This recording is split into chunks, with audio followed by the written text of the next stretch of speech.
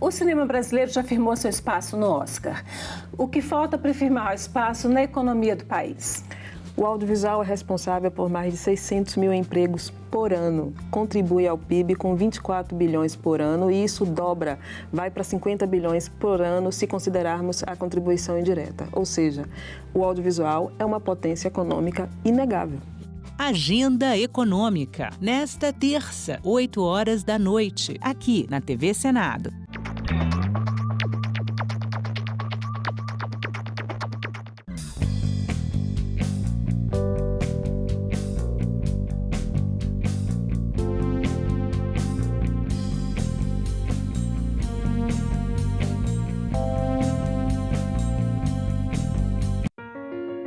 Eu sou Olívia Dias Moreira Duarte, sou jornalista e sou supervisora de qualidade de programação aqui no setor de Vivo e Íntegras da TV Senado.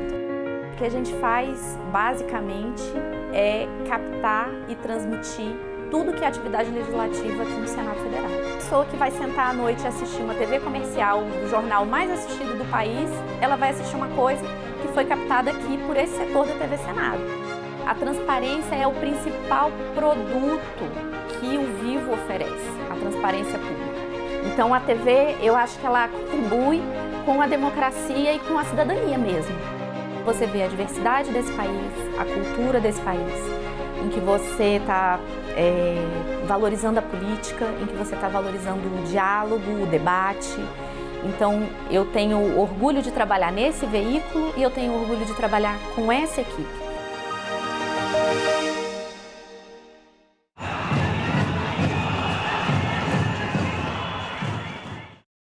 O programa a seguir é livre para todos os públicos.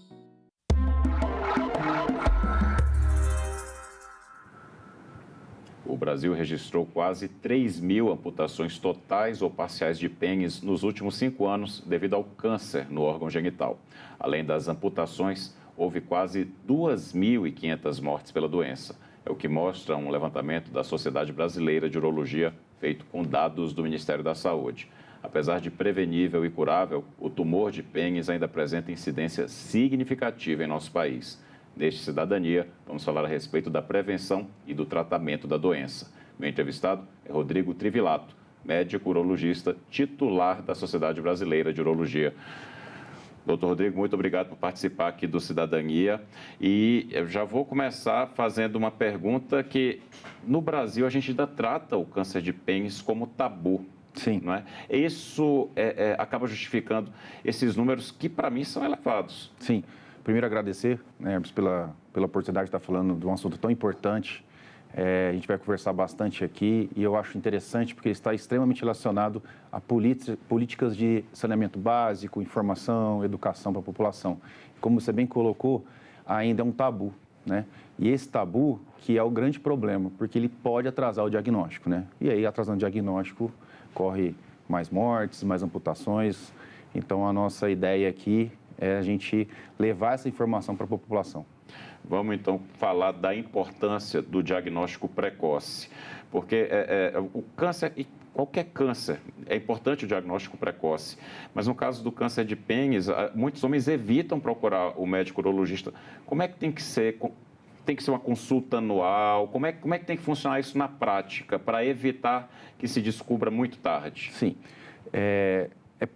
O que acontece é que, às vezes, o paciente ele até olha a lesão. Tem uma coisa diferente ali no pênis. É uma lesão que não fecha, que não cicatriza. Elas têm secreção, às vezes o odor é fétido. Então, tudo isso, o paciente sente vergonha. Então, isso atrapalha esse paciente procurar o médico. E é aí que atrasa o diagnóstico. Se a gente entender que no mundo a gente tem mais ou menos 0,5%, 1%, a cada 1% tem 100, a cada 100 mil homens tem o diagnóstico de câncer de pênis, e no Brasil isso é de 0 a 2 a 6, então a gente começa a entender que tem alguma coisa errada aí.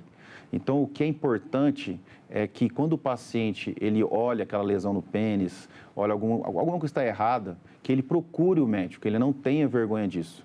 Que como a gente está sempre vamos sempre bater nisso, vamos fazer o diagnóstico precoce para o tratamento ser mais efetivo. Rodrigo, você me deu aqui alguns ganchos e aí eu vou agora, cada um deles aqui por partes. O primeiro, vamos explicar quais são as lesões que a gente tem que ficar atento, que os homens têm que ficar atentos. Toda lesão com dificuldade na cicatrização, aquela lesão que você toma medicamento, passa pomada e ela não vai embora, você precisa procurar um médico. Vamos lá, melhor que isso ainda, qualquer tipo de lesão. Olhou, tem uma lesão no pênis, porque às vezes não é um câncer, às vezes, por exemplo, é uma IST, uma doença que antigamente chamava de doença sexualmente transmissível. Que agora é infecção sexualmente transmissível, né? Exatamente. IST. E isso tem que ser tratado o mais rápido possível, porque senão vai virar uma epidemia, pode passar para a esposa, né? Então, assim, qualquer tipo de lesão, procure o médico. Aquelas lesões, principalmente que não cicatrizam, lesões que saem uma secreção, somente secreção com odor fétido, a verruga genital, né, que a gente conhece ela como HPV, tem que procurar o médico. Então, qualquer tipo de alteração no pênis, procure o seu médico no posto de saúde, procure o urologista, procure o especialista, mas vá o mais rápido possível procurar ajuda. Essas lesões, elas são mais comuns na glande e, para ficar mais claro para você que está em casa, a glande é a parte de cima, que a gente chama de cabeça do pênis, ou é na base, no corpo do pênis? Normalmente ela fica mais na glande, mas ela pode pegar todo o pênis. A gente vai entrar em alguns tópicos aqui que vai ficar mais fácil de a gente entender. Por exemplo, que o principal fator de risco que a gente pode colocar assim é a higiene. Então, se a gente pensar que é na parte da glande que ocorre a maior dificuldade de higienização do pênis, é o local que mais pode ocorrer o câncer de pênis. Vamos falar dessa questão da higiene, que é muito importante. O brasileiro é respeitado no mundo inteiro como um povo que toma muito banho. Sim. Mas tem que saber tomar banho da maneira certa. Sim. Então, assim, vamos falar da importância de lavar, de limpar o pênis da maneira certa. Em linguagem simples mesmo, o que é preciso fazer para você garantir essa higiene corretamente? Eu costumo dizer que isso começa desde pequenininho. O pai, a mãe deve orientar a criança, né? Então, você vai puxar realmente aquela pelinha que fica em cima da cabeça do pênis até embaixo e vai lavar. Água e sabão, não precisa mais nada. A pessoa, não, vou colocar um álcool, vou botar uma clorexidina no iodo. Não, pessoal, é só apenas água e sabão. O grande problema é que, às vezes, essa pelinha não vai para trás, né? E isso que é a fimose, né? O que tem que acontecer, principalmente nas crianças, né? Se não consegue, mesmo com pomadinha, colocar essa pelezinha para trás, e eu pego isso também em idoso, homem adulto, isso vai sujando. Esmeca, o famoso esmeca, aquela secreçãozinha branca. Essa secreçãozinha branca é bactéria, secreção, sujeira. Essa sujeira, ela inflama essa glande e aí faz alteração celular. E essa alteração celular que pode levar ao câncer de pênis. E nesse caso, então, em alguns casos, por exemplo, a gente vai falar da cirurgia de fimose, que pode resolver isso de uma vez. Em alguns casos, o médico vai saber orientar, não é? Olha só que interessante. Em países como, por exemplo, na África, por exemplo, e no norte e nordeste do Brasil, quando a gente faz a cirurgia da fimose, a gente evita o câncer de pênis até em 30%. E IST também, as doenças sexualmente transmissíveis que a gente está conversando aqui. Então, ela é extremamente... Não é só uma parte estética. É uma parte importante, inclusive para a higiene. Fica muito mais fácil a gente limpar o pênis quando não tem essa pelezinha, né? Mas isso, às vezes o paciente, mas eu tenho essa pele. Não, isso não necessariamente quer dizer que você vai ter câncer de pênis. Se você puxar essa pele até embaixo, lavar com água e sabão, lembra, só água e sabão, pessoal. Durante o banho já evita a maioria dos cânceres de pênis. Além da importância da gente reforçar a higiene, tem também outros pontos que são considerados fatores de risco, né? O HPV, por exemplo, ele entra nesse grupo. Ele entra nesse grupo. A gente acha que o HPV só pode levar câncer do colo do útero na mulher, que quase é 80%, 90% dos casos, né? E a gente esquece do homem. Então, no homem, sim, é uma das causas de câncer de pênis é o HPV, principalmente 16 e 18. 6, 11, 16, 18. Por isso que tem a vacina quadrivalente. Nós temos mais de 150 tipos de HPV, né? Aí, por que então a vacina chama quadrivalente, que a gente dá para as crianças, né? Porque 6 e o 11 são os vírus mais comuns e o 16 e o 18 são mais oncogênicos. O que seriam oncogênicos? Que podem causar câncer. E essas vacinas o SUS oferece, então todo mundo tem acesso. Todo mundo tem acesso. Então, é importantíssimo na época da vacinação. E é pouco falado, né? Da vacina do HPV. E não é só em meninas, né? Os meninos também têm que se vacinar. Então, meninos e meninas devem se vacinar para a vacina do HPV. E aí, vamos supor, eu tenho 48 anos, certo. Eu posso procurar tomar essa vacina? Existe um controle? Vamos explicar para quem está em casa entender. Sim. Quem pode buscar e tomar essa vacina, quem tem acesso? Todos podem buscar essa vacina. Por quê? Porque falar, mas eu já tenho, né, 40, 50... Vamos pensar assim na faixa etária mais comum do câncer de pênis, 50 anos de idade, mais ou menos. Sim, pode procurar, porque você pode ter tido contato, né, com vários vírus do HPV, mas talvez você não tenha tido com 6, 11, 16, 18. Então, a vacina realmente ainda vale a pena, principalmente para o pessoal adulto, tanto homens como mulheres. No SUS? No SUS. Além, outro fator de risco, só para a gente não deixar de falar, é o tabagismo, né? Muita gente, a gente associa muito o tabagismo, o hábito de fumar cigarro, a câncer de pulmão. Sim. Mas ele também é um fator de risco para câncer de pênis. O tabagismo, ele não afeta só a célula pulmonar, né? Eu vou dar um exemplo. Câncer de bexiga, por exemplo, que é da urologia, né? Um dos principais fatores é o tabagismo. Então, ele altera toda essa mutação celular, essa proliferação celular. Então, assim, também o câncer de pênis está extremamente associado ao câncer ao tabagismo está extremamente associado ao câncer de pênis. E aí, no caso, o ideal é largar cigarro, pelo amor de Deus. Largar, graças a Deus, né? Eu acho que eu sou de uma geração que eu atendo os pacientes. Hoje, raramente a gente vê um paciente que chega, eu sou tabagista e tal. A maioria ou parou de fumar ou nunca fumou. O que agora a preocupação é os vapers, né? Com os adolescentes, né? Que também é um fator de risco. A gente acha que porque vapor não é. Não, é tabagismo igual, às vezes até pior, né? Então, assim, o que a gente tem que sempre estar na nossa cabeça no câncer de pênis eu acho que o principal fator de risco aqui, Hermes, é a falta de informação. Levar essa informação, levar essa educação, coisa simples, água e sabão, evitar o tabagismo, avaliar se tem alguma alteração no pênis e procurar o mais rápido possível o médico. E tomar a vacina para HPV. Então, tomar vacina para HPV. Então, sim, são ações que a gente pode fazer muito fácil, né? Não exige muito das pessoas. E se esses números que a gente apresentou no início do programa, né? Imagina, mais de 2.500 pessoas teriam evitado de terem os pênis amputados. Quase 3.000 mortes por causa disso. Com medidas simples, elas não teriam passado por essa situação. Sim, é quase 2.000 diagnósticos por ano, né? E a gente entende que também importante, na minha opinião, educação em saúde pública, sabe? Investimento em saúde pública e informação. Por quê? Porque está extremamente relacionado à parte socioeconômica do país. Era isso que eu ia perguntar.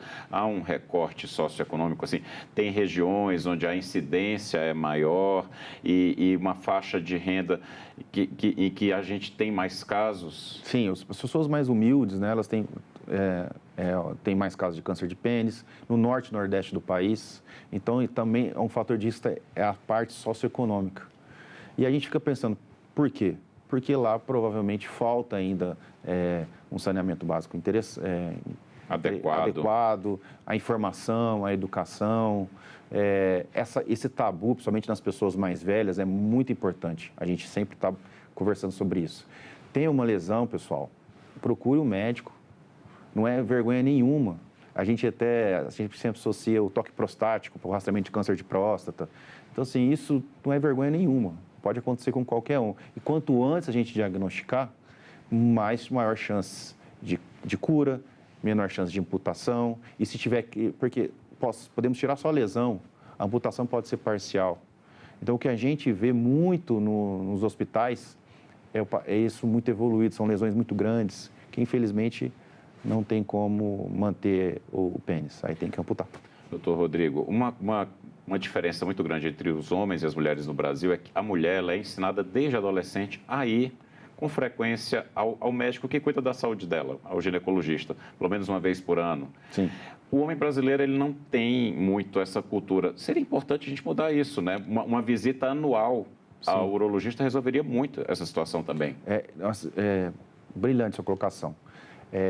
A mulher, ela, desde que ela é novinha, ela é ensinada o cuidado, né? O cuidado com a família, o cuidado com ela. Então, ela já tem isso desde pequeno, né? Depois, com a adolescência, de procurar o ginecologista. O homem, ele tem aquela coisa de ser provedor ainda. Não, eu preciso trabalhar, eu não tenho tempo de ir no médico. E qual é o problema disso? O problema é que as mulheres morrem bem menos que os homens, né?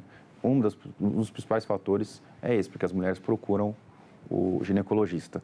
O que é interessante é que a Sociedade Brasileira de Urologia, os meios de comunicação fazem campanhas, né? Eu uso muito a campanha Novembro Azul, que as pessoas acham não, é realmente do rastreamento do câncer de próstata. Eu uso bastante isso para levar o homem ao consultório. E quando ele chega lá, obviamente, eu não vou avaliar só a próstata. O homem não é só a próstata. Então, a gente vai avaliar desde o perfil lipídico dele, como é que está o colesterol, triglicerídeos, a glicemia, a função renal. Vamos avaliar o PSA, vamos avaliar a parte genital. Se tem alguma dúvida, tem alguma verruguinha, tem alguma lesão. Então, a gente usa esses mês, por exemplo, Novembro Azul, para a gente... fazer o check-up completo. Já pega o homem, já está ali. E o que é interessante é que esse homem sempre está com a esposa. Eu acho engraçado, até brinco no consultório com isso, porque você pergunta assim, como é que está o jato urinário? Não está ótimo. Ele, não, doutor, bem, fala a verdade, você está levantando 5 vezes à noite para fazer xixi. Aí, não é, mas... Então, eu até prefiro... É ela que decide levá-lo, na verdade, viu? Então, eu até prefiro que ela vá, porque ele sempre está tudo bem. Ela, não, você tem que falar a verdade, olha. Aí sempre também a parte sexual, da libido, da ereção. Então, assim, a gente tenta avaliar o homem como um todo. Um tratamento integral da saúde. Exatamente, integral. Só que a gente tem que deixar essa informação tem que ir bem certinha, porque é o seguinte, não é só novembro. Então, eu não consigo em novembro, não tem problema. Vai uma vez por ano. Faz seus exames, leva para o médico, se tem alguma dúvida. Eu atendo muita criança também. E agora a gente teve um problema recente das informações erradas também. Um é por causa de falta de informação e outras são por causa de informações equivocadas que o pessoal usa na internet sobre o tamanho do pênis da criança, uso de hormônio. E aí o consultório encheu de pais extremamente ansiosos porque meu filho está com pênis pequeno. Então, essa ideia eu acho interessante, porque se você está com dúvida, vai no médico. Vai ao médico, não vai no Dr. Google, né? Não vai no Dr. Google. E assim, 90% dos casos, por exemplo, nesse caso das crianças, as crianças têm um pênis normal, às vezes está só um pouquinho mais gordinha. Às vezes para você, é uma lesãozinha, você vai sumir. Não sumiu ainda. Vai lá, não tem problema nenhum, vai lá ao médico. Qualquer coisa tira, faz uma biópsia, faz o tratamento. Como eu disse, a maioria dos cânceres, quanto mais cedo a gente diagnosticar, tem maior chance de cura. Vamos falar um pouquinho dessa chance de cura, porque existem tumores que são muito agressivos. No caso do câncer de pênis, descobrindo cedo, a gente consegue precisar a chance de cura? Tem lesões que ainda nem são câncer, são lesões pré-malignas. Quando a gente tira essa lesão com uma margem interessante, o que seria a margem? Quando a gente tira toda essa lesão, manda para a biópsia e não tem nada nas bordas. É mais de 90% de chance de cura. Então, assim... Fantástico. Descobrir cedo, então, resolve completamente. Exatamente. Então, tem uma lesão ali, eu vou tirar... A gente fala biópsia, né? Mas você tira toda a lesão. A não sei que for uma lesão muito grande. Você tira toda a lesão com uma margem interessante e manda para a biópsia. Aí lá você vai ver, era uma lesão pré-maligna, uma lesão maligna e faz o acompanhamento do paciente. O tratamento é sempre a retirada, Rodrigo? É sempre a retirada, né? A retirada, a gente pode queimar, por exemplo, um laser, dependendo, às vezes, uma lesãozinha, uma verruguinha. Eu, normalmente, quando tenho, por exemplo, paciente, estou com uma verruguinha aqui, acho que é um codiloma, um HPV, eu tiro essa lesão e mando para a biópsia. Pelo menos uma delas eu tiro e mando para a biópsia para saber o que realmente é. E as outras a gente queima com laser ou faz essa fulguração da lesão. Quando a lesão é um pouquinho maior, aí você tem que tirar toda a lesão mesmo e aí mandar para análise. No início deste ano de 2026, a Sociedade Brasileira de Urologia fez uma grande campanha com relação mesmo ao câncer de pênis, né? Até porque esses dados que a gente apresentou no início do programa, eles mostram que houve um crescimento de pelo menos 15% no número de amputações e mortes. A gente tem um balanço dessa campanha de conscientização? Vocês têm um retorno? Foi positiva? A gente começa a avaliar que esses pacientes eles estão chegando muito mais cedo. Porque mesmo quando às vezes não é nenhum tipo de lesão, a gente vê que tem a procura maior desses homens. Mas ainda a gente tem dificuldade dessa informação chegar nos confins do Brasil, principalmente nas regiões que mais precisaria, que é a região norte e nordeste. Mas realmente a gente provavelmente vai fazer essa avaliação daqui a um ano, mais ou menos, a gente vai ver que as amputações diminuíram bastante. Então, é uma mudança de cultura, né? Paradigmas, isso. Você falou, e é importante reforçar, falamos de Novembro Azul, a gente tem também o Outubro Rosa, né, com relação ao câncer de mama. São campanhas consolidadas e bem sucedidas. Não seria o caso da gente já pensar no futuro para uma campanha específica como essas para o câncer de pênis? Com certeza vai começar a ter campanha. Eu acho que é importante porque quando a gente faz esse tipo de campanha, é uma conscientização geral, né? Tanto dos meios de informações, como dos médicos. Eu, por exemplo, em novembro, praticamente, eu dou uma fechada no consultório, porque eu sei que eu fiz, agora em novembro, foram quase 20 palestras que eu digo, entrevistas, falando sobre o Novembro Azul. E incrível que o pessoal gosta e gosta muito, tem uma boa... o pessoal vai nas palestras... Uma boa recepção. E não só de homens. Porque as mulheres, eu acho importante as mulheres irem, mulheres, filhas, enfim, que leva essa informação para dentro de casa. Ó, pai, eu fui numa palestra do Dr. Rodrigo e ele falou isso, não está na hora de fazer os exames, ir lá procurar o médico. Então, essa conscientização geral é muito importante. E você falando do papel das mulheres, né, no caso, dentro da família, mas você percebe, com o passar dos anos, uma mudança também nos homens? Os homens mais jovens, por exemplo, eles estão mais atentos? Sim. Hoje eu atendo muito homens. Eu tenho a dificuldade de atender mulheres por causa que realmente aumentou em muitos homens, mais jovens, 40, 30, 40, 50 anos de idade, que estão procurando o urologista.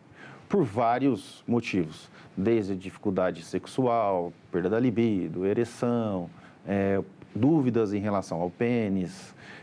Não é raro eu no consultório, o paciente fala, eu tenho uma dúvida, doutor, que eu tenho desde que eu sou criança. Tamanhos, formato. Então, assim, realmente eu acho que isso é uma coisa bem interessante, que os homens agora estão mais conscientes dessa situação, de que eles precisam procurar o médico. Mesmo porque ninguém trabalha doente. Né? A gente tem que tirar um pouquinho dessa situação de que o homem é provedor, ele não precisa procurar um médico, ele precisa trabalhar. Só que eu falo para eles, por exemplo, a gente viu o Covid aí, morreu mais homens. Por que será? Porque as mulheres estavam melhores. As doenças crônicas, hipertensão, diabetes, estavam muito mais controladas, provavelmente, do que dos homens. Então, é importante que o homem também cuide da saúde dele. E o que você colocou é realmente o que a gente vem observando no consultório. Esse homem procurando mais o médico. Essa mudança de paradigma, né? Rodrigo, a gente comentou aqui que a menina na adolescência começa a ir ao ginecologista. Você é um médico urologista, você cuida da saúde, em especial do homem. Qual a idade que você recomenda que a gente comece aí? Eu gosto dessa pergunta porque é uma dúvida que eu vejo que todo mundo, né? Porque, exatamente, a mulher vai com essa idade, o homem vai com que idade?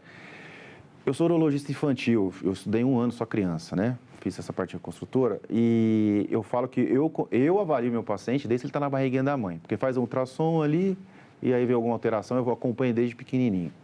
E alguns defendem que começa 2, 3, 4 anos de idade. Eu digo o seguinte, nasceu, os pais têm alguma dúvida, leve no urologista, porque ele pode ter a fimose, pode ter os testículos, às vezes não desceu para a bolsa escrotal, ficou na região inguinal, às vezes tem um problema de urina, meu filho não está urinando direito, está tendo infecção urinária. Então, eu começo a avaliar essa criança muito pequenininha. Então, eu não gosto de colocar uma idade. Eu falo para os pais o seguinte, tem alguma alteração, está em dúvida, está gerando algum tipo de ansiedade, pegue a criança e leve no urologista.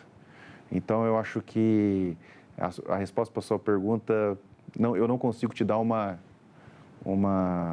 idade certa. Eu acho que se os pais têm dúvida, tem que levar no médico. E essa resposta que você me deu é a melhor maneira de quebrar a cultura, que você já cria o hábito na criança de ver o médico todo ano, ela ter esse acompanhamento, que é o certo. Sim, eu tenho criança aí que eu vejo, às vezes, 6 meses, aí de repente, 15 anos de idade. Eu falei, mas continua? Eu falei, continua do mesmo jeito. Você vai vir uma vez por ano agora no consultório, eu vou te olhar, a gente vai conversar. Porque muda os problemas, muda as ansiedades, mudam os medos, mudam as dúvidas, né? Antes era porque a cabecinha não saía, né? Tinha fimose. Agora é porque será que está crescendo o pelo, está normal, os testículos são do tamanho normais, será que precisa operar da fimose? O que é interessante é que, por exemplo, tanto a cirurgia para descer os testículos como a cirurgia da fimose, a gente tenta fazer o mais rápido possível. Então, aos 2 anos de idade, até uns 4 anos, a gente faz essa cirurgia, que é a cirurgia de postectomia, que a gente tira essa pelezinha do pênis para ficar mais fácil a higiene e aí evitar esses problemas como câncer de pênis. Muito mais saúde, não é? Exatamente. Antes da gente encerrar, o que é que você diria para um homem, adolescente, um homem adulto que está assistindo a gente agora, ficou um pouco assustado, preocupado, falou das feridas, o que é que você diria para ele agora? Eu acho que o câncer de pênis, além de que a gente precisa levar informação, que a gente precisa ter a higiene, evitar o tabagismo, é até uma questão de dignidade, sabe? Então, você, homem, que tem uma lesão, está em dúvida em qualquer situação que está acontecendo com o pênis, não sinta medo, não se sinta envergonhado, procure o seu médico, pode ser o médico do posto de saúde, perto da sua casa, pode ser o urologista, pode ser um médico da família, mas a gente tem que quebrar esse preconceito, esse tabu de que, eu estou com uma lesão aqui, eu não quero mostrar para ninguém. Não, vá, porque nesse caso, tempo é vida. Se a gente diagnosticar quanto mais rápido possível essa lesão, às vezes a gente pode só queimar uma lesãozinha pequenininha ou fazer uma pequena incisão e tirar, vai evitar amputação. É vida normal. Vida normal, diminuir a taxa de morte dessa doença que é o câncer de pênis. Então, eu acho que aqui a grande lição é: não tenha medo, não tenha vergonha, tem dúvida? Procure o seu médico mais próximo da sua casa. Dr. Rodrigo Trivilato, muito obrigado pela entrevista. Obrigado, foi um prazer estar com vocês aqui. Pode me chamar que eu venho toda hora. Olha, quando surgir a campanha, você vai voltar e já vamos falar dos primeiros anos dela, viu? Bacana. Um agosto roxo, quem sabe? Quem sabe. E eu agradeço também a você que nos acompanhou até aqui. Este programa já está disponível em senado.leg.br/TV e no canal da TV Senado no YouTube. Obrigado pela atenção e até o próximo Cidadania.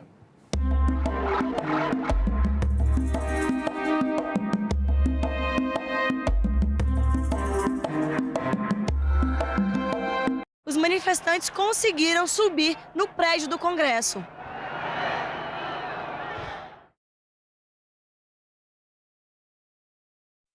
No próximo assunto de Estado, vamos falar sobre segurança pública, inclusão, economia, entre outros temas. E a nossa convidada é a senadora Ivete da Silveira, do MDB de Santa Catarina. Não percam.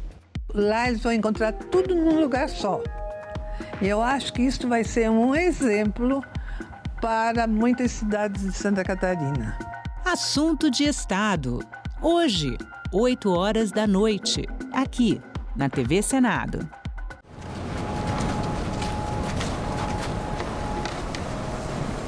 Taça maior, tchau.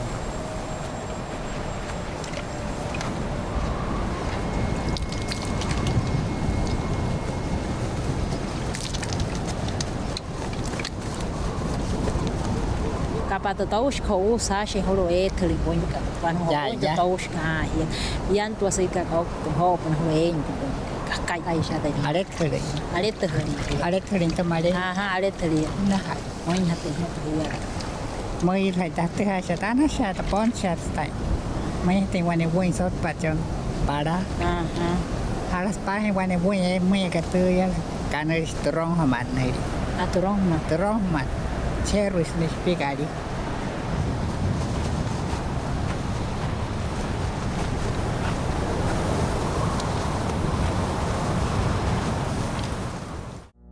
Agora é lei. O programa Acredita no Primeiro Passo foi criado para auxiliar na renegociação de dívidas e facilitar o acesso ao crédito de pequenas empresas. O objetivo é a qualificação profissional e a inserção socioeconômica por meio do emprego e do empreendedorismo. Podem participar do programa pessoas inscritas no Cadastro Único, o CAD Único. O Senado votou, agora é lei. O Brasil é um quase país. O Brasil não é um país ainda. O Brasil está em construção. E é isso que me dá esperança, que a gente está construindo esse país. Porque o país está em construção, ele vai voltar para os trilhos. Nós sabemos o que precisamos fazer para esse país dar certo. Que Brasil é este? Nesta quarta, 20h, aqui na TV Senado.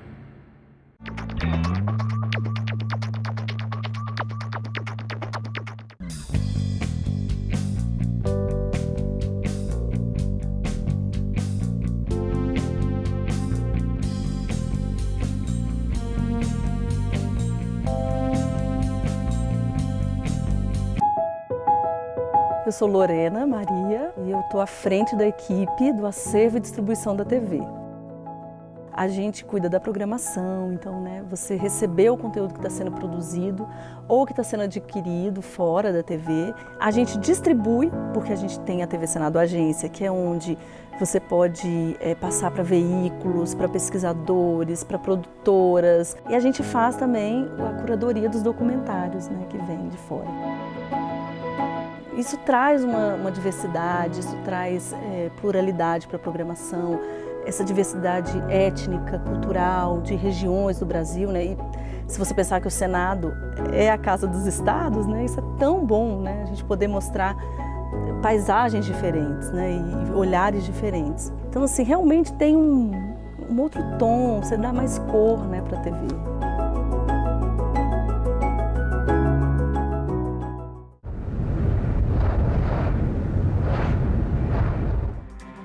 Olá, bom dia. Segunda-feira, 1º de junho. PEC da escala de trabalho 5x2 começa a tramitar no Senado. Refinanciamento das dívidas dos agricultores. Governo pede mais tempo para examinar ajustes feitos no Senado.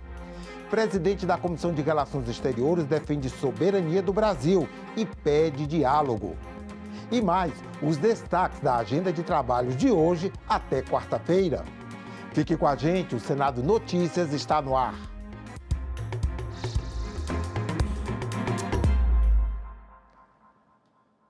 A decisão dos Estados Unidos de classificar o PCC e o Comando Vermelho como organizações terroristas repercutiu no Senado. O presidente da Comissão de Relações Exteriores defendeu a soberania do Brasil e disse que as facções não podem ocupar os espaços do Estado. O presidente da Comissão de Relações Exteriores, senador Delcínio Tradi, pediu cautela em relação à decisão dos Estados Unidos de classificar as facções Comando Vermelho e PCC, Primeiro Comando da Capital, como organizações terroristas. Em nota enviada à imprensa, Delcínio Tradi disse que o combate ao crime organizado é necessário e urgente, mas não pode abrir margem para qualquer tipo de interferência sobre a soberania nacional. O senador defendeu o diálogo com os Estados Unidos e com os países vizinhos, para ampliar a cooperação em inteligência, controle de fronteiras, combate ao tráfico de armas, drogas, lavagem de dinheiro e contrabando. Mas, segundo ele, essa cooperação precisa respeitar a Constituição brasileira, as instituições e a autoridade do Brasil sobre o seu território. O presidente da Comissão de Relações Exteriores ainda disse que o Brasil precisa de um governo que trate segurança pública como prioridade, não deixe espaços serem ocupados por facções e dê às forças de segurança condições reais de proteger a população. Na última quinta-feira, o Departamento de Estado dos Estados Unidos anunciou que vai classificar as facções brasileiras PCC e Comando Vermelho como organizações terroristas estrangeiras. Semana curta por conta do feriado de Corpus Christi começa com audiência pública e sessão não deliberativa no plenário. Na terça e quarta, audiências públicas, sessão especial do Senado e solene do Congresso. Confira agora a agenda do dia e os destaques da semana. Daqui a pouco, às 9h30, o Conselho de Comunicação Social, ligado ao Congresso, tem audiência pública marcada para debater comunicação social nas eleições gerais de 2026. Logo mais às 2 da tarde, o Conselho de Comunicação Social deve ter nova reunião, dessa vez para discutir a pauta interna do colegiado. Também às 14 horas, o plenário do Senado deve se reunir em sessão não deliberativa, destinada a discursos e comunicações dos senadores.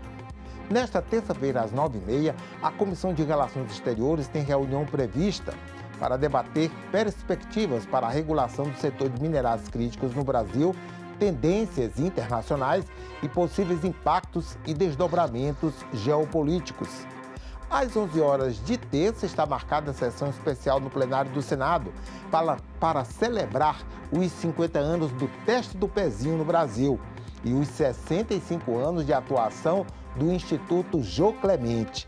Antiga APAE da cidade de São Paulo, o Instituto atua na promoção da autonomia de pessoas com deficiência intelectual, autistas e portadores de doenças raras. E às 14 horas de terça, uma audiência pública da Comissão de Segurança Pública deve debater o Programa de Proteção a Vítimas e Testemunhas Ameaçadas, PROVITA. Às 10 horas de quarta-feira, uma sessão solene do Congresso está prevista para celebrar os 112 anos do Comitê Olímpico do Brasil. Após a Câmara dos Deputados, será a vez de o Senado discutir o fim da escala 6x1. Um grupo de senadores apresentou outra PEC que pode liberar patrões e empregados para definirem a jornada de trabalho. A PEC foi aprovada primeiro na comissão especial e depois no plenário da Câmara em 2 turnos por uma ampla margem de votos.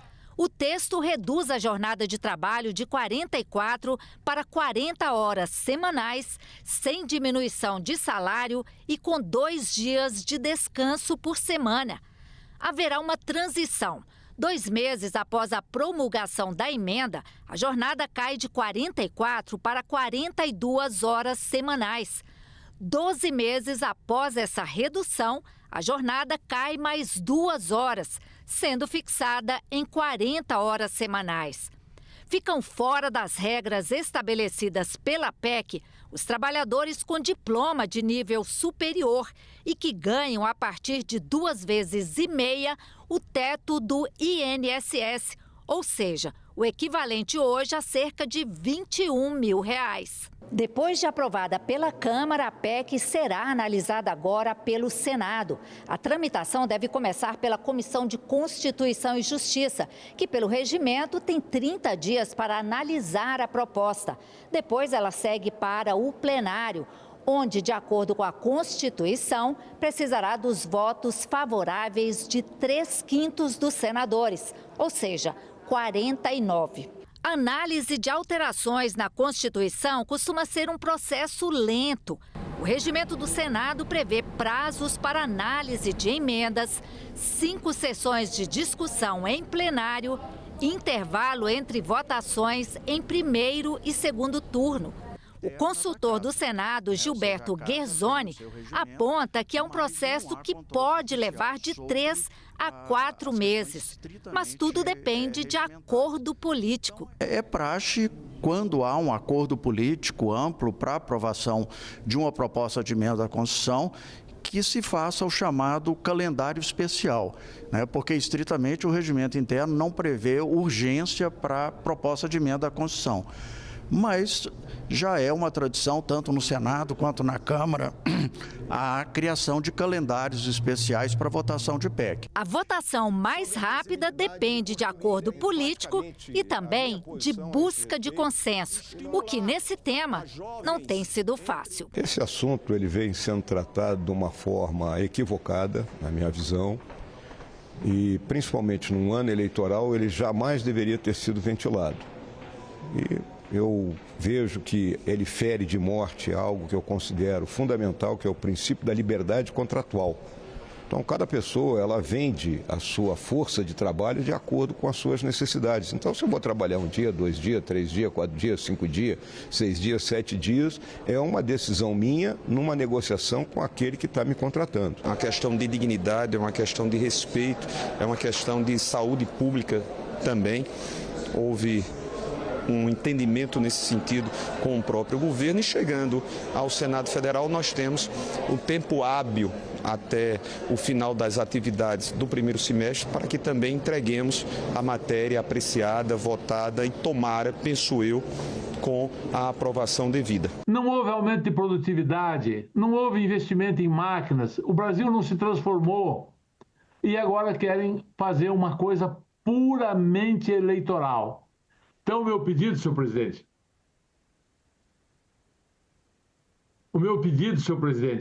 é que o senhor não coloque mais esse benefício estúpido para ser votado no Senado antes das eleições. Uma expectativa da maioria das mulheres trabalhadoras e dos trabalhadores brasileiros, principalmente os trabalhadores que ganham menos no Brasil e aqueles que têm são aqueles que têm uma jornada maior. Portanto, acredito que o Congresso não vai se furtar a atender essas expectativas. A Câmara já aprovou. Chegando aqui, espero também que a gente possa fazer essa discussão o mais rápido possível na comissão, na CCJ, e depois aprovado no Senado também com a quebra de interstício para dar este presente ao povo brasileiro. O plenário vai fazer uma sessão de debate sobre o fim da escala 6x1. O requerimento foi aprovado na sessão desta quarta-feira.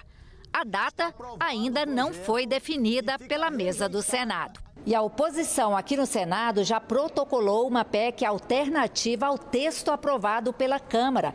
A proposta apresentada pelo senador Rogério Marinho e assinada por 36 senadores prevê a flexibilização da jornada mediante acordo individual e remuneração proporcional às horas trabalhadas. Essa PEC já foi encaminhada à Comissão de Constituição e Justiça.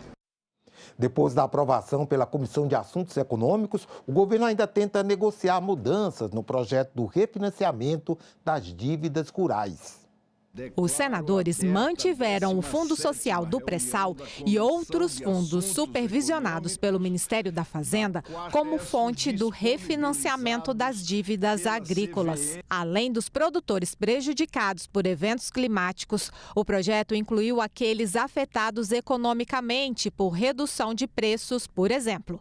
Também será beneficiado quem tem crédito rural, empréstimos de qualquer natureza e até investimentos. Terão acesso à linha especial os agricultores que tiveram perdas de 2 ou mais safras no período de 2019 e 2025. O projeto define ainda que a renegociação exclui multas, encargos ou honorários advocatícios. Segundo a proposta, os financiamentos terão o valor de R$10 milhões por beneficiário e de 50 milhões por associação cooperativa de produção ou condomínio. Os produtores terão o prazo de 13 anos para quitarem a dívida e, em alguns casos, até 15 anos, com 3 anos de carência e as garantias previstas no crédito rural. Os juros serão de 3,5% a 7,5% ao ano, sem cobrança de IOF. O projeto também autoriza a União a integrar um fundo garantidor que terá participação de produtores rurais, instituições financeiras, além de governos estaduais e municipais. O senador Renan incorporou alguns trechos de sugestões do governo através do Ministério da Fazenda, como o enquadramento dos produtores, como é que vai se fazer os fundos, como é que eles vão funcionar. Nós abrimos para mais fundos. É autorizativo, o governo não tem obrigatoriedade nenhuma. Ele, se ele quiser colocar 1 ou 100, é o que ele puder colocar, mas ele começa a ter um novo tempo para a agricultura. Aprovado pela Comissão de Assuntos Econômicos, o relatório do senador Renan Calheiros seria analisado pelo plenário nesta quarta-feira. Mas o governo pediu um tempo para tentar fazer alguns ajustes antes de o projeto voltar para a Câmara dos Deputados, devido às mudanças feitas pelos senadores.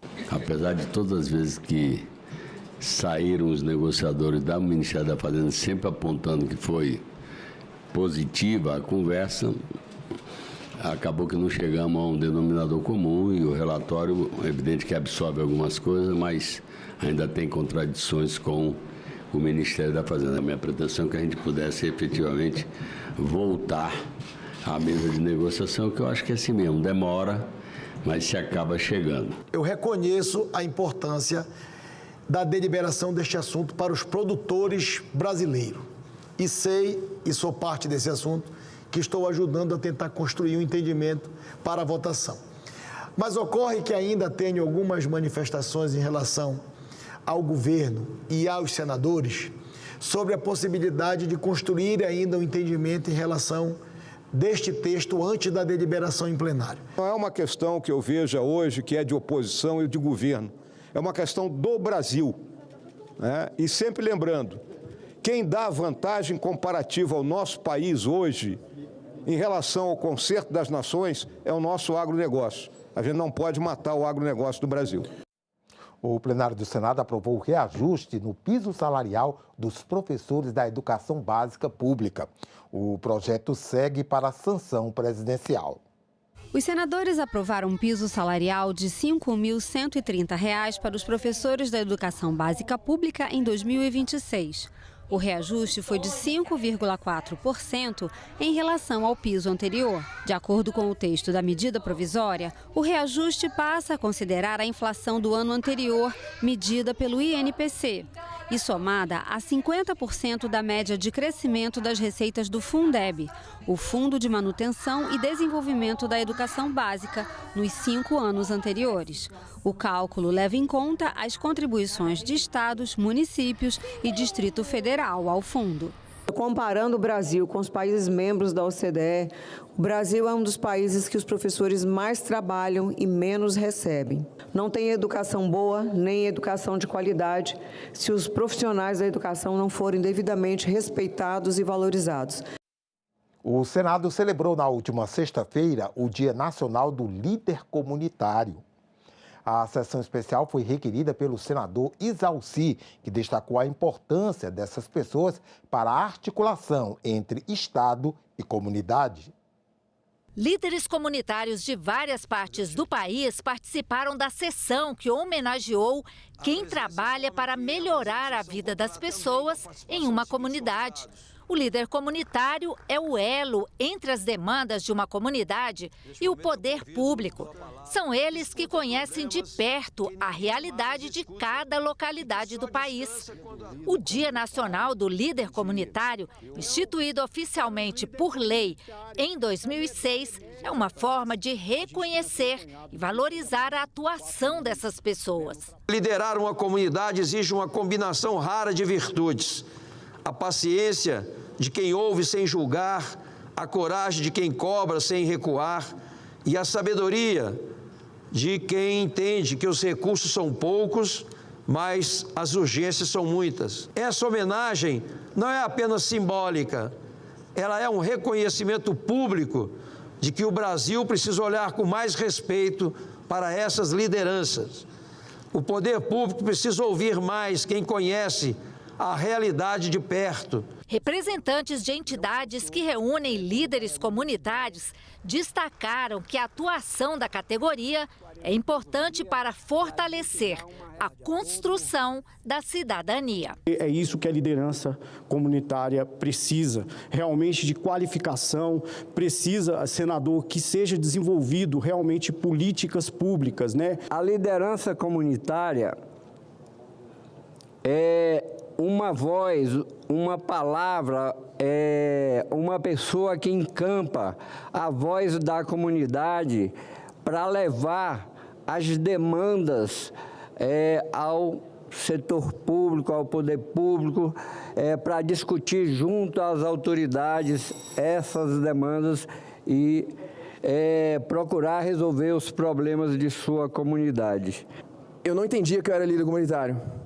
Eu não entendia que eu era empreendedor social, mas hoje eu tenho a certeza que eu sou, e não só sou, né, como eu carrego uma multidão, né, que não sabe disso e que a gente precisa educar esses jovens que eles também podem e devem se tornar líderes comunitários. Nós ficamos por aqui. Você pode rever as reportagens desta edição na nossa página na internet, senado.leg.br/tv. Muito obrigado pela sua companhia e continue sintonizado aqui na TV Senado.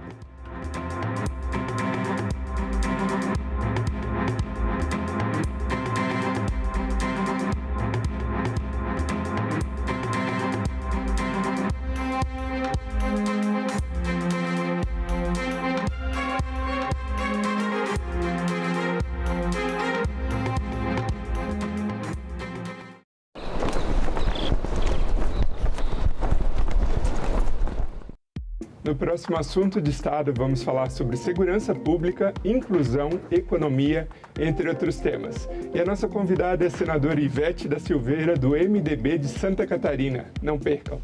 Lá eles vão encontrar tudo num lugar só. E eu acho que isso vai ser um exemplo para muitas cidades de Santa Catarina. Assunto de Estado. Hoje, 20h, aqui na TV Senado. A gente também fala tupi. Tocantins é uma palavra tupi que identifica uma etnia indígena e significa bico de tucano. Vem de tucã, como o pássaro é chamado em tupi, mais ti, que pode significar bico ou nariz. Já o nome tucano é formado por tu ou ti, que quer dizer bico, mais canga, termo para osso. Seria então a ave do bico feito de osso. A gente também fala tupi.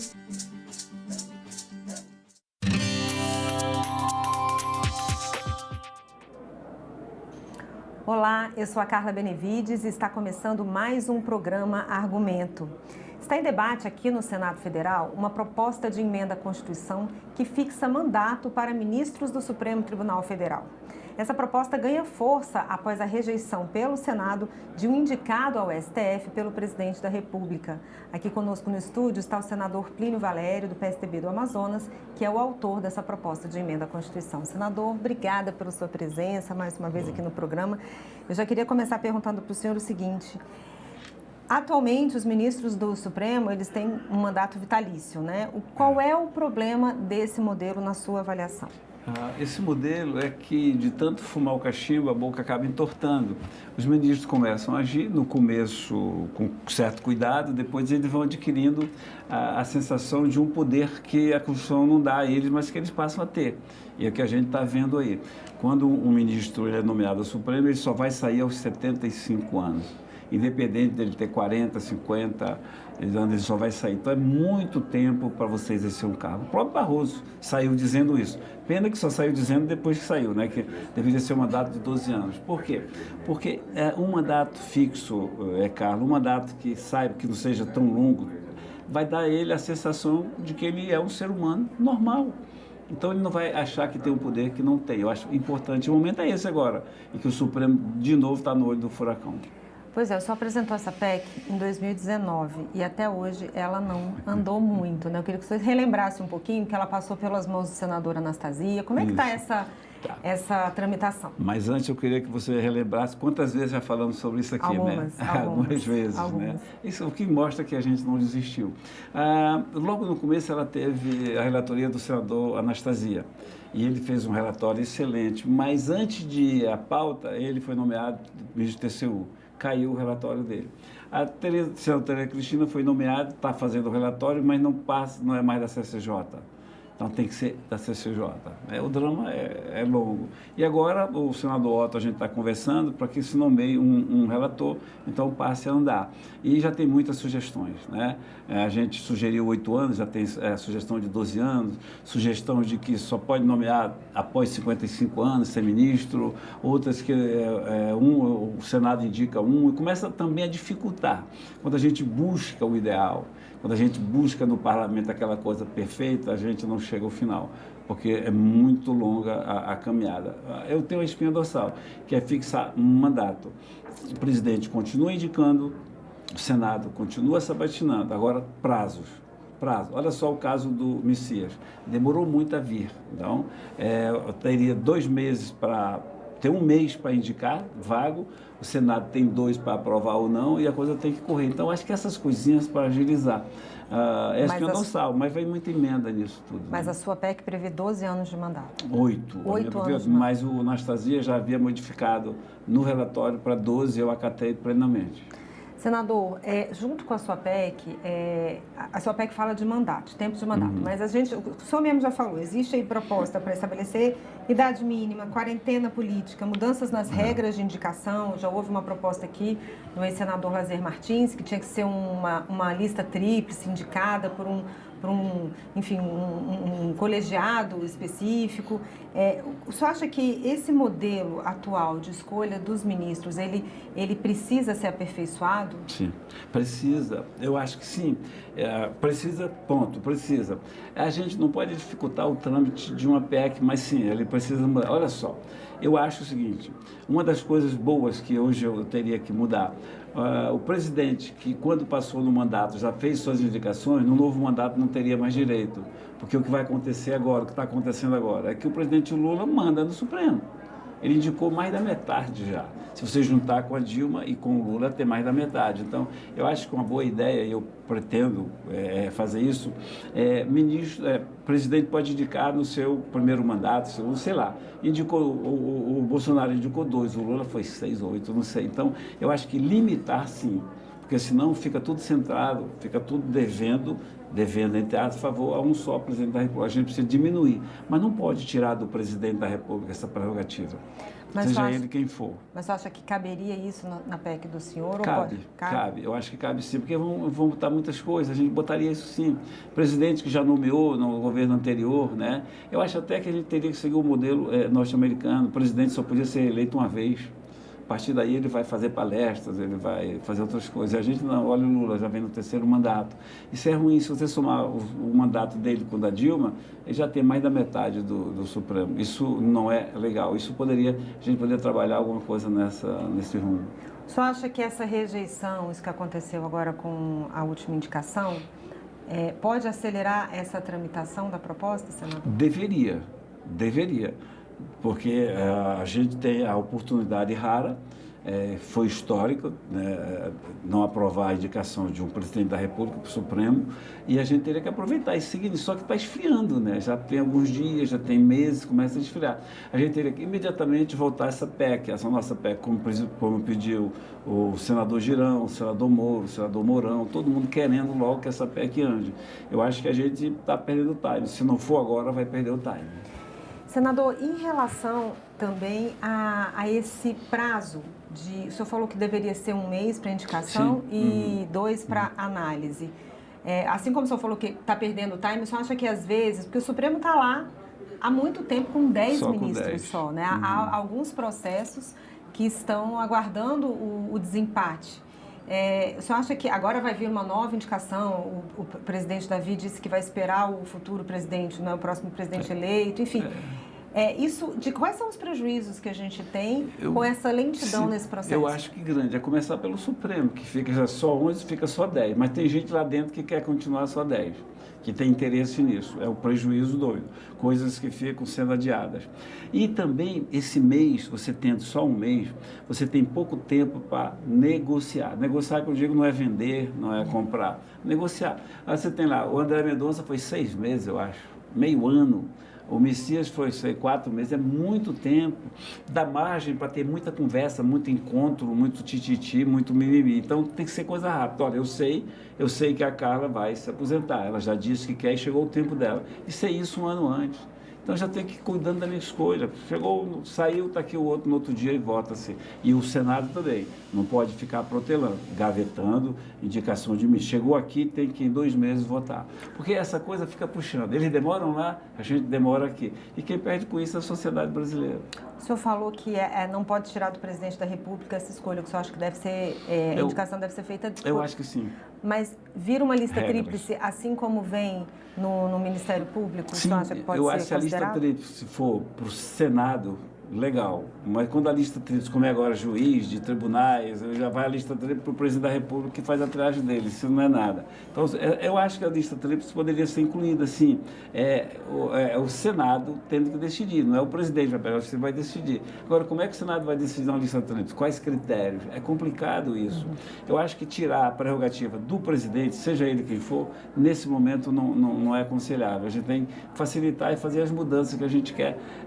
Radical seria bom, mas não consegue. Então, eu acho, na minha PEC, mantém a prerrogativa do presidente, ele indica, vagou, tem um mês. Chegou no Senado, tem 2 meses. E as coisas começam a acontecer. Olha só, 10 ministros estão decidindo o destino do país nessa questão que eles estão extrapolando, usurpar a nossa prerrogativa de legislar. Então a gente tem que botar também cabeças novas, eu concordo com isso. Agora, e renovar, oxigenar, renovar. 8 anos cai fora, 8 anos cai fora, e vai renovando, que a coisa é boa. Mas é difícil, mas a PEC ela data de 2019. O senhor acha que a rejeição pelo Senado dessa indicação fortalece a participação dos senadores, do Senado, nesse processo de escolha de ministros? No primeiro momento, sim. E a gente só teria que aproveitar. E fortalece, olha só, a população voltou, olhou para o Senado agora vai. Então, para agora a gente ir, tem que ir mais além. E começar por coisas que não sejam radicais. Eu defendo o radicalismo nesse caso. Eu defendo remédio amargo, porque o doente é terminal. Os desmandos, a ditadura do judiciário que está exposta, que está sendo praticada, merece um remédio amargo. Remédio amargo é o impeachment de um ministro. Eu continuo defendendo. Enquanto esse impeachment não vem, vamos fazendo as mudanças aqui na base necessárias. E ela começa por fixar mandato do ministro Supremo. Se a gente conseguir começar pela base da pirâmide, a gente chega no topo. Eu queria já chegar no topo, mas não tem como subir essa montanha pelo topo. Mas eu queria impeachment de ministro. Vou continuar defendendo impeachment de ministro. Enquanto ele não vem, vamos trabalhar na base. Você acha também que a partir dessa rejeição, os presidentes da República vão ser mais criteriosos nas suas indicações? Não acredito. Não acredito. O rei é sempre poderoso. Está aí o exemplo do Lula, dizendo que vai mandar de volta. E não pode, porque o nosso regimento interno não permite. Derrotado não é derrotado, não aprovado aqui só na outra legislatura. Então vai ser a próxima. Eu não acredito que um presidente no Brasil, a mentalidade do brasileiro aceite isso. Eu não acredito muito nisso, não. Eu acho que vai continuar sendo. É por isso que a gente tem que deixar ele indicar para ter menos resistência na base governista. Como é que está, senador, só para a gente finalizar aqui, que nosso tempo está acabando, como é que está, então, a negociação para que essa proposta volte a andar? Já que a senadora Tereza Cristina não é mais a relator, não está mais na CCJ, vão nomear um novo relator? Como é que está essa negociação? Está dependendo do meu amigo, o senador Otto Alencar, que é o presidente da CCJ. Eu, diuturnamente, converso com ele pedindo, ele fala, calma. Então, hoje foi o dia que pudemos ler o relatório do Banco Central, da autonomia plena, orçamentária e financeira. Quem sabe, na próxima semana é a hora de designar um relator. É assim que vai. Aí vai ser mais uma entrevista aqui, mais uma. Com certeza. Senador, obrigada pela sua presença, pelos seus esclarecimentos. Um abraço, tudo de bom. E eu agradeço a você também que nos assistiu. Se você quiser rever essa entrevista, é só acessar o nosso site senado.leg.br/TV ou o nosso canal no YouTube. Obrigada pela sua companhia e até a próxima.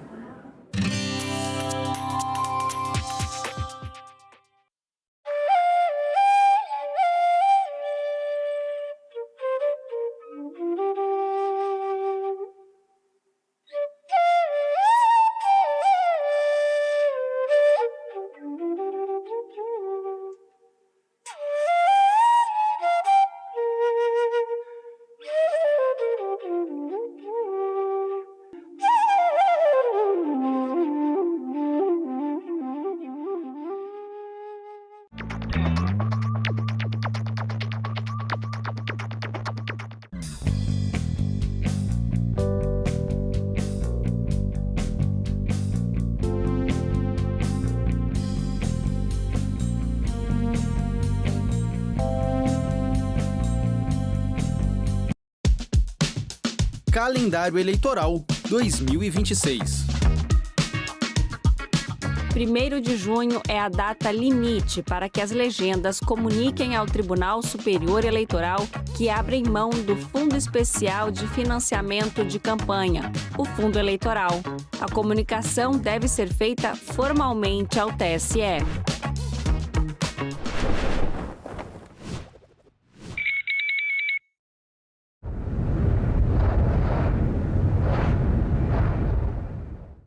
O programa a seguir é livre para todos os públicos.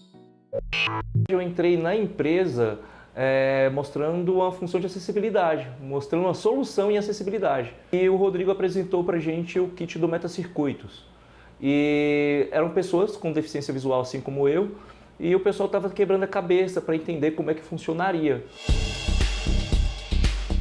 O pedestre tem responsabilidade, ciclista... Uma cadeira na academia me foi negado pela história e pelo meu país. Hoje nós podemos, com o nosso megafone, que é o diploma na mão, nós não podemos recuar nesse debate. Declaro aberta a 7ª reunião da Comissão do Senado.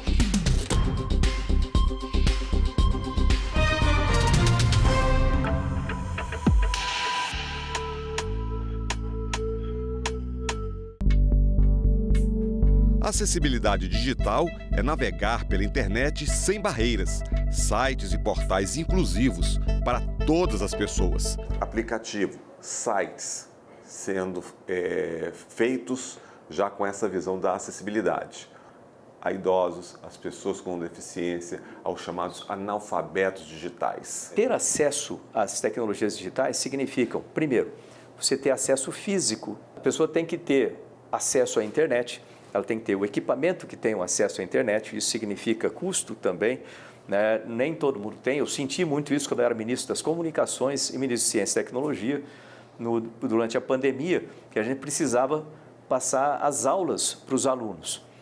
Aí a primeira proposta era, bom, então passa as aulas pela internet, o aluno tem que ficar em casa, ele assiste as aulas pelo celular. Mas nem todo mundo tem celular. Ainda tem muito buraco, vamos chamar assim, né, na nossa população distribuída nas regiões mais remotas do país, que a pessoa não tem acesso através do celular. A gente precisa ter contato com tudo o tempo inteiro, então é necessário. Agora tinha que ser um direito básico, né? Todo mundo, independente da condição física ou psíquica, qualquer coisa assim, é lógico que ela tem que ter acesso. O mundo hoje, querendo ou não, infelizmente, hoje é tudo virtual, né? Então a internet é o que sabe. Por que é essencial? Porque a gente tem dezenas de milhões de pessoas aqui no Brasil que dependem de uma descrição, né? Ou seja, por ela ter uma baixa visão, ou por ela navegar por um leitor de telas, que ela não enxerga, ela precisa daquela informação em texto. Tem pessoas neurodivergentes que, dependendo da neurodivergência, é muito mais fácil ela compreender a descrição daquele gráfico, por exemplo, que está ali escrito, do que ela interpretar o que aquela ilustração, o que aquele gráfico está trazendo. Então, se a gente parar para pensar, a descrição de imagem é um recurso básico de acessibilidade que é uma barreira que afeta muita gente. E é muito simples dela ser corrigida e implementada, sabe? Acesso a serviços públicos, a benefícios sociais, matrículas em escola, acesso a documentos, hoje são feitos pelo digital. Então, não ter acessibilidade digital, a gente está impactando diretamente em cidadania, em acesso ao social. E as ações, quais são elas? Então, desde a evolução nas plataformas, como, por exemplo, ações que parecem ser simples, como o uso da câmera traseira, da câmera frontal de um celular para fazer um reconhecimento facial ou para fazer outros usos da câmera, ele traz ali um nível muito amplo de acessibilidade. Temos investindo também na capacitação dos gestores públicos, porque a acessibilidade digital, ela requer que a gente saiba construir soluções digitais acessíveis. Então, a gente tem que capacitar os nossos gestores públicos. Nós podemos ter jogos infantis para crianças com deficiência, jogos que podem ser usados como auxiliar nos estudos pedagógicos. Então, tecnologia assistida. O governo tem seus projetos, mas creio que a gente tem que ter um orçamento direcionado para as tecnologias assistidas. Os maiores problemas estão em algumas categorias. Por exemplo, formulários. E é impressionante como a nossa vida, se a gente parar para pensar, depende de formulário e o quanto os formulários não estão acessíveis, principalmente para quem navega com um leitor de telas. Outra barreira enorme é a falta de descrição de imagem. Então, nem todo site é acessível. Infelizmente, eu encontro muita barreira em sites de compra, em sites de pedidos, né? Em site desse quesito aí. E também no site de estudo voltado para imagens. Então, tipo assim, com gráficos, com tabelas, tenho muita dificuldade nesse quesito. Esse aí é o Fernando, nosso professor maker. Lembra que eu falei que ser maker é transformar a sua realidade? Então, o Fernando é deficiente visual e, além de ser nosso professor, ele também ajuda a gente a adaptar essas invenções para pessoas que não enxergam. Essa aí é a versão do Metacircuitos com recursos de acessibilidade que a gente desenvolveu junto com ele. Quando você fala em acessibilidade, o que te preocupa? O que me preocupa é a falta da consultoria da pessoa com deficiência visual. Porque tem que ter uma validação da pessoa com deficiência visual. Não adianta você fazer um projeto dizer que é acessível, um produto dizer que é acessível e esse produto não está adequado para a pessoa com deficiência. Então, tendo a pessoa ali para validar, uma pessoa com deficiência para validar esse produto, é super importante, porque ele vai dizer isso aqui está bom, isso aqui não está bom. Não é simplesmente dizer, achar que está bonitinho e enviar para o mercado. O importante seria ser validado por alguém que tenha deficiência, né? Então, se você está criando um site que você quer que seja acessível para todas as pessoas, incluindo pessoas com deficiência, você tem que saber se realmente as pessoas com deficiência estão conseguindo acessar aquele site.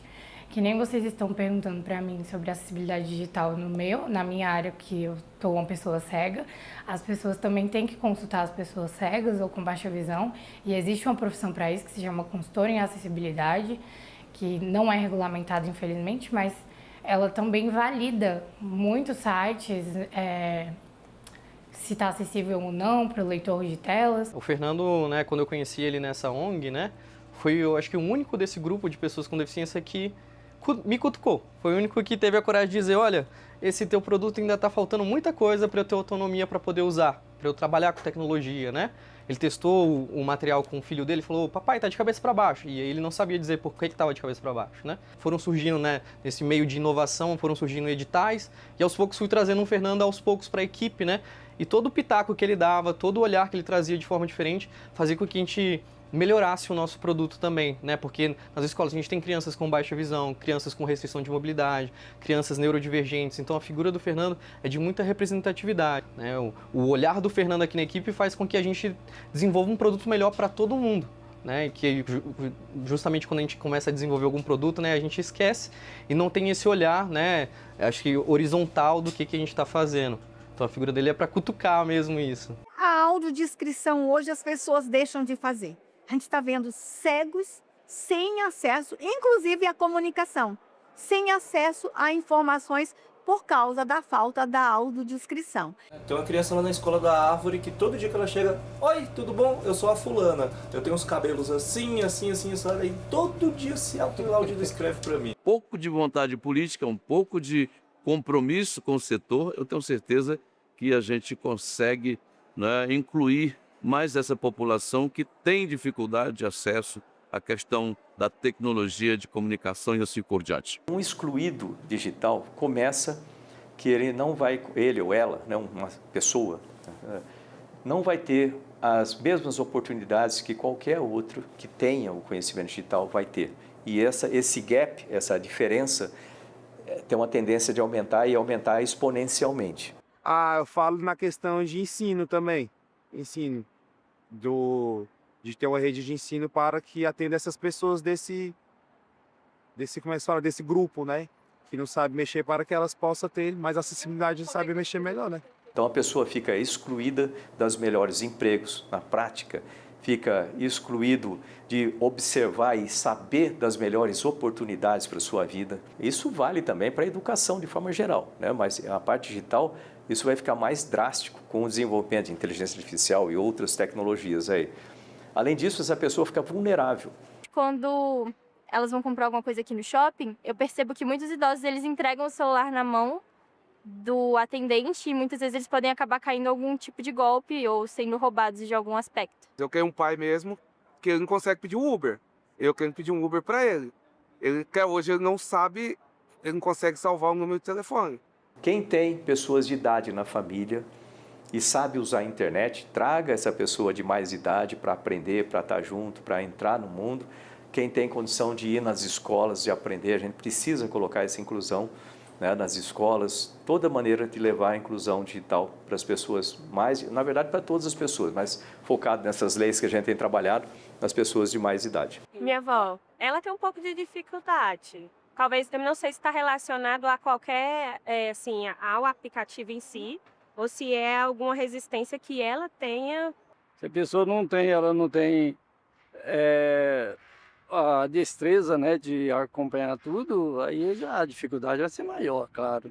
Tem alguns filmes que a legenda fica diferente do que está passando atrás, então acaba atrapalhando até na própria visualização. Temos a legislação, temos a norma técnica, e por que caminha devagar?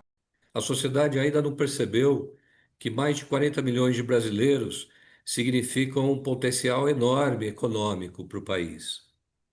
E que, uma vez não incluído, ele gera custo para a sociedade. O que em determinada escola vocês levam? Então a gente tem uma escola, por exemplo, que tem muito forte na veia a agrofloresta, o contato com a natureza.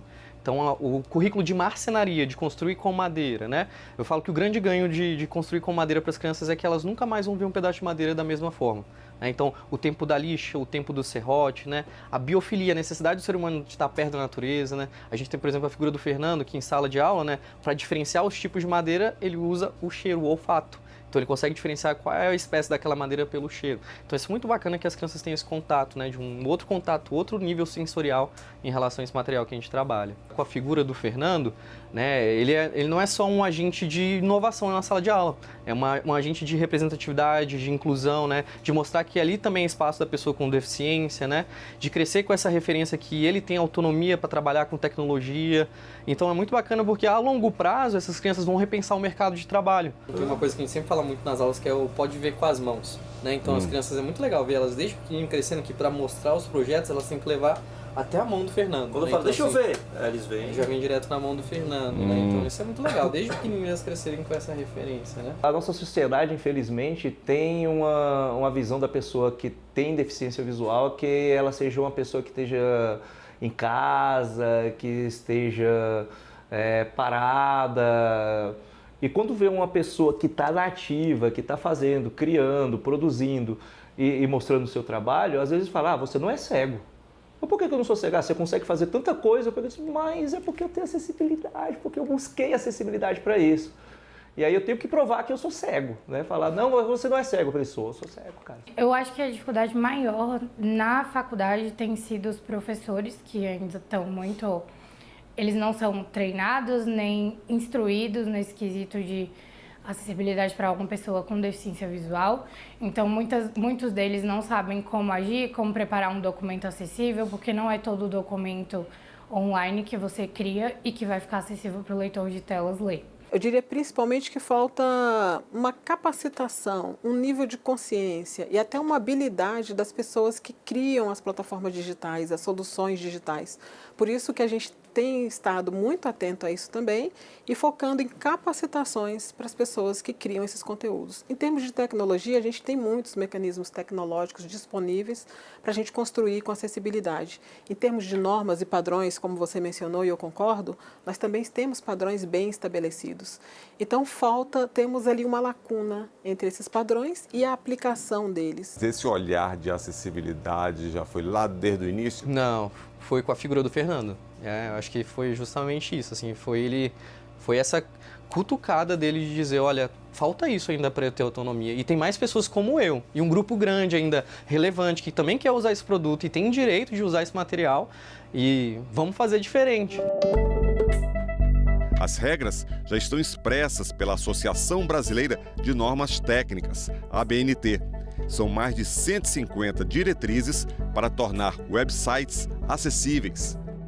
O Brasil pode ganhar um Dia Nacional da Acessibilidade Digital.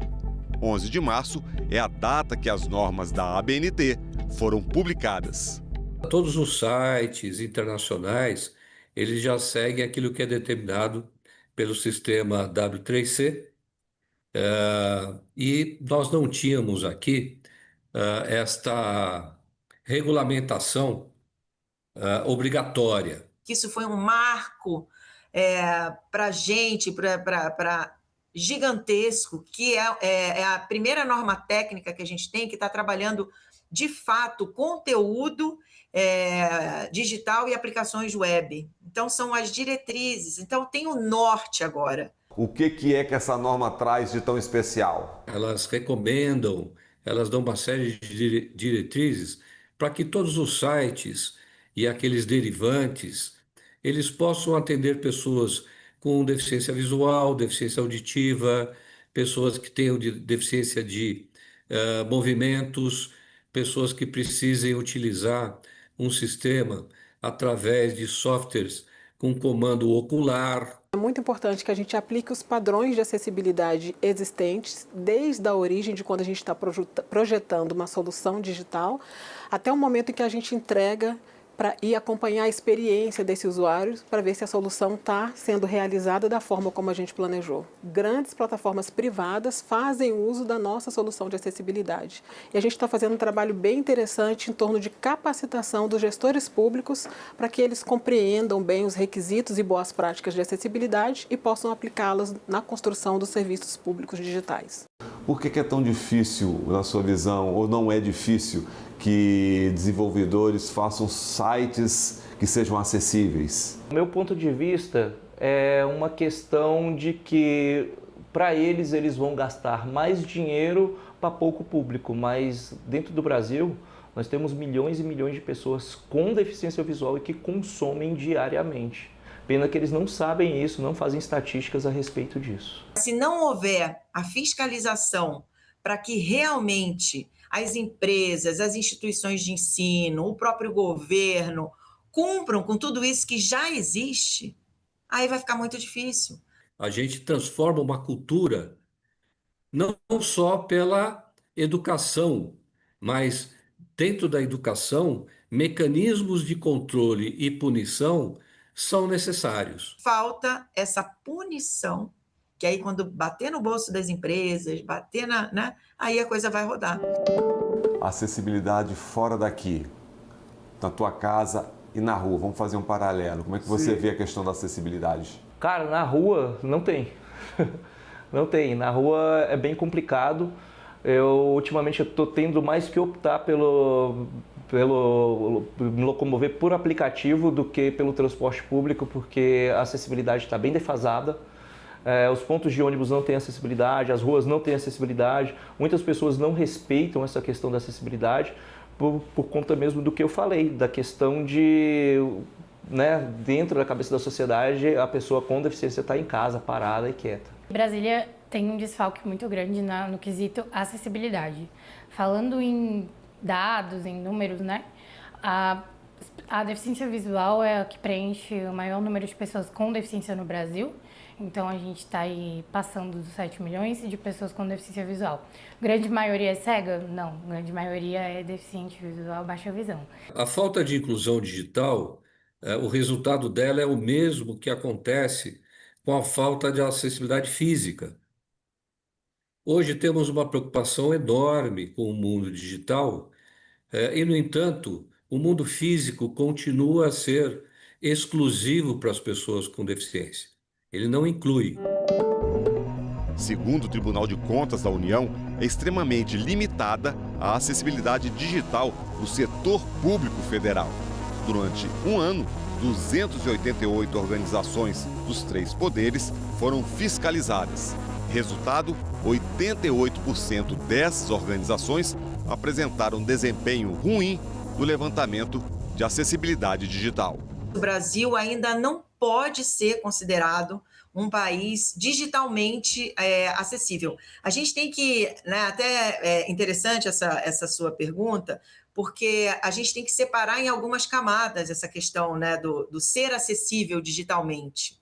A gente tem o acesso, que é considerado, e quando a gente fala acesso, ter acesso à internet, você ter como usar um celular, um computador, a conexão ser estável, isso é uma coisa. A gente tem outra camada, quando a gente considera a questão da acessibilidade, que é o uso. Então, acesso, o uso você sabe usar toda a tecnologia que está aí disponível, você entende a linguagem, você consegue realizar ali as tarefas. Então, essa é uma outra camada quando a gente fala de acesso digital. E a gente vai para a acessibilidade. Que a acessibilidade é o quê? É permitir que os ambientes na web, os sites, os aplicativos, estejam prontos para serem acessados por todas as pessoas. independentemente delas terem deficiência, delas terem problemas de acesso por baixa conexão, delas terem ou não um celular super moderno. Acesso, primeira coisa, infraestrutura para chegar lá. Segundo problema, uma vez que você tem infraestrutura, você precisa garantir que você tenha energia para conectar as coisas, né? Então, no meio da Amazônia, por exemplo, como é que a gente chega com energia lá? E aí vem o outro, que a gente está tratando mais aqui, né? Focado mais nessa perspectiva, que é a educação. A pessoa tem que saber usar. E para saber usar, entra uma série de infraestruturas também dentro das escolas, cursos. A própria internet pode ajudar a distribuir isso. O que você precisa no dia a dia para poder se organizar socialmente? Bem, para falar a verdade, mais acessibilidade, compreensão, não é só uma questão material, mas sim uma questão de comportamento. Não é questão de equipamento, vamos dizer assim? Não, os equipamentos que nós temos, todos eles a gente, com os códigos certos, com a tabulação certa, com a acessibilidade certa, eles funcionam perfeitamente. Infelizmente, há falhas tanto dos desenvolvedores quanto também do próprio usuário. Não tem essa comunicação direta, os canais de comunicação não são muito efetivos para que isso aconteça realmente na prática. Quais são esses equipamentos e os softwares hoje que te facilitam, te dão conforto no teu dia a dia? Os equipamentos que eu utilizo geralmente, na verdade, o mais utilizado é o celular, né? Que hoje eu utilizo um iPhone mesmo. Celular padrão, não precisa ser um celular adaptado, não precisa ser um celular de uma linha diferente. É um celular comum que você entra nos ajustes, nas configurações e ativa a configuração de leitor de telas. O mundo é tecnológico, cada vez mais. Por mais que a gente ache que o idoso não há necessidade de um celular, de acessar uma informação, aquilo é um passatempo para o idoso, é um passatempo para quem está em casa muito grande. E também até mesmo para a educação, nas escolas. Quando a gente traz acessibilidade, a gente está melhorando não só para a pessoa com deficiência, para a pessoa idosa, para pessoas, o que a gente chama de imigrantes digitais, né? O Brasil cada vez mais conectado, a gente está chegando em comunidades, né, que antes não tinham acesso à internet. Então, a web, ela precisa estar fácil também para essas pessoas que estão se conectando pela primeira vez. E isso a gente não está falando que a pessoa pode ser uma comunidade indígena, pode ser comunidades ribeirinhas, quilombolas. A longo prazo, esse é o grande ganho, né? As crianças vão repensar o mercado de trabalho. Na hora que entrarem no mercado de trabalho, vão lembrar, eu tive um professor de robótica que era deficiente visual, isso não impedia que dele trabalhasse, pelo contrário, né? A empresa em conjunto, né, no coletivo, pensava nas tecnologias que garantiam a autonomia dele, né? E as crianças também, né, de perceber ali, de quebrar vários paradigmas em relação, né, à tecnologia, à ciência, né? De que ali também é espaço da pessoa com deficiência de construir uma relação com a ciência, com a tecnologia. Hoje, felizmente, o portal GovBR ele tem um nível muito alto de acessibilidade digital. E isso reflete o resultado dos avanços de centralização que a gente fez ultimamente. Hoje o GovBR ele tem um nível acima de 90% nas ferramentas de avaliação de acessibilidade digital.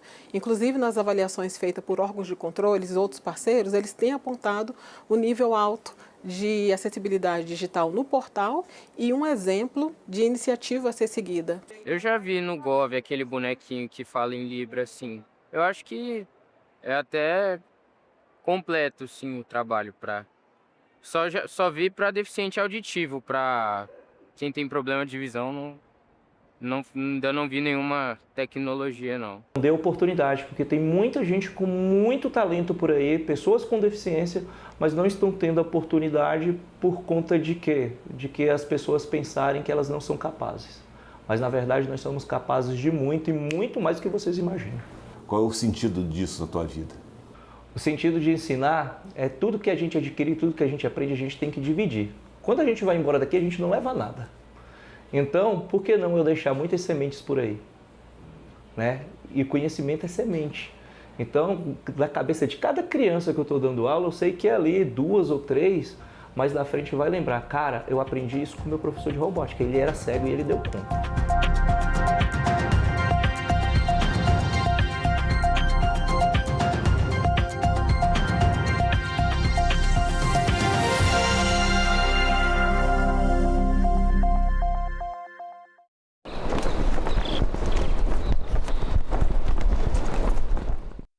No próximo assunto de Estado, vamos falar sobre segurança pública, inclusão, economia, entre outros temas. E a nossa convidada é a senadora Ivete da Silveira, do MDB de Santa Catarina. Não percam! Lá eles vão encontrar tudo num lugar só.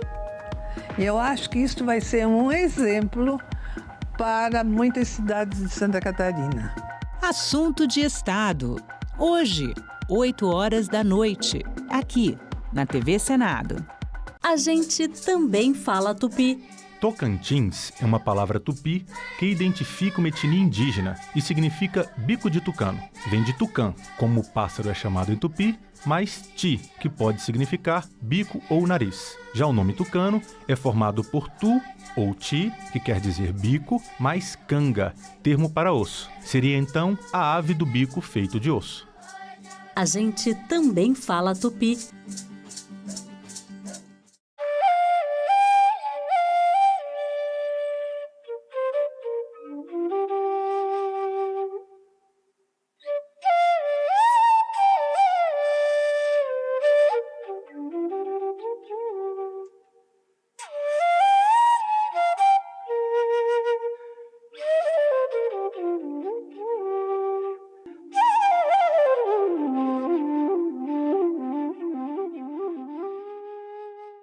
O cinema brasileiro já firmou seu espaço no Oscar. O que falta para firmar o espaço na economia do país? O audiovisual é responsável por mais de 600 mil empregos por ano, contribui ao PIB com 24 bilhões por ano e isso dobra, vai para 50 bilhões por ano se considerarmos a contribuição indireta. Ou seja, o audiovisual é uma potência econômica inegável. Agenda Econômica, nesta terça, 20h, aqui na TV Senado. Agora é lei. A reforma tributária prevê 2 impostos, a Contribuição sobre Bens e Serviços, CBS, que é federal, e o Imposto sobre Bens e Serviços, IBS. De competência dos estados e municípios, a CBS vai substituir 3 impostos atuais, PIS, COFINS e IPI, enquanto o IBS será cobrado no lugar do ICMS e ISS. A nova lei detalha ainda as reduções e isenções dos impostos. O Senado votou, agora é lei. Eu sou Lorena Maria e eu estou à frente da equipe do acervo e distribuição da TV. A gente cuida da programação, então, você recebeu o conteúdo que está sendo produzido ou que está sendo adquirido fora da TV. A gente distribui, porque a gente tem a TV Senado Agência, que é onde você pode passar para veículos, para pesquisadores, para produtoras. E a gente faz também a curadoria dos documentários, que vem de fora. Isso traz uma diversidade, isso traz pluralidade para a programação, essa diversidade étnica, cultural, de regiões do Brasil, E se você pensar que o Senado é a casa dos estados, isso é tão bom, A gente poder mostrar paisagens diferentes, E olhares diferentes. Então, assim, realmente tem um outro tom, você dá mais cor, para a TV.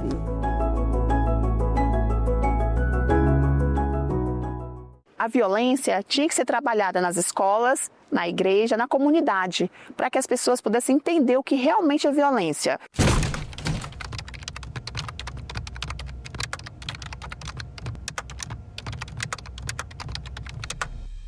Num período de uns 8 anos, eu comecei a sofrer violência com meu marido. A minha filha viu meu ex-marido me batendo, Me derrubou da cadeira, me bateu.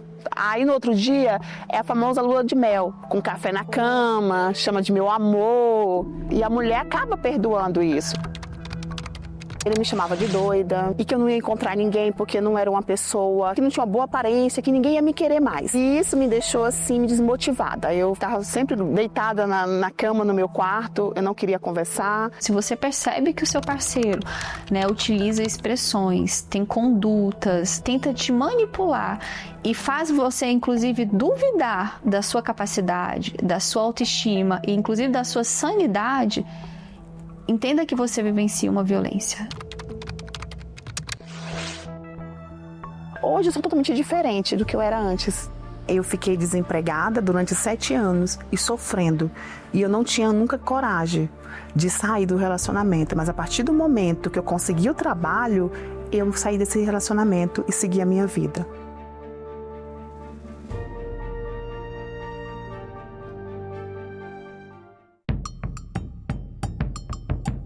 Brasil é um quase país. O Brasil não é um país ainda. O Brasil está em construção. E é isso que me dá esperança, que a gente está construindo esse país.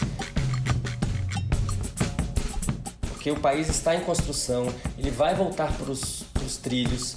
Nós sabemos o que precisamos fazer para esse país dar certo. Que Brasil é este? Nesta quarta, 8 horas da noite, aqui na TV Senado. Calendário Eleitoral 2026. A partir de 7 de abril, servidoras e servidores não podem mais receber aumento salarial. A exceção é o reajuste para repor as perdas provocadas pela inflação. A restrição só termina depois da posse de quem se eleger em outubro, ou seja, em 2027.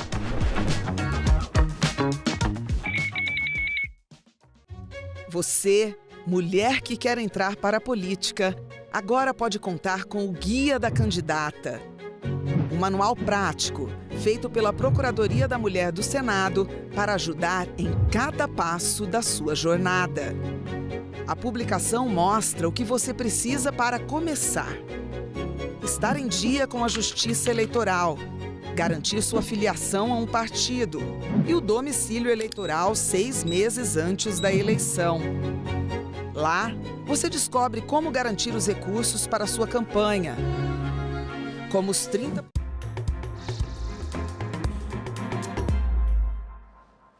Olá, estamos de volta, são 9 horas e 35 minutos. Está começando nesse momento a audiência pública no Conselho de Comunicação Social, instância ligada ao Congresso. A audiência pública foi marcada para debater comunicação social nas eleições gerais de 2026. Acompanhe. Laboratório de Estudos de Internet e Redes Sociais da Universidade Federal do Rio de Janeiro, que está participando de forma remota. Bruno Hoffman, presidente do Clube Associativo dos Profissionais de Marketing Político. Bruno, obrigada por estar aqui presencialmente conosco.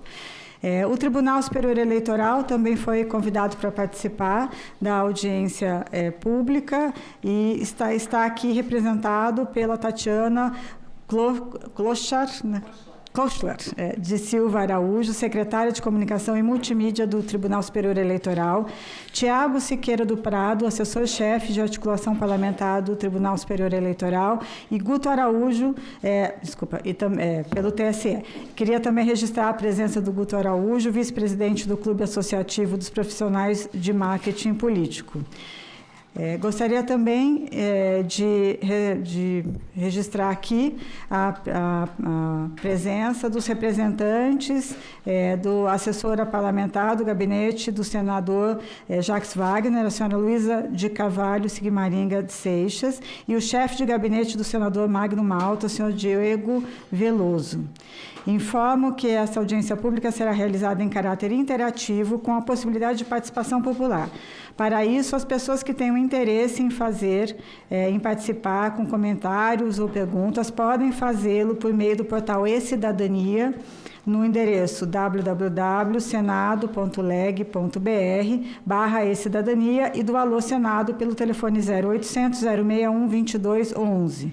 Informo ainda que esta será a nossa primeira audiência pública sobre o tema. No próximo mês, realizaremos a segunda audiência pública, desta vez mais focada nos impactos e riscos dos profissionais de comunicação na cobertura de eleições gerais de 2026. Antes de ouvirmos os expositores, a vice-presidente do Conselho de Comunicação Social, Ângela Sinhac, que nos acompanha de forma remota, fará uma breve apresentação sobre os objetivos dessa audiência. Antes só de passar a palavra para a conselheira Ângela, nossa vice-presidente, eu queria também registrar que temos de forma remota, participando dessa reunião, a conselheira Valderez Donzelli e a conselheira Ana Flávia Cabral, ambas que nos acompanham remotamente. Queria, então, passar a palavra para a nossa vice-presidente, Ângela Sinhac. Ângela, por favor.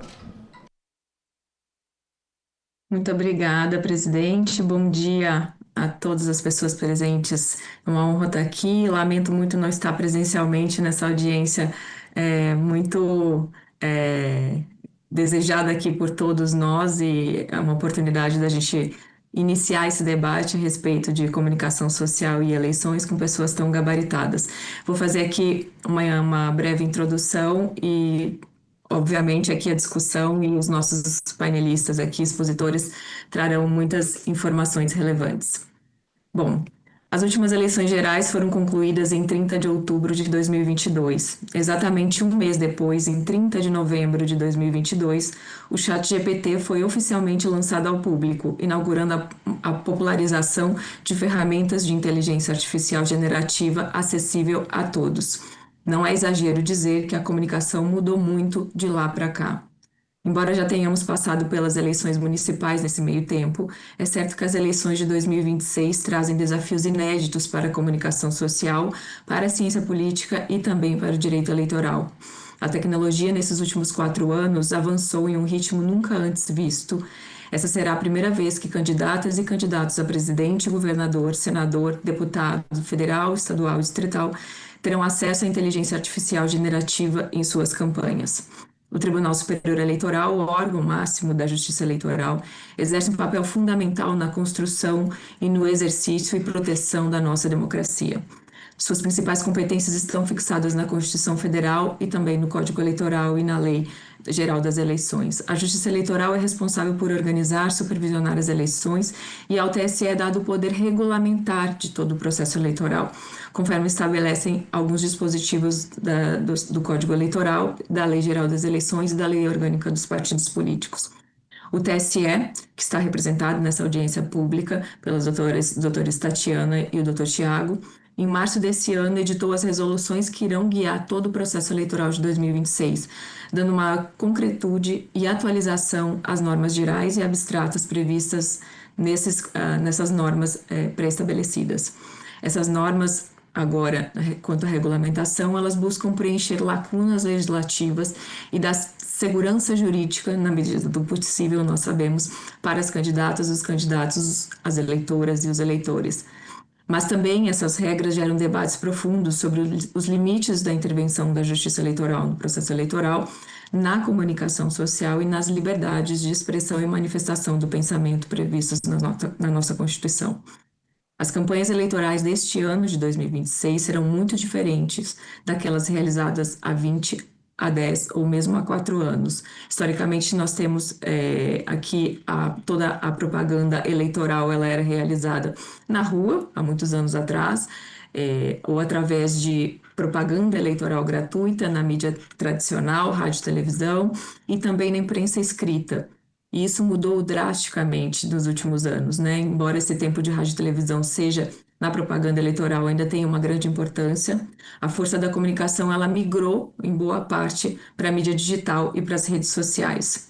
As campanhas eleitorais são realizadas hoje pela internet em tempo real e praticamente durante os 4 anos do mandato dos parlamentares e dos políticos. E é justamente neste ambiente virtual que os partidos, candidatas e candidatos fazem as suas arenas para se apresentar aos eleitores, dificultando o controle por parte da Justiça Eleitoral. O maior desafio nas últimas eleições de 2018 até 2024 foi o enfrentamento à desinformação no processo eleitoral. Notícias falsas ou altamente desvirtuadas com o objetivo de enganar o eleitor, atingir reputações e afetar a liberdade do voto foi o tema mais debatido e de maior preocupação por todos que querem ver no Brasil uma democracia plena. Em 2022, esse desafio, que já era enorme, ainda aumentou. Notícias falsas altamente desvirtuadas passaram a atacar também o processo eleitoral e o nosso sistema eletrônico de votação, atingindo diretamente a confiabilidade e a credibilidade da urna eletrônica e da própria Justiça Eleitoral, em inegável ameaça à nossa democracia. Registra-se que o TSE respondeu à altura a essas ameaças, mas mesmo assim os prejuízos à confiabilidade da população à Justiça Eleitoral são evidentes. Feitas essas considerações, o desafio desse ano ainda consegue ser maior do que aquele de 2022. Por isso, as resoluções do TSE trouxeram esses novos regramentos sobre o uso da inteligência artificial na propaganda eleitoral, nas postagens de conteúdo político eleitoral e também incluíram responsabilidades bem definidas sobre pessoas jurídicas e físicas, no caso, em pessoas jurídicas, as plataformas digitais. E todas essas regras, inclusive esses novos regramentos instituídos neste ano, buscam proteger, é bom que se lembre sempre, a liberdade do eleitor para o exercício do voto e do processo eleitoral brasileiro, permitindo o uso adequado e não abusivo de recursos financeiros e dos meios de comunicação social, e, por consequência, para proteger a nossa democracia. A dignidade da pessoa humana, a igualdade de chances entre os candidatos e a soberania popular são os pilares do nosso sistema, e nada disso pode ser alcançado sem uma comunicação social justa e bem regulada. Portanto, a ideia dessa audiência é debater sobre essas novas tecnologias e também, principalmente, os novos regramentos estabelecidos em resolução do Tribunal Superior Eleitoral, especificamente o que afeta a comunicação social. Aqui a liberdade de expressão é uma garantia fundamental, o debate político precisa ser vigoroso, livre e às vezes até acalorado. Porém, a fiscalização não pode inviabilizar a crítica política, que é a alma da democracia, mas também não pode a fiscalização e a democracia, a liberdade de expressão, não pode também ser ilimitada, como nós sabemos que é o regramento no nosso país. Esse conselho hoje haverá especialistas, juristas, acadêmicos e profissionais da comunicação, e nós queremos entender como essas regras do TSE devem ou poderiam ser aplicadas na prática. Nós sabemos aqui que a gente tem mais perguntas do que respostas, será um desafio enorme para todos, seja quem atua diretamente, quem acompanha e para os próprios eleitores. Então aqui a gente tem muitas perguntas a fazer, gostaríamos muito de ouvir todos os senhores, porque esse debate é importante para todos que se envolvem com eleições mais diretamente, mas para toda a população. Esse é um assunto que nos interessa e que deve ser tratado com seriedade, mas também com espírito público, e o debate aqui ele é propício para isso. Eu agradeço a presença de todos os expositores e também, mais uma vez, a nossa presidente pela oportunidade de debater esse tema. Muito obrigada. Muito obrigada, Ângela. Prazer te ouvir, e eu acho que você trouxe pontos que são fundamentais para o debate hoje, né, do grande desafio imposto de 4 anos para cá, principalmente pela inteligência artificial, que chega, né, de forma avassaladora em todos os níveis. Então, isso coloca, de fato, um desafio adicional a um ambiente já extremamente complexo, né, de uma extrema complexidade, e por isso acho que é muito relevante o Conselho de Comunicação Social se debruçar sobre esse tema, com a participação de tantos especialistas no assunto. Então, queria já passar a palavra para o professor Diogo Reis, advogado, professor, um grande especialista em direito eleitoral e direito digital, que também participa de forma remota. Professor Diogo, um prazer tê-lo aqui conosco, queremos te ouvir. Sei que suas viagens não o impediram de estar aqui presencialmente, mas será uma alegria poder ouvi-lo, mesmo que remotamente. A palavra é sua por 15 minutos, por favor. Perfeito, eu acho que todo mundo me ouve bem e me vê aqui. Eu queria agradecer profundamente ao Conselho, a todo o Congresso Nacional, primeiro pela iniciativa do Conselho e ao Conselho pela iniciativa da audiência pública. Dizer da minha alegria de poder participar e trazer um pouco dessa pesquisa que eu tenho me dedicado nos últimos 15 ou 20 anos, e cumprimentando não só todos os meus colegas que ainda sucederão aqui, que me darão a oportunidade de aprender muito a respeito do tema e das diversidades de enfoques que nós teremos aqui hoje, mas também cumprimentando não só a presidente, Patrícia Branco, como sua vice-presidente, a doutora Ângela Sinac, dizendo da minha alegria de compartilhar todos esses espaços, ainda mais com todas as pessoas aqui envolvidas. Cumprimentando não só o Congresso Nacional, mas também institucionalmente o Tribunal Superior Eleitoral, que também se faz presente nessa audiência pública. E vamos lá, eu vou querer trazer um pouquinho aqui, eu acho que eu vou até abusar um pouquinho de ser o primeiro a falar, após já uma introdução muito substancial da doutora Ângela, que já me permite cortar uma boa parte para que eu possa costurar a partir das questões que ela traz, mas justamente para apresentar um pouco como esse tema se desenvolve ao longo desses anos. Eu sei que a gente está querendo olhar para as eleições de 26, mas o que eu proponho aqui são alguns minutos de reflexão sobre esse caminho e aproveitar para trazer, talvez, alguns dos entraves desse caminho. Bom, eu tenho pesquisado esse tema da tecnologia e das eleições desde 2009, portanto, são aí quase 17 anos de dedicação a esse tema. E o ano 2009 não foi por acaso. No ano de 2009, o Congresso Nacional aprovou uma lei, que é a Lei número 12.034 de 2009. Foi justamente essa lei que traz o que eu tenho chamado de marco eleitoral da internet. Nós tivemos depois, lá em 2014, o Marco Civil da Internet, mas a primeira lei sobre a internet foi justamente essa, a Lei 12.034 de 2009. E o que me fez apelidá-la de marco eleitoral da internet não à toa, porque ela traz todas as regras que envolvem a internet nas eleições. Desde aquele ano, 2009, precisamente da eleição 2010, eu passei a me dedicar a esse tema e depois fui desenvolvendo a pesquisa do que eu tenho chamado de direito eleitoral digital, que é justamente a conexão entre o direito digital e o direito eleitoral. Bom, mas por que falar dessa lei de 2009 em pleno 2026, com um cenário tecnológico tão diferente como a doutora Ângela disse, tendo, por exemplo, o primeiro LLM, né, o Large Language Model, o modelo de inteligência artificial generativa para uso civil, como o ChatGPT, em 2022. O que é interessante a gente puxar de 2009? Porque, curiosamente, o Brasil ele tem uma tradição em inovar na legislação eleitoral. Eu digo curiosamente porque nós, até 1997, não tínhamos uma lei para as eleições, nós tínhamos uma lei para cada eleição, o que muda muito. Ou seja, a cada eleição havia todo um regramento normativo novo. Acontece que em 97 criou-se a Lei Geral das Eleições, a Lei 9504 de 97. A ideia era, olha, mexer nas regras do jogo todo ano é muito perigoso, né? Na verdade, toda eleição, né? Não todo ano, todo biênio é muito perigoso, porque afinal a gente vai mudar toda a regra do jogo. E escolheu-se fazer a Lei 9504 de 97, que perenizaria, que seria traria mais segurança jurídica. Mas, curiosamente, a todos que estão nos assistindo, seja online ou presencial, curiosamente, desde 1997, que fizemos a Lei Geral das Eleições, para acabar com essa história de fazer uma lei para cada eleição, nós estamos tendo, em média, 2 leis para cada eleição. Ou seja, se antes estava ruim com uma lei, agora a gente tem 2, porque, por alguma razão, nós adoramos mexer na legislação eleitoral.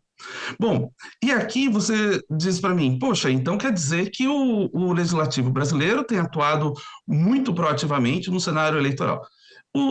Ele tem atuado, e essa missão constitucional do legislativo, e aqui não há uma crítica, na verdade uma tentativa para chamar a atenção para um detalhe. Talvez no campo do direito eleitoral, da legislação eleitoral, as leis que menos mudaram foram justamente as leis que se referem à internet. Essa lei que eu falei no início, a 12.034 de 2009, ela basicamente é a mesma, passado 17 anos.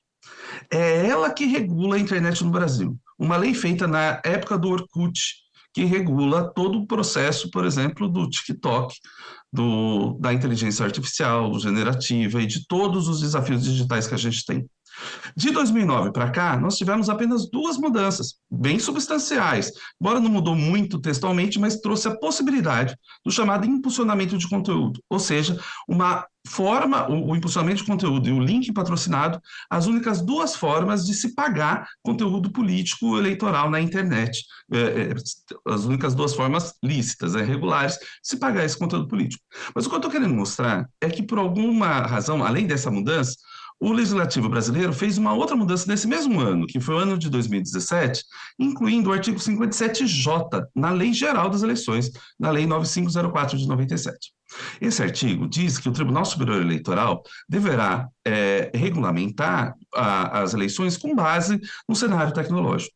O que eu estou querendo mostrar é que, embora o Brasil legisla muito sobre direito eleitoral, e a gente pode dizer com bastante segurança de que o Brasil nunca fez sequer 2 eleições com as mesmas regras eleitorais, porque nós mudamos sempre, nunca tivemos a mesma eleição, ou seja, não tivemos um mínimo de maturidade de 2 eleições com o mesmo regramento.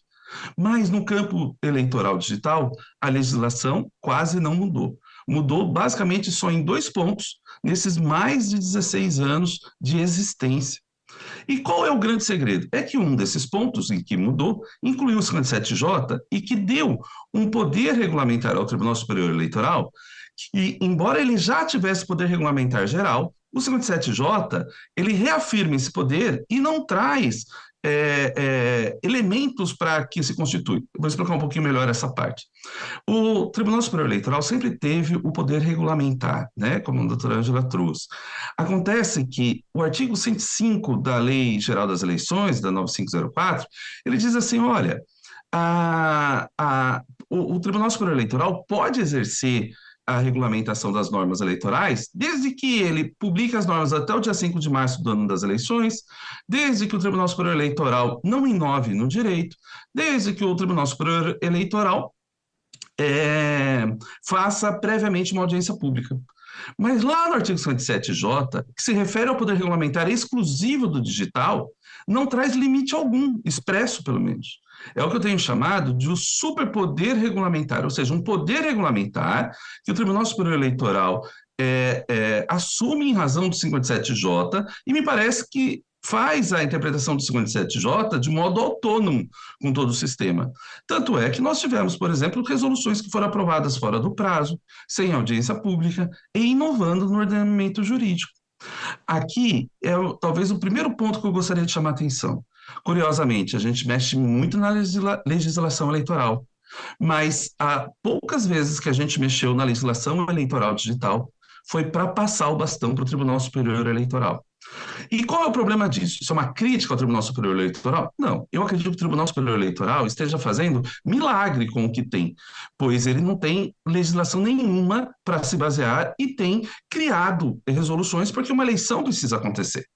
Acontece, e aqui me permita, com profundo respeito ao Congresso Nacional, me parece que é hora do Congresso Nacional puxar e retomar esse poder para que defina balizas mínimas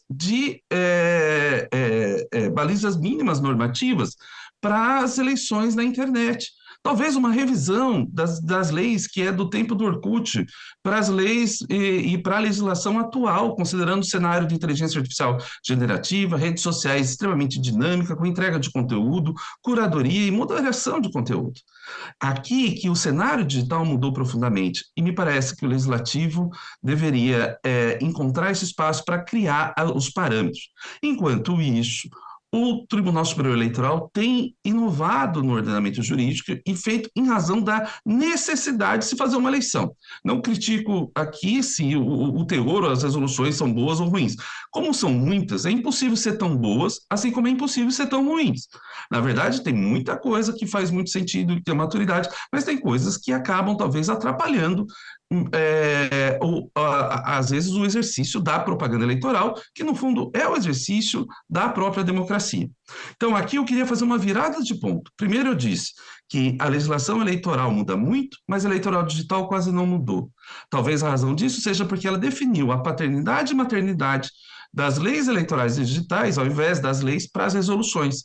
E o Tribunal Superior Eleitoral, hoje, já desenvolveu mais de 100 dispositivos sobre internet por meio das suas resoluções.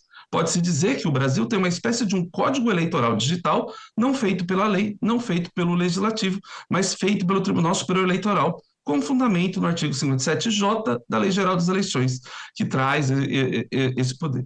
Bom, a partir daí vem a questão, isso está indo bem ou está indo mal e como a gente pode, talvez, tirar o melhor proveito disso? Bom, o fato é que sem a atuação do Tribunal Superior Eleitoral, viveríamos num vácuo normativo onde seria impossível poder enfrentar as questões mais sensíveis que afetam toda a democracia.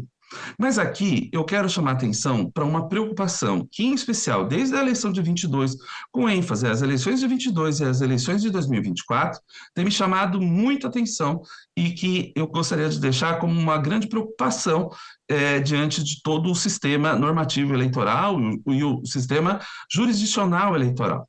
Eu estou me referindo aqui especificamente à missão, à função social da propaganda eleitoral.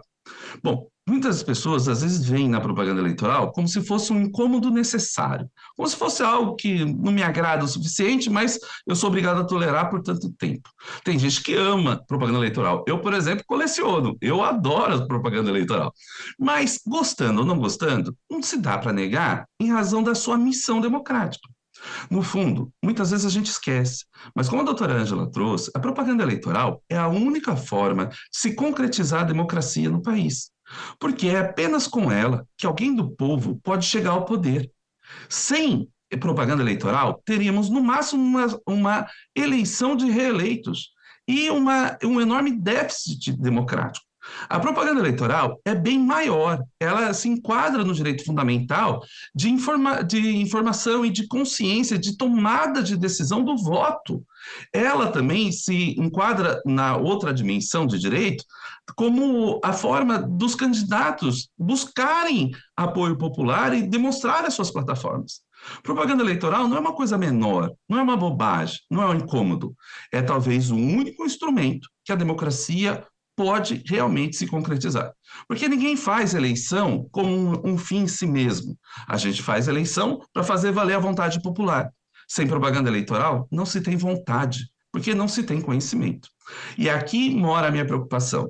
Me parece que a quantidade de regulação e a preocupação com as ferramentas digitais, que é muito legítima, mas tem levado talvez para um extremo no qual a propaganda eleitoral, sobretudo a propaganda eleitoral digital, que na minha opinião é ainda mais relevante que as demais, e vou explicar por quê, para fins de concretização democrática. Por quê? A propaganda eleitoral no rádio e na televisão, ela depende de um filtro partidário, ou seja, os partidos vão decidir quem ocupa esses lugares, com algumas regras mínimas, como, por exemplo, personalidade de gênero. Mas quem decide é o partido político. A propaganda eleitoral digital é a única propaganda em que pode ser feita independente do partido. E aqui eu quero chamar a atenção para essa missão democrática. Mas me parece que o excesso de preocupação com os seus malefícios, os efeitos colaterais, tem sufocado e asfixiado a propaganda eleitoral digital. Vou trazer como exemplo o artigo 28, no parágrafo 1º da Resolução 23.610 de 2019, que se refere à propaganda. Esse dispositivo foi incluído na eleição de 2024. E ele basicamente diz assim: as plataformas digitais que fazem recomendação de conteúdo são proibidas de recomendar conteúdo político eleitoral. Perceba, a recomendação passou a ser proibida desde 2024 por meio dessa resolução. Não há legislação nenhuma sobre isso, não há nada sobre isso. Há, na verdade, uma derivação da preocupação com o sistema de recomendação. Mas eu pergunto, o que na internet não é recomendado? 60 segundos. Ok, obrigado. Não há nada que não seja recomendado no ambiente digital.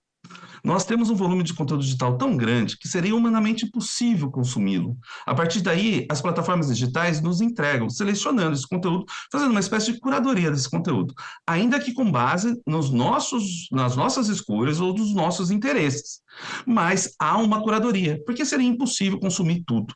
Só a título de exemplo, se a gente fosse assistir todos os vídeos do YouTube, nós levaríamos mais de 82 anos para assistir só o que subiu ontem. Essa é um dado da pesquisa da Domo, que eu deixo como referência, mas só para mostrar o quanto é infinito esse conteúdo digital perante a efemeridade da vida humana. Já que é assim, o que na internet não é recomendável? O que não é recomendado? Não há nada que não seja recomendado. Daí eu pergunto, como esse dispositivo realmente foi praticado em 2024? Ou como ele será em 2026? Com toda honestidade, me parece impossível excluir o conteúdo político do sistema de recomendação. A não ser que você faça uma interpretação bastante reducionista e diz, olha, recomendação é só quando você fala, siga o fulano de tal, e não quando você abre a sua timeline ou o seu for you, porque tudo que está ali foi recomendado pelo algoritmo. O que eu quero mostrar é que se a gente levar esse dispositivo a efeito, todos os outros mais de 100 dispositivos eleitorais digitais devem ser destruídos, porque todos eles se baseiam num sistema de recomendação. Esse próprio dispositivo que eu falei ainda diz, excetuado o impulsionamento, que na minha opinião é pior, porque no fundo diz, você quer ter conteúdo digital circulando da mesma forma que o conteúdo digital político circulando da mesma forma que todos os outros conteúdos do mundo circulam, então você terá que pagar. Ou seja, a gente levou para o impulsionamento a única forma do conteúdo circular, como todos os outros conteúdos circulam. Ou seja, ao invés da gente buscar, e aqui eu encerro, ou enfrentar um malefício ou efeito colateral, a gente procurou regular a ferramenta. E aqui está, na minha opinião, o maior erro que a gente pode fazer. Porque regular a recomendação de conteúdo como uma ferramenta para evitar os efeitos colaterais significa transformar o conteúdo eleitoral político numa lista telefônica, que é até difícil de explicar para os mais jovens, mas tinha as famosas páginas amarelas, estáticas, ou talvez tentando trazer para a época do Orkut. Se esse dispositivo for aplicado, ninguém poderia abrir o seu Instagram, seu TikTok ou seu Facebook e ver algum conteúdo político. Você teria que entrar na página do candidato. Perceba que isso exige um exercício de interpretação de tal forma que a gente diminua o escopo desse parágrafo sob pena de anular todos os outros. E é com base nisso que eu encerro, mostrando a dificuldade. E essa dificuldade não aparece só nesse dispositivo. Aparece em mais dispositivos, eu trouxe ele como exemplo, mas para mostrar que talvez a gente tenha olhado para a propaganda eleitoral preocupado com a sua responsabilidade, mas tenha esquecido da sua efetividade e da sua viabilidade. Talvez haja uma asfixia e um sufocamento desse instituto, que talvez seja o único instituto que concretiza a democracia de forma efetiva. Muito obrigado pelo tempo e fico à disposição de vocês.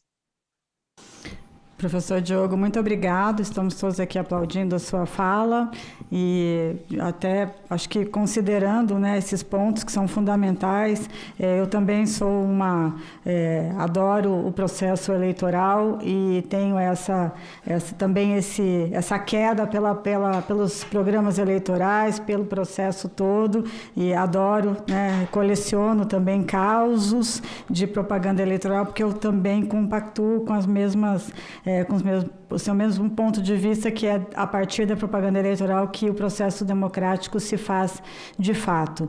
Agradeço a sua aula e espero que a gente possa voltar com você na medida em que os conselheiros puderem também fazer perguntas. Quero já passar a palavra para Maria Paula Almada, diretora de projetos do Alaf-Alab, que tem tido um papel bastante relevante, principalmente com o Observatório de IA nas eleições, criado em conjunto com Data Privacy, que monitora o uso de inteligência artificial generativa no contexto eleitoral.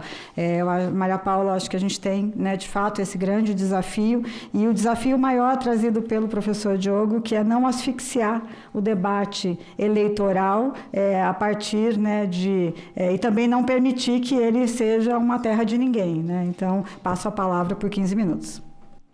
Olá, bom dia. Me ouvem? Sim. Bom dia a todas e todos. Obrigada pelo convite. Para mim é uma alegria enorme estar aqui debatendo essas questões tão relevantes, especialmente em um momento em que a gente precisa pensar coletivamente em caminhos para assegurar eleições íntegras e democráticas nesse ano de 2026. Eu vou dividir minha fala em 3 momentos. Eu já sabia mais ou menos o conteúdo do professor Diogo, que é meu colega, e aí eu vou trazer questões mais para a gente pensar na dimensão do problema.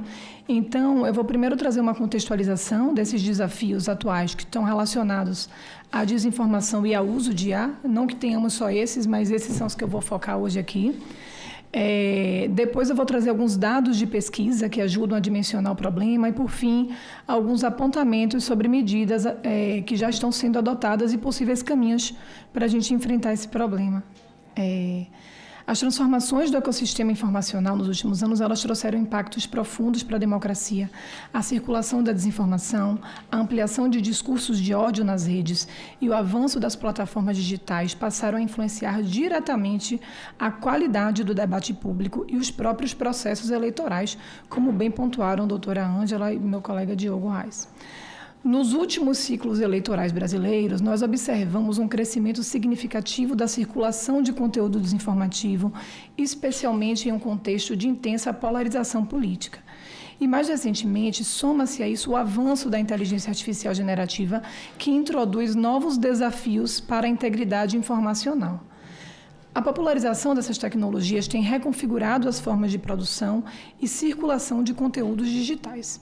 Em um cenário já marcado por desigualdades e assimetrias de poder, pela plataformização, e pela IA generativa, esses riscos de manipulação informacional eles são ampliados. Aumenta-se também o risco de violência política e a disseminação de conteúdos sintéticos fica cada vez mais difícil de a gente analisar. Então, diferente das eleições, inclusive de 24, que foram apenas 2 anos, hoje você tem uma sugestão, né, uma imagem, um som, um vídeo de um âncora de um telejornal dando uma informação que ele jamais falou sobre aquilo, por exemplo.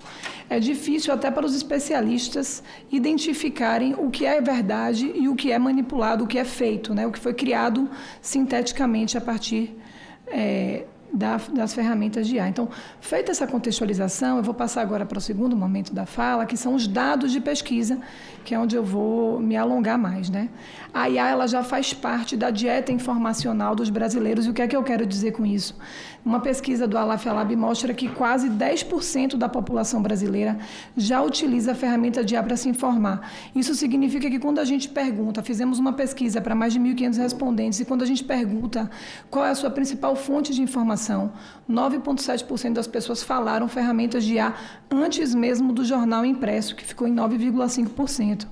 Os dados também mostram que o uso dessas ferramentas ele ocorre de maneira desigual no país.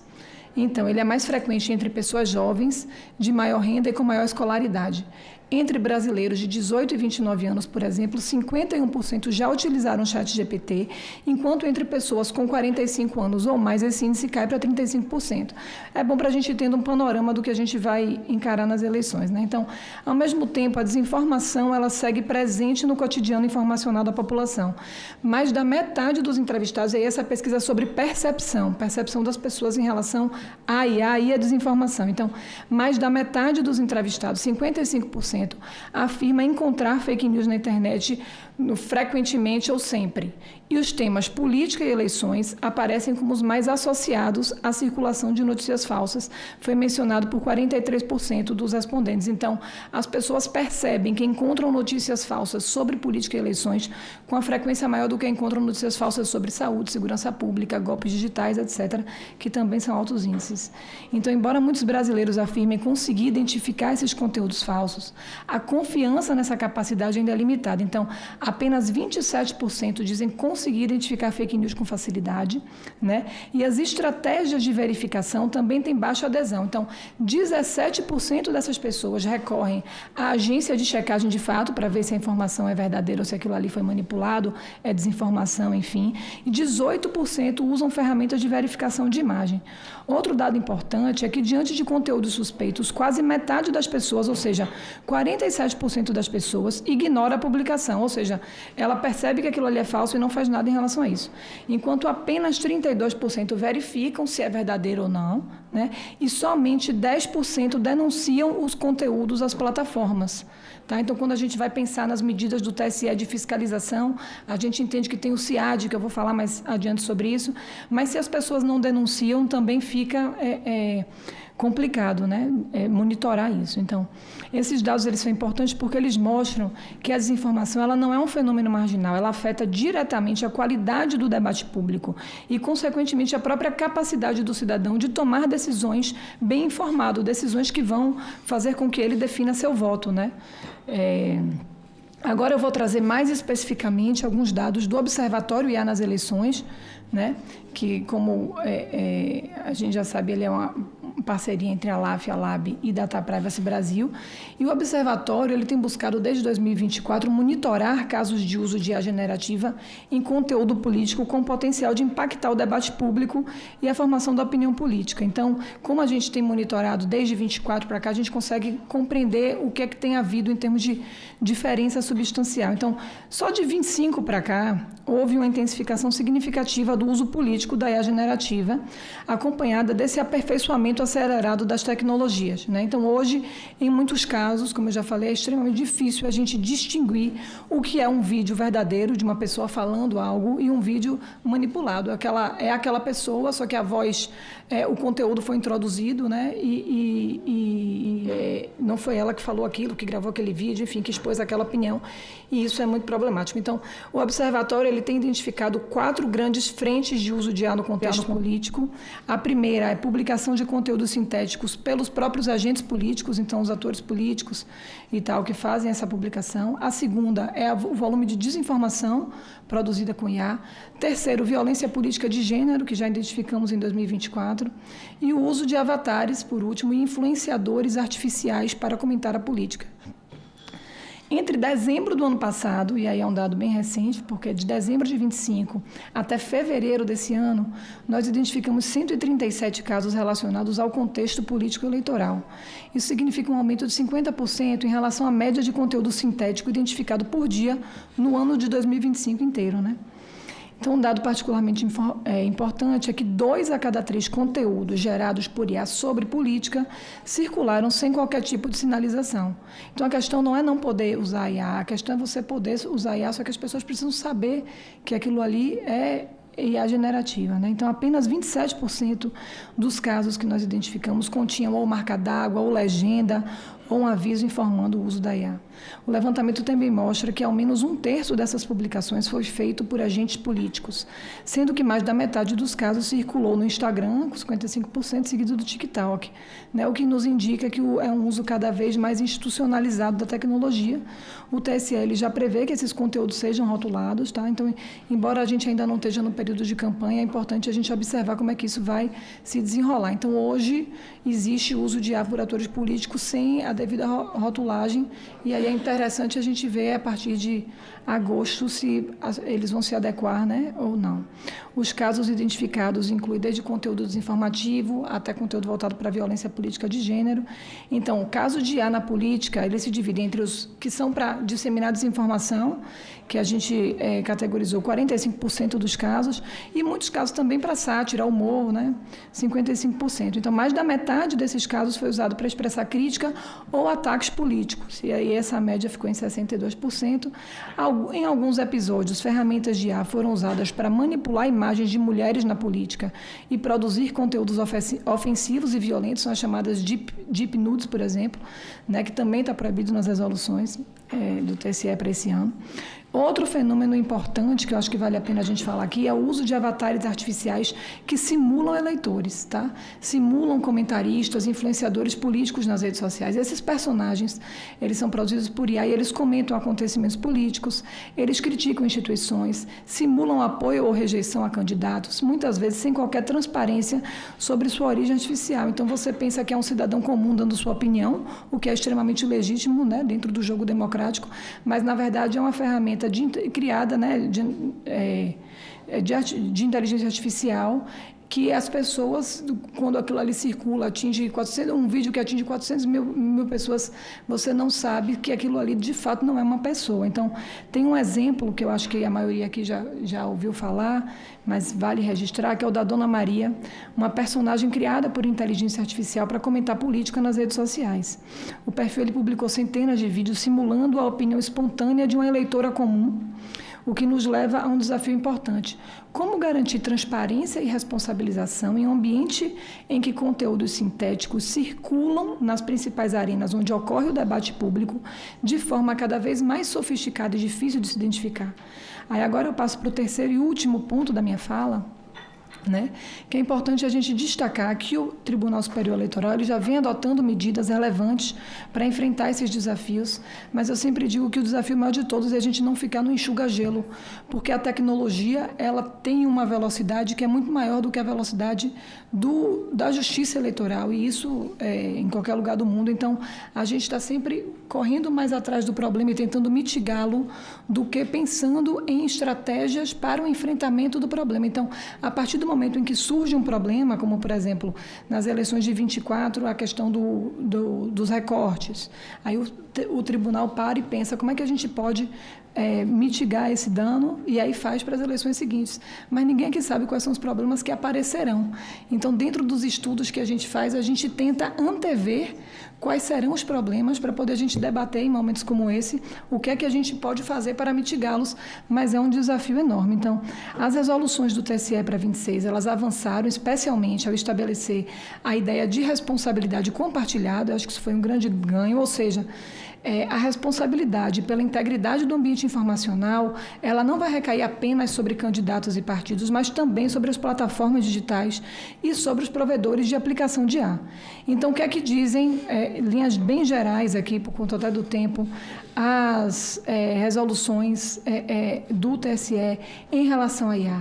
Sinalização de conteúdo criado com IA, proibição do uso de chatbots que personifiquem um candidato, proibição de publicação de deepfakes, proibição de circulação de novos conteúdos de IA 72 horas antes e 24 horas após o pleito. E aí também tem as responsabilidades para as plataformas e provedores de aplicação que ofertam esses sistemas de IA. Regras para chatbots de IA, por exemplo, não pode ranquear candidato. Então, hoje as pessoas perguntam tudo para o chat, né? Elas entram aqui no chat e perguntam, bom dia, em quem você acha que eu devo votar para senador? O chat não vai poder dizer, de acordo com o meu perfil, que ele tem todas as minhas características, meu perfil, ele sabe o meu modo de pensar, as minhas predileções políticas, ele não vai poder me dizer, você vai votar em fulano para o estado da Bahia. Então, ele vai ter que sugerir que eu entre no site do TSE, que eu veja as plataformas de campanha dos candidatos, né? Então, não pode ranquear candidatos, não pode recomendar, sugerir, indicar preferência. Os provedores têm que indisponibilizar os conteúdos que estão em desacordo com as regras de rotulagem, né? Então, é preciso que sejam obedecidas essas regras. Impedir a circulação de conteúdos de violência de gênero, o que parece óbvio, mas em 24 aconteceu, que são chamados de deep nudes. Além disso, o TSE passou a exigir, e eu acho que foi um grande ganho, mas a gente precisa avaliar como é que isso vai acontecer, os planos de conformidade das plataformas digitais. Esses planos eles devem demonstrar quais medidas concretas estão sendo adotadas pelas plataformas para cumprir a legislação eleitoral e mitigar os danos relacionados à desinformação e ao uso indevido de IA. Então, trata-se, portanto, de critérios e indicadores que são mensuráveis, como os relatórios que as plataformas vão ter que fazer, relatórios de transparência, bibliotecas de anúncio, etc. E tal. Esse plano ele é necessário para as plataformas que irão, e aí recai sobre um problema que Diogo nos apontou, porque ele vai ser necessário para aquelas plataformas que vão receber impulsionamento de conteúdo político eleitoral. E algumas das plataformas disseram que não irão receber, embora a gente saiba que, na prática, não é assim que as coisas acontecem. 60 segundos. Pronto, já estou finalizando. Ou seja, se vai receber anúncio político eleitoral, vai precisar ter um repositório de anúncio público e aberto, para que a população possa ver quem está investindo, né, dinheiro nisso, quanto está sendo investido. Então, se derrubou algum conteúdo por conta de ser um conteúdo desinformativo, quantos conteúdos foram derrubados, etc. e tal, qual era o teor daquele conteúdo. Esse ponto é muito importante porque nas eleições anteriores a gente teve dificuldades significativas relacionadas à fiscalização e ao enforcement das regras já existentes. Então, a gente vê regras muito boas, mas na hora de fiscalizar, a gente entende que existe essa lacuna. Então, a ideia é que esses planos de conformidade, se eles apresentam de antemão o que vai ser feito, auxiliem no como fiscalizar, né? Então, essa talvez seja hoje a nossa principal tarefa, o nosso principal desafio da fiscalização, como eu já apontei aqui. Então, só para finalizar, como garantir que essas medidas sejam efetivamente implementadas? Como assegurar a transparência, né, e responsabilidade das plataformas? Como monitorar conteúdos sintéticos em larga escala? A gente veio aqui para responder, mas eu acho que a gente tem mais perguntas do que respostas também. Então, a gente sabe que não existe solução simples para esses problemas. Algumas medidas me parecem fundamentais para a gente assegurar a qualidade do debate público no ambiente digital, que são, sem sombra de dúvidas, o fortalecimento da educação midiática e o fortalecimento do jornalismo profissional. Eu acho que a próxima sessão da comissão vai tratar mais disso. A gente sabe que o acesso à informação confiável ele é um dos pilares da democracia. Então, o locus, ou seja, a arena, o local do debate público hoje é o ambiente digital, ou seja, as redes sociais digitais, elas são a nova, que não é tão nova assim, a arena, esfera pública, né? Esfera de debate público. E o que a gente quer é garantir que nessa nova esfera pública as pessoas estejam munidas de informação de qualidade para escolherem livremente seus candidatos e exercerem, assim, os seus papéis de cidadãs e cidadãos. Então, por fim, eu agradeço novamente o convite e me coloco à disposição para a gente continuar debatendo as questões. Obrigada. Muito obrigada, Maria Paula. Acho que você trouxe aqui dados muito importantes. Eu destaco aqui, 27% só dizem conseguir reconhecer o que é uma desinformação. Isso, de fato, é alarmante, num cenário onde a gente tem que ter o letramento digital e midiático cada vez mais forte, né, para ensinar, né, a ler corretamente, criticamente os conteúdos, a identificar conteúdos sintéticos de conteúdos orgânicos e assim por diante, né? Então, realmente muito obrigada pela sua participação, é um prazer enorme te ouvir e espero que a gente possa continuar esse debate. Eu queria, antes de continuar, registrar, estamos ao vivo pela TV Senado, então agradecer a audiência de todos que nos acompanham. Estamos aqui na audiência pública, que está debatendo a comunicação social nas eleições gerais de 2026 e contamos com a presença aqui na mesa da Maria Paula Almada, diretora de projetos da LAFIA-Lab, de Bruno Hoffman, presidente do Clube Associativo dos Profissionais de Marketing Político. Queria também registrar que acompanham online essa reunião as conselheiras Ângela Sinhac, Valderez Donzelli, Ana Flávia Cabral, Zilda Martins.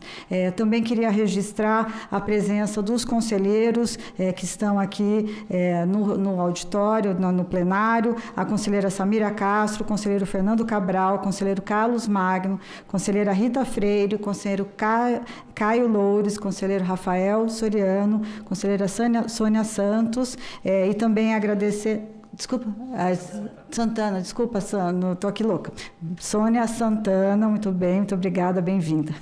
E também queria cumprimentar a Tatiana Kochla de Silva Araújo, secretária de Comunicação e Multimídia do Tribunal Superior Eleitoral, Tiago Siqueira do Prado, assessor-chefe de articulação parlamentar do TSE, e Guto Araújo, vice-presidente do Clube Associativo de Profissionais de Marketing Político. Faço esse registro para ficar, né, que todos que nos acompanham ao vivo possam saber quem está aqui participando dessa importante audiência.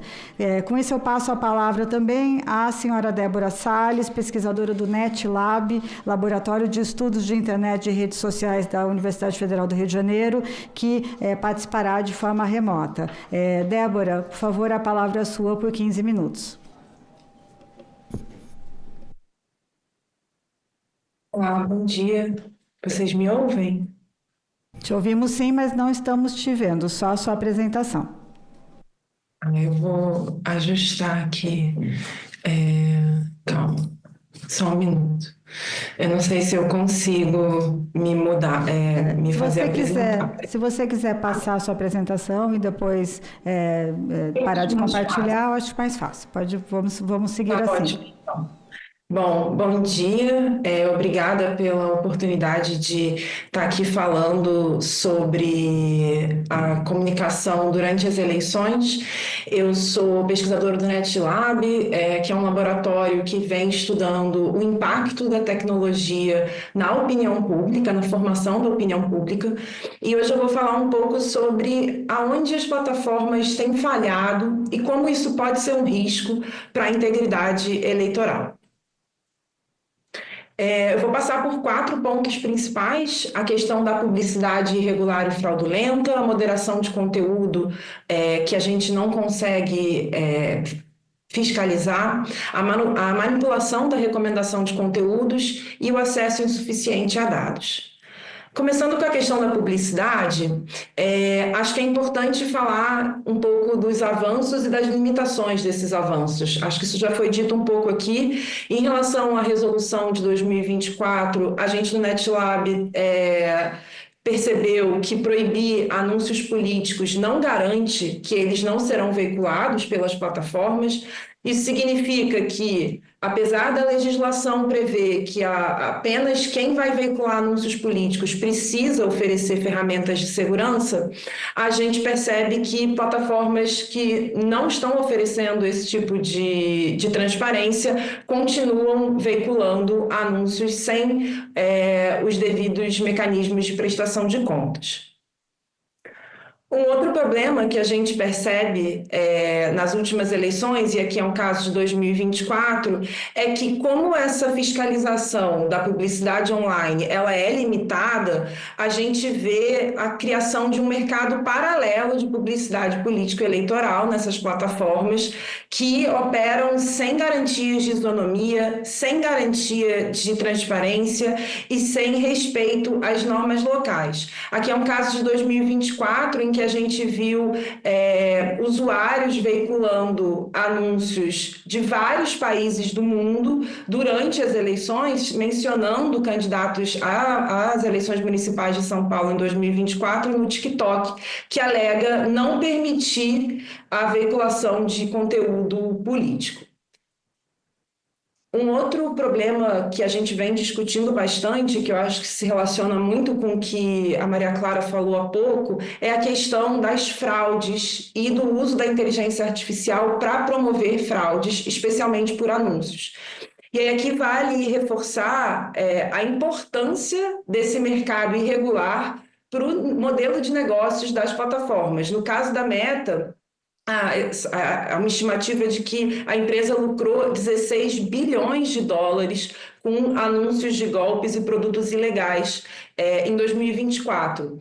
E isso vem sendo divulgado por vários veículos de comunicação e a gente do NetLab também tem realizado pesquisas tentando identificar e dimensionar esse mercado de anúncios fraudulentos. E aqui um recorte que a gente fez durante 2023 e 2025, a gente identificou mais de 14 mil anúncios que eram falsos, fraudulentos, levam as pessoas a perder dinheiro, a arriscar seus dados pessoais.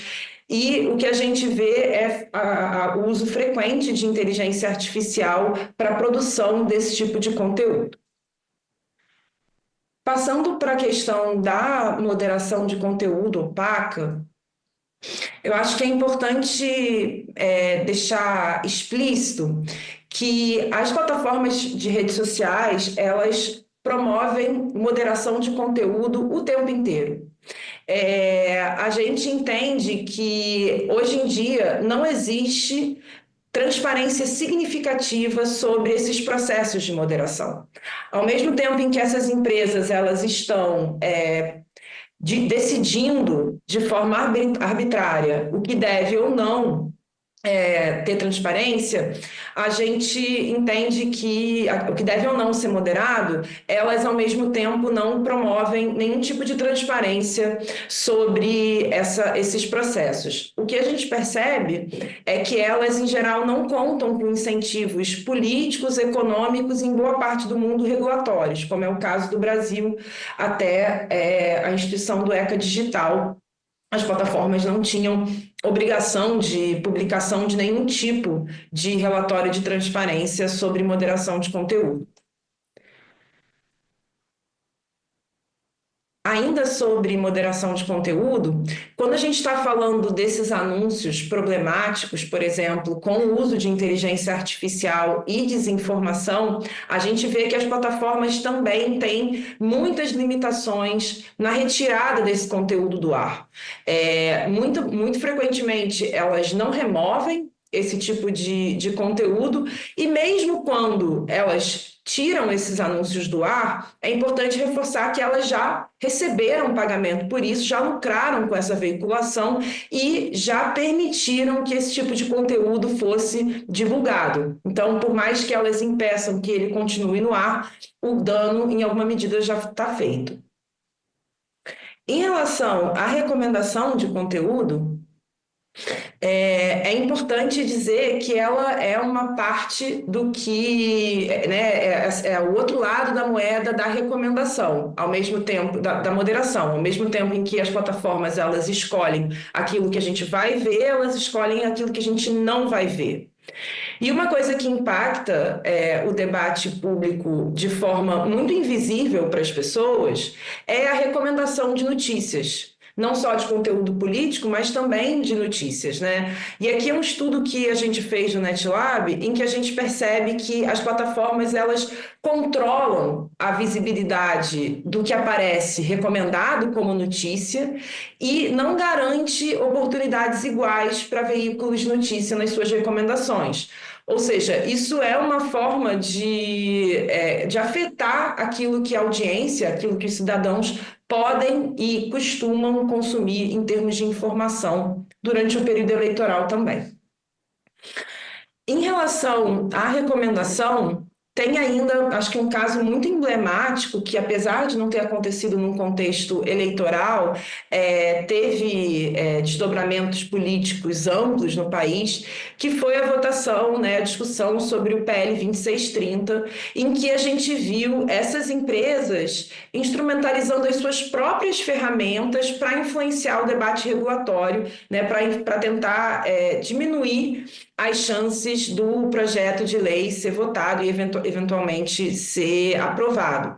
E aí aqui a gente vê as plataformas descumprindo as suas próprias políticas de transparência, de publicidade, revelando assim que a violação dos termos de uso acontece inclusive por elas mesmas, né? Além delas muitas vezes serem coniventes com problemas, né, que acontecem nos seus serviços, elas mesmas cometem esse tipo de deslize. E aí vale falar um pouco sobre a questão do acesso a dados. A gente no NetLab realizou há pouco um índice de transparência junto com a Universidade de Cambridge, em que a gente avaliou 15 plataformas e comparou o cenário de transparência no Brasil, na União Europeia e no Reino Unido. E a gente olhou tanto o acesso a dados de conteúdos públicos, né, conteúdos que não são anúncios, quanto da publicidade.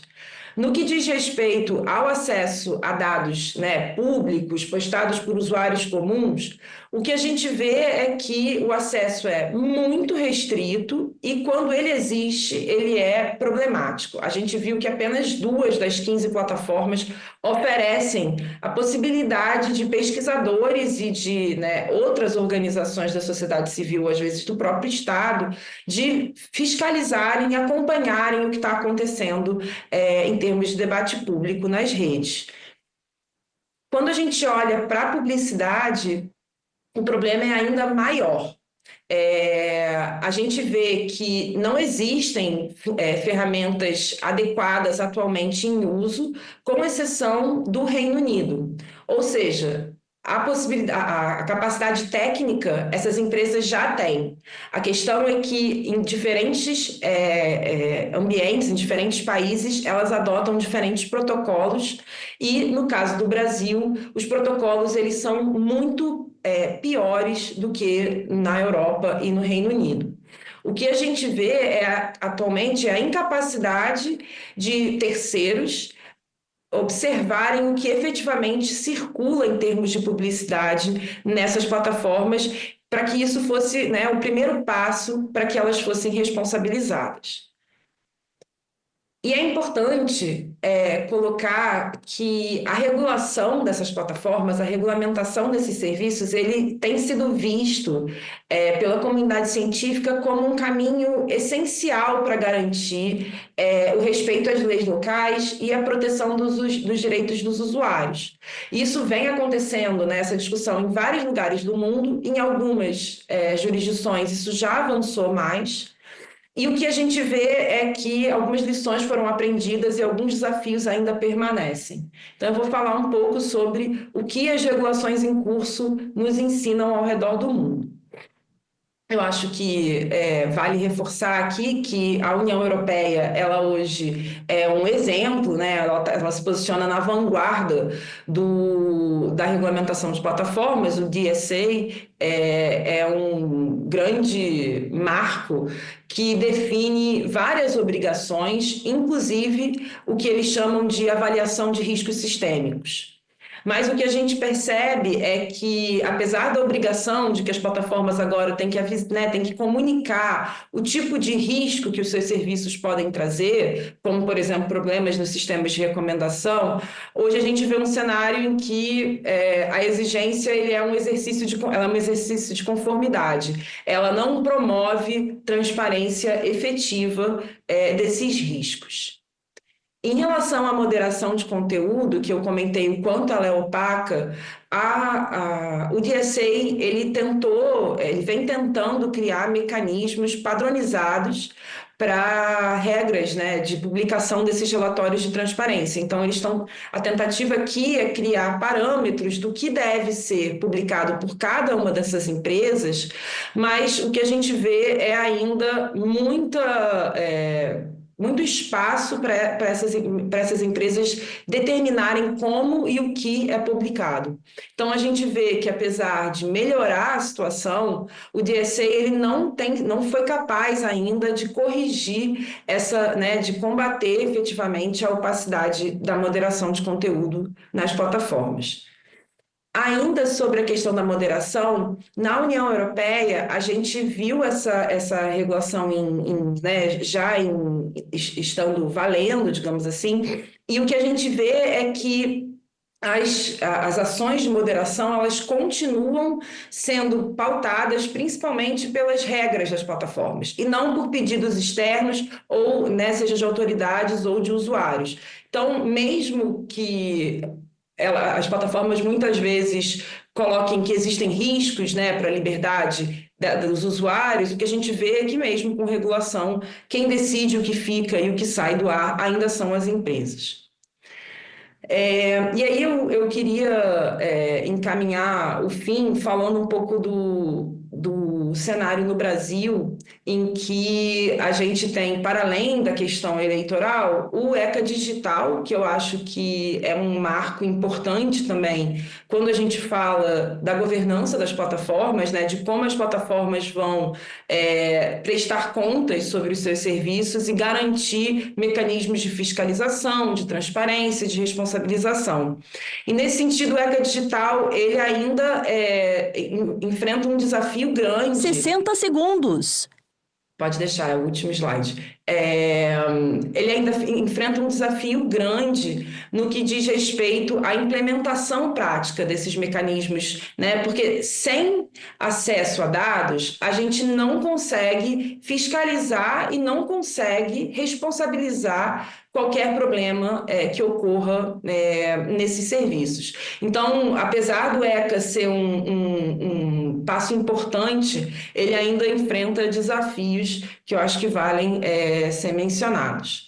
Bom, mas é isso. Para fechar, eu acho que queria reforçar a importância da transparência, da prestação de contas, para então responsabilização das plataformas digitais, para que isso garanta um processo íntegro eleitoral. Bom, é isso. Eu estou à disposição. Obrigada. Muito bom, muito obrigada.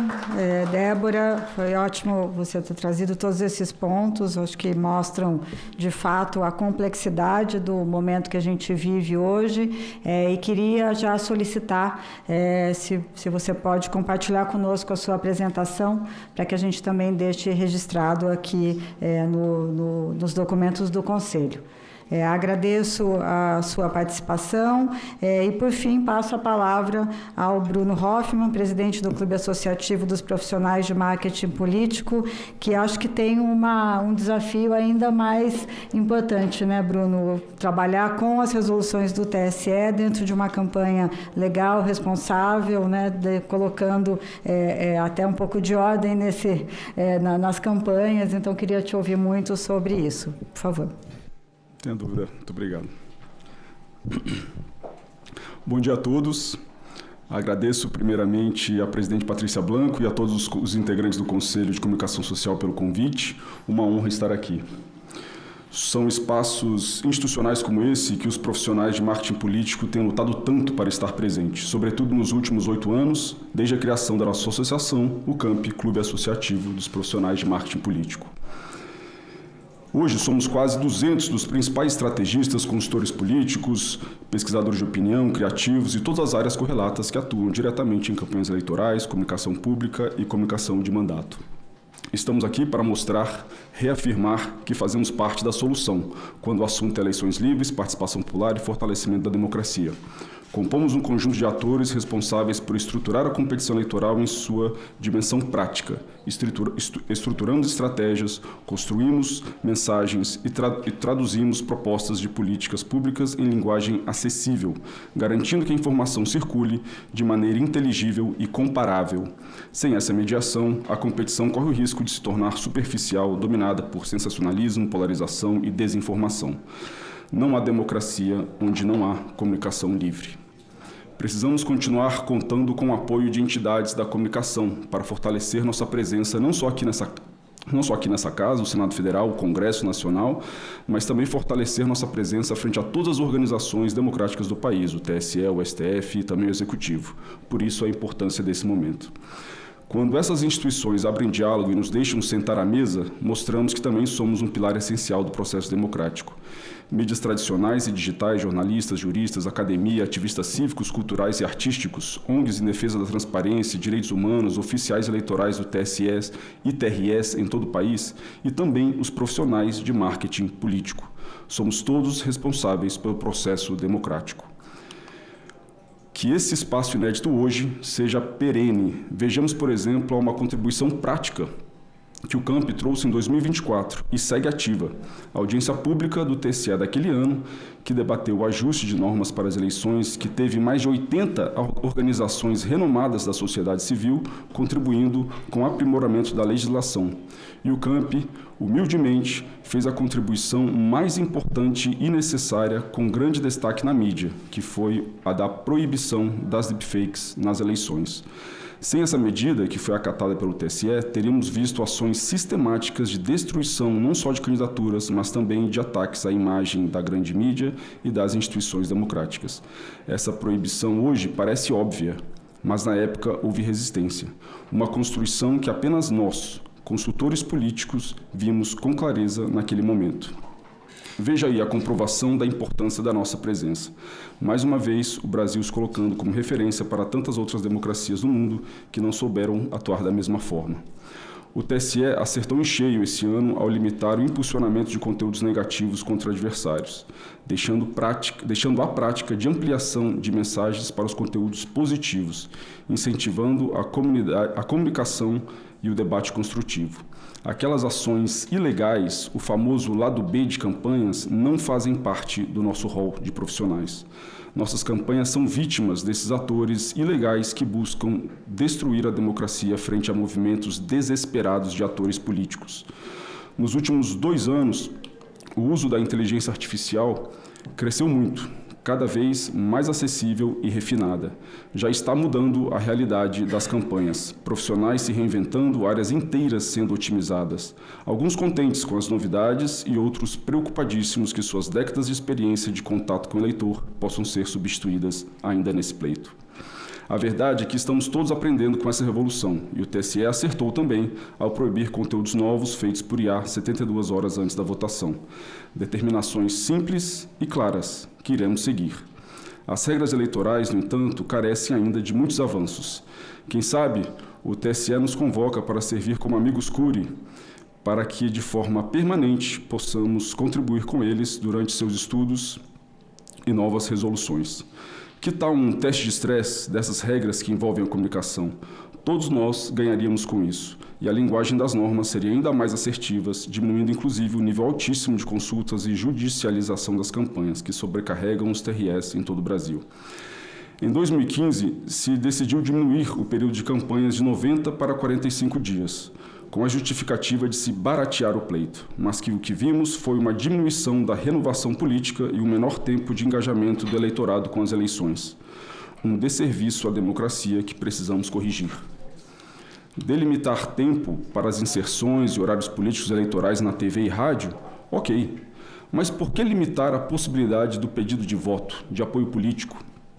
Por que não permitir que a Maria, o João, o fulano não possam dizer que são candidatos a prefeito, governador ou presidente e diga lá em 2034? Deixe eu dizer, estou me preparando, me formando, ganhando experiência para daqui a 8 anos servir como representante eleito.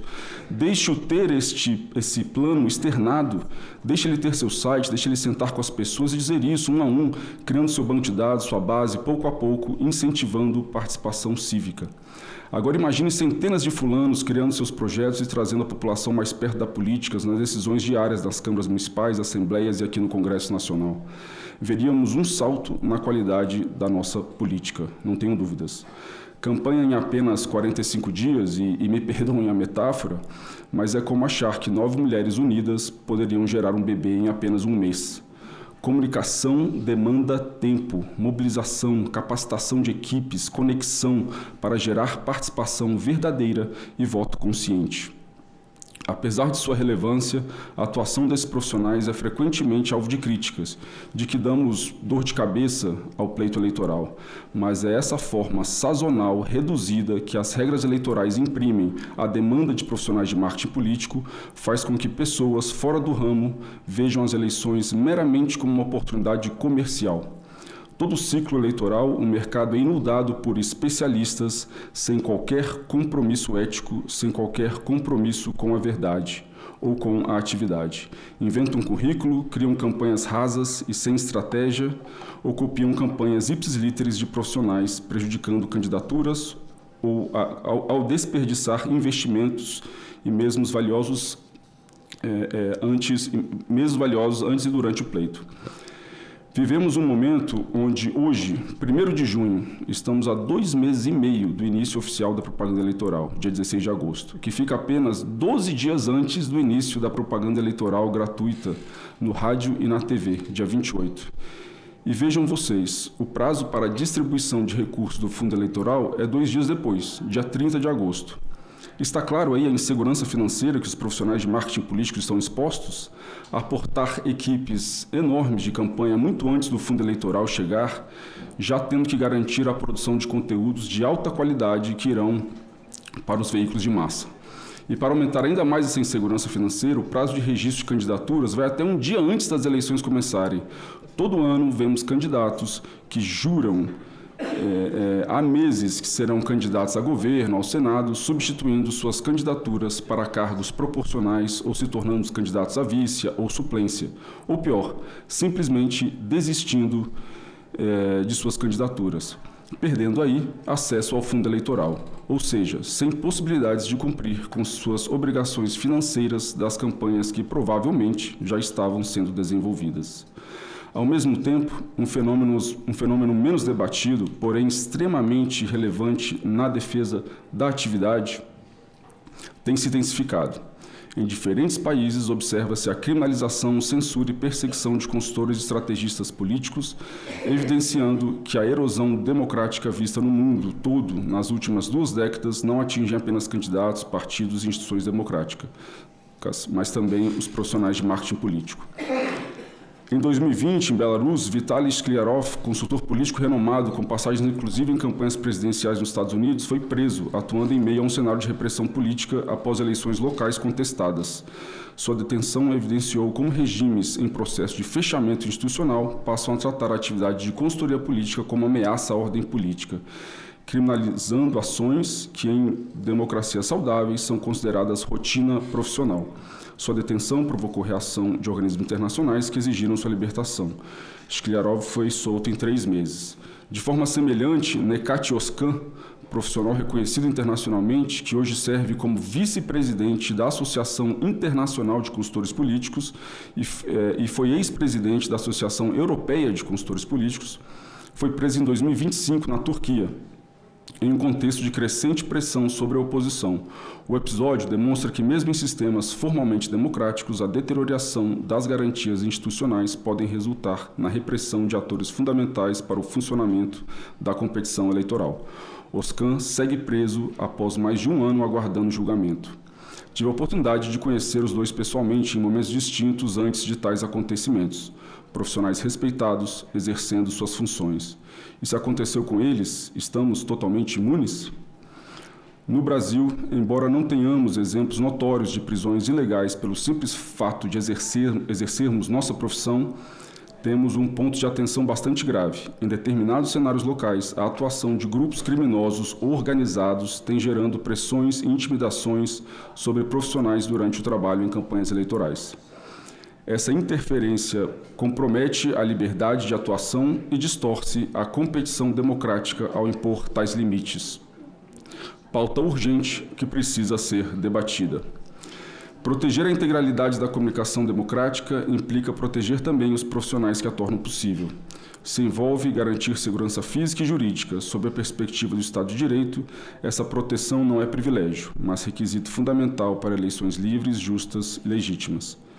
A disputa eleitoral real é, na verdade, constante e recomeça no mesmo momento do anúncio do resultado eleitoral disputado.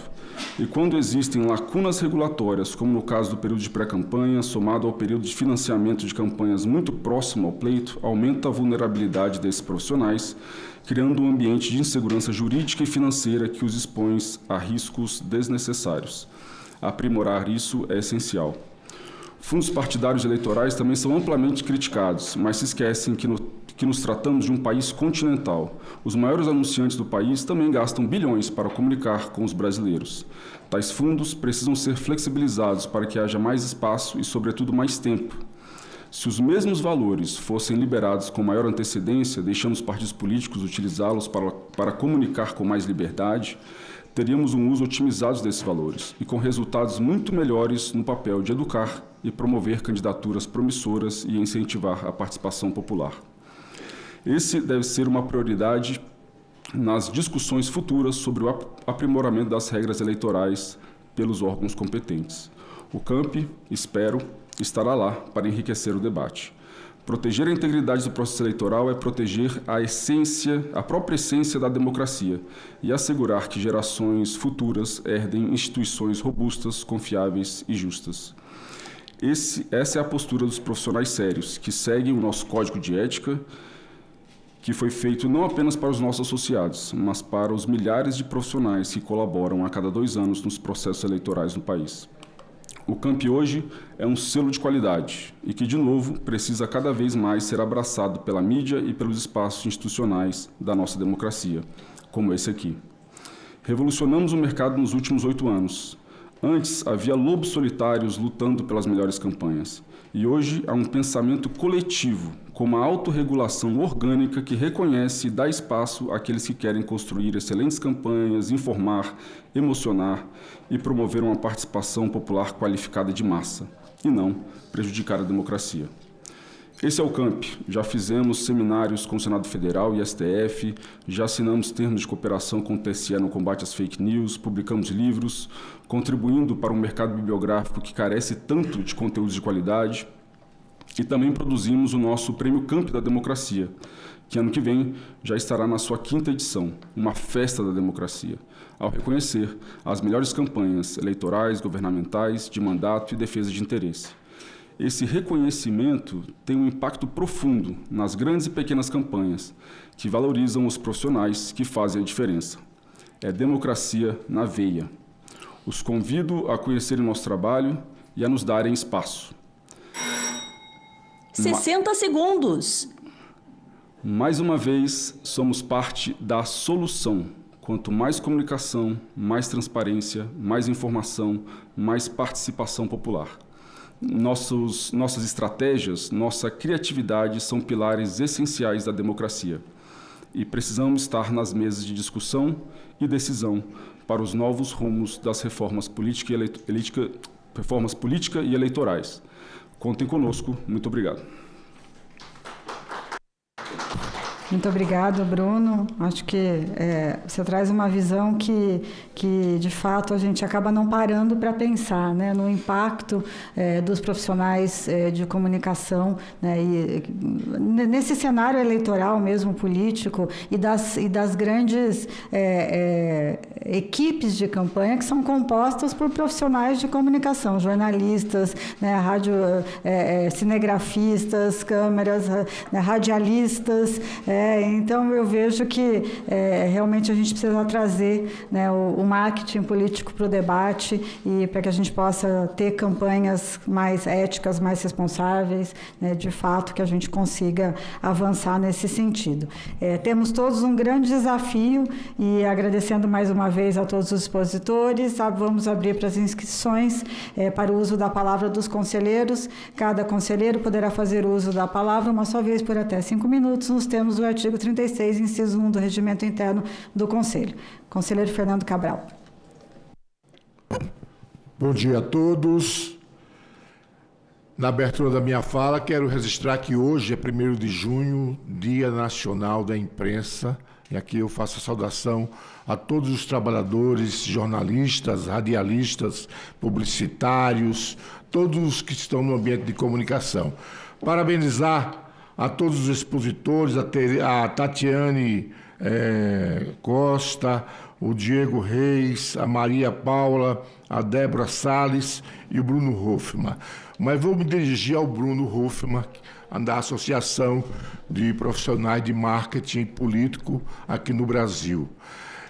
Com toda essa instrumentalização legal do TSE, as normas que foram colocadas para o ano 2026, mas com o surgimento das novas tecnologias e cada um que pega um aparelho desse se transforma num profissional de comunicação, num homem de marketing, até de marketing político, como é que a associação acompanha essas transformações tecnológicas e qual a preocupação central da associação na eleição 2026, já que nessa eleição é uma eleição geral, não é?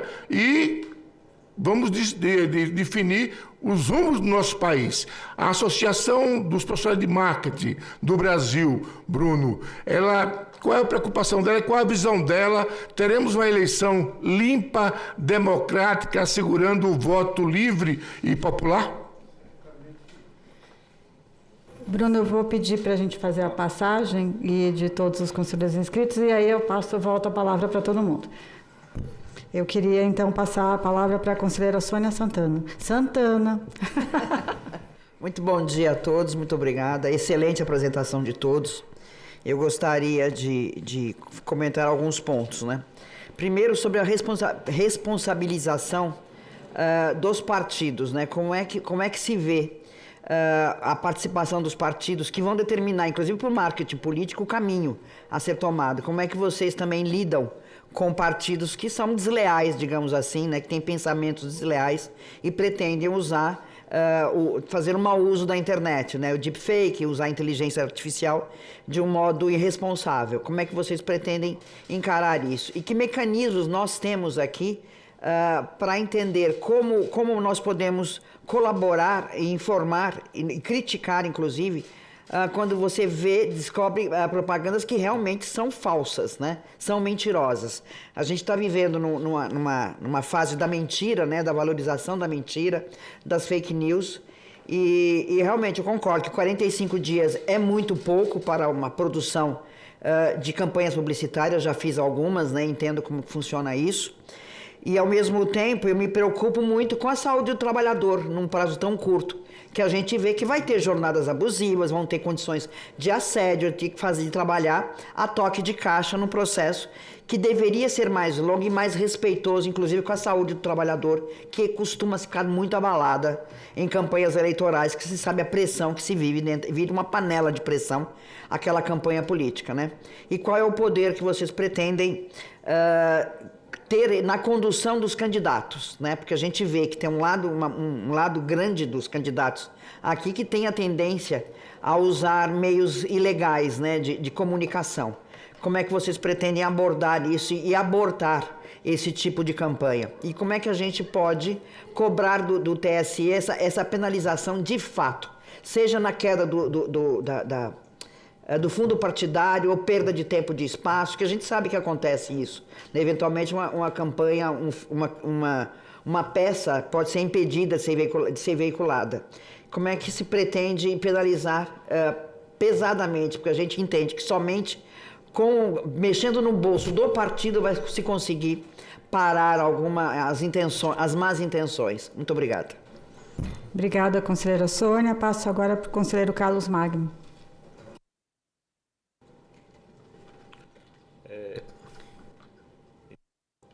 Oi, agora sim. Inicialmente, bom dia a todos. Queria parabenizar pelas exposições que foram feitas. Acho que foram exposições muito enriquecedoras, né, de muita realidade que a gente já conhece, mas de realidades que a gente ainda não conhece também, né?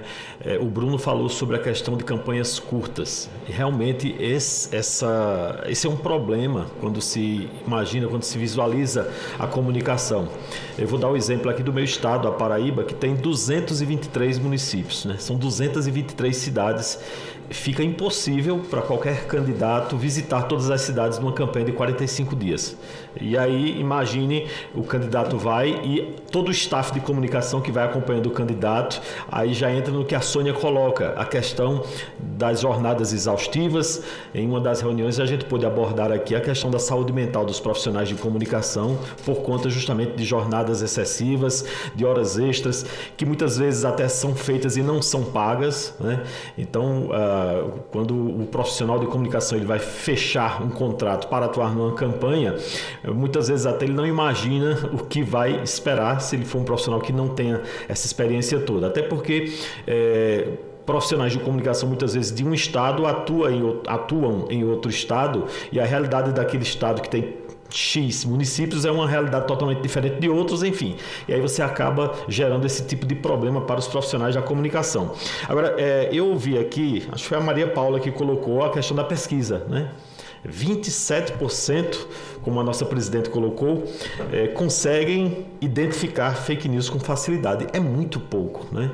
17% procuram agências de checagem. É mais pouco ainda, eu vou usar esse termo. Não é? É impressionante. Eu vejo uma realidade para essa campanha especificamente, não sei se vou estar enganado ou não, mas eu vislumbro que o exagero das fake news, o exagero dos conteúdos sintéticos, né? O exagero que vai ser colocado, ele vai provocar uma determinada reação no eleitor. O eleitor vai passar a retornar à mídia tradicional para fazer a checagem. A gente já faz isso no dia a dia. Muitas vezes você vai ali no Instagram, numa rede social, e você se depara com uma notícia. Eu vejo muito isso em casa. Minha esposa diz: olha, você viu que aconteceu isso e isso? Aí eu disse: onde foi que você viu? Não, eu vi no Instagram. Aí eu digo: entre no G1, entre no site da Veja, veja nos sites tradicionais se isso realmente ocorreu, né? E eu acho que as pessoas vão fazer esse caminho inverso, né? Vai haver um fortalecimento das mídias tradicionais em detrimento do que ocorre com as redes sociais. Então isso vai ocasionar o quê? Um prejuízo de imagem para as redes sociais, que ficarão mais desgastadas do que ainda estão. Não sei se elas estão preocupadas com esse fenômeno ou não, ou se a preocupação maior é em faturar, como foi dito aqui. Publica, mesmo sabendo que é errado, aí o dinheiro entra, depois vem uma determinação para retirar, o dinheiro já entrou, as empresas já faturaram. A minha preocupação é: como é que isso vai ser fiscalizado? Porque a gente vê no Brasil, a legislação avança tanto, a gente debateu aqui o ECA Digital, uma legislação que traz tantos avanços para a garantia da presença de crianças e adolescentes em ambientes digitais, mas tem que existir uma fiscalização para saber se todas aquelas normas vão ser cumpridas, se as empresas vão ou não cumprir, retirar conteúdos quando for necessário, e isso também vale para a eleição. Eu queria deixar esse questionamento aqui para cada um de vocês, né, de que forma poderia se ter realmente uma fiscalização efetiva e que se cumpra a legislação, porque o que a gente vê hoje é que existe a legislação, mas muitas vezes foi dito que as próprias empresas não cumprem as determinações que elas próprias publicam, né, que elas próprias determinam para elas. Então imagine como vai ser se essa determinação vier de fora. Se dentro de casa elas não estão cumprindo, imagine o que vem, a regra que vem de fora. Muito obrigado, presidente. Obrigada, conselheiro. Passo a palavra para a conselheira Rita Freire, por favor. Bom, eu vou aproveitar a intervenção do meu colega aqui sobre a eficácia, né? Sobre como essas novas regras serão fiscalizadas e serão efetivas neste período. Eu quero até agradecer a jornalista Aline Becker, da Casa Comum, que acompanhou todas aquelas audiências do TSE, e ela destacou alguns pontos que seriam importantes de transmitir para a população, né, através de publicações e tudo mais. E eu queria apontar alguns pontos para saber se realmente é possível que eles sejam cumpridos, né? Existe uma espécie de concurso para cortar, editar conteúdo. Essa premiação ela não pode mais acontecer, né? E eu fico imaginando como é que vai se localizar isso.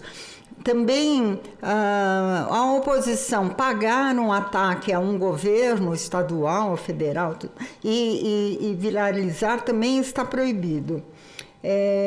Para remover um post, as plataformas têm que comunicar e justificar. E também, se a pessoa posta algo suspeito, terá de provar que ele não é falso nem ilícito. Acho que tem mais 2 pontinhos aqui, e eu quero passar para um alerta que é muito importante para o nosso conselho e para os debatedores, né? Mas antes, olha, as redes sociais só removerão anúncios se o juiz mandar, a menos que sejam criminosos. Eu não sei se isso mudou com os decretos que foram aprovados agora, e robôs e contas fake as plataformas devem barrar, né? Bastante coisa para se resolver rapidamente, porque a gente não tem uma regulação, né, aprovada pelo Congresso, que já nos daria uma base para enfrentar as eleições. Também aquele deep nudes, né, de alterar a imagem de candidatas com exploração pornográfica ou disposição íntima também, isso não pode mais acontecer. Mas eu queria aproveitar e perguntar aos debatedores e às debatedoras, assim, e aproveitar também para falar ao nosso conselho, que foram aprovados 2 decretos, foram emitidos aí 2 decretos pelo governo federal, o 12975 e o 12976, que alteram a regulamentação do Marco Civil da Internet, prevendo medidas de proteção às mulheres no ambiente digital. E, assim, para a sociedade civil são importantes esses decretos, mas há uma denúncia aqui, né, da coalizão, eu participo da Coalizão Direitos na Rede, uma preocupação, digamos assim, que há uma ofensiva aqui no Congresso de projetos tentando derrubar esses decretos, né? E, assim, há uma demanda, uma solicitação aqui também, também em forma de preocupação, de denúncia, é que o projeto de lei de regulação, o 2630 de 2020, ele está aí paradinho, né? Ele foi mencionado acho que pela Débora Salles, né, que a própria plataforma usou a plataforma para fazer campanha contra essa regulação, né? E aí, 60 segundos. Ótimo. Ainda tem 60 segundos, né? E aí é só... vou ler aqui só uma frase aqui da manifestação da coalizão, é que esse projeto e diversos outros projetos que estabelecem regras democráticas para o funcionamento das redes vêm sendo bloqueados no parlamento pela pressão das grandes plataformas digitais e suas bancadas aliadas no Congresso Nacional. Diante desse cenário de vácuo legislativo, de inexistência de norma que dê instrumentos para incidir sobre o modelo de negócios das plataformas digitais, visando a garantia de direitos, é que o STF atuou e que esses decretos foram emitidos. Então, há um apelo aqui, né? Eu gostaria de saber se esses decretos contribuem também para o processo de fiscalização aí eleitoral, né?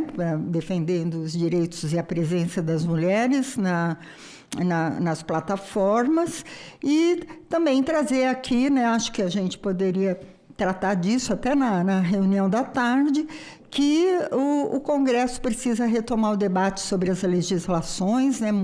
Foram trazidos exemplos aqui de legislações de outros países, para que voltemos a fazer essa discussão e contribuir para os parlamentares aí acelerarem. O Brasil precisa urgentemente de uma regulação das redes sociais. Muito obrigada. E parabéns a todas e todos os debatedores aqui. Muito obrigada pelas exposições. Muito obrigada, conselheira Rita. Passo agora a palavra para a conselheira Zilda Martins, que está nos acompanhando aqui remotamente. Conselheira Zilda, por favor, 5 minutos. Bom dia a todos e a todas.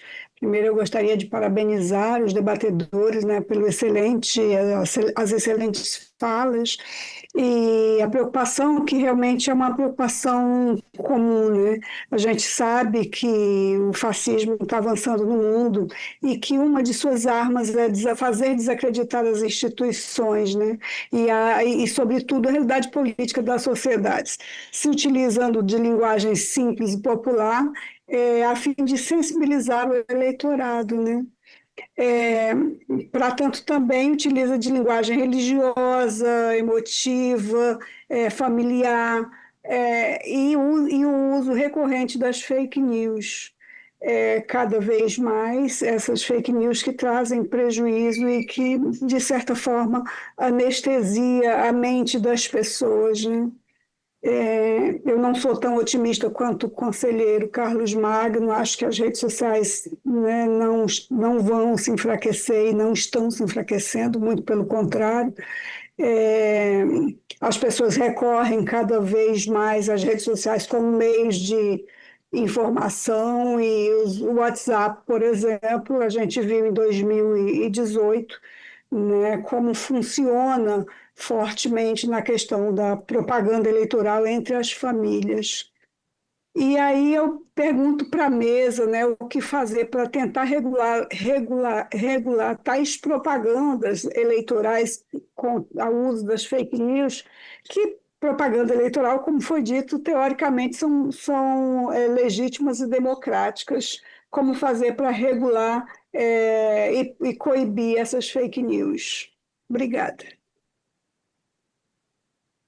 Obrigada, conselheira Zilda. Esse é um grande desafio, acho que é uma pergunta que a gente tem aqui, feito para todos. Passo a palavra para o conselheiro Caio Loures, por favor, Caio.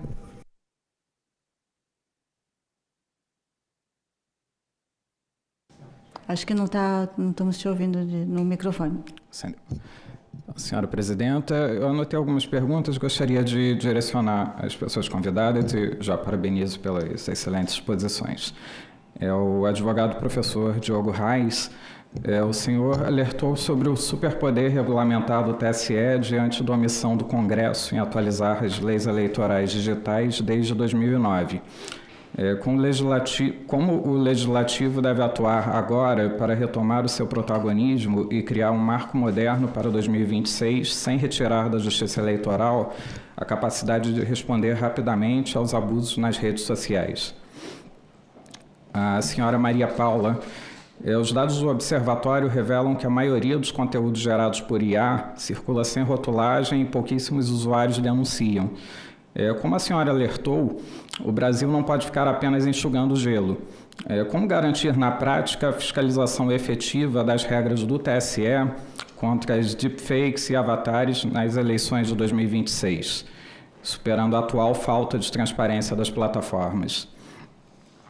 A pesquisadora Débora Salles, minha colega da UFRJ, a senhora alertou sobre a criação de um mercado paralelo de anúncios políticos irregulares, muitas vezes impulsionados por inteligência artificial, e criticou a grave falta de transparência das plataformas. Sem o acesso adequado aos dados para que pesquisadores e a sociedade possam monitorar as redes, como a Justiça Eleitoral conseguirá responsabilizar as plataformas e garantir a integridade das eleições de 2026? E ao senhor Bruno Hoffmann, o senhor destacou que os profissionais sérios são vítimas de atores mal intencionados que espalham desinformação e criticou as vulnerabilidades geradas pelo curto período da campanha oficial. Como que o setor pretende usar o seu código de ética e autorregulamentação para isolar esses aventureiros e garantir o uso responsável da IA, especialmente durante a pré-campanha para as eleições? Obrigado. Obrigada, conselheiro Caio. Passo agora a palavra para o último inscrito, o conselheiro Ricardo Ortiz, que também está acompanhando remotamente. Conselheiro Ricardo, por favor. Presidente Patrícia, em nome da qual cumprimento aos demais conselheiros, eu já quero aqui parabenizar aos expositores, belíssima apresentação de cada um de vocês. Mas, efetivamente, vai no mesmo norte, né? Quando eu colocando aqui em relação ao próprio TSE, né, na sua resolução 23755, e aí como coloca os principais novidades da comunicação da mídia, que é esse uso da inteligência artificial, né, que passa a ser regulamentado, os deepfakes, o bloqueio de novos conteúdos de IA, né, redes sociais que terão responsabilidade maior, perfil falso e automatizados que poderiam ser banidos, né, proibição em relação à recomendação de candidatos por sistema IA, enfim, é uma série de elencados que efetivamente, e aí vem essa pergunta aos nobres expositores, né, efetivamente nós precisamos aqui não somente de regular, mas também colocar isso, e a Casa de Leis aí é provocativa, né, de se fazer em conjunto esse reforço no sentido dessa normatização da mídia, né, que vai acontecer, e num período de curto, o prazo muito curto, 45 dias, né, para se fazer uma eleição, onde o regramento mal vai acontecer, e nós sabemos que na questão da morosidade também do judiciário, no sentido de atuar, onde nós colocamos como efetivamente essa Casa de Leis poderia, assim, juntamente com o Tribunal Superior Eleitoral, colocar esse regramento com mais vigor, com mais, sem ficar nessa estática, mas efetivamente atuar durante as eleições e já dar a sua resposta em torno desta matéria e principalmente agora dos novos regramentos e com isso também acontecer neste ano eleitoral, que é atípico de todos, porque agora a nossa primeira eleição com IA, né, e o que vai acontecer, e efetivamente já quero aqui parabenizar esse conselho, os conselheiros, né, por este tema tão proveitoso e que todos estão esperando, o Brasil inteiro, eu digo isso porque o meu estado, onde o questionamento e aí? Como que estão no regramento destas normativas e como vai acontecer efetivamente o seu regramento e cumprimento das normas e daquilo que pode ser punição aos faltosos e aos que vão, assim, romper essa regra. Muito obrigado, conselheiro Ricardo Ortiz. E com isso, encerradas as inscrições dos conselheiros, passo à leitura das manifestações dos cidadãos enviados pelo portal E-Cidadania, pelo Alô Senado. Gosto sempre de agradecer com bastante entusiasmo a participação de todos que nos acompanham remotamente. A gente tem visto uma participação crescente, né, de cidadãos de todo o Brasil. Então, gostaria aqui de já ler rapidamente as perguntas da Lana, do Distrito Federal. Existe algum plano de educação midiática e conscientização da população sobre fake news eleitorais? Só quero aqui, vou fazer um pequeno registro que o TSE está com uma campanha em mídia, acho que em TV, falando sobre educação midiática e combate à desinformação no período eleitoral, com 5 Vs, vi ontem à noite, então queria deixar registrado aqui essa campanha do Tribunal Superior Eleitoral. Rogério de Sergipe, até que ponto o combate às fake news pode afetar o direito constitucional à livre manifestação política? Acho que isso é para o professor Diogo Reis. A Júlia, do Espírito Santo, quais métodos serão adotados para regulamentar o uso de vídeos falsos produzidos com inteligência artificial? Bárbara, do Rio de Janeiro, como será assegurada a transparência nas campanhas eleitorais de 2026? 2026. A Regina do Espírito Santo, quais medidas serão tomadas para sanar os efeitos das enxurradas de notícias falsas que inundam as redes sociais nas eleições?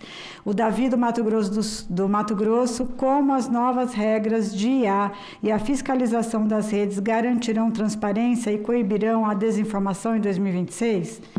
O Alex do Rio Grande do Sul, qual o prazo para uma rede social retirar o material com informações falsas verificadas? E qual a punição por compartilhar? O Edmar de Santa Catarina, como será responsabilizado o candidato que usa a máquina pública para fins eleitoreiros em programas que têm como objetivo só o voto?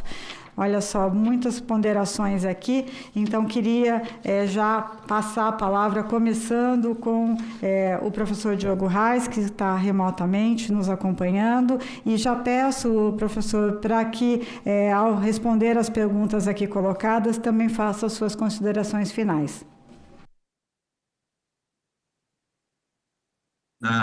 Perfeito, presidente.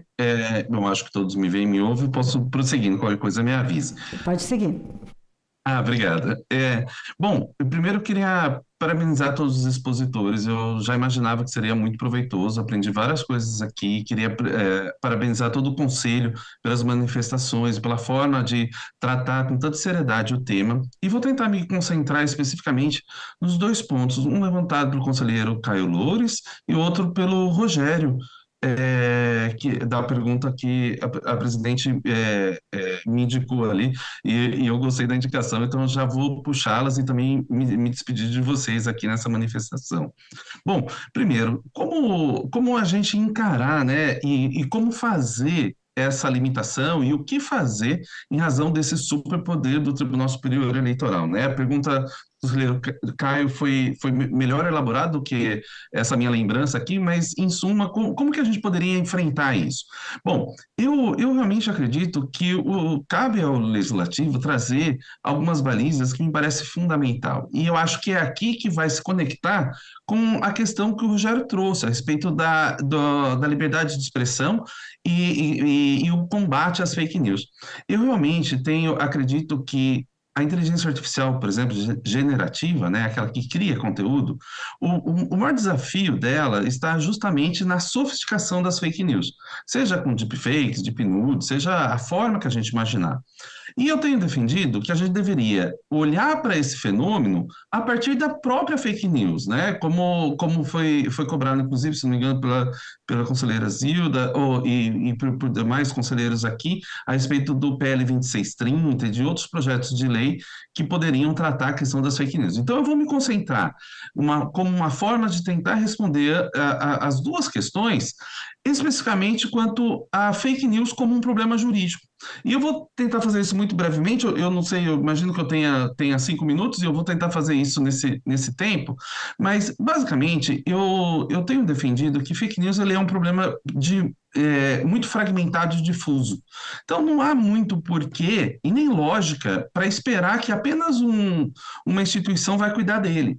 Então o judiciário me parece incapaz de cuidar de todo esse fenômeno, assim como o executivo, assim como o legislativo, e me parece que o próprio poder público é insuficiente para isso. O que eu estou querendo dizer não é um desestímulo, pelo contrário. Eu acredito que a gente deve fragmentar esse problema e, diante de cada expertise, enfrentá-lo fortemente.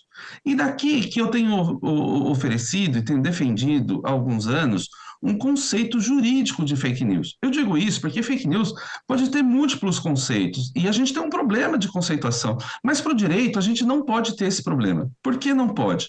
Porque no direito, diante de um Estado de Direito como é o Estado brasileiro, para permitir algo, a gente não precisa sequer definir, porque basta o silêncio para permitir que algo aconteça, porque afinal vivemos sob o princípio da legalidade e só somos proibidos de fazer algo quando previsto em lei. Ou seja, no fundo, para permitir fake news, não precisamos fazer nada. Mas para proibi-la juridicamente, é indispensável a sua definição. Então, por mais que a definição no jornalismo, na comunicação, na literatura, em diversas outras áreas, pode ter uma enorme dificuldade, a definição no campo jurídico é condição para ela ser um problema jurídico. Enquanto a gente não definir fake news, ela nunca vai ser um problema jurídico efetivamente. E aqui a minha proposta que eu tenho defendido, de que para o direito, não é o dilema entre a verdade e mentira que interessa. Eu não estou querendo dizer que pode mentir, e deixa eu explicar esse ponto. Me parece que o dilema entre a verdade e a mentira, puro e simples, está muito mais no campo da moral e da ética do que no campo do direito. Enquanto a moral e a ética... 60 segundos. O dilema entre verdade e mentira, o direito se ocupa com o dilema da fraude, ou seja, da enganosidade e não da verdade e mentira. Então, perceba que isso traz uma nova dimensão para a gente enfrentar o desafio. E eu tenho proposto que desinformação ou fake news, para fins de aplicação jurídica, deve ser considerado como conteúdo enganoso com potencial lesivo. E explicando um pouquinho esse conceito nessas duas partes, e mostrando a praticidade dele. Eu pude ser juiz eleitoral no Tribunal Regional Eleitoral de São Paulo por um período que foi muito proveitoso, e lá eu tive que enfrentar essa questão e desenvolvi basicamente um método de 2 passos para enfrentar judicialmente as fake news. O primeiro passo era, essa fake news, né, ela está provocando, ou seja, tem um bem juridicamente protegido que está sendo ameaçado ou está sendo lesionado. Pode ser difuso, como a democracia, a igualdade entre os candidatos, pode ser individual contra um determinado candidato, ou contra a integridade eleitoral, mas o fato é que a integridade eleitoral é um ambiente ainda maior, né, mais difuso, mas deve, para ser um problema jurídico, necessariamente estar lesionando ou ameaçando de lesão um bem juridicamente tutelado. Como é na justiça eleitoral, esse bem tem que ser tutelado, ou seja, protegido pelo direito eleitoral. Então, uma vez visto que sim, está lesionando ou ameaçando de lesão um bem que o direito eleitoral protege, eu passava para o segundo passo para tomar minha decisão. Esse conteúdo é enganoso? E por que essa pergunta é mais importante do que se é verdade ou mentira? Primeiro, porque é mais fácil aferir judicialmente, ver se o conteúdo é enganoso ou não, do que ver se ele é verdadeiro ou falso. A falsidade é uma das espécies de enganosidade, mas não a única. Muitas vezes, um conteúdo, inclusive duvidoso, pode-se dizer, ele, num determinado contexto, pode se encarar como uma lesão a um determinado candidato. Então, perceba como a questão toma outro corpo jurídico aqui. E talvez isso ajude, inclusive, a evitar o debate da liberdade de expressão. Porque nós podemos discutir se tem o direito a mentir ou se tem o direito a informações não confiáveis ou disseminá-las. Lógico que isso não quer dizer que no campo do jornalismo não devemos combater. Eu estou trazendo aqui especificamente pensando no judiciário, né? Mas eu acredito que se o judiciário se concentrasse na sua missão, que é proteger os bens da vida, que são protegidos pelo direito, o judiciário não entraria nesse debate da liberdade de expressão, porque ninguém nunca defendeu liberdade de expressão para enganar e lesionar alguém. Você pode ter defendido para falta de conhecimento, para mentira, mas para enganar e lesionar, nunca vi alguém defendendo isso. Então, eu acredito que o judiciário deveria se ocupar apenas quando o potencial lesivo foi demonstrado e o conteúdo enganou e a enganosidade do conteúdo. De resto, talvez caiba, e me parece que sempre cabe, ao jornalismo, à comunicação, à literatura, muitas vezes à ciência política, à filosofia, à sociologia, mas ao direito, só aquilo que lesiona ou ameaça de lesão um bem que o próprio direito protege. Fora disso, faz com que deposite a expectativa que o direito e que o judiciário vai resolver todos os problemas do mundo, inclusive eliminar a mentira do mundo. O nosso objeto no direito, na minha opinião, não deveria ser a mentira. Mentira pode ser uma das faces, mas deveria ser a enganosidade. Porque aqui o direito não parece se ocupar com o debate puro e simples entre verdade e mentira. Isso talvez esteja muito mais no campo do moral e da ética. Então, ao direito que é do direito, à moral que é da moral, à ética o que é da ética, ao jornalismo que é do jornalismo, à comunicação política, como o doutor Bruno trouxe, o que é da comunicação política, enfim, se a gente pudesse dividir, cada um fazer o seu papel, talvez a gente consiga chegar muito mais longe. E eu acho que legislando, trazendo fake news como conteúdo enganoso com potencial lesivo, respondendo a pergunta do conselheiro Caio, a gente limitaria esse superpoder porque vai trazendo balizas para que o poder normativo do TSE atue firmemente, e é bom que ele atua, é bom que ele atualize, mas é necessário ter parâmetros mínimos de segurança. E parece que isso só a lei poderia fazer. Muito obrigado a todos, fico à disposição, peço desculpas se me alonguei, mas continuo à disposição de todos, seja por aqui, fico à disposição também pelas redes sociais e por qualquer outra forma que a gente possa falar, e muito grato à disponibilidade de todos vocês. Mais uma vez, aí agradecendo a nossa presidente, nossa vice-presidente, a todos os conselheiros e todos os expositores aqui que trouxeram considerações extremamente importantes. Muito obrigado.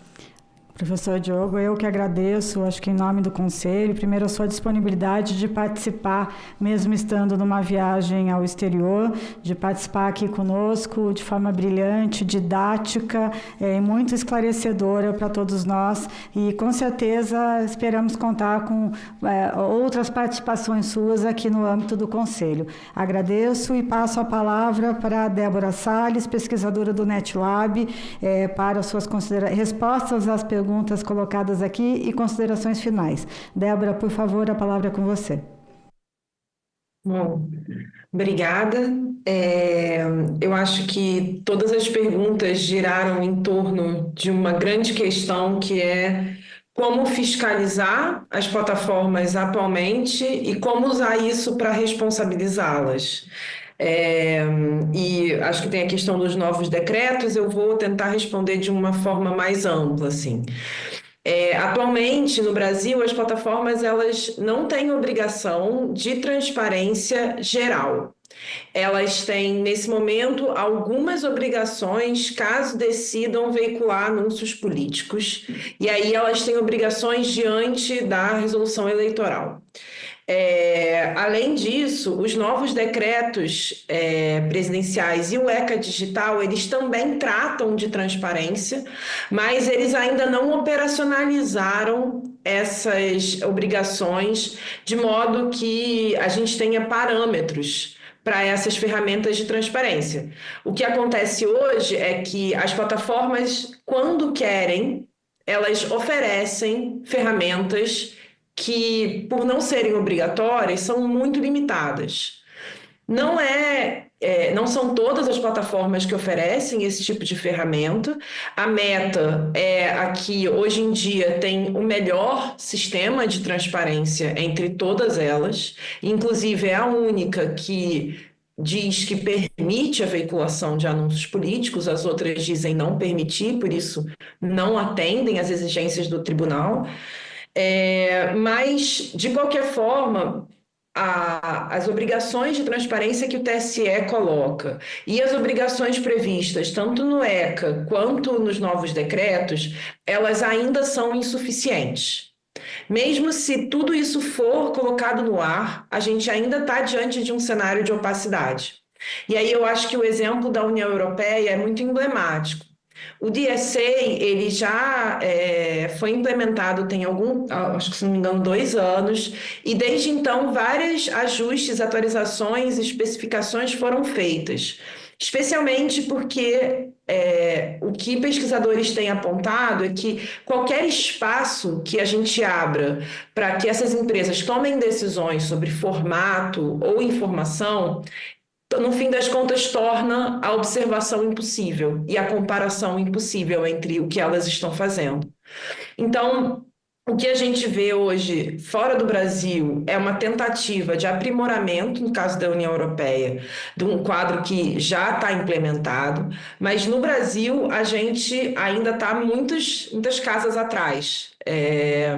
Eu diria que existem mecanismos atualmente que permitem observação de irregularidades, mas eles não são sistemáticos. E eles estão restritos no caso a questão eleitoral. E eu diria que a definição do que é um conteúdo eleitoral, ela é muito questionável, subjetiva, discutível. Então, quando a gente só garante transparência para uma categoria de conteúdo que não é tão objetiva assim, a gente, na verdade, está criando um mecanismo de transparência que é incompleto e insuficiente. Eu acho que, para finalizar, em relação à responsabilização, hoje em dia existem formas de responsabilizar essas plataformas, mas o que a gente percebe é um limite da justiça eleitoral. Nas eleições de 2024, o NetLab publicou alguns relatórios que mostravam irregularidades na publicidade política diante das obrigações que o TSE estava colocando. 60 segundos. Já estou finalizando. E o que a gente viu em 2024 foi que não aconteceu nada com essas plataformas, nada foi feito. Então, existe espaço, mas a gente ainda não viu esses desdobramentos aplicados ainda. Bom, mas é isso. Queria agradecer mais uma vez a oportunidade e sigo à disposição. Obrigado, Débora. Foi um prazer ter você aqui com a gente. E, por favor, não esqueça de compartilhar a sua apresentação. Todos aqui estamos curiosos e para estudar um pouco mais a fundo todos os dados que você trouxe. Agradeço e passo a palavra para a Maria Paula Almada, diretora de projetos do Alaf Alab. Bom, eu acho que eu já fui bastante contemplada com as respostas de Diogo e Débora, porque eles falaram um pouco sobre fiscalização, etc. Eu vou trazer aqui algumas coisas no sentido de tentar complementar. Primeiro, eu gostaria também de ter o otimismo do conselheiro Carlos Magno. Existe sobre as pessoas entenderem que aquilo ali pode ser desinformação e recorrerem à mídia tradicional, né, ao jornalismo que de fato faz apuração, sério, etc. Mas eu não acho que é bem assim. Existe uma teoria, digamos, da comunicação que chama-se viés de confirmação.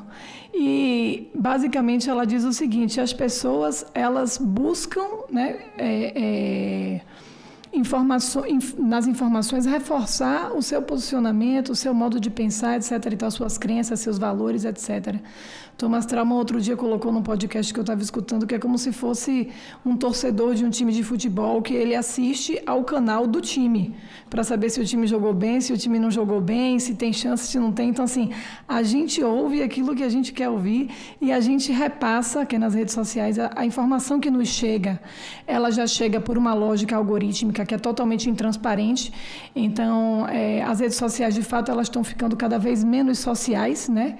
E mais como um mercado, em que você chega no mercado, só que você nem escolhe qual é a prateleira que você vai transitar.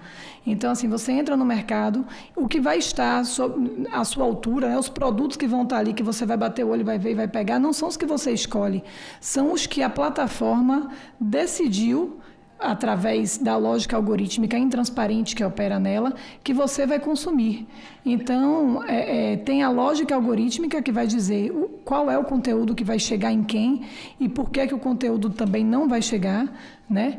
E tem também a preferência, né, das pessoas. Então, quer dizer, eu consumo aquilo que faz mais sentido para mim e vou repassar aquilo que confirma minhas crenças, meus valores, etc. Então, eu acho que esse percentual baixinho vai continuar baixinho de verificação, infelizmente. Eu concordo com Débora no sentido de que os novos decretos, a resolução do TSE, o ECA digital, eles vêm no sentido de proteger. Então, acho que a gente tem que pensar, como eu venho do campo da comunicação, tem uma outra teoria também, que é a do priming, que ela diz o seguinte: quando você já tem sua opinião formada em relação a determinadas assuntos, você tem ali sua bagagem, suas lembranças. Então, quando você fala uma coisa, você automaticamente abre ali uma gavetinha da sua cabeça que vai remeter a outra. Então, o que é que acontece hoje no Brasil? Hoje no Brasil, quando a gente fala regulação, metade das pessoas vai dizer sou contra porque vai ferir minha liberdade de expressão. Então, na teoria do priming, a regulação já se associou o cerceamento da liberdade de expressão. Eu acho que não é por aí. Eu acho que os decretos novos, eles estão visando proteger. Então, o que é que acontece? O primeiro decreto, ele diz assim, o Marco Civil da Internet diz que a responsabilidade pelo conteúdo não é só de quem publica, mas é também da plataforma, porque, veja, eu não posso chegar num canal de televisão e pagar para cometer crimes difamatórios, seja lá quais forem esses crimes, dentro de uma rede televisiva. Então, dentro das plataformas, isso também não pode. Então, assim como a TV seria responsabilizada se ela permitisse esse meu anúncio criminoso, a lógica é que a plataforma também seja responsabilizada se ela permitir esse tipo de conteúdo. Então, por exemplo, o decreto de violência contra as mulheres, quer dizer, vamos proibir que terceiros possam usar uma foto de uma mulher para criar uma imagem dessa mulher nua. Então, isso é um dos aspectos que está no decreto. Então, vamos explicar que as plataformas precisam derrubar o conteúdo se a mulher, a vítima, disser... 60 segundos! Já estou finalizando. Se a vítima disser... eu quero que seja derrubado esse conteúdo, dessa minha deepfake, minha foto sem roupa, a plataforma tem que ter até 2 horas para tirar. Então, os decretos vão nesse sentido. Então, eu acho que quando a gente fala em decretos, a gente tem que falar mais em proteção do que em regulação, sabe? Eu acho que isso é uma chave que tem que ser virada, né, na cabeça das pessoas. E aí eu acho que os decretos e o ECA, eles vão para o guarda-chuva da ANPD que vai fiscalizar. Então, eu acho que a gente tem que, nós como sociedade civil, academia, que é de onde eu venho, temos que acompanhar para ver como essa fiscalização vai ser feita, se a agência vai, de fato, estar empoderada para poder conseguir fazer seu trabalho. Então, a gente sabe que ela está passando por reformulações, então a gente tem que acompanhar isso de perto para poder ver como é que isso vai acontecer. No âmbito das eleições, especificamente, eu acho que os planos de conformidade que estão na resolução podem ser, sim, um avanço significativo, porque a partir dos planos de conformidade, as plataformas vão precisar dizer como elas vão fazer para cumprir o que está na regulação, nas resoluções. Então, eu acho que a gente tem que ficar de olho mesmo nesses planos. O que é que tem que ter? Eu faço parte de o Alaf faz parte da Sala de Articulação contra a Desinformação. São mais de 20 organizações da sociedade civil. A gente debate desinformação, regulação, proteção, etc. e tal. E aí a gente entendeu que, de fato, a gente precisa olhar com mais cuidado para o que é que tem que ter nesses planos, né? Quais são as informações que vão ser exigidas para que as plataformas digam o que é que vai estar lá, o que é que não vai estar lá, e como é que elas vão fazer para estar em conformidade, né? Então, eu acho que olhar para esses planos de conformidade é um dever nosso agora, da sociedade civil, academia, legislativa, enfim, para poder a gente... E também, acho que o TSE pode responder, acho que até melhor que a gente, como é que eles vão fazer para fiscalizar, porque existe na própria resolução que haverá parceria com a academia, parceria com a sociedade civil, etc. e tal, mas a gente gostaria de entender como é que isso vai se dar de fato, para que a gente tenha uma fiscalização efetiva, um acompanhamento efetivo do que vai acontecer no ambiente digital nas eleições. Estou aqui à disposição, qualquer coisa, podem contar comigo. Muito obrigada pelo convite, pelo debate. Muito obrigada, Maria Paula. Você tocou num ponto que é o viés de confirmação, e eu tenho uma frase que eu brinco que é a minha pergunta de doutorado, mestrado, que eu não sei, um dia eu vou fazer, que é como combater a desinformação se a verdade não importa. Eu só tenho a primeira pergunta, tá? Não tenho respostas. Bruno, queria passar para você, para as suas considerações. Obrigada. Agora sim. Alô? Bem, eu vou tentar aí responder todas as perguntas e comentários dos conselheiros, mas eu acho que até antes disso tudo, a gente vê aqui nesses espaços como esses, enfim, que a gente vê a mídia, vê os jornalistas, vê os advogados, que eles estão realmente estabelecidos através de suas instituições, né, nesses espaços, né? E eu acho que quando a gente fala de eleições, de novo, a gente tem que trazer mais aqui os profissionais de marketing político, né? A doutora Maria Paula falou aqui sobre o programa de futebol, né, que o pessoal ouve como se estivesse ouvindo o programa do próprio time. E eu me lembrei de um artigo que eu escrevi recentemente, que eu fazia uma comparação também, vocês viram que eu adoro metáforas, brincando um pouco que o TSE seria a FIFA, que organiza os grandes eventos, e colocando o marketing político como os treinadores, né, que são aqueles profissionais que no ato da eleição, no ato do jogo, ele está ali conduzindo as regras, etc. E hoje a gente vê, no caso, né, aqui no Brasil, por exemplo, a FIFA ainda está muito distante desses treinadores de futebol. Então, a gente pede, de novo, a luta por esse espaço, né? Então, e tentando responder um pouco do que o conselheiro Fernando Cabral trouxe, tem um dado, eu preciso até atualizar ele, porque ele é de 2020, mas que fala que o TSE teve 500 mil pedidos de registro de candidaturas, né? Olha o tamanho desse universo, 500 mil pessoas pedindo para ser candidato. E aí... a gente tem aí a gente tem no mesmo espaço só 45 dias de eleição, ou seja, não há, de fato, essa demanda que se pede para profissionais de marketing político por um período tão curto, isso não é sustentável. Né? Não existem agências hoje no Brasil, elas não conseguem viver, obviamente, só de eleições. Né? Isso faz com que, enfim, os profissionais vão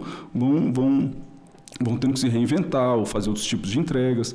Então, esses especialistas que você comentou, né, que realmente a gente é inundado todo ano por especialistas, e agora ainda com a questão da IA ficou ainda mais fácil de ser inundado, porque você pede para o ChatGPT, ele vai lá e faz um planejamento de campanha.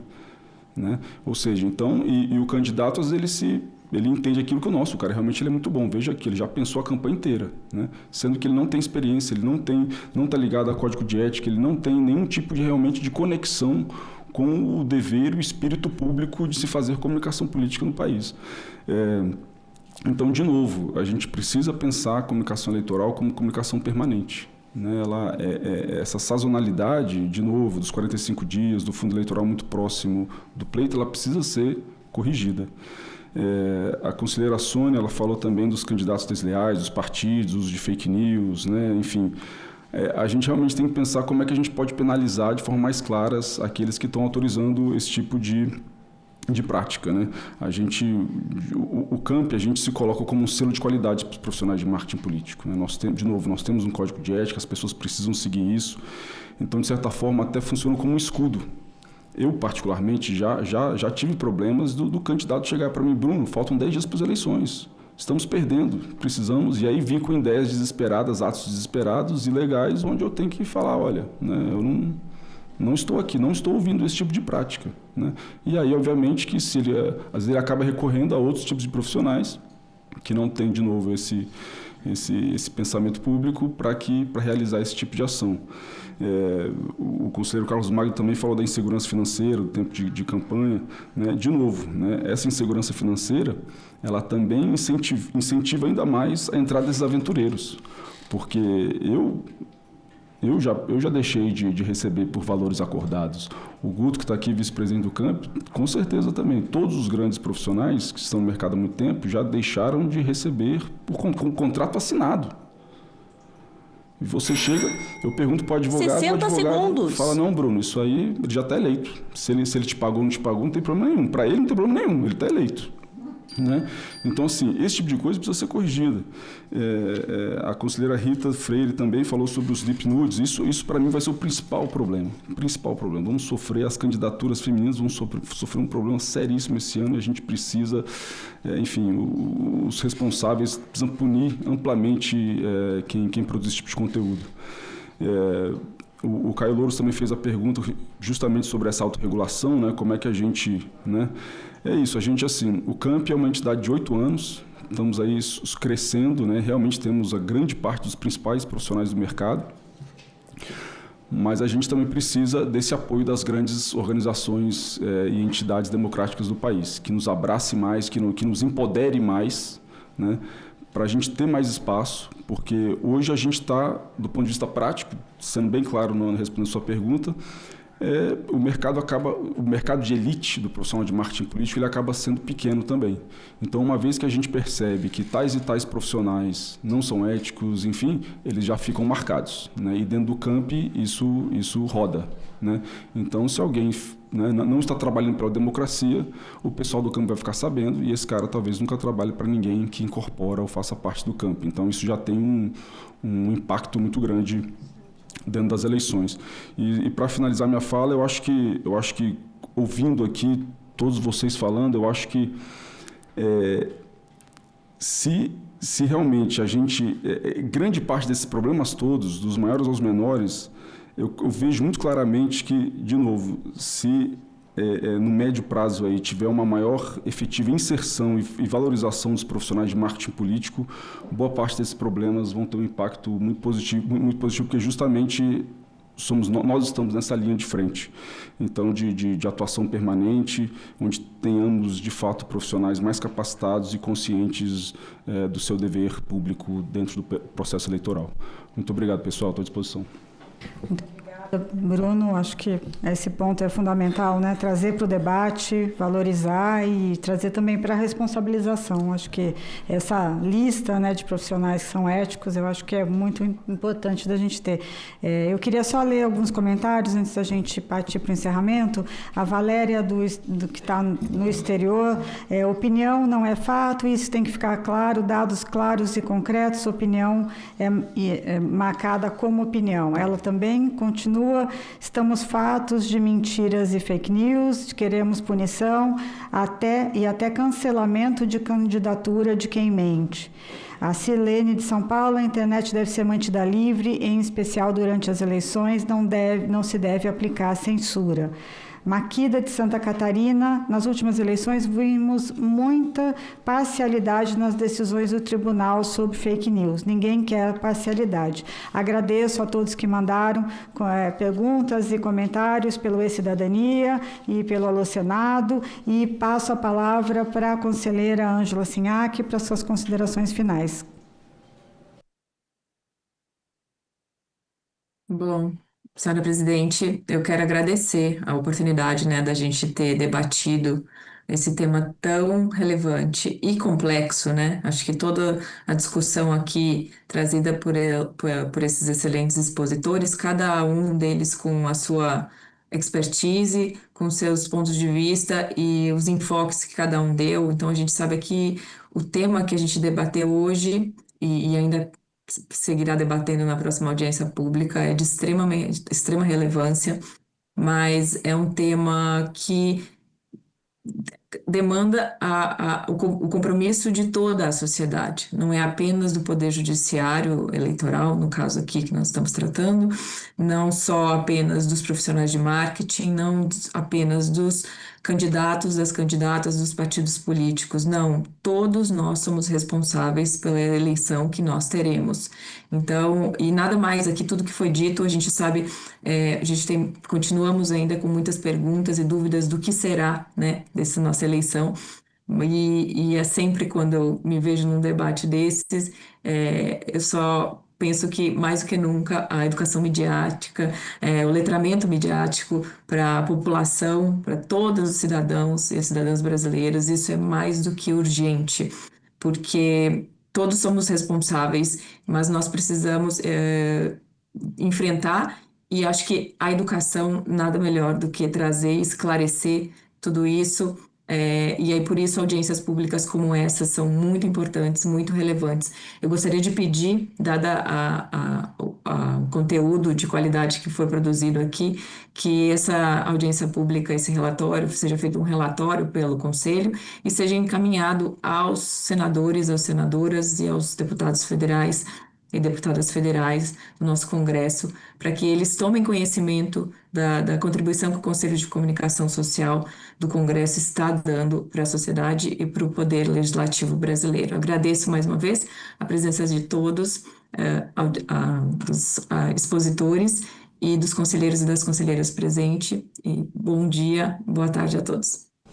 Obrigada, conselheira Ângela, nossa vice-presidente, que também está em viagem ao exterior. Agradeço pela sua participação e falar palavras finais e não havendo mais quem queira fazer uso da palavra e agradecendo uma última vez aos expositores, declaro encerrada a audiência pública. Lembro aos membros do Conselho que a partir das 14 retornaremos a esta sala para a 9ª reunião de 2026. Está encerrada a reunião. Muito obrigada a todos.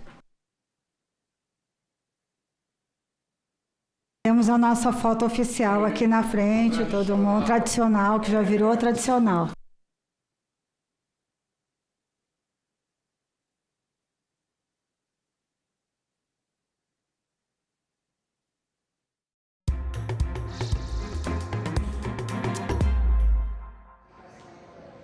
Olá, boa tarde. Você acompanhou o Conselho de Comunicação Social. E agora nós vamos falar sobre a decisão dos Estados Unidos que classificou o PCC e o Comando Vermelho como organizações terroristas. A decisão dos Estados Unidos repercutiu no Senado e o presidente da Comissão de Relações Exteriores defendeu a soberania do país e disse que as facções não podem ocupar o espaço do Estado. O presidente da Comissão de Relações Exteriores, senador Delcínio Tradi, pediu cautela em relação à decisão dos Estados Unidos de classificar as facções Comando Vermelho e PCC, Primeiro Comando da Capital, como organizações terroristas. Em nota enviada à imprensa, Delcínio Tradi disse que o combate ao crime organizado é necessário e urgente, mas não pode abrir margem para qualquer tipo de interferência sobre a soberania nacional. O senador defendeu o diálogo com os Estados Unidos e com os países vizinhos, para ampliar a cooperação em inteligência, controle de fronteiras, combate ao tráfico de armas, drogas, lavagem de dinheiro e contrabando. Mas, segundo ele, essa cooperação precisa respeitar a Constituição brasileira, as instituições e a autoridade do Brasil sobre o seu território.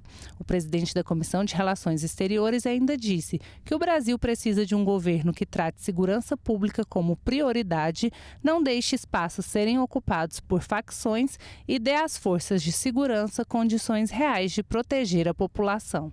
Na última quinta-feira, o Departamento de Estado dos Estados Unidos anunciou que vai classificar as facções brasileiras PCC e Comando Vermelho como organizações terroristas estrangeiras. E semana curta por conta do feriado do Corpus Christi. Hoje a gente tem sessão não deliberativa no plenário do Senado e audiência pública. Na terça e quarta, audiências públicas, sessão especial do Senado e solene do Congresso. Confira agora a agenda dessa semana.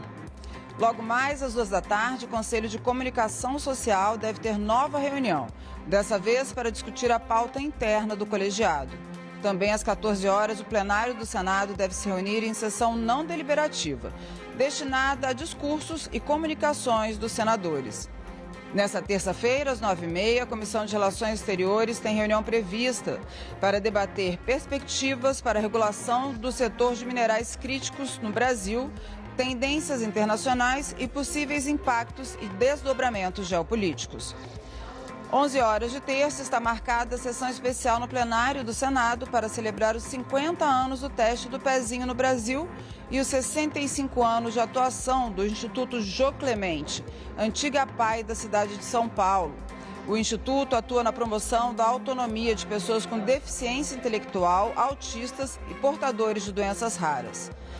E às 14h de terça, uma audiência pública da Comissão de Segurança Pública deve debater o programa de proteção a vítimas e testemunhas ameaçadas Provita.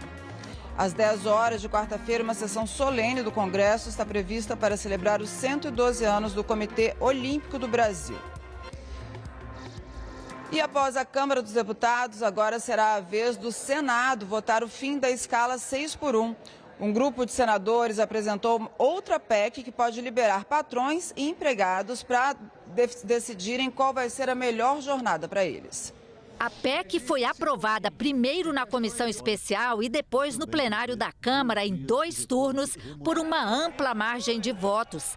O texto reduz a jornada de trabalho de 44 para 40 horas semanais, sem diminuição de salário e com 2 dias de descanso por semana. Haverá uma transição. 2 meses após a promulgação da emenda, a jornada cai de 44 para 42 horas semanais. 12 meses após essa redução, a jornada cai mais 2 horas, sendo fixada em 40 horas semanais. Ficam fora das regras estabelecidas pela PEC os trabalhadores com diploma de nível superior e que ganham a partir de 2,5 vezes o teto do INSS, ou seja, o equivalente hoje a cerca de R$21 mil. Depois de aprovada pela Câmara, a PEC será analisada agora pelo Senado. A tramitação deve começar pela Comissão de Constituição e Justiça, que pelo regimento tem 30 dias para analisar a proposta. Depois ela segue para o plenário, onde, de acordo com a Constituição, precisará dos votos favoráveis de 3/5 dos senadores, ou seja, 49. A análise de alterações na Constituição costuma ser um processo lento. O regimento do Senado prevê prazos para análise de emendas, 5 sessões de discussão em plenário, intervalo entre votações em primeiro e segundo turno. O consultor do Senado, Gilberto Guerzoni, aponta que é um processo que pode levar de 3 a 4 meses, mas tudo depende de acordo político. É praxe, quando há um acordo político amplo para aprovação de uma proposta de emenda à Constituição, que se faça o chamado calendário especial, né? Porque estritamente o regimento interno não prevê urgência para proposta de emenda à Constituição. Mas já é uma tradição, tanto no Senado quanto na Câmara, a criação de calendários especiais para votação de PEC. A votação mais rápida depende de acordo político e também de busca de consenso, o que nesse tema não tem sido fácil. Esse assunto ele vem sendo tratado de uma forma equivocada, na minha visão, e principalmente num ano eleitoral ele jamais deveria ter sido ventilado. E eu vejo que ele fere de morte algo que eu considero fundamental, que é o princípio da liberdade contratual. Então, cada pessoa, ela vende a sua força de trabalho de acordo com as suas necessidades. Então, se eu vou trabalhar 1 dia, 2 dias, 3 dias, 4 dias, 5 dias, 6 dias, 7 dias, é uma decisão minha numa negociação com aquele que está me contratando. É uma questão de dignidade, é uma questão de respeito, é uma questão de saúde pública também. Houve um entendimento nesse sentido com o próprio governo e chegando ao Senado Federal nós temos o tempo hábil até o final das atividades do primeiro semestre para que também entreguemos a matéria apreciada, votada e tomara, penso eu, com a aprovação devida. Não houve aumento de produtividade, não houve investimento em máquinas, o Brasil não se transformou e agora querem fazer uma coisa puramente eleitoral. Então, o meu pedido, senhor presidente,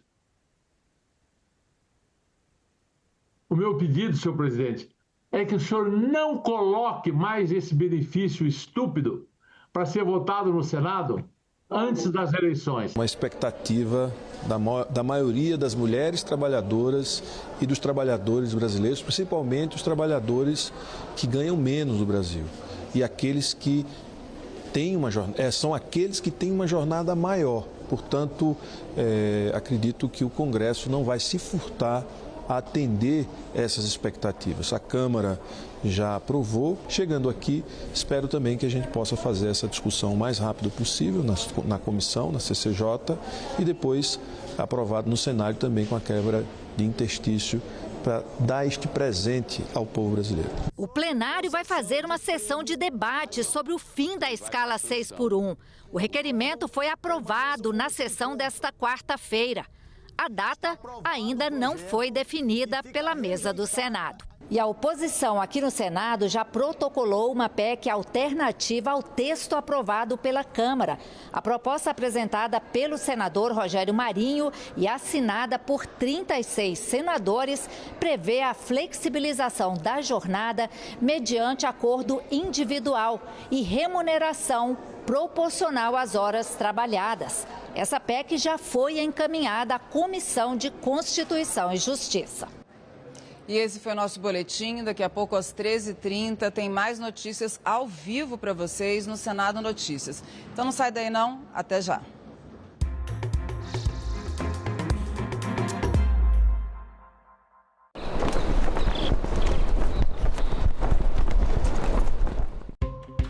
Como quitar as dívidas e organizar as finanças? Por que tantas famílias brasileiras estão endividadas? Quais as consequências para o comércio e para a economia do país?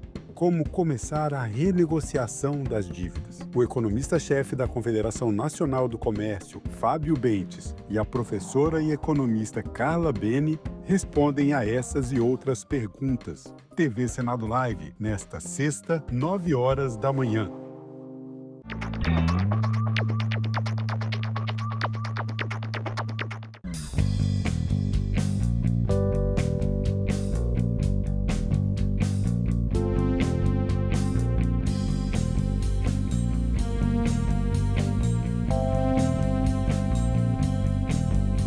Declaro aberta a sessão solene. Se não existe parlamento, não existe democracia. O governo via todos como se fosse comunista.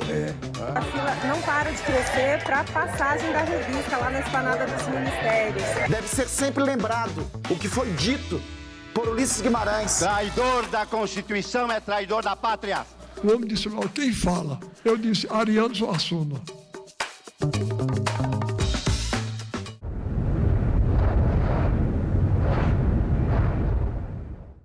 O programa a seguir é livre para todos os públicos.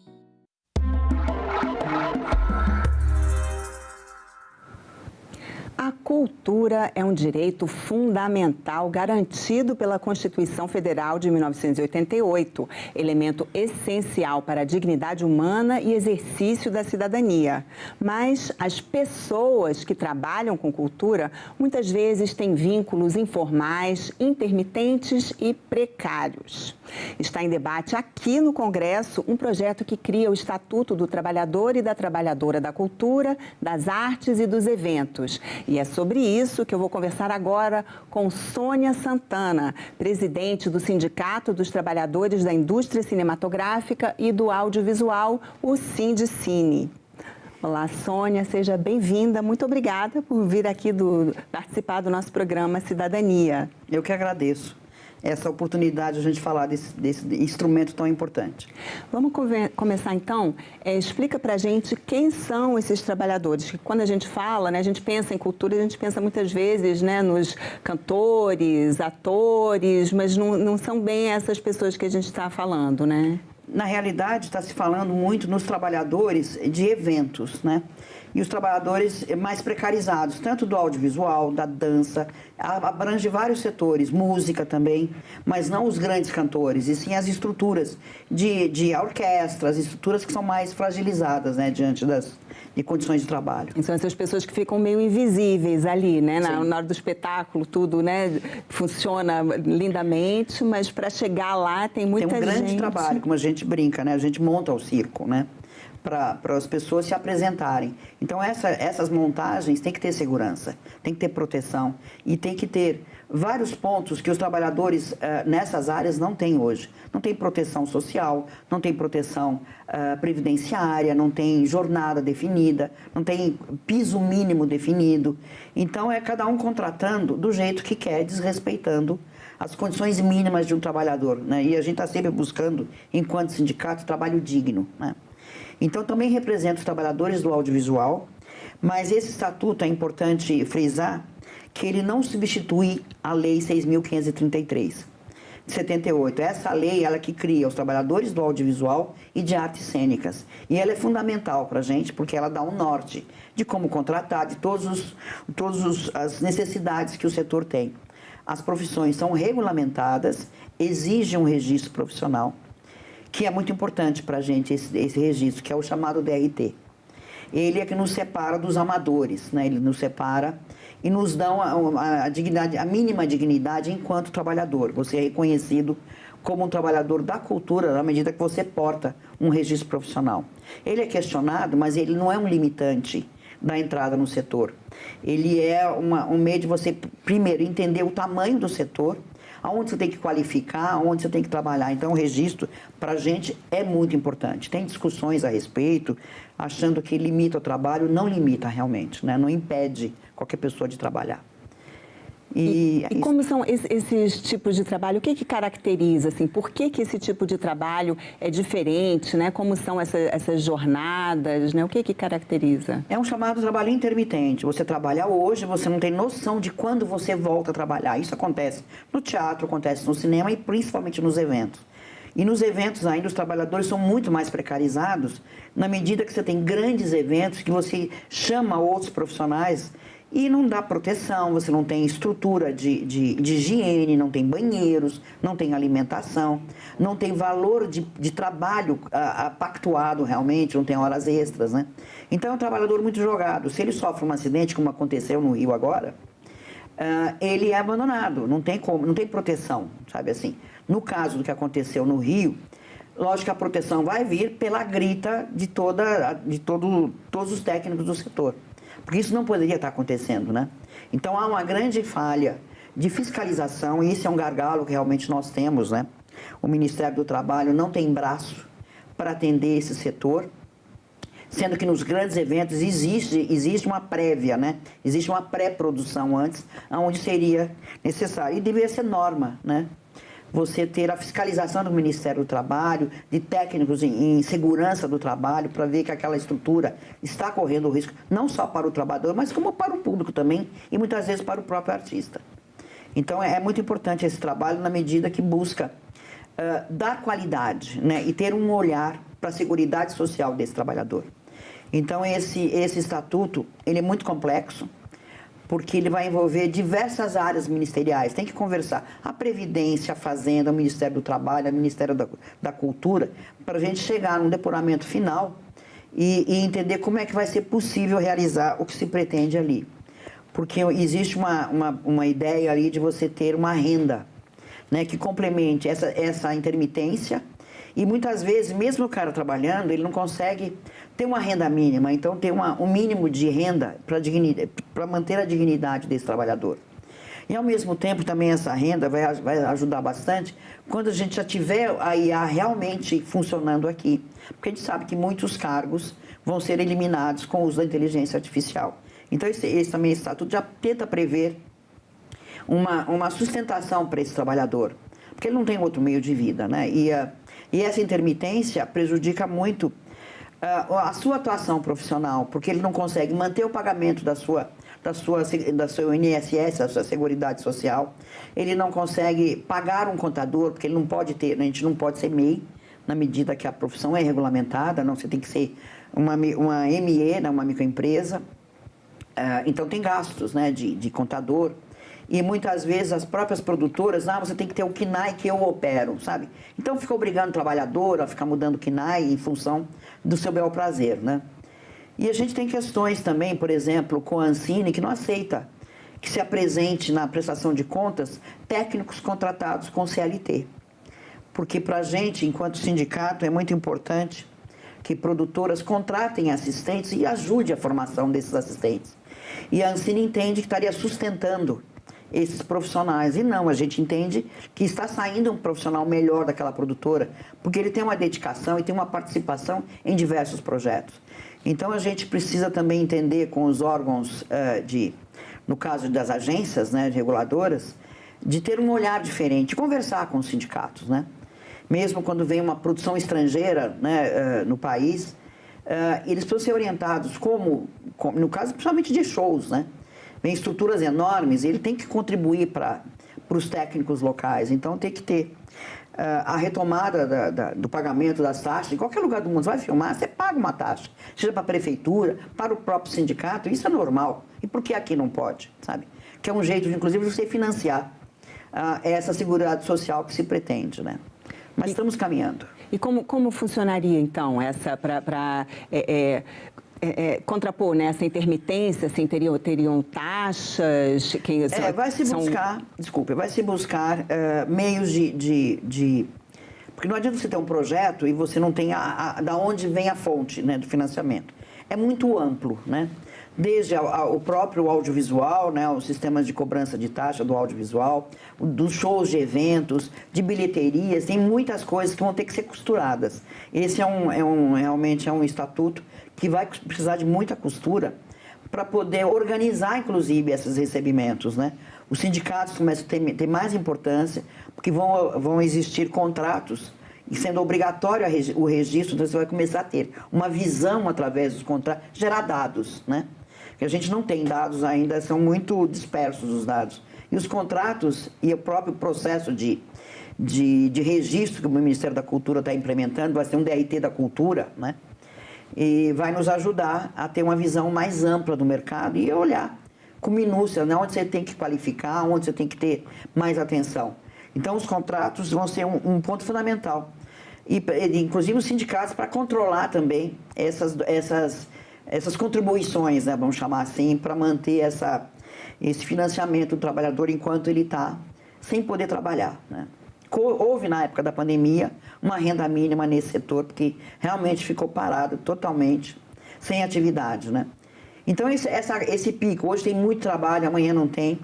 Nós tivemos, por exemplo, no audiovisual, citando o meu setor, durante a pandemia, nós tivemos um momento plano emprego. Faltavam técnicos, né? Porque diferente de longa-metragem, no trabalho de série, você costuma ter equipes inteiras, né? 2 até 3 equipes, para cumprir as jornadas das séries, que é muito longa. Então faltou realmente mão de obra e muita gente foi promovida a assumir cargos que não estavam preparados para isso, né? E a gente vê no processo de regulação do VOD um dinheiro para essa qualificação. E a gente foi conversar com a Associação das Produtoras, né, das plataformas, aliás, para entender, porque nós temos, em vez de criar novos profissionais, vamos qualificar essas pessoas que foram colocadas a toque de caixa dentro dos sets, né? E com isso, e reduzir jornada, isso é um ponto, que é um ponto de muito geração de acidentes, é a longa jornada, né? Então, assim, é muito comum numa montagem de um evento trabalhar 16 horas, 18 horas. Muitas vezes você vê o próprio trabalhador dormindo ali em condições... Porque se voltar para casa, 2 horas depois ele tem que estar ali de volta. Então, e aí, qual seria a solução? Então, escalas, turnos... Ter escalas e ter estrutura para isso, né? Você tem que ter banheiro, você tem que colocar local de descanso, local de refeição. Você tem que criar uma estrutura para proteger esse trabalhador e dar condições mínimas de trabalho, né? Porque você vende, né, uma coisa grandiosa e você tem um monte de escravos ali, realmente beirando quase um trabalho escravo, né? Na medida que você paga muito pouco, não tem direito, não tem hora extra, não tem contrato, né? Tem prazo de pagamento definido. Então, essas coisas que a gente tem que realmente brigar. E esses eventos de grande escala, muitas vezes, eles são preparados em poucos dias, né? Isso às custas... dias de preparação, porque eles vêm sendo preparados ao longo do tempo, né? Você não bota um show em pé de um dia para a noite. Mas você tem que botar esse show em pé com segurança. Você vê estruturas enormes, né? Parque de luz complicados, então você vê acidentes de pessoas encostando em estruturas metálicas e morrendo, eletrocutadas. Então tem toda uma estrutura de segurança que tem que ser previsto, né? E tem que ser obrigatório. Porque um acidente custa muito caro. Para uma empresa, para a imagem de um... Sabe, sujou, de uma certa forma, a imagem da Prefeitura do Rio. Porque você vê um trabalho sem condições. E vem sendo denunciado ao longo dos anos isso, né? Sem um efetivo trabalho das prefeituras, né, e do próprio Ministério do Trabalho em coibir esses abusos, né? E aí isso está previsto no estatuto, assim, essa segurança, uma previsão, uma engenharia de segurança? Sim, é obrigatório ter, né? Os técnicos têm que ter os cursos de segurança também. No audiovisual são obrigatórios os cursos, né? As NRs, a gente tem uma NR5 que a gente usa, que é uma CIPA tradicional, né? Temos... Isso já é obrigatório hoje. Já é obrigatório. Mas não é seguido. É obrigatório, por exemplo, no nosso sindicato é obrigatório, no STIC do Rio de Janeiro é obrigatório, nos radialistas também vocês têm uma CIPA aqui dentro, vocês têm uma NR35, NR10, agora tem uma outra NR que trabalha em plataformas elevatórias. Mas a gente está pedindo também para o Ministério do Trabalho ter um olhar setorial, né? Porque a gente precisa. Na medida que seremos uma indústria, a gente espera realmente virar uma grande indústria, essa indústria tem que ter um olhar, você tem que saber como é que são as condições de trabalho nos estúdios, onde você tem que melhorar, né? Você tem que ter um olhar técnico, né? E é o Ministério do Trabalho que tem que fazer isso.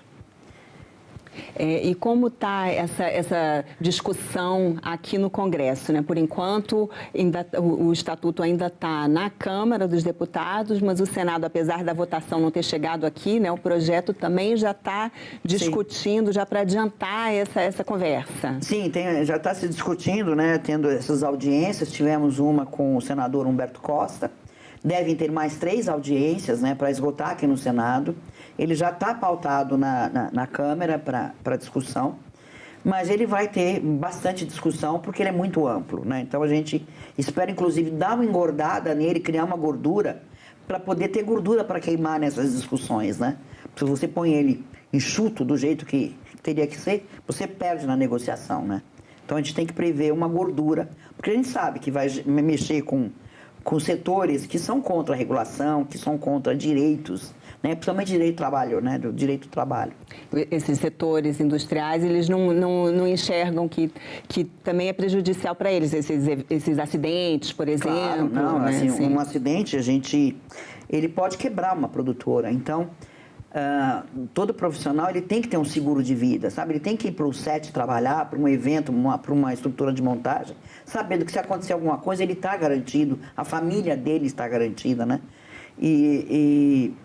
Mas a gente tem que ter esse olhar realmente para a segurança e fazer o governo entender, o Ministério do Trabalho, o Ministério da Cultura, que tem feito grandes esforços, né? O Ministério da Cultura, junto com o IPEA, são que estão realmente dando um embasamento para essa estrutura do Estatuto, né? E o Estatuto, ele vem na realidade, para reforçar a Lei 6.533, que é uma lei que a gente brinca, né? A lei atende aos SATEDs, que são o Sindicato dos Atores, e aos trabalhadores da dança e do audiovisual. E é muito cara para a gente essa lei, né? É a única que nós temos, então nós temos que preservá-la a qualquer meio, né? Então a gente brinca, nós estamos tentando atualizar as funções, né? E é um processo muito difícil, porque tem limitações no CBO. Então, até para você se aposentar nessa atividade, se você não tem a sua função descrita no CBO, é muito difícil você se aposentar. Então, tem todo um trabalho de atualização de funções, porque nós saímos de 78 totalmente analógicos, agora já caindo na inteligência artificial.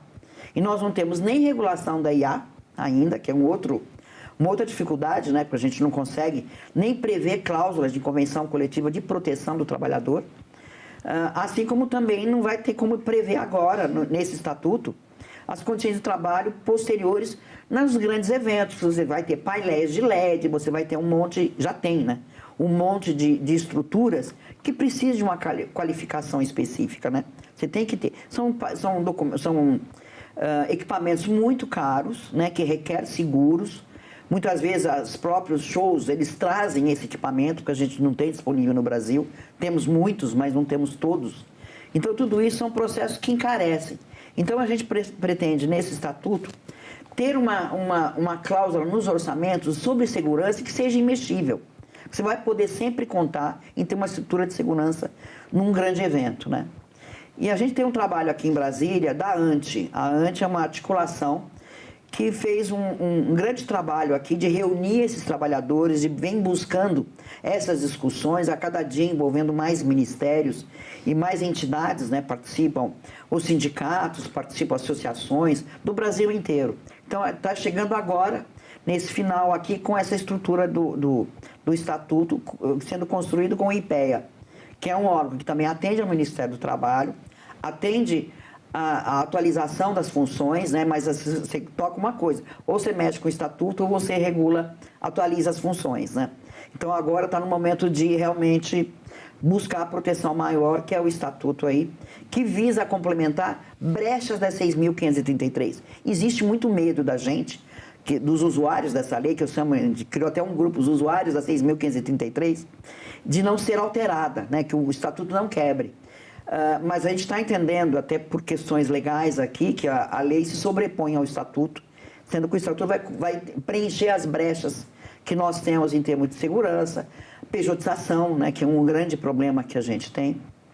Essa questão da pejotização, na verdade, está afetando assim, a sociedade como um todo, né? Mas nesse setor da cultura, né? Como é que é? Né? Assim, a pejotização são as pessoas que são contratadas como pessoas jurídicas. Né? De que forma isso afeta esse trabalho? Isso é muito complicado, porque, assim, na realidade, o que se tem na pejotização é a quebra de direitos, né? E nós entendemos, né, os sindicatos, que a pejotização é uma forma de contratação. Então, ela tem que ser regulamentada como tal, como forma de contratação. Mas somente isso pode ser feito se você, na hora que você olha um KNAI ou uma nota de um trabalhador, você fala, isso aqui não é empresa, sabe? Isso é um trabalhador. Então, essa é a diferenciação que a gente tem que buscar na pejotização. No audiovisual, principalmente na publicidade, pela velocidade do trabalho, não tem outro meio de contratação. Porque você tem uma dificuldade imensa. Até para receber a nota é difícil pela equipe de produção que faz fechamento. Daí o técnico demora para assinar o contrato não chega.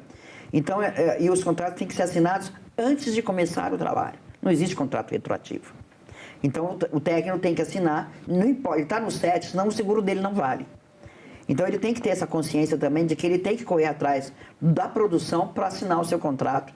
Independe se ele for interveniente ou anuente, como são os contratos entre a empresa. mas a gente consegue, no jurídico, derrubar as cláusulas que são leoninas e prejudicam muitos trabalhadores, né? Então, o técnico tem que estar próximo aos sindicatos, tem que ter acesso ao jurídico, a poder ler o seu contrato e dizer, não, isso aqui é abusivo, então vamos mexer. E a gente busca também um contrato padrão, digamos assim, que dê as informações sem entrar nas minúcias da contratação. Né? As coisas legais das empresas não interessa para a gente, mas eu quero saber que o técnico está contratado, que tem um prazo de pagamento definido e ele está no seguro. Sabe?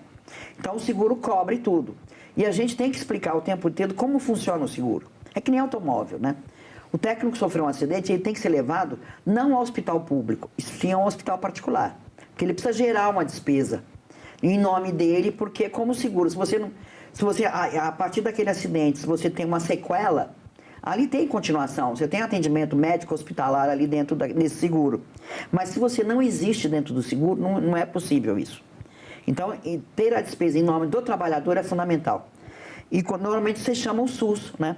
Então, a produção tem que estar, o técnico está lá no SUS, tem que tirá-lo do SUS e botar no hospital particular, para poder ter uma despesa no nome dele e ele está garantido, com atendimento legal aí. Existe uma previsão, está sendo discutido um piso salarial para esses trabalhadores, assim, nacional? Nacional não dá, porque você tem as diferenças, né, de região, né, custos de vida diferentes, estruturas diferentes. Mas existe sim um piso, né, um piso mínimo, que são por 8 horas, né, tanto que muitas vezes as pessoas entram numa convenção coletiva, não, esse preço está bom, não, mas ali é 8 horas e não 12, né, como é dentro dos CETs. Então você tem que ter esse cálculo de horas extras para isso. Então, é aí que o trabalhador começa a ter uma certa proteção, né? Ter um contrato, né? Que ali tem que estar previsto. Se ele vai ser demitido, se o projeto acaba, como é que fica a vida dele, né? Como é que ele vai atuar. E evitar sempre, né? A gente fala assim, olha, evite bate-boca dentro do CET, evite discutir. Joga para o sindicato, sabe? O sindicato tem que atuar no seu nome nessas condições. E precisa estar afiliado, né? O sindicato não vive de brisa, sabe? E precisa saber que tem pessoas filiadas, né? Que estão preocupadas com a sua atividade. E a gente está vendo também, o Sindicine criou diversas associações de técnicos. Esses técnicos trazem para o sindicato o dia a dia do CET. Aí você descobre que a sustentabilidade, por exemplo, está deixando a equipe morrendo de sede. Porque não tem mais os copos de água dentro do CET. Não dá para ter vidro, né? Então agora são bebedouros que ficam espalhados, mas assim, é água quente, sabe? Aquelas coisas que o trabalhador sofre com isso, né? Então tem que ter estrutura dentro do CET, tem que ter água em quantidade, água fresca, porque o calor é sempre muito grande, tem que ter banheiros decentes, ou seja, a gente está brigando por ter um trabalho digno, que o profissional esteja atuando dentro do CET com dignidade, né? É isso. É bem frequente que esse tipo de trabalho às vezes seja informal. É informal, por isso que, principalmente nos eventos, né, não tem, porque no audiovisual tem, no teatro tem, né, a formalização via PJ, sabe? Nós denunciamos contratações fraudulentas quando, principalmente nos profissionais fixos, porque ele está ali todos os dias, ele tem a pessoalidade, ele tem são vários pontos que dizem que você deveria ser CLT, né? Ele tem está à disposição do patrão, só ele pode estar. Porque o que acontece muitas vezes, dá um BO, não, mas eu contratei uma empresa. Não, você contratou um profissional que te dá um documento fiscal que facilita a sua vida. Só isso, sabe? E também facilita do técnico, mas não é a melhor forma de trabalho. Então, ele tem que buscar uma forma que seja bom para o contratante e para o contratado. Então, não pode ser bom só para um lado, sabe? Isso daí é desonesto, é injusto, né? Sônia, você também é conselheira aqui do Conselho de Comunicação Social, né? Esse debate também vai passar por lá? Com certeza. A gente vai chamar o Conselho de Comunicação do Senado, do Congresso e Senado, tem atuado bastante, né, em trazer temas atuais, e tentar trazer parlamentares para discutir, né, para ouvir o Conselho também, porque a gente vai buscar informação, faz pareceres, né, e chamamos 3 audiências para discutir o VOD, chamamos 3 audiências para discutir a inteligência artificial. Vamos ter que chamar de novo, porque o processo não anda, né? Você vê que as coisas não chegam ainda, né? E a gente está vendo questões de direitos, né? Então, o Conselho tem esse papel de trabalhar e levar pareceres, né? Com visão. tanto dos sindicatos que estão ali, como a sociedade civil que compõe o Conselho. Então é um trabalho bastante importante que a gente briga para fazer com dignidade esse trabalho. Sônia, muito obrigada. Nosso tempo aqui chegou ao fim, mas com certeza esse assunto ainda vai render muito. A gente vai continuar acompanhando. Te agradeço muito. Muito obrigada. Muito obrigada. E eu agradeço também a você que nos assiste. Esse programa já está disponível no nosso site, senado.leg.br/TV e também no canal da TV Senado no YouTube. Mais uma vez, obrigada pela atenção e continue assistindo a TV Senado.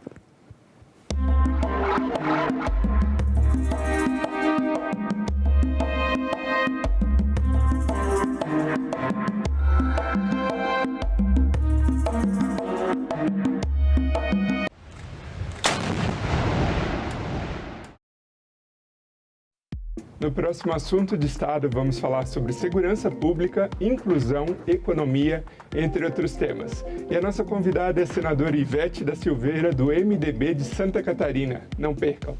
Lá eles vão encontrar tudo num lugar só. E eu acho que isso vai ser um exemplo para muitas cidades de Santa Catarina. Assunto de Estado. Hoje, 20h, aqui na TV Senado.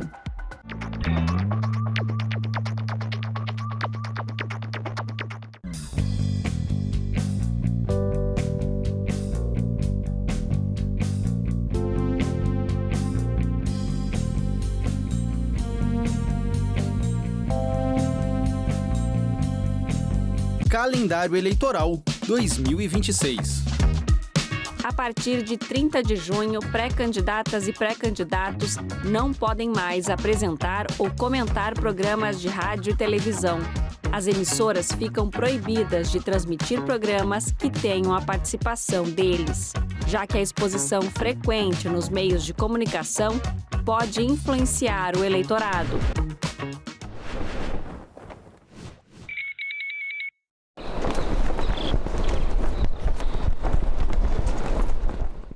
O programa a seguir é livre para todos os públicos.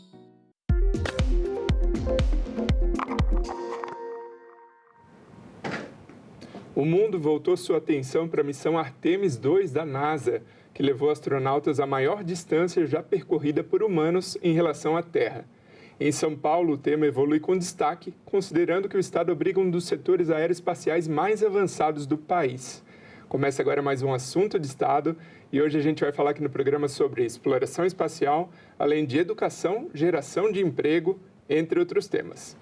E para conversar comigo, nosso convidado de hoje é o senador astronauta Marcos Pontes, do PL de São Paulo. Bem-vindo, senador.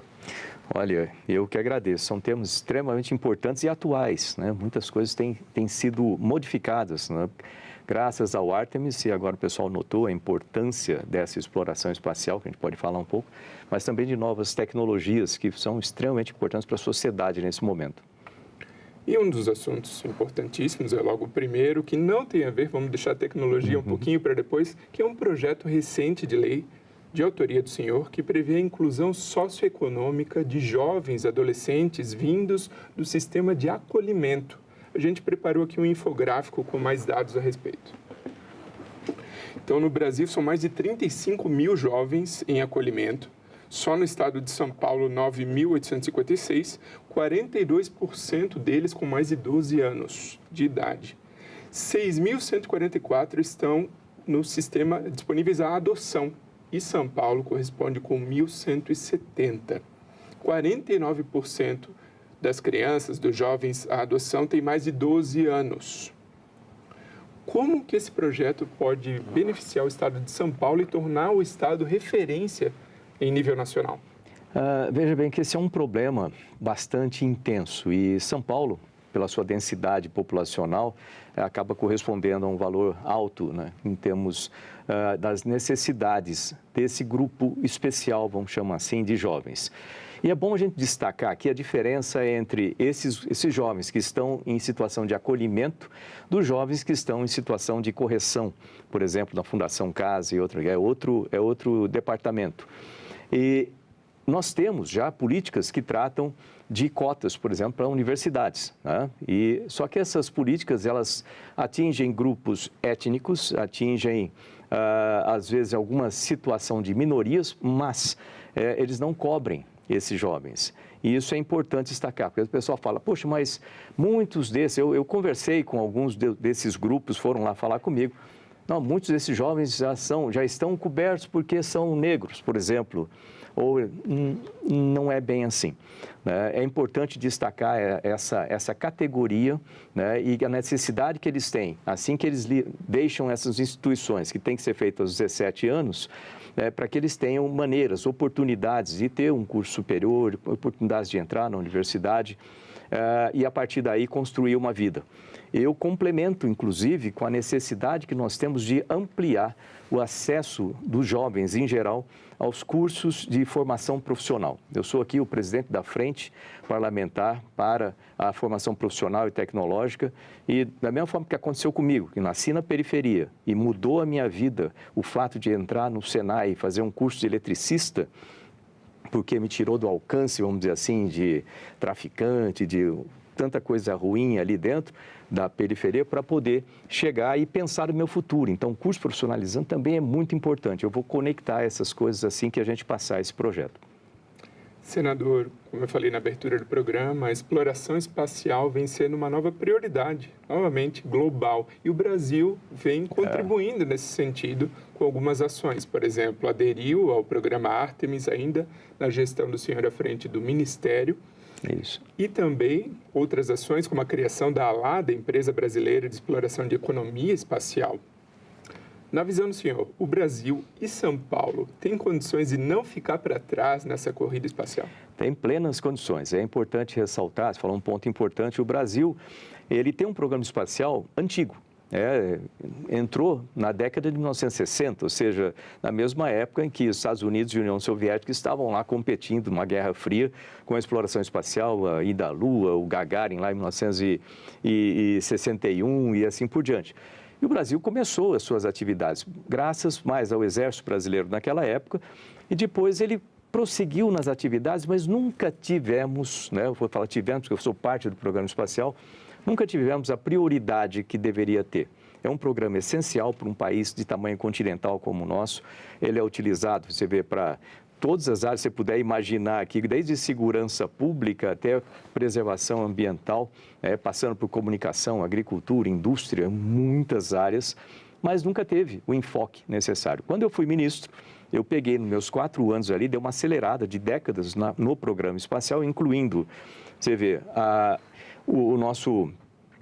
nossa entrada no Artemis. Você pode dividir o programa espacial em 5 áreas, 5 áreas assim. Uma delas é satélites. Então, o Brasil tem hoje em dia capacidade de desenhar, construir e operar os seus próprios satélites, Isso aí eu acelerei também durante o nosso período. Foguetes, Então, o Brasil ele sempre teve mais adianto em foguetes de propelente sólido. Depois, durante a minha gestão, a gente prosseguiu para propelente líquido, que é extremamente importante para alcançar maiores altitudes com maior carga. Então, nós temos essa capacidade hoje em dia com startups, inclusive, participando. Portanto, trazer o setor privado junto. Os nossos centros de lançamento. Então, hoje nós temos o Centro Espacial de Alcântara operacional para lançamentos comerciais, o que é super importante.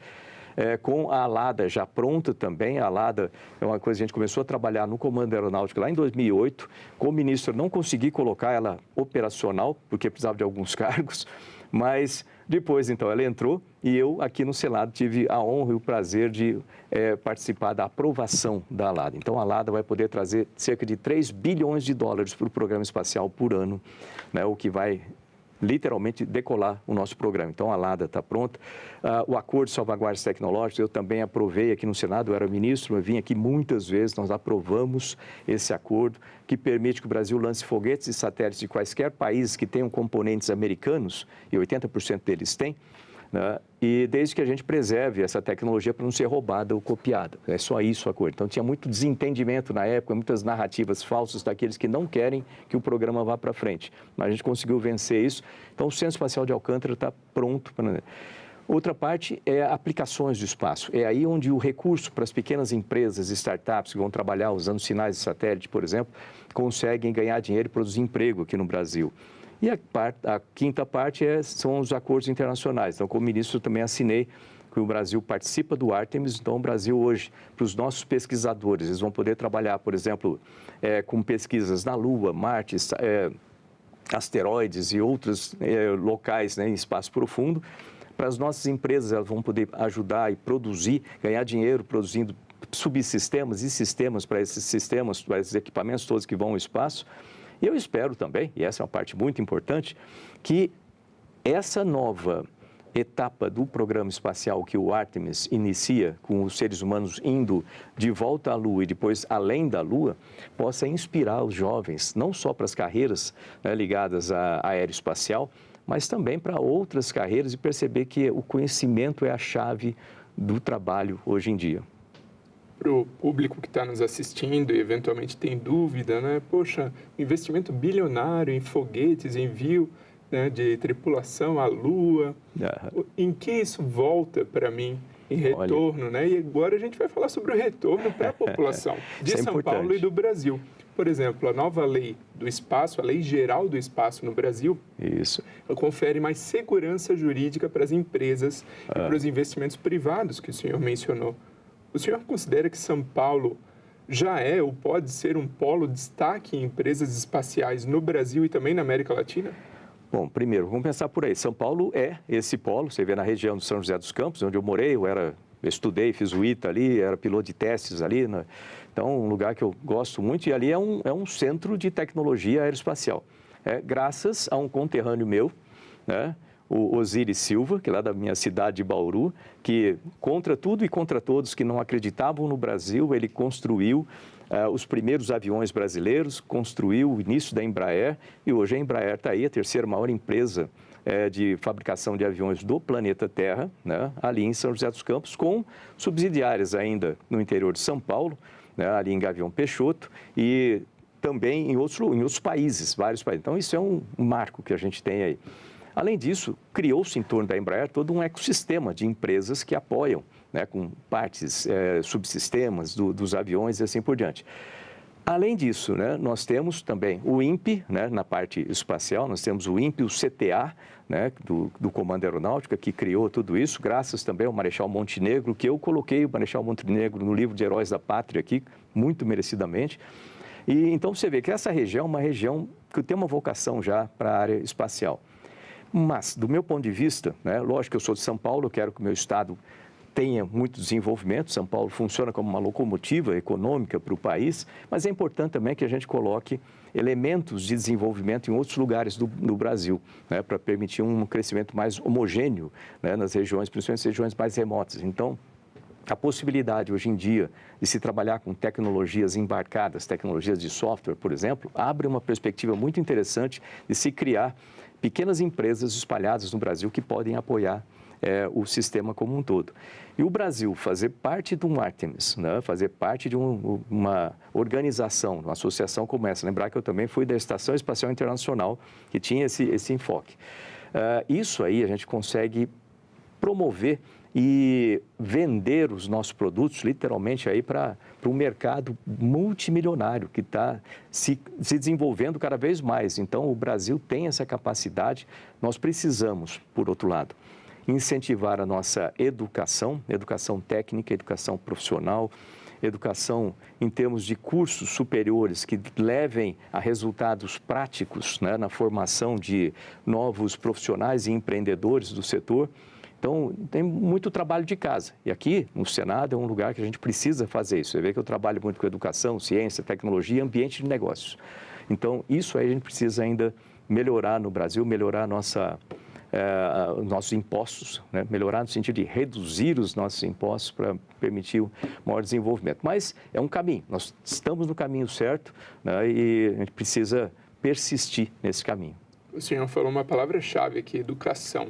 Porque com investimentos vem a geração de emprego. E para acesso a esses empregos é necessário capacitação e educação. E nessa linha é a pergunta que vem agora lá da TV Alesp, da Assembleia Legislativa. Vamos aqui à tela. Olá, senador. Gostaria de falar com o senhor sobre o tema da educação, que é destaque no estado de São Paulo.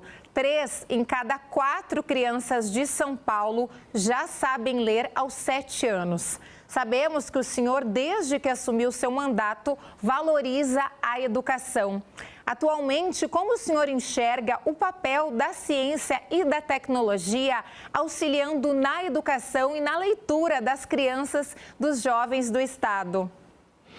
Olha, muito interessante essa pergunta. Aliás, agradeço lá a Lespe pela pergunta. Realmente, como eu falei aqui, deixa eu começar na base. Primeiro, por que eu foco tanto em educação, ciência, tecnologia e empreendedorismo? Porque se você olhar todos os países desenvolvidos do planeta, todos eles, o que eles têm em comum? Um investimento focado, consistente, inteligente nessa educação focada em resultados, ciência, tecnologia e inovações para transformar ideias em nota fiscal e emprego, e empreendedorismo e ambiente de negócio para poder permitir que as nossas empresas tenham desenvolvimento e atrair empresas de fora também para desenvolverem no Brasil. Esse foi o caminho que todos os países desenvolveram. Se eu pegar Coreia do Sul, mesmo caminho, eu fui lá, eu estudei eles lá, eu fui conversar com eles, fiz uma parceria com o Ministério de Ciência e Tecnologia para pegar esses dados. Israel, mesma coisa. Países nórdicos, mesma coisa. Eu estou tirando um pouco do eixo Estados Unidos e outros aqui para ver que tem outros países também. Então o Brasil precisa seguir por isso. Mas quando a gente fala de educação em si, você vê que o Brasil investe bastante em educação. Não é falta de investimento, não. É questão de ajustar o sistema. Eu faço parte da Comissão de Educação aqui. Ajustar o sistema, focar, né, com metas que sejam de Estado, para que, independente do governo que tiver de serviço no Planalto, né, que a gente tenha continuidade dos projetos para essas áreas críticas, né, e estratégicas, como educação, ciência e tecnologia. E a partir daí, você vê que nós temos um sistema que é tripartite, né? O que ajuda no sentido, dificulta em muitos, né? Você ter uma parte comandada, vamos dizer assim, pelo federal, uma parte estadual, uma parte municipal. Isso aí precisa ser melhor coordenado e nós precisamos ter um foco que norteie tudo isso. Nós temos a base curricular, temos, mas ainda não é suficiente. Nós precisamos trazer isso para o nível de formação de professores, para o nível da utilização do tempo das crianças em período integral, a melhoria da infraestrutura também das escolas para que permita isso. A ciência e tecnologia tem uma participação enorme dentro disso em algumas perspectivas. Primeira perspectiva é reduzir os custos para que você mantenha o sistema. Ela ajuda a reduzir os custos de uma forma bastante intensa, né? E isso é importante. Segundo, ela ajuda na formação, no próprio currículo, na montagem dos currículos. Hoje, com inteligência artificial, você tem uma possibilidade de reduzir a carga dos professores, mas também tem os seus riscos, a gente pode comentar daqui a pouco, reduzir a carga de trabalho dos professores. Por falar nisso, precisa aumentar o salário dos professores e melhorar as condições de trabalho deles, mas também cobrar na formação e na performance, né, dos resultados. Nós precisamos também, dentro desse sistema, com a tecnologia, você precisa ter laboratórios para que as crianças cresçam já no ambiente tecnológico que eles vão viver no futuro, tanto trabalhar quanto empreender. Portanto, eles precisam começar desde criança já a trabalharem com isso de forma, ou aprenderem isso aí de forma estruturada. Não é só o pai chega em casa, o pai e mãe joga o celular na mão da criança lá para se livrar dele, o que é muito errado. Tem que conversar com seus filhos e não deixar na mão do celular ou do iPad, sei lá o quê. Então, mas eles precisam aprender a utilizar isso de forma prática para a vida deles, não ficar só passando lá em rede social. Isso não ganha nada com isso, precisam aprender, então precisam utilizar isso de forma positiva. E depois também tem uma outra aplicação grande da tecnologia, que é permitir que esses jovens, que uma vez tenham esse conhecimento, eles consigam rapidamente aplicar esse conhecimento na sua vida pessoal e profissional. Ou seja, virarem empreendedores aí utilizando tecnologias novas, por exemplo, que permitem que eles criem empresas com um custo muito menor e com isso eles têm um crescimento maior. Uma startup, que às vezes começa na garagem de uma criança, às vezes começa no quarto ali, conversando com um outro amigo ali, de repente eles estão ganhando aí bilhões, né, e produzindo emprego, produzindo nota fiscal, vamos dizer assim, para o país, que começou na tecnologia. Então tem vários, tem riscos, né? Eu fico com medo de falar demais, mas tem riscos, né, por causa do tempo. O senhor comentava antes da gravação do programa sobre a substituição de alguns postos de trabalho, né? Isso, é isso que é a questão. É uma das questões. Quando você fala na tecnologia, ela tem um efeito muito positivo no sentido de melhorar a qualidade dos bens que são produzidos, melhorar os sistemas, metodologias de fabricação, vamos supor, ou de produção daqueles bens, nem todos são fabricados, mas, por exemplo, você produzir certos conteúdos hoje é muito mais fácil do que antigamente. Produzir o próprio sistema de produção para alguma coisa física, hoje em dia é muito facilitado também com a tecnologia, máquinas novas, metodologias diferentes, mas existe um risco envolvido nisso. E o risco que eu chamo a atenção, né, um dos principais e mais escondidos que existe é na cognição humana. O que acontece? O ser humano, todos nós temos a característica de buscar 3 coisas na vida, sempre. Menos energia, menos medo ou mais segurança, né, e mais prazer. Todo ser humano é assim, não tem como fugir disso, é dessa forma. Quando você analisa por esse ponto de vista, se dá alguns exemplos, por exemplo, não tanto tempo atrás, eu lembro muito bem desse período, eu tinha um caderno desse tamanho, com mapas da cidade de São Paulo, que quando eu tinha que andar lá por São Paulo, eu abria aquilo, você ficava mudando de página, daqui vai para a página 245, ia lá na página 245 para saber, eu olhava no mapa para navegar. Hoje em dia, eu duvido que alguém faz isso, todo mundo pega um celular e vê no GPS. O GPS, ele facilita muito a vida, sem dúvida nenhuma, né? Melhora uma série de coisas.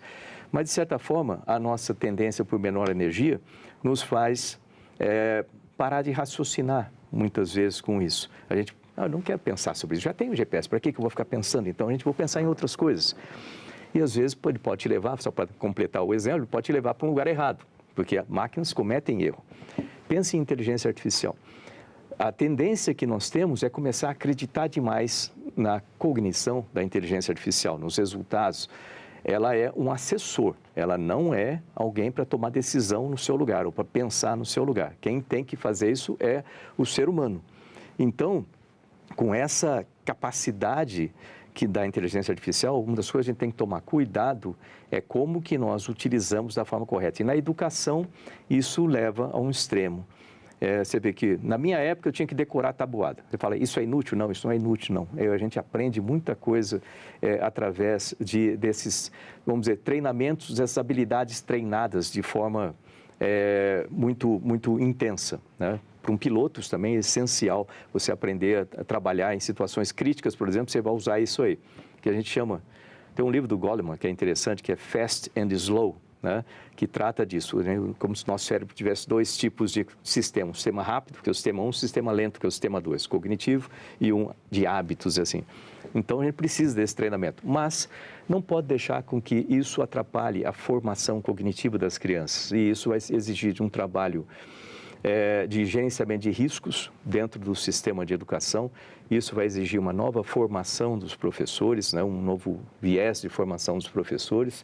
E existem outros vieses que podem ser prejudiciais em termos de bancos de dados de inteligência artificial, né, em termos de discriminação ou vieses que podem aparecer daí, o próprio treinamento, ou até na introdução, vamos dizer, por querer ou não, de fatores que podem mudar a ideologia. Não entendo ideologia como política, eu entendo ideologia como formação de crenças, como uma formação de crenças nas futuras gerações. Então, é algo que a gente precisa trabalhar com muito cuidado.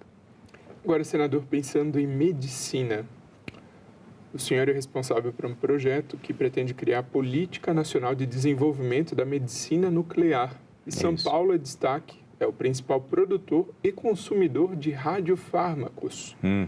Caso aprovado esse projeto, o que muda na prática?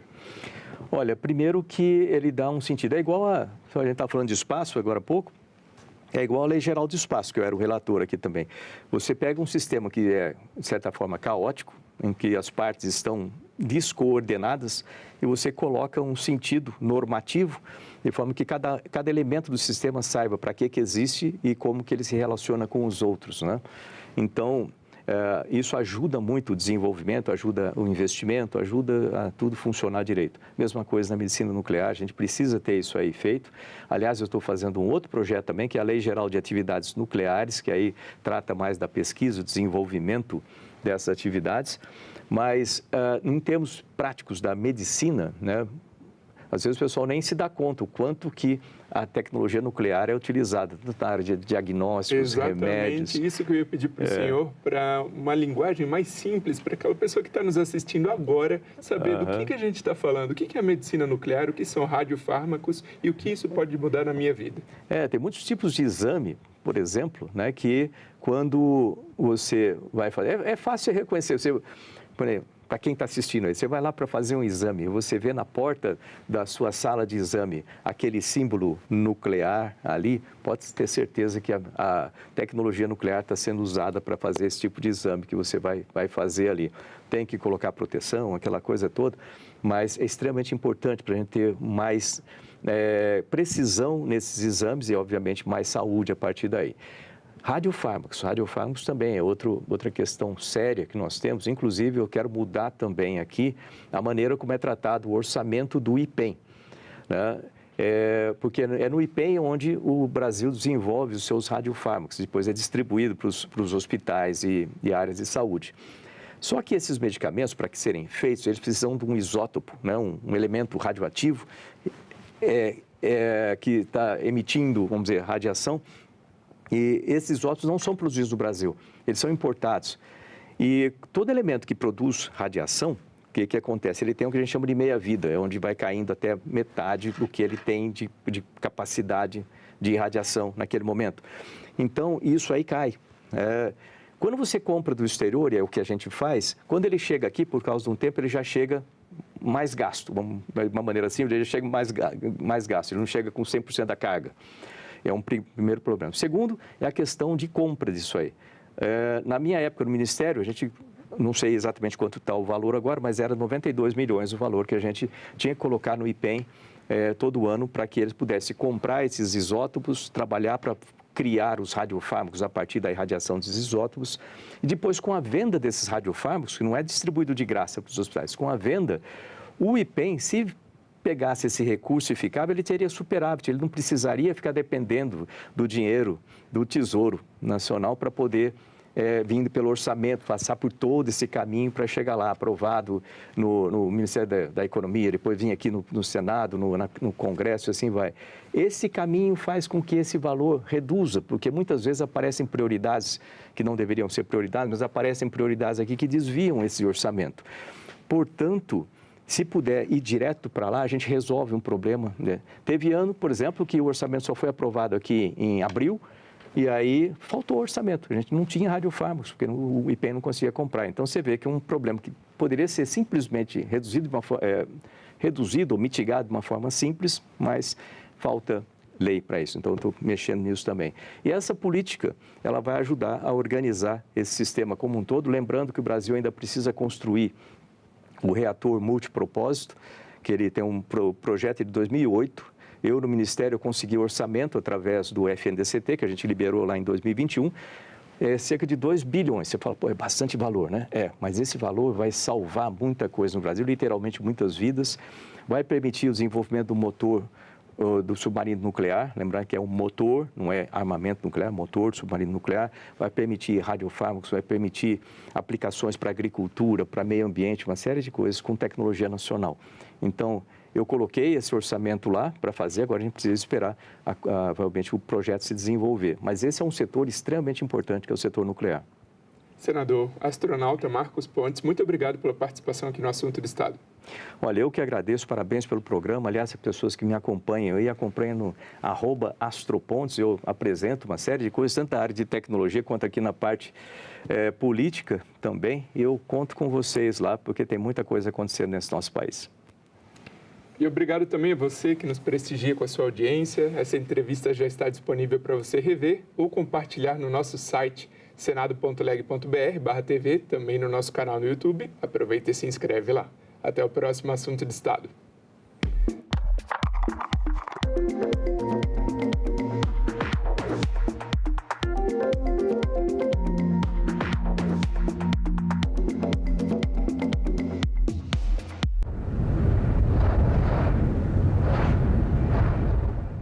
um motivo de estupros nunca é a roupa. É o que mostra uma exposição em Santa Catarina. Quarto estado com maior número de feminicídios, Bahia se mobiliza para combater essa violência. Procuradoras da mulher de todo o país participam de encontro na Câmara dos Deputados. Tudo isso no Parlamento Brasil. Parlamento Brasil, toda sexta, 8 horas da noite, aqui na TV Senado. Calendário Eleitoral 2026. A partir de 7 de abril, servidoras e servidores não podem mais receber aumento salarial. A exceção é o reajuste para repor as perdas provocadas pela inflação. A restrição só termina depois da posse de quem se eleger em outubro, ou seja, em 2027.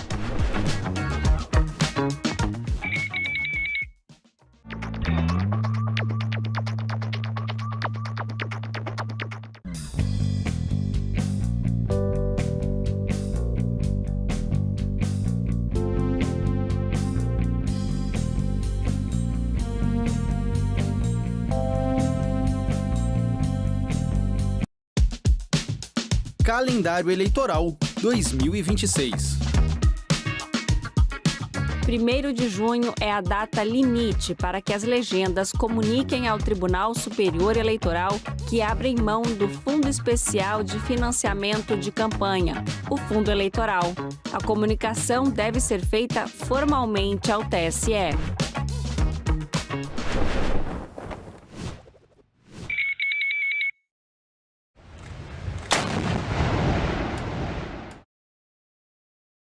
O programa a seguir é livre para todos os públicos. – 25 de maio é lembrado em todo o mundo como o Dia Mundial da África. O continente tem uma presença cultural marcante no planeta e uma história que perpassa a do nosso país. O legado dos povos africanos para o Brasil é o tema deste Cidadania.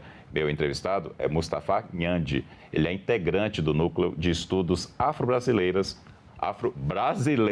da Universidade de Brasília. Mustafa, deixa eu já começar te fazendo a pergunta mais básica. Como é que surgiu o Dia Mundial da África? Eu queria que você contasse um pouquinho essa história, porque eu tenho certeza que não foi assim uma coisa que surgiu magicamente. Tem um contexto aí, né? Tem um contexto muito importante, marcante, que a gente não pode esquecer, porque isso começou no momento que o povo está se organizando, lutando contra a colonização. A colonização, quando eles foram invadidos com outros, como os países europeus, que estavam invadindo toda a África, dividindo a África entre eles. Então, a África do Sul, dominado por um inglês, com várias potências ocidentais, o povo começava a não suportar mais a divisão, porque a escola, você deveria pegar ônibus diferente, o preto não podia entrar na mesma escola com o branco, o preto não poderia sentar no mesmo café com o branco, o preto não poderia nem pegar ônibus junto com o branco, o preto não poderia nem olhar para o branco, ele pode ser matado e várias morrendo assim. Até o Nelson Mandela, que não está hoje, que estava preso nesse momento, e esse período se chama o Apartheid. Então, durante esses momentos, chega um momento que o vaso esgotou. Então, o povo não está aguentando mais, começava essa luta para poder ter sua independência, para ter sua autonomia, a sua soberania. Aí, nesses contextos, nos anos 60, tem assim, e como se nasceu esse movimento que a gente tem hoje, o Dia de África, que simboliza a resistência, a resiliência e a luta pela soberania, a luta pela igualdade racial, a luta contra o racismo, a xenofobia, mostrando que cada um de nós, independente da cor, da pele, que somos iguais, que ninguém precisa odiar o outro, que nós precisamos juntos sentar no mesmo café, nós precisamos ir na mesma igreja, nós precisamos pegar o mesmo ônibus, nós precisamos comer o mesmo arroz, o mesmo feijão, porque a gente tem o mesmo sangue. Então, esse contexto aí que surgiu, o povo disse, não, a gente são iguais. Essa luta não era contra o povo branco, era contra a injustiça. Era a favor, na verdade, da existência do povo africano, que estava lá desde antes, né? Esse contexto, para ficar ainda mais claro, é porque foi em 1972, mas anos antes, né, já tinha essa movimentação dos vários países africanos pela luta antirracista e anticolonialista, né? Já tinha, a gente pode ver Messier, a gente pode ver falar sobre Thomas Sankara, a gente pode ver sobre Sékou Touré, o Sylvanus Olímpio, que é o primeiro brasileiro, que é o primeiro presidente do Togo, que lutou pela independência do Togo, e a gente tem Kwame Nkrumah.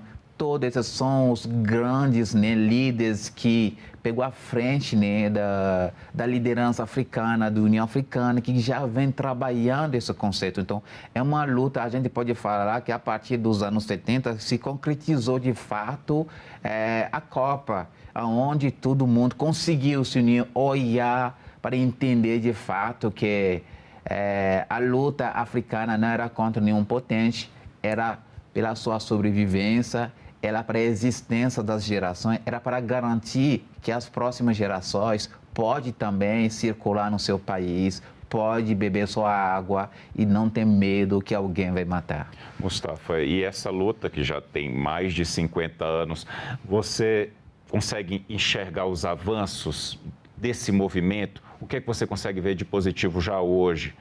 Para um continente que, como todo, que foram poucos países assim, quando a gente pensa, acho que a Etiópia é o único, você me corrige se eu falar coisa errada aqui, tá? Mas é o único país que não chegou a ser colonizado, né? Mas assim, tem as cicatrizes nos demais países. Que avanços você percebe no continente africano hoje, como um todo? E você pode falar também do Togo, em especial, que é o seu país. Tá. Então, a gente não pode esquecer, apesar, né, das dores, porque não tem nenhum preço para apagar para tentar, né, fazer essa justiça de mais de 500 anos de exploração. A gente teve a escravidão, depois vem a colonização, agora o neocolonialismo. Mas do lado, né, do desafio grande, do que foi sofrido, a gente tem um avanço. E esse avanço hoje a gente pode ver a possibilidade que eu estou aqui conversando com você, a possibilidade que eu posso estudar. E eu estudei a possibilidade que eu posso ler, eu posso estudar um outro idioma, a possibilidade que nós hoje podemos sentar, discutir com pensamento crítico, repensar sobre o passado e construir, tentar reparar o presente e garantir que o futuro seja justo. Então, essas aqui são essas. Hoje a gente tem, por exemplo, no caso do Brasil, que tenta mais se aproximar dos países africanos, tanto nas transferas de tecnológicas. A gente tem um programa PEC-G, PEC-PG, onde o governo brasileiro, através dessa parceria com vários países africanos, oferece esse apoio para que os estudantes africanos vêm estudar aqui, mas com o objetivo depois que eles voltam para o país dele, para colocar esse conhecimento no desenvolvimento desses países. E hoje a gente está tentando, até a gente vê no último mês, a ONU que reconheceu a escravidão como o maior crime, genocídio, né? Que veio o governo brasileiro que está trabalhando sobre o aspecto da reparação, tanto dos afro-indígenas, da escravidão e tudo isso. Então, é um avanço. Se não houve um avanço, esses resultados não vão sair. Se até a ONU, onde você tem todos esses potentes, reconheceu isso, que é o genocídio, o maior crime, então a gente já vê isso com um avanço. Primeiro, eu tenho que reconhecer que você existe, que você é o ser humano e que depois vem os seus direitos. Então, esses contextos mostram, a gente, por exemplo, o Togo hoje, por exemplo, eu acho que é muito importante. Eu cheguei no Brasil, eu fiquei chocado, porque eu não vi nenhum lugar estar falando Sylvanus Olímpio. Nenhum lugar, não vi nenhum acervo, nenhuma pesquisa. Aí eu entendendo que a gente tem um grande desafio, né, de ainda fazer aparecer a história, porque ele foi brasileiro e o primeiro presidente, né, do Togo, um descendente de baianos, ele que pegou a frente, lutou pela independência do Togo, mas que teve um fim trágico, muito trágico, porque ele foi o primeiro presidente que sofreu o golpe militar após as independências. E isso aconteceu ontem na Embaixada dos Estados Unidos. Então, essas informações... E um grande brasileiro que o Brasil desconhece, né? Desconhece. E você percebe, você está aqui há 10 anos no Brasil, você percebe que a gente está conseguindo resgatar mais a história da África no nosso país, a história da África no Brasil. O Brasil ele tinha uma cultura muito ligada ao conhecimento eurocêntrico, né? Europeu, até norte-americano. Você está percebendo que está tendo uma mudança nesse tempo que você chegou aqui? Você consegue perceber isso? Então, nesse tempo que eu cheguei aqui, eu vi que tem várias leis, normas, tanto que o governo tenta fazer, mas o problema é na prática. Por exemplo, você não vai ver, a gente está aqui na Universidade de Brasília, você não tem nenhuma disciplina obrigatória sobre o continente africano, sobre a cultura africana, esquecendo que o Brasil e a África são os irmãos inseparáveis. Falando da África, que é mais de 54 países, mas a ligação que a gente tem com o Brasil e a África, até o Pelé, as pessoas não sabem, quando ele fez o DNA, ele é do Togo, vem do Togo, a maior parte dele vem. Então, a gente tem uma ligação muito forte. E essa aqui, a prática não está sendo feita. E essa questão do eurocentrismo é muito forte, é muito forte. Eu acho que o Brasil tem potencial de regastar essa história que faz uma diversidade cultural enorme, potencial enorme. Então, eu acho que a gente precisa ainda trabalhar mais nossas perguntas para saber o que está faltando para as universidades, tem essas disciplinas obrigatórias. A gente vê no PPP das escolas. Talvez você vê, por exemplo, eu posso testemunhar isso nas escolas públicas aqui no Distrito Federal. Eu vi vários professores se esforçando, fazendo o Dia da Cultura Africana, tentando fazer isso. Mas, às vezes, tem uma resistência da população e o problema também é que tem algum tipo de pensamento que tentava associar o pensamento à diversidade, riqueza cultural, a um tipo de religião. Eles não entendem que a cultura é a essência. A cultura é a existência, porque o povo brasileiro tem que saber. Por exemplo, hoje eu falo hoje. Por exemplo, quando a pessoa me pergunta, você vem de onde? Eu venho daqui. Quem sois? Mas hoje a maioria da população brasileira, quando ele faz o teste do sangue, ele tem ligação direta com a África. Então, tudo isso tem que explicar que, de fato, não é uma coisa que está sendo imposição, a gente está buscando atrás das pessoas que já antecedeu a gente. É resgatar a nossa própria história. Não ficar só com a Europa. E em busca de África, que também faz parte da nossa história, assim como os indígenas. Você está totalmente correto no que está falando. Isso a gente tem que reforçar isso. A gente não precisa ter vergonha de falar de onde a gente veio. Tem que ter orgulho. Tem que ter orgulho. Eu não posso negar minha existência, negar de onde eu veio, minha origem. Até o Fanon mesmo, que escreveu um livro que fala, né, pele negra e máscara branca, a gente tem que reconhecer. E o Brasil, a diversidade, o valor do Brasil está na sua diversidade, dessa população. E hoje, do jeito que está acontecendo, desculpa, mas a gente veja, nossos irmãos brasileiros conhecem mais sobre a história da Europa, dos Estados Unidos, do que do Brasil, do que da África. Então, a gente precisa equilibrar isso. A gente precisa incentivar intercâmbio entre a África e o Brasil.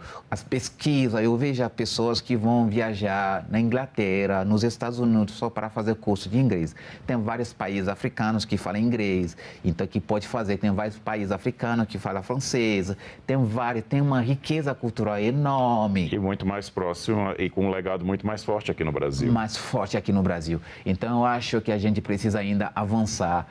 Tem as normas técnicas, tem as bases conceituais. Então, agora é a prática, tirar a lei do papel, tirar a lei do palco, fazer os PPP dentro desses PPP das escolas, colocar as disciplinas sobre a cultura africana, sobre os continentes africanos, sobre os ampires, a história desse continente africano.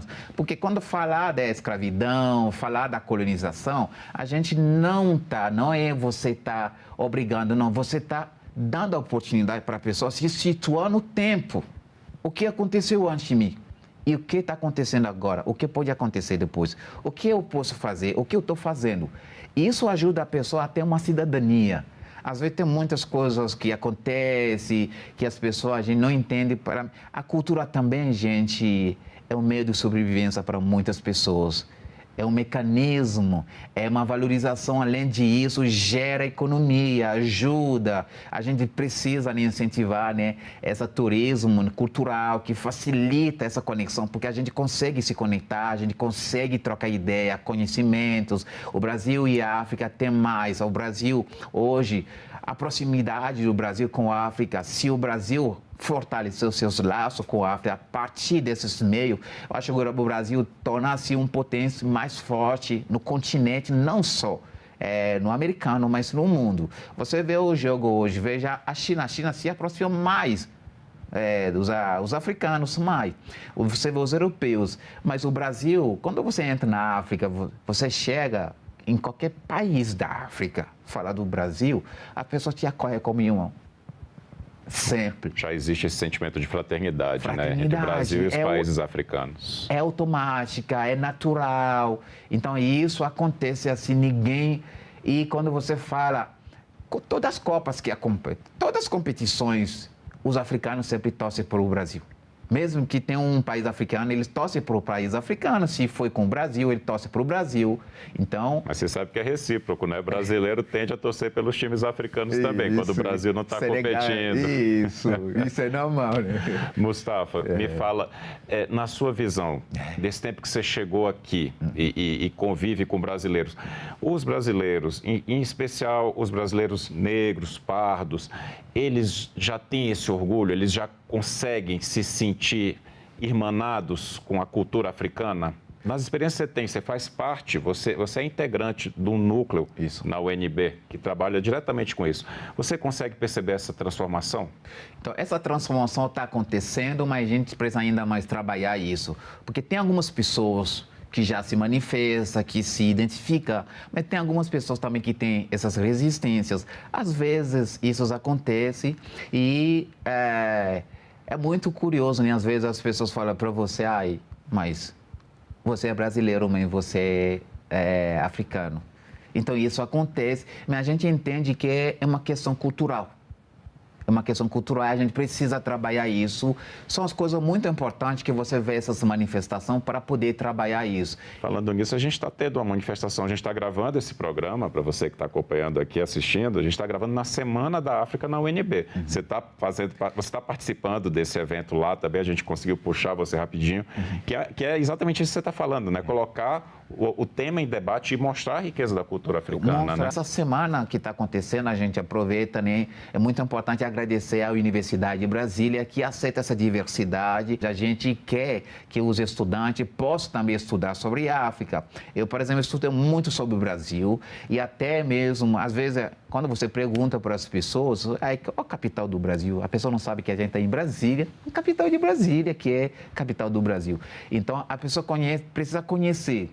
Primeiro, ao estudar sobre a cultura africana, a pessoa vai incentivar, vai estimular esse ânimo aí. Eu vou viajar para ir conhecer. Eu estudei isso nessa disciplina, eu fiz isso. Então, eu vou viajar lá para ir conhecer. Isso que está acontecendo com a cultura ocidente. Porque muito fala sobre os Estados Unidos, muito fala sobre Disney, fala isso. Então, isso gera curiosidade no ser humano para viajar para ir lá. Então, até disciplinas obrigatórias, isso vai gerar também essa curiosidade. A gente precisa também que as universidades todo do Brasil, federais, públicas, incentiva a dar bolsa de pesquisas, intercâmbio voltada para os países africanos. E isso vai ajudar a incentivar os estudantes que estão fazendo pós-graduação, que estão fazendo graduação, vão fazer TCC, que estão fazendo doutorado, viajar como uma obrigação de ir fazer essas pesquisas nos países africanos, trazendo essa riqueza para fazer um contraponto sobre o que foi dito, o que não está sendo dito, para que outras pessoas também vão atrás dessas informações. Antes da gente terminar, a gente está fazendo um programa falando do Dia Mundial da África, né? Desde 1972, que celebra um continente plural. Vamos fazer vamos vislumbrar o futuro, brincar de futurologia. Onde você imagina, você falou, a transformação foi a educação, foi a pesquisa, as relações bilaterais. Onde você vê Pensar em continente, o continente africano daqui a 10 anos, uma visão otimista. Como você gostaria de ver? Otimismo, eu acho que é muito forte. É muito forte. Porque eu estou vendo um grande retrocesso. Isso pode ser confirmado com os recentes eventos que aconteceram na África do Sul, onde você vê os próprios negros, pretos se levantam contra os outros africanos. E a gente se questiona quem está por trás disso. O África está sobre um grande neocolonialismo muito forte. E isso traz que, apesar dos esforços, a gente tem hoje várias pessoas, pesquisadores, que têm conhecimentos enormes, e essas pessoas não têm coragem, não estão querendo nem voltar, porque não está tendo estrutura, não está tendo, eles estão querendo, mas não está tendo. Então, eu acho que o otimismo que a gente consegue regastar esses valores, a gente precisa da consciência dos dirigentes, a gente precisa que a Europa, os parceiros entendam que chegou o momento de deixar o povo africano fazer seus próprios pratos. A gente não precisa mais, né, que a pessoa entrega, né, o peixe feito para a gente, como a gente precisa aprender a pescar. A gente precisa que os apoios dos parceiros investem na transformação, investe na autonomia de África, não na dependência de África. Então, por exemplo, se a gente está aqui em 2026 e ainda a autossuficiência alimentar da África dependente de outros países, é muito complicado. Olha todo o tamanho do patrimônio, da riqueza da terra, dos recursos, da pluralidade, da diversidade. Então, eu acho que não sou otimista. É possível, sim, a gente está trabalhando para isso. Você é realista? Eu sou realista, eu não é que eu estou aqui, que eu tenho que falar para sair bonita, tenho que falar, mas quer passar pano, não. Eu assumo minha responsabilidade, não me arrependo de nada. Eu acho que é muito importante cada um se olhar no espelho, veja quem eu sou, porque não quer falar daqui, amanhã eu estou no outro lugar, falando outra coisa, contradizendo o que estou aí. A gente tem um grande desafio. Esse grande desafio vem desse problema cultural, vem a gente sofre, né, essa questão de mistura cultural, onde você tem uma imposição de civilização, onde você vê tentativas várias de apagamento da cultura, tentativa de captação dos valores fora do contexto. Então, também é o apelo também tanto para os parceiros quanto com os africanos e entender que para negociar, fazer tudo, até a gente vê recente o Brasil tentando aproximar, vamos fazer uma parceria de transferência de tecnologia, de conhecimento. Isso quer dizer de uma autonomia. Então, a gente acha que para a gente chegar daqui 10 anos, eu acho que nosso trabalho é regastar esses valores e pensar na autonomia. Se a gente conseguiu essa questão, começando a trabalhar em desenvolvimentos, entender que temos potencial, como a China fez hoje, a gente pode ver a China, quem esperava a China nessa época? Ninguém esperava a China, mas onde está a China hoje? Ninguém esperava. O Brasil já atravessou várias sequências sobre o Cruzeiro Real. Hoje o Brasil tem um sistema que é o PIS, que é um patrimônio enorme, que mostra o potencial. Então, essa proximidade, eu torço muito para essa proximidade entre o Brasil e a África. Eu acredito mais né, na cooperação sul-sul que vem do Brasil e a África, porque o Brasil tem essa facilidade de fazer essa transferência de conhecimentos. É um parceiro que trata como igual, né? Igual. Não se impõe, não se impõe. Não faz a neocolonização. Não, neocolonização. Então, eu também quero que o Brasil, em vez que o Brasil procure ainda mais outros comércios fora, o Brasil se olha mais para a África, assim, olha para a África assim, olha. Vamos orientar nosso mercado para aqui, vamos tratar desse mercado aqui. Se o Brasil, vou dar um exemplo, se o Brasil expandiu o sistema PIS, por exemplo, esse valor cultural, tecnológico, que é uma inovação sustentável, o Brasil já vira o maior país na economia mundial. E a África, mais de 54 países. Daqui 2030, 2036, a população vai dobrar. a juventude está crescendo um país, um continente jovens ainda.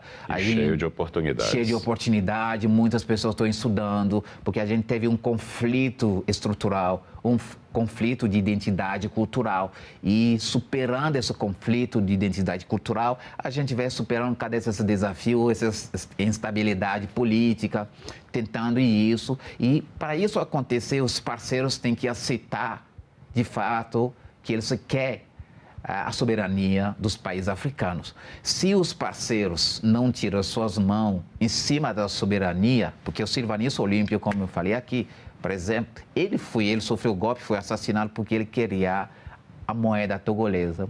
E só ele sofreu isso porque a França tinha controle sobre 15 países. E ele falou, se a gente liberou o Togo, os outros também a gente vai perder.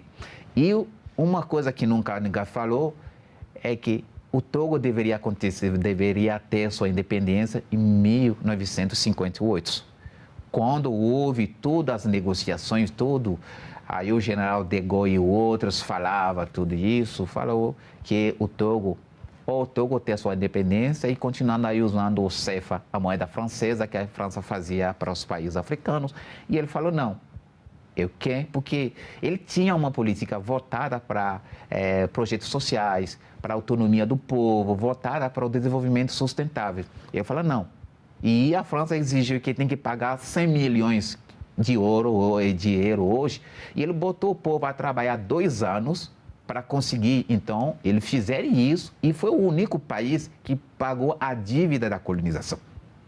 Ele pagou e conseguiu a independência. Em 1963, faltava 2 meses para ele concretizar o projeto da autonomia do Togo e aconteceu o inesquecível. E é muito difícil, uma perda. Até hoje o corpo dele está no Benin, porque foi o tio dele que criou também a cidade que chama Lomé, capital do Togo hoje. Então o pai, que é o Francisco Sylvanus Olímpio, ele falou, não, meu filho não vai ser enterrado no Togo até que a justiça seja feita. Hoje o corpo dele está no Benin, que é um país vizinho. O Benin, Gana, Togo, Burkina Faso, a gente estão então. É uma coisa muito forte. Quando você chega hoje no Togo, você chega no Gana, no Benin, você fala o nome do Sylvanus Olímpio, as pessoas falam da grandeza dessa pessoa. Eu já fico feliz em você contar a história desse grande brasileiro que foi, na verdade, um grande homem do Togo também. Foi um grande. E olha, já sei o que é que você deseja para o continente africano. Total autonomia e respeito. Isso. Nesses próximos 10 anos, no Dia Mundial da África. Isso, a gente quer isso. Muito obrigado pela entrevista, Mustafa Nhandi. Gratidão nesse momento e agradeço a todo mundo que está assistindo a gente e faz esse apelo, vamos juntos trabalhando, valorizando a cultura, fortalecendo a cultura, vai fortalecer também a soberania do Brasil, vai fortalecendo a soberania do Sul e a gente acredita mais na cooperação Sul-Sul e colocando a cultura como uma ferramenta importante nesse processo. Obrigado mais uma vez. E eu agradeço também a você que nos acompanhou até aqui. Este programa já está disponível em senado.leg.br/TV e no canal da TV Senado no YouTube. Obrigado pela atenção e até o próximo Cidadania.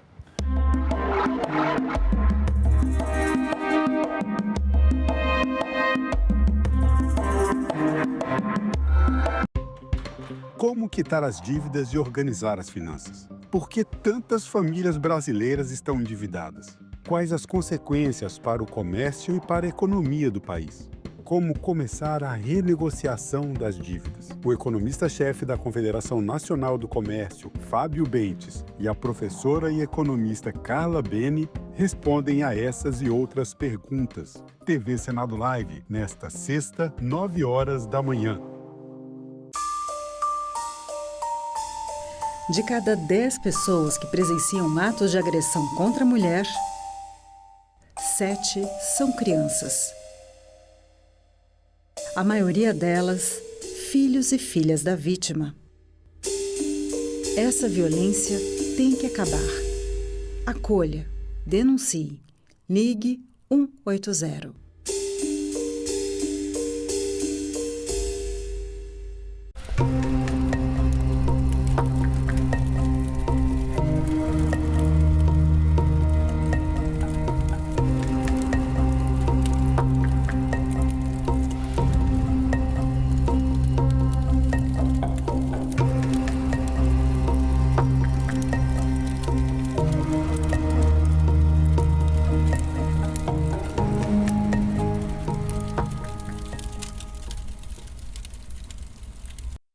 No próximo Assunto de Estado, vamos falar sobre segurança pública, inclusão, economia, entre outros temas. E a nossa convidada é a senadora Ivete da Silveira, do MDB de Santa Catarina. Não percam.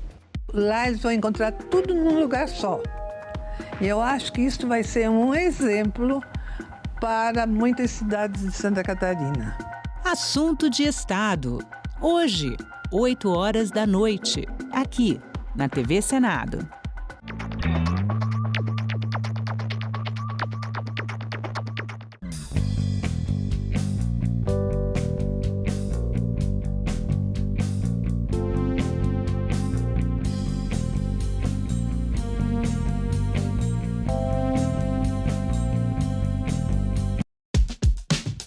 Calendário Eleitoral 2026.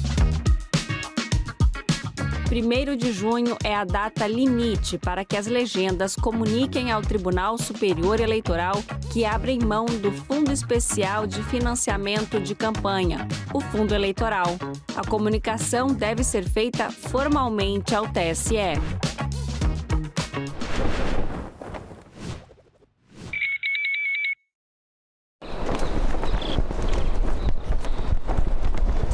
Vamos começar. Conselho de Comunicação Social faz debate sobre as eleições deste ano. Comissão de Relações Exteriores promove audiência pública sobre as terras raras. Veja também a agenda das atividades da semana aqui no Senado.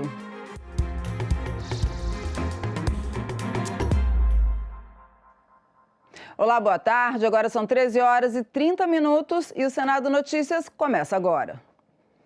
O Conselho de Comunicação Social do Congresso Nacional fez nesta manhã uma audiência pública sobre as eleições deste ano. A inteligência artificial generativa dominou os debates. Os participantes da audiência concordaram que a mudança trazida pelas redes sociais na divulgação da propaganda política mudou a forma de se fazer campanha no Brasil. Embora esse tempo de rádio e televisão seja na propaganda eleitoral, ainda tem uma grande importância. A força da comunicação ela migrou, em boa parte, para a mídia digital e para as redes sociais. As campanhas eleitorais são realizadas hoje pela internet em tempo real e praticamente durante os 4 anos do mandato dos parlamentares e dos políticos. E é justamente neste ambiente virtual que os partidos, candidatas e candidatos fazem as suas arenas para se apresentar aos eleitores, dificultando o controle por parte da Justiça Eleitoral. O maior desafio nas últimas eleições de 2018 até 2024 foi o enfrentamento à desinformação no processo eleitoral. Do grande desafio imposto de 4 anos para cá, principalmente pela inteligência artificial, que chega de forma avassaladora em todos os níveis. O advogado Diogo Reis lembrou que a legislação eleitoral no Brasil sempre teve mudanças frequentes, mas a regulamentação da comunicação pela internet foi deixada de lado. No campo do direito eleitoral, da legislação eleitoral, as leis que menos mudaram foram justamente as leis que se referem à internet. Essa lei que eu falei no início, a 12.034 de 2009, ela basicamente é a mesma, passado 17 anos. É ela que regula a internet no Brasil. Uma lei feita na época do Orkut, que regula todo o processo, por exemplo, do TikTok, da inteligência artificial, generativa e de todos os desafios digitais que a gente tem. A gente mexe muito na legislação eleitoral, mas há poucas vezes que a gente mexeu na legislação eleitoral digital foi para passar o bastão para o Tribunal Superior Eleitoral. Me parece que é hora do Congresso Nacional puxar e retomar esse poder para que defina balizas mínimas. Outro problema apontado é a dificuldade de fiscalização pela Justiça Eleitoral da propaganda política na internet. Diante de conteúdos suspeitos, quase metade das pessoas, ou seja, 47% das pessoas, ignora a publicação, ou seja, ela percebe que aquilo ali é falso e não faz nada em relação a isso. Enquanto apenas 32% verificam se é verdadeiro ou não, né? E somente 10% denunciam os conteúdos às plataformas. Tá? Então, quando a gente vai pensar nas medidas do TSE de fiscalização, mas se as pessoas não denunciam, também fica complicado, né? Monitorar isso. Se vai receber anúncio político eleitoral, vai precisar ter um repositório de anúncio público e aberto, para que a população possa ver quem está investindo, né, dinheiro nisso, quanto está sendo investido. Então, se derrubou algum conteúdo por conta de ser um conteúdo desinformativo, quantos conteúdos foram derrubados, etc. e tal, qual era o teor daquele conteúdo. Esse ponto é muito importante porque nas eleições anteriores a gente teve dificuldades significativas relacionadas à fiscalização e ao enforcement das regras já existentes. Então, a gente vê regras muito boas, mas na hora de fiscalizar, a gente entende que existe essa lacuna. Como essa fiscalização da publicidade online ela é limitada, a gente vê a criação de um mercado paralelo de publicidade político-eleitoral nessas plataformas que operam sem garantias de isonomia, sem garantia de transparência e sem respeito às normas locais. Aqui é um caso de 2024 em que a gente viu usuários veiculando anúncios de vários países do mundo durante as eleições, mencionando candidatos às eleições municipais de São Paulo em 2024 no TikTok, que alega não permitir a veiculação de conteúdo político. Aqui vale reforçar a importância desse mercado irregular para o modelo de negócios das plataformas. No caso da Meta, há uma estimativa de que a empresa lucrou 16 bilhões de dólares com anúncios de golpes e produtos ilegais em 2024. Mudanças na jornada de trabalho estão em 3 propostas de emenda à Constituição que tramitam no Senado. A PEC, que acaba com a escala 6x1, ainda não tem um calendário de votação definido. A PEC, apresentada pelo senador Rogério Marinho e assinada por outros 39 senadores, propõe um modelo de jornada flexível e com salário proporcional às horas trabalhadas. O texto permite que os trabalhadores decidam entre seguir o regime de trabalho tradicional da CLT ou negociar a jornada com os patrões. De acordo com a PEC, o contrato individual prevalece sobre possíveis acordos coletivos. Os benefícios como FGTS, férias e 13º salário também seriam proporcionais às horas trabalhadas. Se você quiser trabalhar 20 horas, 30 horas, 40 horas, 50 horas, é possível. E você seja remunerado pela sua atividade, pela sua disponibilidade em relação ao seu empregador. É assim que acontece, por exemplo, nos Estados Unidos. E veja, preservando todos os direitos do trabalhador que estão contidos no artigo 7º da Constituição na sua proporcionalidade. Férias, fundo de garantia, 13º, horas extraordinárias. A proposta da oposição foi apresentada um dia depois da Câmara aprovar por ampla margem de votos a PEC que acaba com a escala 6x1 e reduz a jornada de forma gradual de 44 para 40 horas semanais, permitindo que o trabalhador tenha 2 dias de folga por semana sem redução de salário. A proposta apresentada pela oposição já foi encaminhada para a Comissão de Constituição e Justiça aqui do Senado, onde começa a tramitação. Já a PEC aprovada pela Câmara e que acaba com a escala 6x1, ainda aguarda na mesa do Senado uma decisão do presidente Davi Alcolumbre. Pelo regimento, ela deverá passar pela CCJ antes de ir a plenário. A expectativa é de que nesta semana o presidente Davi Alcolumbre se reúna com os líderes partidários para decidir sobre a tramitação dessa PEC. O que já está definido é que haverá uma sessão temática em plenário para debater os impactos sociais e econômicos do fim da escala 6x1. Além dessas 2 PECs, uma outra proposta bem mais antiga e mais ousada reduz a jornada de trabalho de 44 para 36 horas semanais. É a PEC 148 de 2015, do senador Paulo Paim, que já foi aprovada pela CCJ e aguarda votação em plenário desde dezembro do ano passado. A PEC que hoje eu diria que tem mais chance de ser aprovada, na minha avaliação, E, embora digam que a minha é mais antiga, a importância para mim não é quem vai ser o relator ou não. Eu quero aprovar, importa é a causa.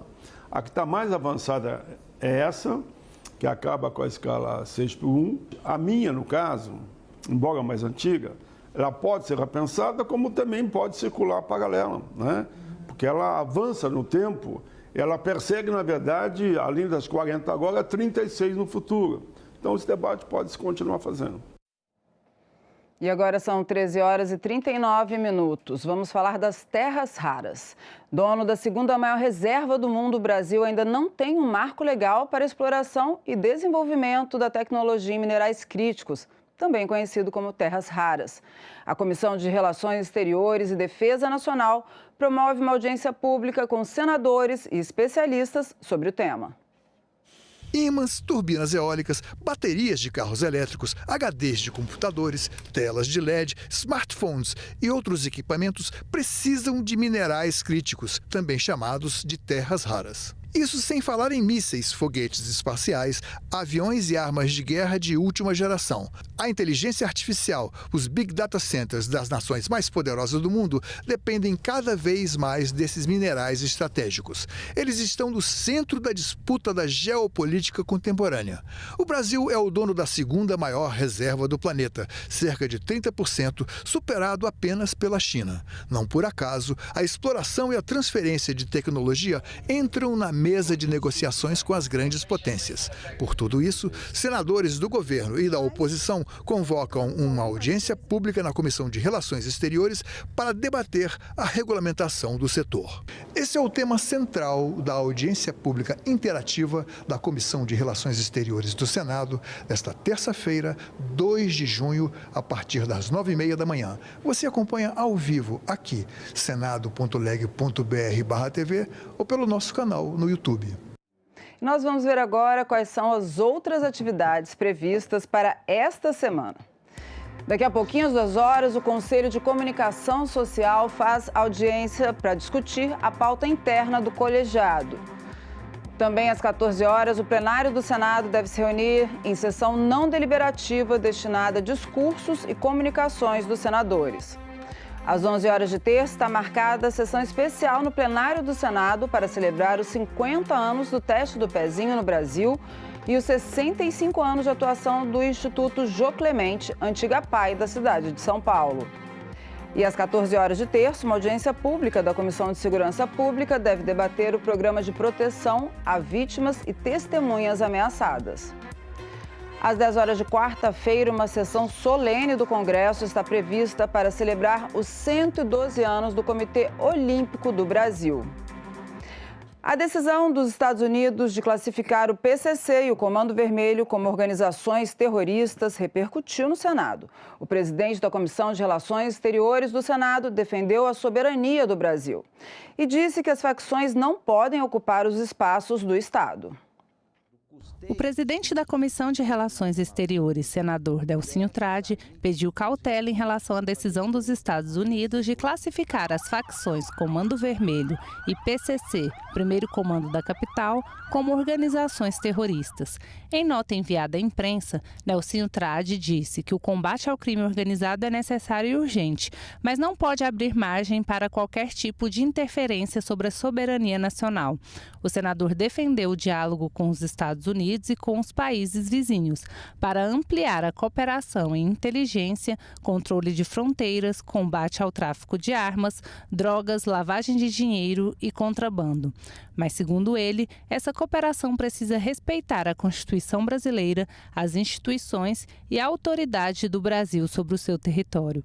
O presidente da Comissão de Relações Exteriores ainda disse que o Brasil precisa de um governo que trate segurança pública como prioridade, não deixe espaços serem ocupados por facções e dê às forças de segurança condições reais de proteger a população. Na última quinta-feira, o Departamento de Estado dos Estados Unidos anunciou que vai classificar as facções brasileiras PCC e Comando Vermelho como organizações terroristas estrangeiras. E depois da aprovação pela Comissão de Assuntos Econômicos, o governo ainda tenta negociar mudanças no projeto do refinanciamento das dívidas rurais. Os senadores mantiveram o Fundo Social do Pré-Sal e outros fundos supervisionados pelo Ministério da Fazenda como fonte do refinanciamento das dívidas agrícolas. Além dos produtores prejudicados por eventos climáticos, o projeto incluiu aqueles afetados economicamente por redução de preços, por exemplo.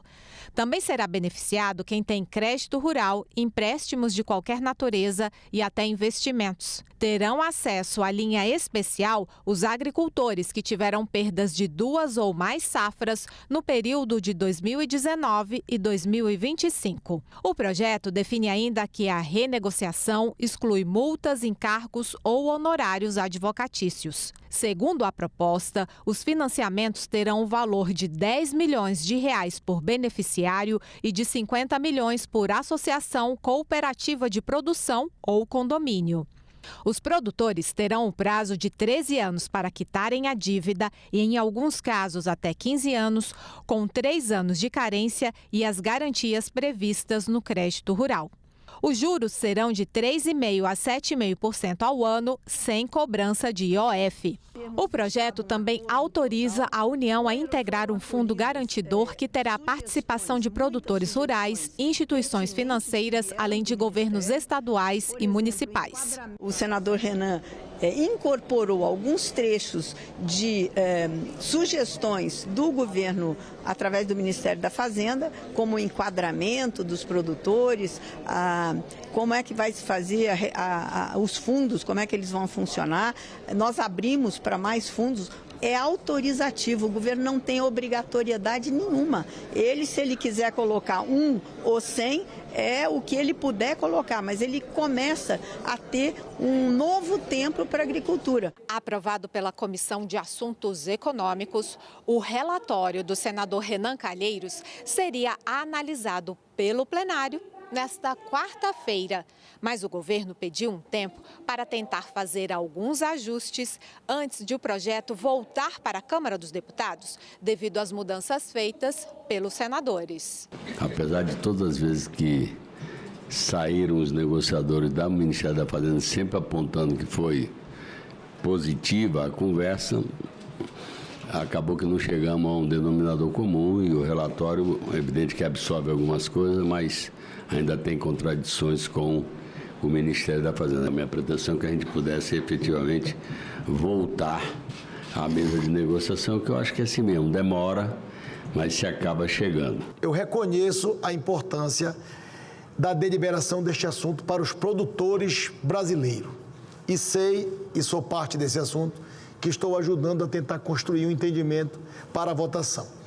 Mas ocorre que ainda tenho algumas manifestações em relação ao governo e aos senadores sobre a possibilidade de construir ainda um entendimento em relação deste texto antes da deliberação em plenário. Não é uma questão que eu veja hoje que é de oposição e de governo, é uma questão do Brasil, né? E sempre lembrando, quem dá vantagem comparativa ao nosso país hoje em relação ao concerto das nações é o nosso agronegócio. A gente não pode matar o agronegócio do Brasil. E o plenário do Senado aprovou o reajuste no piso salarial dos professores da educação básica pública. O projeto segue agora para a sanção presidencial. Os senadores aprovaram um piso salarial de R$ 5.130 para os professores da educação básica pública em 2026. O reajuste foi de 5,4% em relação ao piso anterior. De acordo com o texto da medida provisória, o reajuste passa a considerar a inflação do ano anterior, medida pelo INPC, e somada a 50% da média de crescimento das receitas do Fundeb, o Fundo de Manutenção e Desenvolvimento da Educação Básica, nos 5 anos anteriores. O cálculo leva em conta as contribuições de estados, municípios e Distrito Federal ao fundo. Comparando o Brasil com os países membros da OCDE, o Brasil é um dos países que os professores mais trabalham e menos recebem. Não tem educação boa, nem educação de qualidade, se os profissionais da educação não forem devidamente respeitados e valorizados. E o Senado celebrou na última sexta-feira o Dia Nacional do Líder Comunitário. A sessão especial foi requerida pelo senador Isalci, que destacou a importância dessas pessoas para a articulação entre Estado e comunidade. Líderes comunitários de várias partes do país participaram da sessão que homenageou quem trabalha para melhorar a vida das pessoas em uma comunidade. O líder comunitário é o elo entre as demandas de uma comunidade e o poder público. São eles que conhecem de perto a realidade de cada localidade do país. O Dia Nacional do Líder Comunitário, instituído oficialmente por lei em 2006, é uma forma de reconhecer e valorizar a atuação dessas pessoas. Liderar uma comunidade exige uma combinação rara de virtudes. A paciência de quem ouve sem julgar, a coragem de quem cobra sem recuar e a sabedoria de quem entende que os recursos são poucos, mas as urgências são muitas. Essa homenagem não é apenas simbólica, ela é um reconhecimento público de que o Brasil precisa olhar com mais respeito para essas lideranças. O poder público precisa ouvir mais quem conhece a realidade de perto. Representantes de entidades que reúnem líderes comunitários destacaram que a atuação da categoria é importante para fortalecer a construção da cidadania. É isso que a liderança comunitária precisa, realmente de qualificação, precisa, senador, que seja desenvolvido realmente políticas públicas, né? A liderança comunitária é uma voz, uma palavra, uma pessoa que encampa a voz da comunidade para levar as demandas ao setor público, ao poder público, para discutir junto às autoridades essas demandas e procurar resolver os problemas de sua comunidade. Eu não entendia que eu era líder comunitário.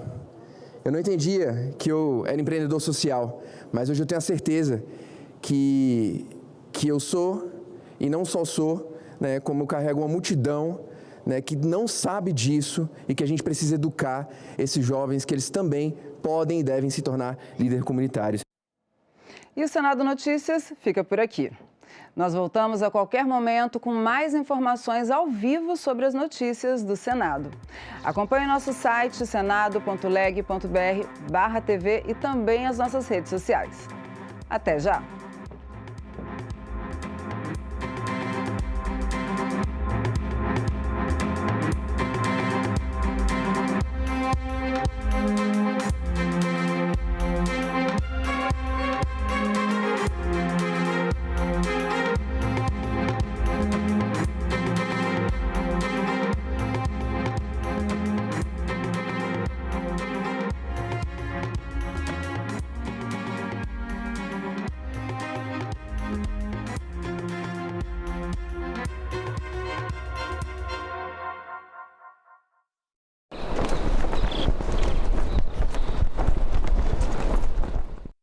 No próximo assunto de Estado, vamos falar sobre segurança pública, inclusão, economia, entre outros temas. E a nossa convidada é a senadora Ivete da Silveira, do MDB de Santa Catarina. Não percam! Lá eles vão encontrar tudo num lugar só. E eu acho que isso vai ser um exemplo para muitas cidades de Santa Catarina. Assunto de Estado. Hoje, 20h, aqui na TV Senado.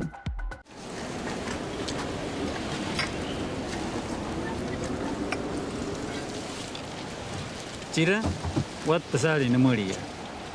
Amo sahaja tu ni what pasal ini tera wanita sahaja tera ratakan mui. Mesti wanita setiap jenis wayu ni tera makan ni miau uru numui, selalu tera mui ya. Tira wanita ya. Mana orang tera wanita ya tahu. Wanita satu wanita ya kat sekali hira dali hunakan. Ya kalau wanita ya sana syahira sana ingkara dokter sana nulie sekali hira waya. Te kiri wane woya ai te tapo wane wayu woya dai ai sha dai tap tara tiri wane kaste algo josan tara tiri non taret se semanya dai e os pota hoita mane shaine te kiri pero tauri.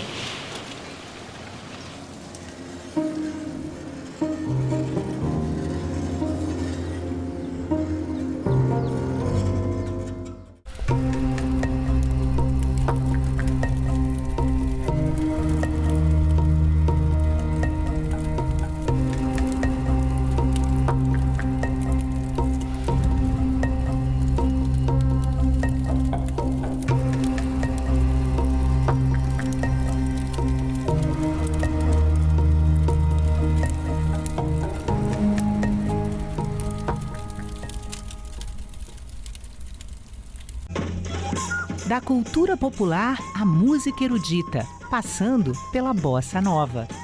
A TV Senado reuniu 3 filmes que pintam um retrato surpreendente do Brasil, para você aproveitar neste feriado.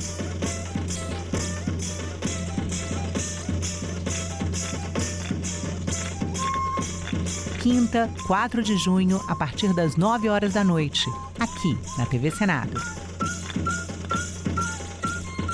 Dentro da minha família, eu sempre ouvia, é assim mesmo, homem é assim, ele é muito estourado, você precisa ter paciência.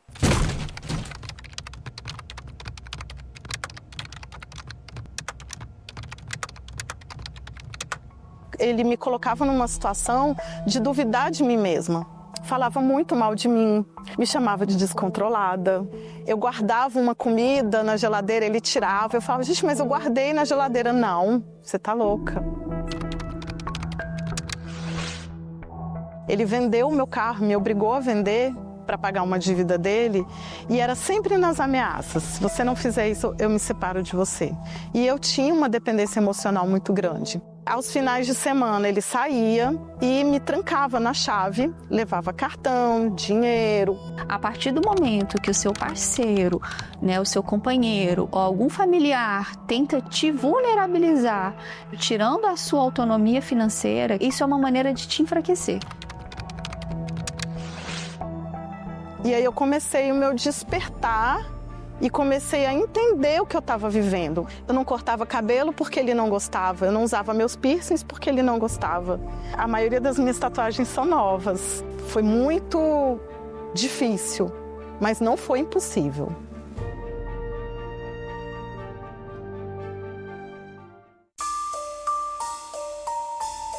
De cada 10 pessoas que presenciam atos de agressão contra a mulher, 7 são crianças. A maioria delas, filhos e filhas da vítima. Essa violência tem que acabar. Acolha, denuncie, ligue 180.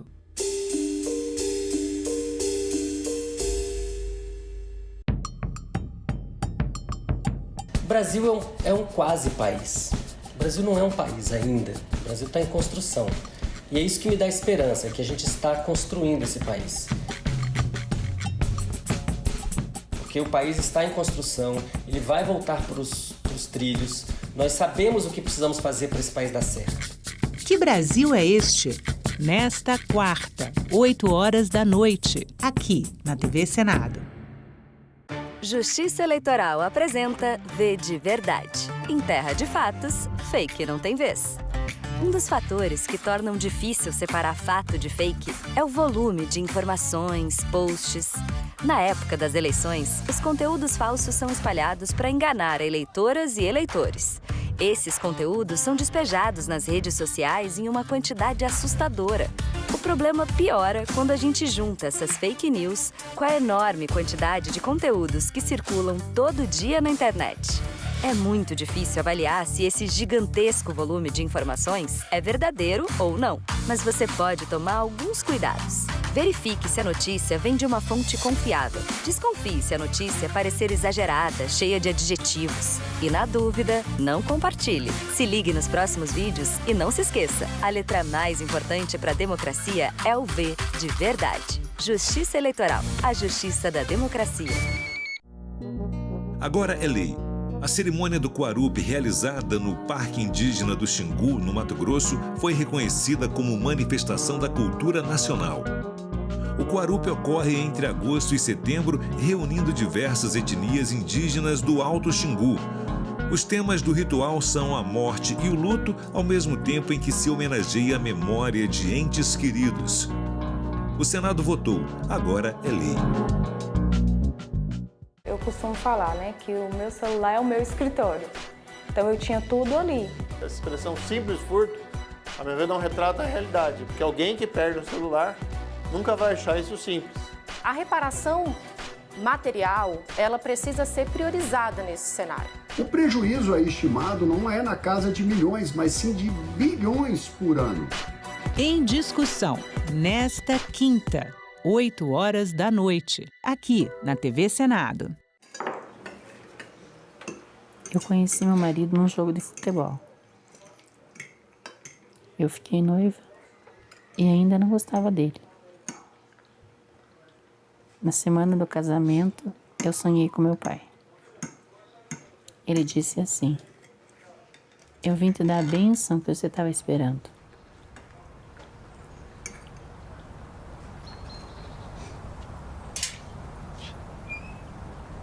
Depois do casamento, a gente foi morar num galpão que ficava junto da estufa. A minha filha mais nova ficava no carrinho, enquanto eu e a minha mãe amarrava fumo no galpão. Lavava roupa na máquina, cuidava da menina, fazia o almoço e voltava para o fundo.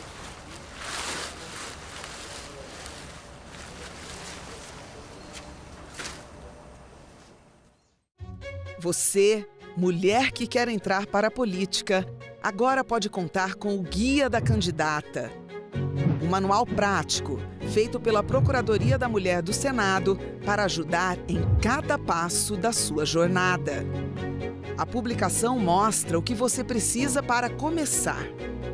Estar em dia com a Justiça Eleitoral, garantir sua filiação a um partido e o domicílio eleitoral 6 meses antes da eleição.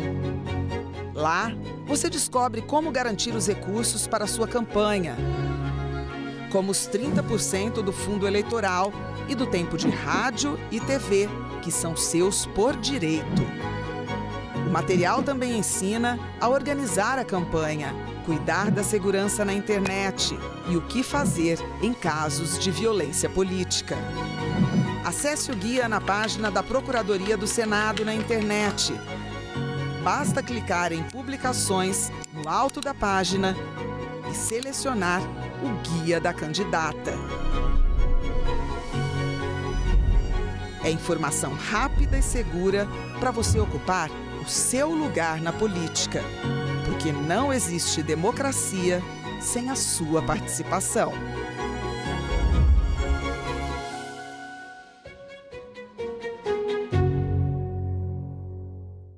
A violência política de gênero tenta silenciar as mulheres. Mas você não precisa enfrentar isso sozinha. O Zap Delas é o canal da Procuradoria da Mulher do Senado para acolher e orientar candidatas e lideranças. É um espaço seguro para denunciar ataques, ofensas e perseguições. Anote o número 619-8309-0025. Zap Delas, um canal da Procuradoria da Mulher do Senado. Como quitar as dívidas e organizar as finanças? Por que tantas famílias brasileiras estão endividadas? Quais as consequências para o comércio e para a economia do país? Como começar a renegociação das dívidas? O economista-chefe da Confederação Nacional do Comércio, Fábio Bentes, e a professora e economista Carla Bene respondem a essas e outras perguntas. TV Senado Live, nesta sexta, 9h da manhã. Calendário Eleitoral 2026. A partir de 7 de abril, servidoras e servidores não podem mais receber aumento salarial. A exceção é o reajuste para repor as perdas provocadas. Olá, boa tarde. Estamos de volta. Agora são 14h03. E nós passamos a transmitir agora para vocês a reunião do Conselho de Comunicação Social, que faz mais uma reunião, fez uma agora de manhã cedo e vai fazer outra começando agora, para discutir a pauta interna do colegiado. Acompanhe. Deputados da Comissão de Relatoria, formada pelos conselheiros Valderez Donzelli, Caio Loures e Carlos Magno. Relatório do projeto de lei 4.675 de 2025, do conselheiro Marcos Martins, que solicitou o adiamento desse item da pauta para a próxima reunião, que infelizmente ele não pôde estar presente, não poderá participar da reunião de hoje. O item 3, relatório sobre sugestão número 18 de 2026, que dispõe sobre a revogação integral da Lei FELCA, Lei 15.211 de 2025, do conselheiro Carlos Magno. O item 4, apresentação da conselheira Samira de Castro sobre a proposta de emenda à Constituição número 67 de 2023, que acrescenta o parágrafo 7º ao artigo 220 da Constituição Federal para dispor sobre a proteção da liberdade de imprensa. O item 5, apresentação da conselheira Sônia Santana sobre o Estatuto do Trabalhador da Cultura. E o item 6, apresentação da conselheira Rita Freire sobre o projeto de lei 1424 de 2026. A fase 3 dessa reunião, relatório de andamento dos trabalhos das comissões a serem proferidos pelos coordenadores. Fase 4, comunicações dos conselheiros. Fase 5, participação da sociedade civil. Comunico que as conselheiras Ana Flávia Cabral, Valderez Donzelli e o conselheiro Ricardo Ortiz acompanharão de forma remota essa reunião. Já cumprimento, Ana Flávia e Valderez já estão online, o conselheiro Ricardo entrará em seguida. Comunico que a conselheira Ângela Sinhac não poderá participar da reunião dessa parte da tarde por conta de compromissos profissionais no exterior. Também comunico a impossibilidade de participação do conselheiro Marcos Martins e registro a presença do padre Eduardo Doguete, do fundador da TV Século XXI, que veio prestigiar a reunião do Conselho e poderá fazer uso da palavra durante a fase de participação da sociedade civil. Essa reunião será realizada em caráter interativo, com possibilidade de participação popular. Para isso, as pessoas que tenham interesse em participar com comentários ou perguntas podem fazê-lo por meio do portal e-Cidadania, www.senado.leg.br/e-Cidadania e pelo Alô Senado, pelo telefone 0800 061 2211. Comunico às senhoras e senhores conselheiros e conselheiras que temos sobre a mesa da presidência para apreciação as atas da 6ª e 7ª reuniões de 2026, enviadas com antecedência por e-mail. Não havendo objeção, proponho a dispensa da leitura e discussão das atas. Senhores conselheiros e senhoras conselheiras que as aprovam, permaneçam como estão. Aprovado. Comunico a leitura de expediente, ofícios para a presidência do Congresso Nacional. Informo que no dia 5 de maio foram enviados os ofícios do CCS número 701 e 702 à presidência do Congresso Nacional, informando ao presidente Davi Alcolumbre a renúncia do conselheiro suplente Fernando Justus Fischer e a indicação da ABET do nome do senhor Paulo Henrique Pimenta da Silva para o preenchimento da suplência da representação das empresas de TV. Lembro que o preenchimento da vaga depende de eleição a ser realizada em sessão conjunta do Congresso Nacional, conforme disposto no artigo 4º, parágrafo 2º da Lei nº 8.389, de 1991. Dando continuidade no item 2 da pauta, a proposta de audiência pública de julho.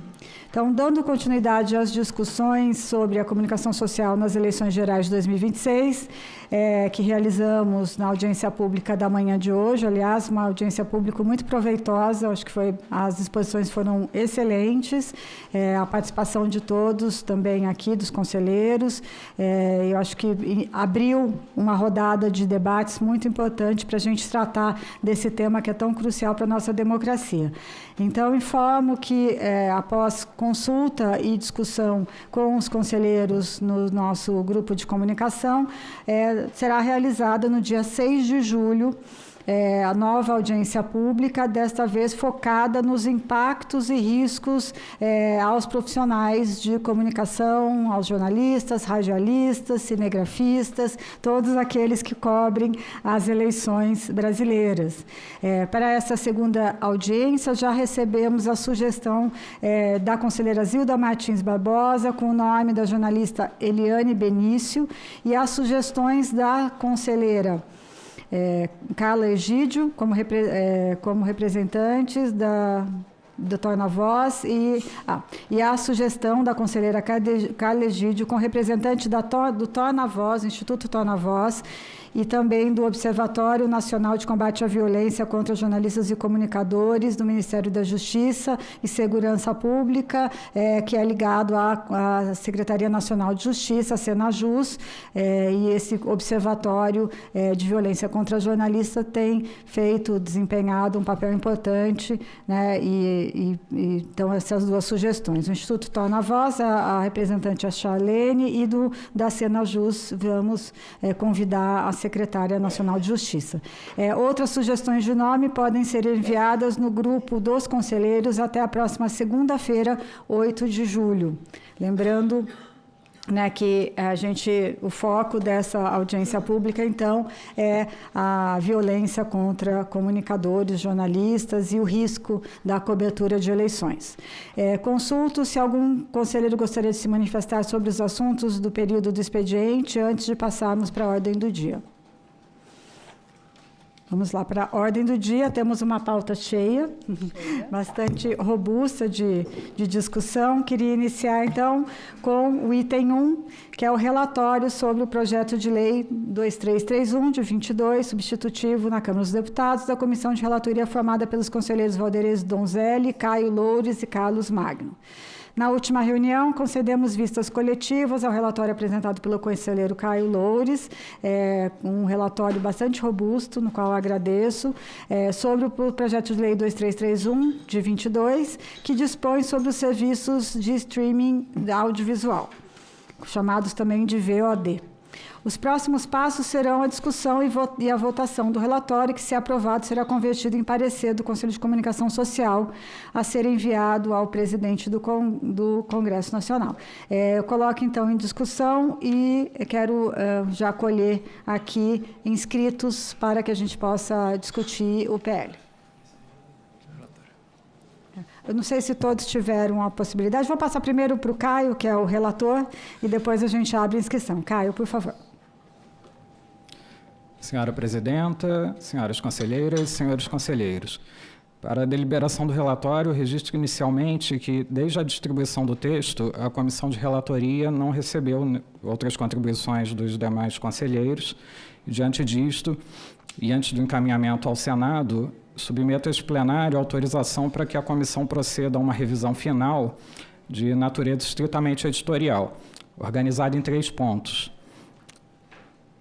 Primeiro, são aprimoramentos factuais, incorporação de dados mais atuais. Sugiro a atualização dos dados Cantar Ibope para o levantamento de 2026, publicados recentemente, que registra a audiência das plataformas de VOD. O refinamento da atribuição da janela cinematográfica como dispositivo originário do Senado e mantido como substitutivo na Câmara. A incorporação dos cenários atuais de arrecadação da Condecine VOD, apresentados pela Ancine, e também das estimativas das entidades do setor produtivo independente. A atualização da tabela de benchmark internacional, com a inclusão do Reino Unido. E sugiro ainda a incorporação das alterações regulatórias mais recentes, em particular os atos da Ancine e do Ministério da Cultura. Um segundo ponto, sugerimos a adequação da voz institucional. Aprovando o relatório por este plenário, o texto passa a falar em nome do Conselho de Comunicação Social e não da Comissão de Relatoria, uniformizando o registro institucional do documento. E terceiro ponto, a separação das pautas transversais. Em razão da amplitude e da transversalidade das matérias legislativas correlatas, assim como da proposição de minutas de anteprojetos, sugerimos a separação dessas pautas para tratamento aprofundado pela Comissão Temática de Regulação do Setor Audiovisual, proposta na seção 10 do relatório, ou, alternativamente, por relatorias específicas designadas por este plenário para cada matéria. Permanecem os itens 1 a 4, a criação da comissão temática, o encaminhamento ao Congresso Nacional, o oferecimento do acervo técnico ao senador relator e sugestão de pauta às mesas diretoras quanto ao PLP número 259 de 2023. Solicitamos, portanto, a autorização deste plenário para que a comissão de relatoria realize a edição dessas alterações em uma semana, incorporando eventuais contribuições que forem apresentadas nessa sessão, e apresente, então, a versão definitiva. Encaminho ainda, senhora presidenta, na forma do item 1 da seção 10.3 do relatório e do artigo 26 do regimento interno deste Conselho, o pedido de que se submeta na presente sessão a deliberação do plenário pela proposta de criação da Comissão Temática de Regulação do Setor Audiovisual, a fim de assegurar, em sede regimental adequada, o tratamento aprofundado das pautas transversais e das proposições operacionais ora desmembradas. Era o que tinha a dizer. Muito obrigado. Obrigada, conselheiro. Passo a palavra ao conselheiro Rafael Soriano. Obrigado, Patrícia. Primeiro, elogiar o conselheiro Caio e a comissão. O relatório está bem robusto e detalhado. Eu iria pedir inicialmente um prazo adicional para a gente apresentar algumas contribuições. Eu ainda estou reunindo tudo que eu recebi, mas eu acho que essa uma semana que o Caio falou agora é suficiente se a gente puder, dentro dessa uma semana, dentro desse prazo em que ele vai atualizar o texto, também enviar a contribuição. A gente circula no grupo para a comissão. Paralela a esse reajuste da edição do texto, as contribuições que a gente conseguir consolidar. Então, eu só queria pedir essa uma semana para a gente também enviar algumas contribuições.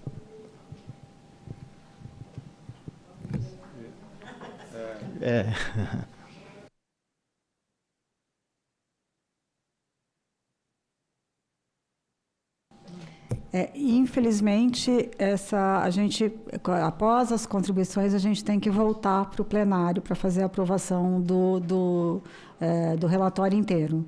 Então, seria os 10 dias ou uma semana para a consolidação dessas contribuições, as alterações propostas pelo conselheiro Caio, mas aí a gente precisaria voltar para validação pelo pleno do conselho na próxima reunião.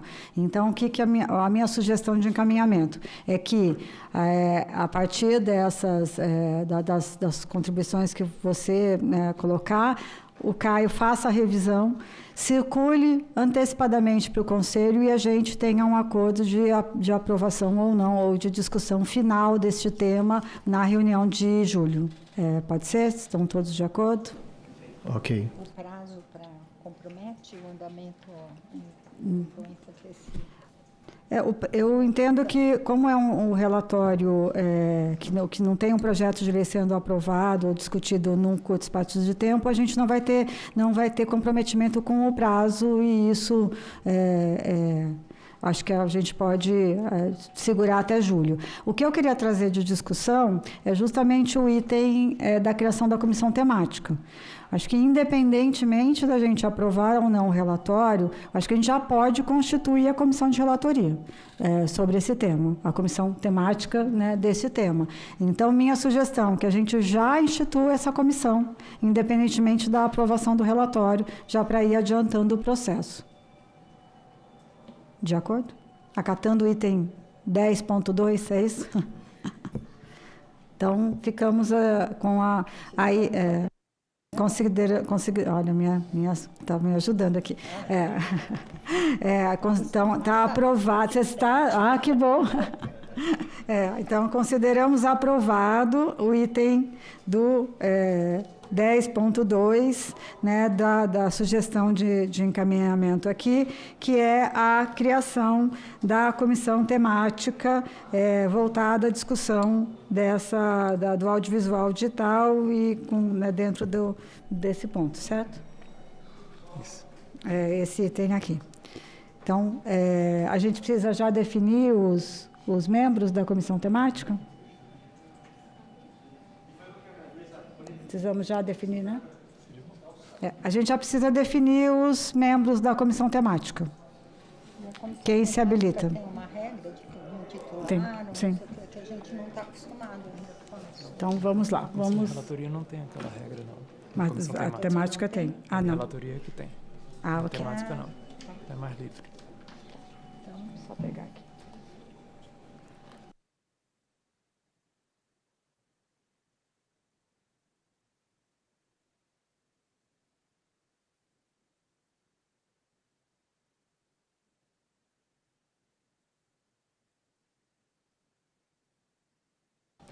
Então, olha, só lendo aqui, a comissão temática, artigo 26 do regimento interno do Conselho, até 5 comissões, com o objetivo de composição definidos para a reunião do Conselho as que constituir. A comissão temática terá o prazo definido pelo presidente do Conselho, ouvido o plenário, apresentar seu relatório final. O relatório de cada comissão temática será submetido à deliberação do Conselho. Não tem nenhuma regra aqui sobre participantes, então pode ser tanto suplente como titular. E aí, então, já a gente, então, Sônia, Caio, mais alguém? Marcos Martins, já estamos colocando ele, Júlio, então temos aqui já Sônia, Caio, Júlio e consultar o conselheiro Caio Martins, Marcos Martins, eu estou com Caio na cabeça hoje, Marcos Martins, será que ele possa participar? A conselheira Valderez também gostaria de se manifestar. Valderez, por favor. Boa tarde para todo mundo, vocês me ouvem bem? Sim. Ah, ok. Eu estou num lugar aqui que tem construção, então aparecem uns barulhos de uma fita por levantar, desculpe. Mas deixa eu comentar com vocês. Eu concordo com o pedido também que o conselheiro Rafael colocou, né, de mais um prazo aqui para a gente analisar, e eu também me manifesto favorável a fazer parte da comissão, tá? Comissão temática. Perfeito, então, Valderez. Então, vamos seguir dessa forma. Todos estão de acordo? Alguém mais quer se manifestar sobre esse tema? Então, seguimos, então, dessa forma. Bom, o item 2 foi tirado de pauta, que era o relatório do projeto de lei 4.675, de 25. Então, passamos para o item 3, que é o relatório sobre a sugestão número 18, de 26, que dispõe sobre a revogação integral da Lei FELCA, Lei 15.211, de 2025, do conselheiro Carlos Magno. Eu só queria, eu sei que esse foi o título, né, que veio da sugestão 18, mas eu gostaria só de, a título de precisão mesmo, obrigada, de não deixar, de chamarmos o ECA digital como Lei FELCA. Eu acho que a gente deveria olhar o influenciador digital FELCA teve um papel extremamente importante, relevante, para destravar a discussão do ECA digital, mas a discussão do projeto de lei, que começou aqui no Senado, depois foi para a Câmara dos Deputados e foi aprovado com quase, acho que até por unanimidade mesmo, ele é muito mais amplo do que simplesmente uma lei que se trata a partir de um influenciador. Ele é um estatuto da criança e do adolescente no ambiente digital, então a gente precisa nomear dessa forma para dar de fato a dimensão desse importante marco para a proteção das crianças e adolescentes. Então, sugiro aqui que a gente agora passe a tratar como ECA digital, e é disso que a gente está falando, a revogação dessa lei. O conselheiro Carlos Magno, passo a palavra. Boa tarde, presidente. Boa tarde, conselheira Rita, que também compõe a mesa, demais conselheiras e demais conselheiros. Olá, boa tarde, estamos de volta. Você estava acompanhando o Conselho de Comunicação Social. Nós passamos a transmitir agora a sessão não deliberativa no plenário do Senado. Você pode continuar a assistir o Conselho de Comunicação Social no nosso canal, no YouTube. Acompanhe.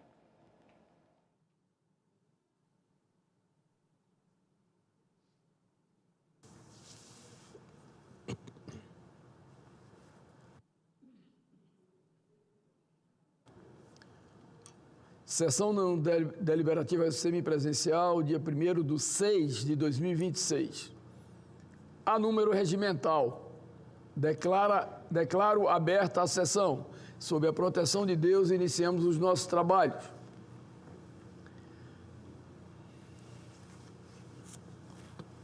A presente sessão não deliberativa semipresencial destina-se a discursos, comunicações e outros assuntos de interesse partidário ou parlamentar. As senadoras e os senadores poderão se inscrever para o uso da palavra por meio do aplicativo Senado Digital, por intermédio dos totens disponibilizados na casa ou por solicitação à mesa durante a sessão. Os senadores presentes remotamente e inscritos para o uso da palavra poderão fazê-lo através do sistema de videoconferência. Passamos à lista dos oradores inscritos. Como primeiro orador inscrito, passo a palavra ao senador Paulo Paim, do PT do Rio Grande do Sul. Vossa Excelência dispõe de 20 minutos. Presidente Chico Rodrigues, mais uma vez satisfação poder usar a tribuna com Vossa Excelência. Cumprimento à distância o senador Girão. Presidente, eu vou falar de um tema que o Brasil todo está discutindo. E falo com muita segurança que eu digo que não há um Estado nesse país que não esteja dialogando, conversando, debatendo, discutindo a importância de nós não termos mais a escala 6:1, mas caminharmos, conforme já uma ampla votação na Câmara de Deputados, para a 5:2. Mais de 90% dos deputados assim agiram. Mais de 90%. E a pesquisa na população não é muito diferente. Eu vou falar sobre ela aqui. Eu estou muito seguro, muito tranquilo quando me pergunto como será no Senado. Eu não tenho dúvida que no Senado também esse clamor popular do país todo para, depois de 40 anos, porque na época de Getúlio era 48, passaram-se quase 40 anos na Constituinte, passamos para 40 horas sem redução do salário. E agora estamos caminhando para as 40 horas sem redução do salário. Mas ainda com uma escala ainda decrescente, que eu vou detalhar aqui. Assim mesmo, presidente, se me permitir, no primeiro momento, eu queria ler esse ofício. Sua Excelência, senhor presidente Davi Alcolumbre, Senado Federal. Assunto: solicitação de audiência.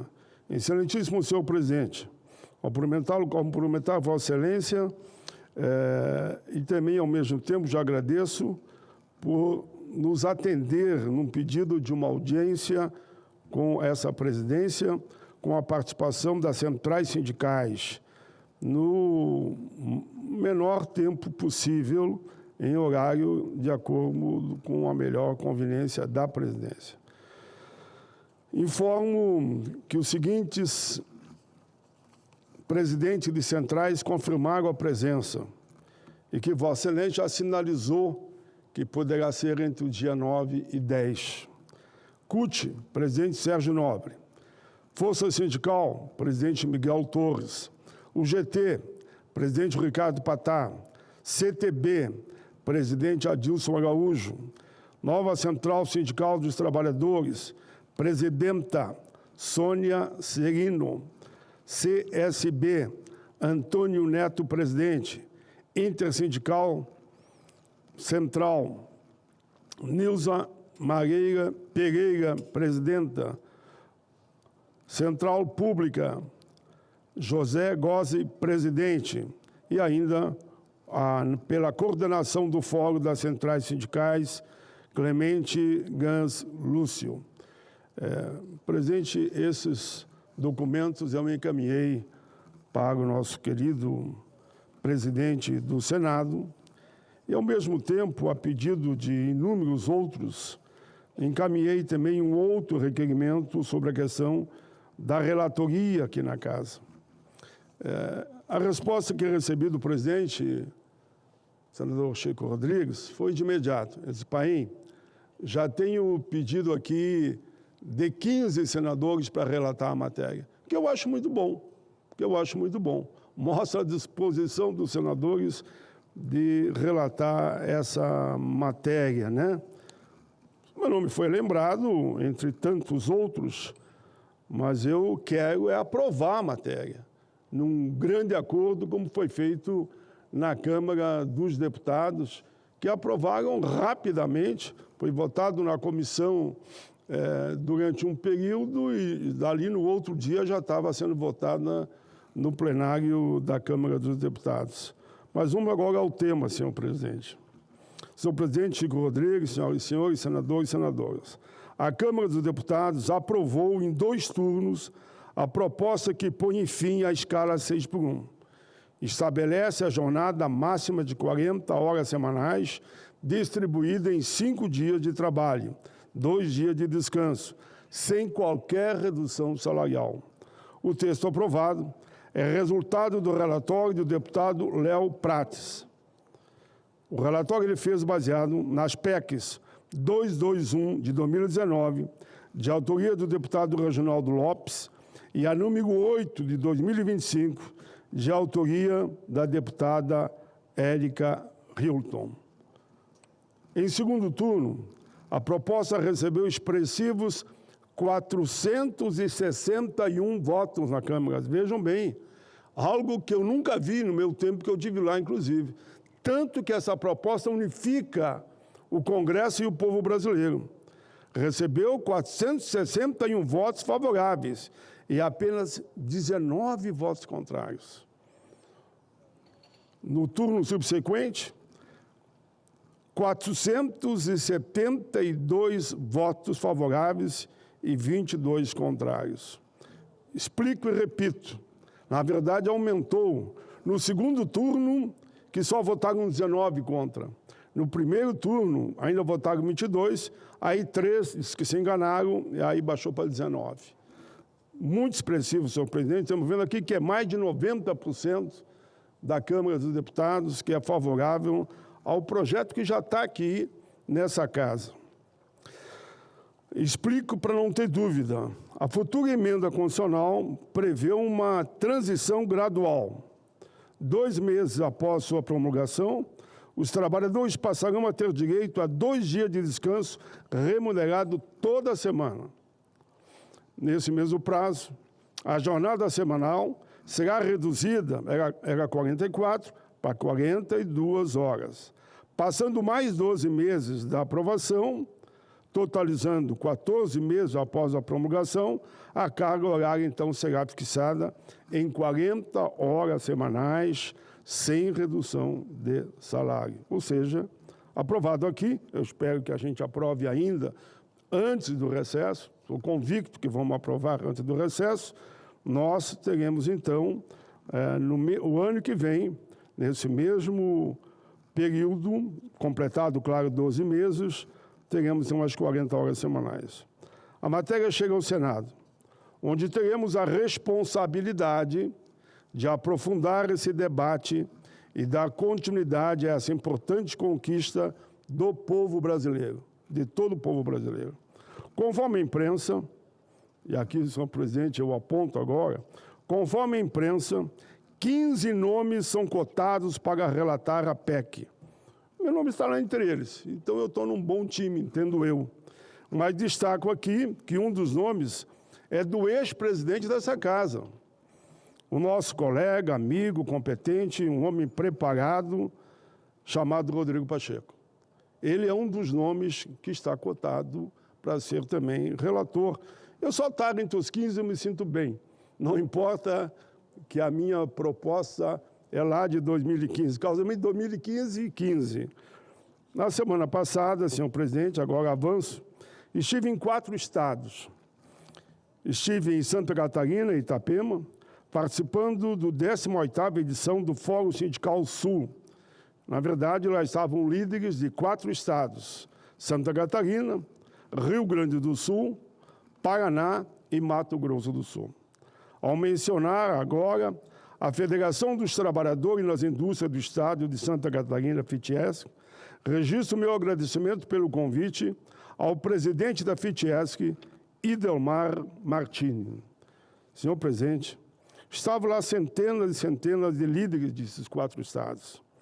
E, por unanimidade, pediram muito, que nós estivéssemos aqui trabalhando nessa semana e na semana que vem, pelo tempo que for necessário, junto com os senadores comprometidos com essa causa, que eu entendo que é ampla maioria. Até quem pensa diferente a gente respeita, porque isso é a democracia.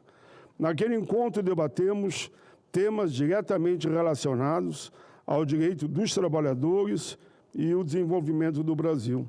Claro, e entre eles o destaque foi exatamente o fim da escala 6x1, redução da jornada de trabalho sem redução de salário. Esse tema está no centro do debate nacional e representa uma das mais importantes lutas do mundo do trabalho neste século. Por isso, reitero nessa tribuna minha posição histórica, que foi, quando eu era sindicalista, quando fui constituinte, e mantive e mantenho até hoje. O fim da escala 6x1 e a redução da jornada das atuais 44 horas semanais para 40 horas. Na prática, a adoção da escala 5x2, sem qualquer redução de salário, representa, vejam bem, um dado que até o momento eu não ouvi e fiz um cálculo hoje pela manhã, senhor presidente. Significa uma redução de 48 minutos. 48 minutos por dia na jornada atual de 44. Você reduzindo 48 minutos por dia, você atende a todo o povo brasileiro.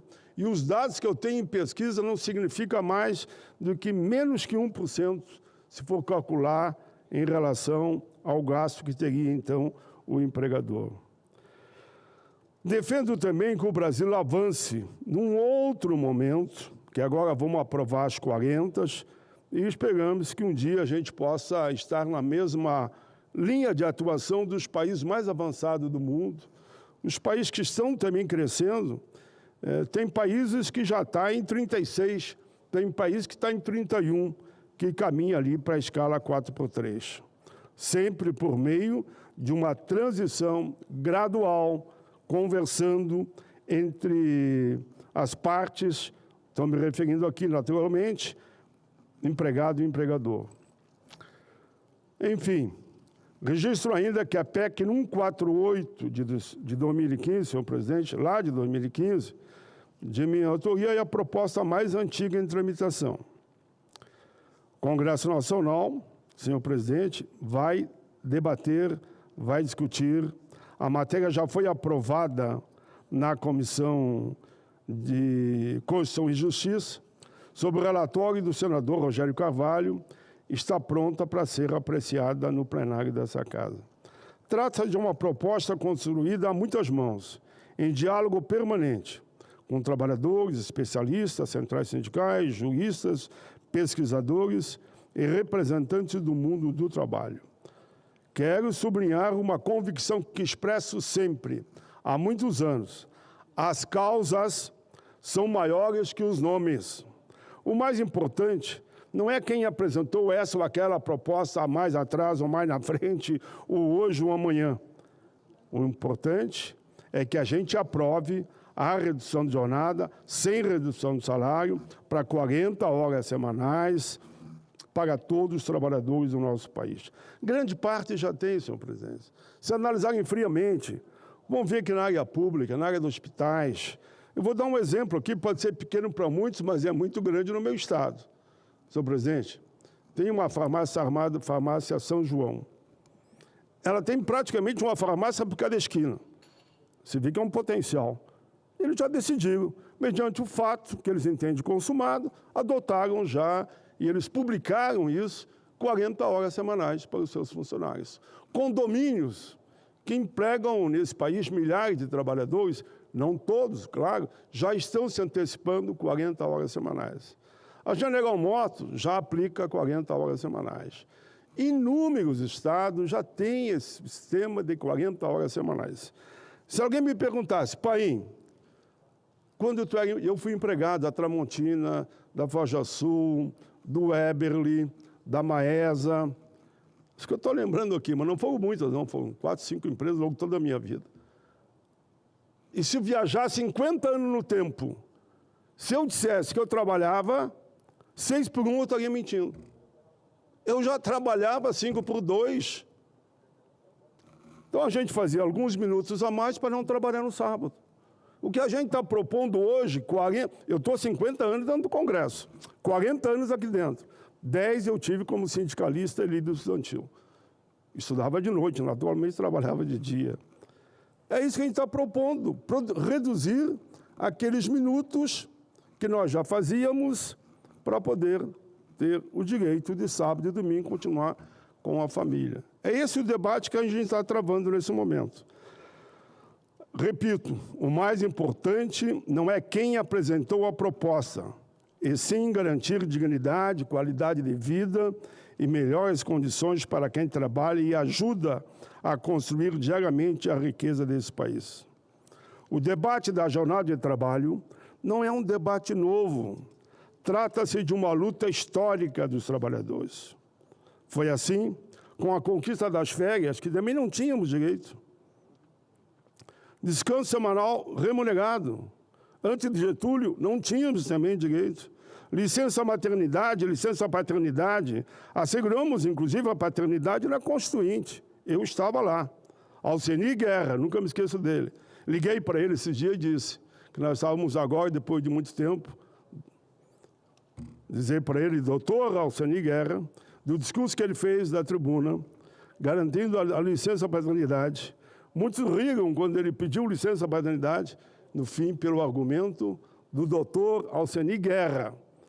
Já está com uma idade avançada. Eu sei que você me ligou, eu não estava no gabinete naquele momento. Mas faço aqui, rendo minhas homenagens novamente a você por ter assegurado nesse país a licença paternidade. Se eu pudesse e tivesse força, eu diria que a licença paternidade nesse país tem que ter um nome, doutor Alcenir Guerra. Senhor presidente, salário e jornada está agora na pauta. Em todos esses momentos houve resistência, mas é natural, eu até entendo. Muitos não entenderam bem qual era a proposta de cada um. Mas a partir que a proposta vai ganhando corpo, e a sociedade hoje, eu não tenho dúvida, deve estar acima de 80%, quase 90% da sociedade defendendo essa proposta. Por isso, aqueles que achavam que é impossível, viram que é possível. E não houve desemprego, nós diminuímos os desempregados. Aumentou a massa salarial, mais gente trabalhando, produzindo e recebendo. Vou dar um exemplo. Há mais de 100 anos, vejam bem, 100 anos, nos Estados Unidos, o industrial, a área de automóvel, Henry Ford, implantou em todas as suas fábricas a jornada de 40 horas semanais, sem redução salarial. Daí o presidente dos Estados Unidos chama ele, mas meu amigo, nós estamos numa época de crise. E ele responde, sim, meu amigo, se você reduzir a jornada, você vai ter mais empregados, gente trabalhando, produzindo, consumindo, e eu vendendo mais automóvel. Foi a resposta que ele deu. E com isso ampliou, então, a jornada naquele país. Muitos empresários, na época, entenderam e o resultado foi produtivo, melhorando a produtividade e a qualidade de vida e o fortalecimento do consumo. A própria OIT, Organização Internacional do Trabalho, recomenda a jornada de 40 horas desde 1935. Eu nem era nascido, sou de 50. Estou no meu último mandato, porque eu resolvi não concorrer mais para passar o bastão para os mais jovens. Diversos países já avançaram nesse caminho. Portugal, Espanha, França, Bélgica, Alemanha, Chile, Equador e tantos outros. Na União Europeia, a média da jornada semanal é mais ou menos 36 horas. Nós estamos falando em 40 horas aqui. Há países como a Holanda, com jornada de, em média, 31 horas semanais. Um dado que eu considero importante. O professor Pedro Gomes, da Universidade de Londres, repito, professor Pedro Gomes, da Universidade de Londres, no livro Sexta-feira é o Novo Sábado, demonstra que a redução da jornada pode beneficiar a economia e a sociedade a diminuir faltas, vai reduzir a rotatividade, melhora a saúde mental, vai estimular setores como cultura, lazer, turismo, entretenimento, e mais tempo com a família, com os filhos. Nós todos somos preocupados com a violência nesse país, queremos valorizar, inclusive, a nossa juventude. Senhor presidente, segundo ele, o Brasil possui condições concretas para reduzir a jornada para 40 horas semanais, superando assim a escala 6x1, desde que haja uma transição responsável e diálogo social. Para mim, foi isso que a Câmara fez. Eu poderia aqui dizer, olha, o melhor projeto do mundo é o meu.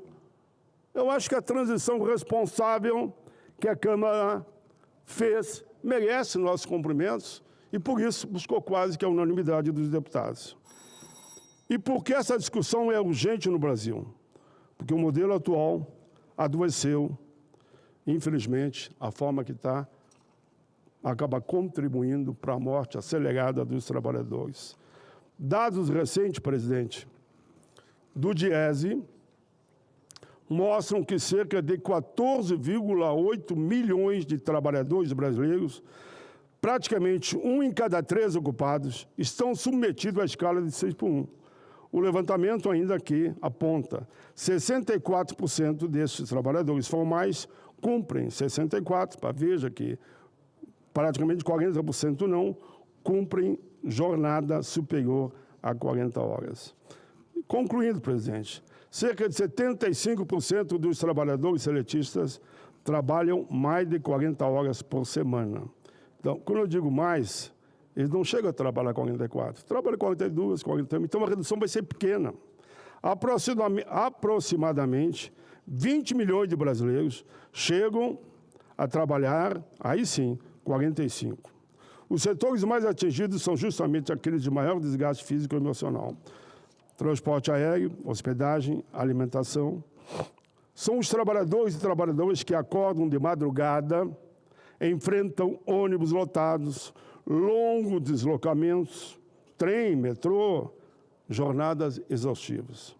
Ainda a informação do Diese, 71,2 milhões de trabalhadores precisam se deslocar diariamente para o trabalho, 14,5 milhões gastam entre 30 a 1 hora só de trajeto, 7,4 milhões levam mais de 1 hora para chegar no local de trabalho, porque depende, repito, do trem, do metrô, do ônibus.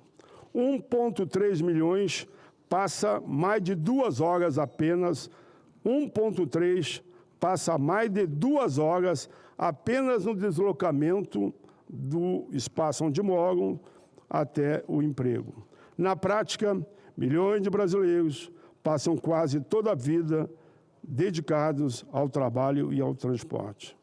Quando defendemos as 40 horas, escala 5x2, não estamos falando algo revolucionário ou impossível. Estamos falando de políticas humanitárias, de equilíbrio e de bom senso. O principal ponto é a qualidade de vida. Jornadas menores significam mais saúde física e mental, significam menos ansiedade, menos depressão, menos acidente no trabalho. Significam mais tempo para a convivência familiar, para o estudo, para o lazer, para o descanso. Para o cuidado dos filhos, para conviver com os pais, com os avós e bisavós. Não estamos discutindo apenas economia, estamos discutindo políticas humanitárias. O trabalhador precisa ter tempo para viver, tempo para ler um livro, tempo para estudar, tempo para as crianças brincarem, tempo para cuidar da saúde, tempo para amar, para namorar, para viver, tempo para existir além do trabalho. Há também, senhor presidente, a última página, um forte impacto econômico positivo nessa mudança.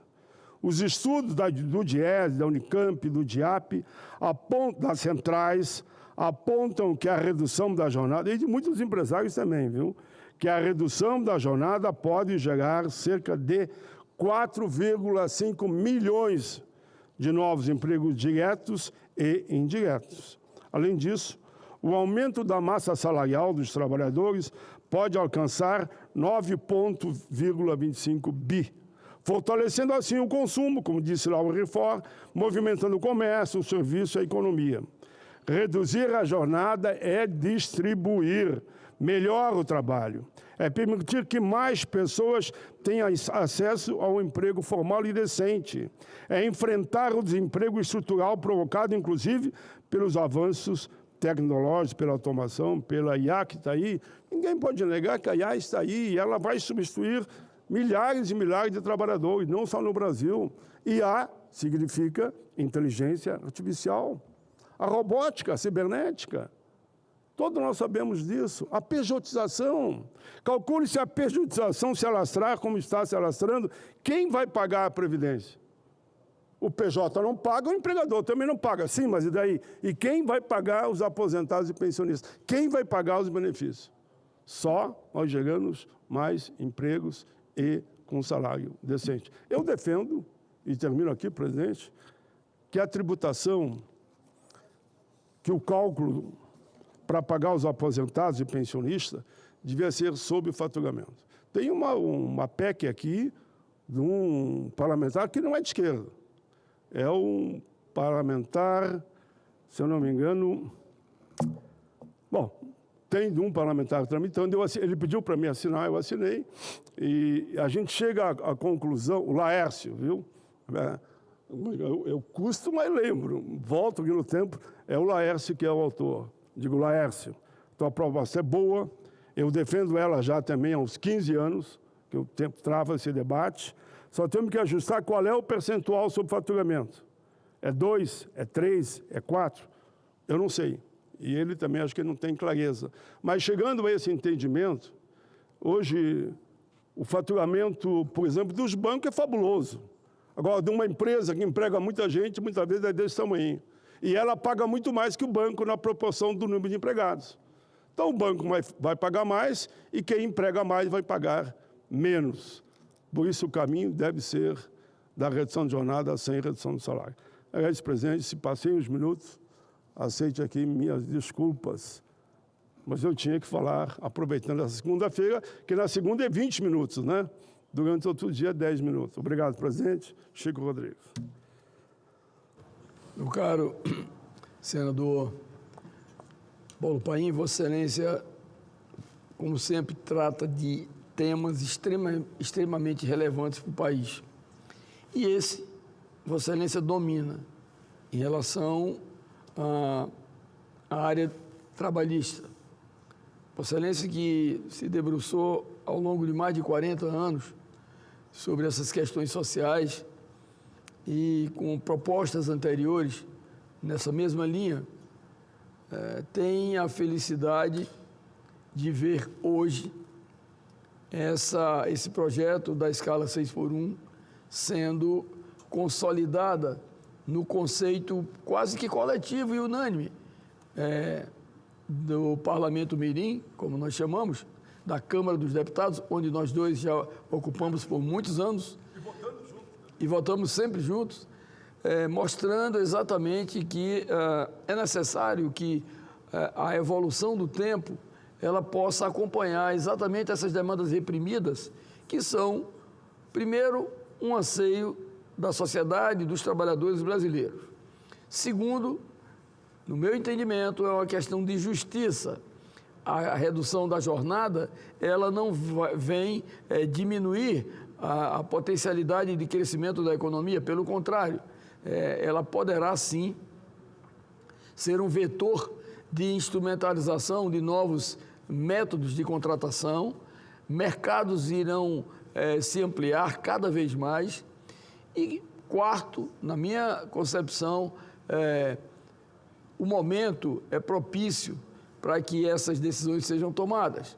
Alguns, principalmente na área empresarial, com as suas razões, que nós os respeitamos também, mas é necessário que haja essa acomodação em termos desse regime das 40 horas, para que, no meu entendimento, também, na medida em que você vai capacitando os profissionais, vocês vão dando missões que são missões com equipamentos e tecnologia mais eficiente, possa aumentar a produtividade. E aumentando a produtividade, muitas vezes, eu arriscaria dizer, que compensa algumas acomodações que existem ainda em alguns segmentos dos trabalhadores, e temos que ser justos, né? Portanto, esse projeto que estabeleceu a escala de 40 horas do trabalho semanal do trabalhador brasileiro, que teve a aprovação de mais de 90%. Como disse Vossa Excelência, eu também nunca vi, os 20 anos que ali estive na Câmara dos Deputados, a quase unanimidade, né, de uma votação tão complexa quanto essa, e que alguns ainda têm a pecha de dizer que, não, mas é um ano eleitoral, enfim. Não, não é o ano eleitoral por isso, porque os trabalhadores trabalham todos os anos, independente de período eleitoral. O que houve agora, na minha compreensão, foi exatamente a coragem, a determinação de dar aos trabalhadores, dar a César o que é de César, aos trabalhadores brasileiros, essa redução das horas trabalhadas, para que possa lhes auferir tantos e tantos benefícios, como foram citados aqui, a convivência por mais tempo com a família, a capacidade de ter uma vida mais suave, inclusive aqueles que pegam 2, 3 transportes por dia, como Vossa Excelência aqui bem citou, né? Então, acho que é justo, e ao chegar aqui na Câmara Alta do país, no nosso Senado da República, tenho certeza que o presidente Davi Alcolumbre irá agir com muita precisão, seguindo os ritos regimentais, porque ele é muito disciplinado em relação a isso, o cumprimento do regimento do Senado, mas desde que seja acelerado esse prazo, para que nós possamos ver no plenário os 81 senadores disponíveis e votando esse projeto das 40 horas para beneficiar o trabalhador brasileiro. Portanto, meu caro colega de muitas jornadas, de 20 anos de Câmara, já de deputados, mais esses 8 anos de Senado, Paulo Paim, eu diria que Vossa Excelência leva na sua bagagem, na sua memória e no seu currículo mais uma conquista com a aprovação desse projeto para beneficiar o trabalho do brasileiro que Vossa Excelência sempre defendeu. Obrigado, presidente. Você vai falar? Pensado ao meu, sabendo que a fala de um presidente da Casa em exercício é muito importante. E o presidente Davi Alcolumbre tem sido, de fato, muito equilibrado, muito tranquilo, ele tem ouvido a todos e vai ouvir as centrais, confederações, como já ouviu os empresários, para construirmos, então, esse grande acordo para votar essa matéria tão importante para o Brasil. Obrigado, presidente. Muito obrigado, senador Paulo Paim. Como próximo orador inscrito, eu passo a palavra ao senador Eduardo Girão, que está remotamente na sessão de hoje. O senador Eduardo Girão, do Novo do Ceará, dispõe de 20 minutos.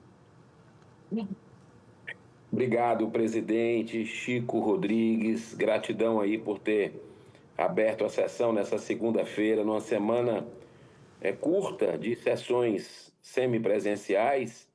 E quero saudar aqui todos os colegas, saudar os funcionários da casa, os assessores e principalmente a você, brasileira, brasileiro, que nos acompanha pela TV Senado, pela Rádio Senado e também pela Senado. Ao senhor presidente, segundo todos os institutos de pesquisa que existem no Brasil, que fizeram ultimamente levantamentos ouvindo toda a população, de ricos, de pobres, de brancos, de negros e orientações sexuais, não importa.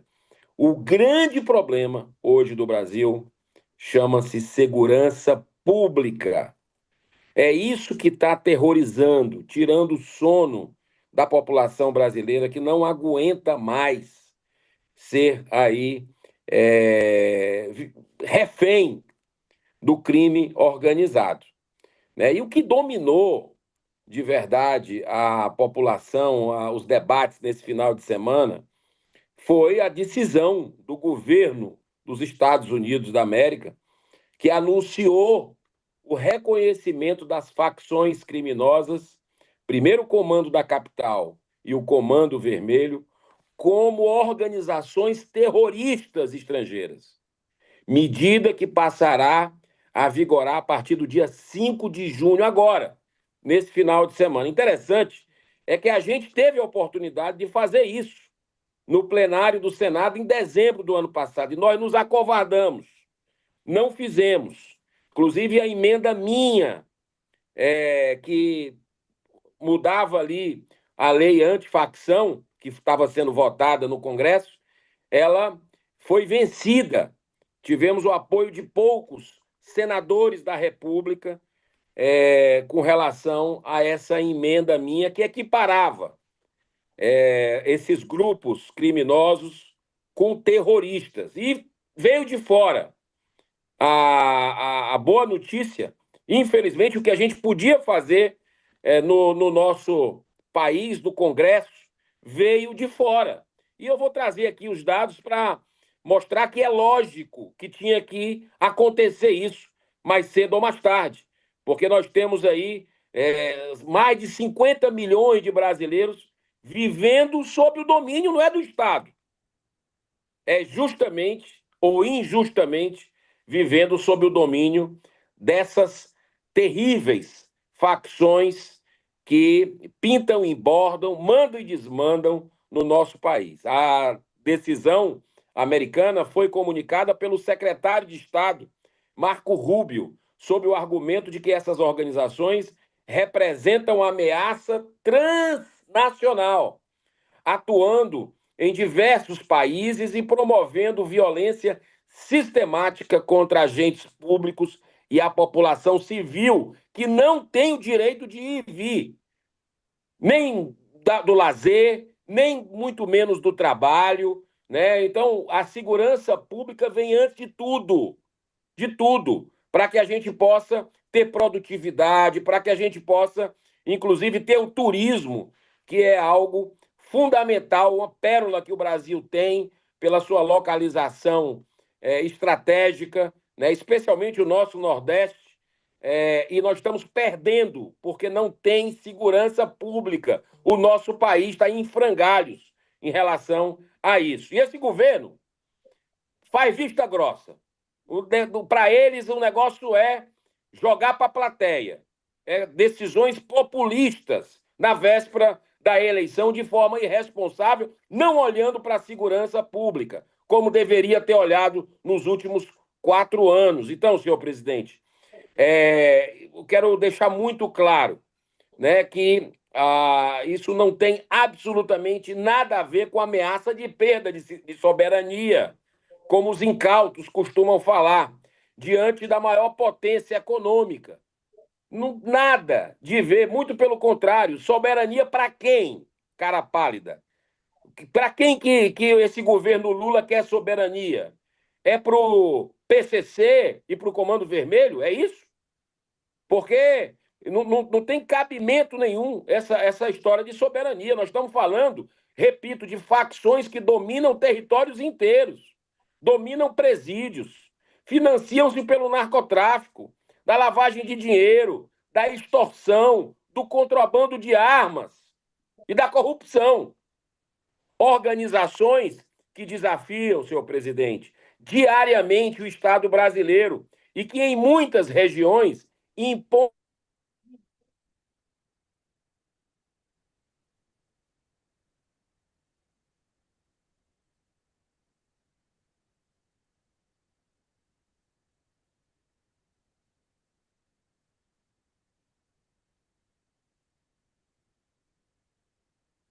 É loucura o que a gente está vivendo hoje no Brasil. O PCC e o Comando Vermelho deixaram há muito tempo de ser apenas criminosos locais. Eles transformaram-se em estruturas empresariais do crime, com ramificações internacionais, conexões com cartéis estrangeiros e capacidade financeira bilionária. Eu fico imaginando o discurso dessa turma que acaba defendendo essas facções, que vem falar de economia, que isso pode atrapalhar a economia do Brasil. Para com isso, ninguém é boboca, não, rapaz. Para de lorota. Que economia de quê? Economia de quem? Do Brasil ou economia de quem está ligado ao crime? Essa tem que asfixiar mesmo. Mas a economia, ela vai passar a rodar melhor, gerar empregos, quando nós tivermos com a segurança pública de vergonha. Porque aí as pessoas vão poder produzir Grupos vão poder investir bilhões de reais no Brasil que não estão querendo investir com medo, porque não tem, inclusive, mão de obra, com medo para trabalhar, né? Você tem situações que o crime organizado domina, cobra taxa para tudo. É mais um imposto no Brasil que não aguenta mais, é a maior carga tributária do mundo e tem que pagar pedágio para essa turma, né? Então, fora assaltos, uma série de coisas que acontecem, né, e que inviabilizam o investimento no Brasil. Diversos relatórios, senhor presidente, apontam que a influência dessas organizações já ultrapassam as fronteiras brasileiras do crime e alcança outros países da América Latina, da Europa e até dos Estados Unidos. Olha só, a pergunta que os governantes brasileiros poderiam e precisariam fazer é: como nós chegamos a esse ponto? Chegamos a esse lamentável momento porque durante décadas o combate ao crime organizado foi tratado de forma fragmentada, muitas vezes subordinados a interesses políticos e ideológicos. Enquanto isso, as facções só se fortaleciam, ampliavam seus negócios ilícitos, recrutavam milhares de jovens, o Estado perdia espaço em áreas inteiras do território nacional. Olha só que coisa, você está vendo aí as apostas, o que é que tem feito, tem ampliado essa lavagem de dinheiro.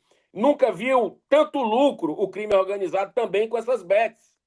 Nós não podemos aceitar a normalização da barbárie.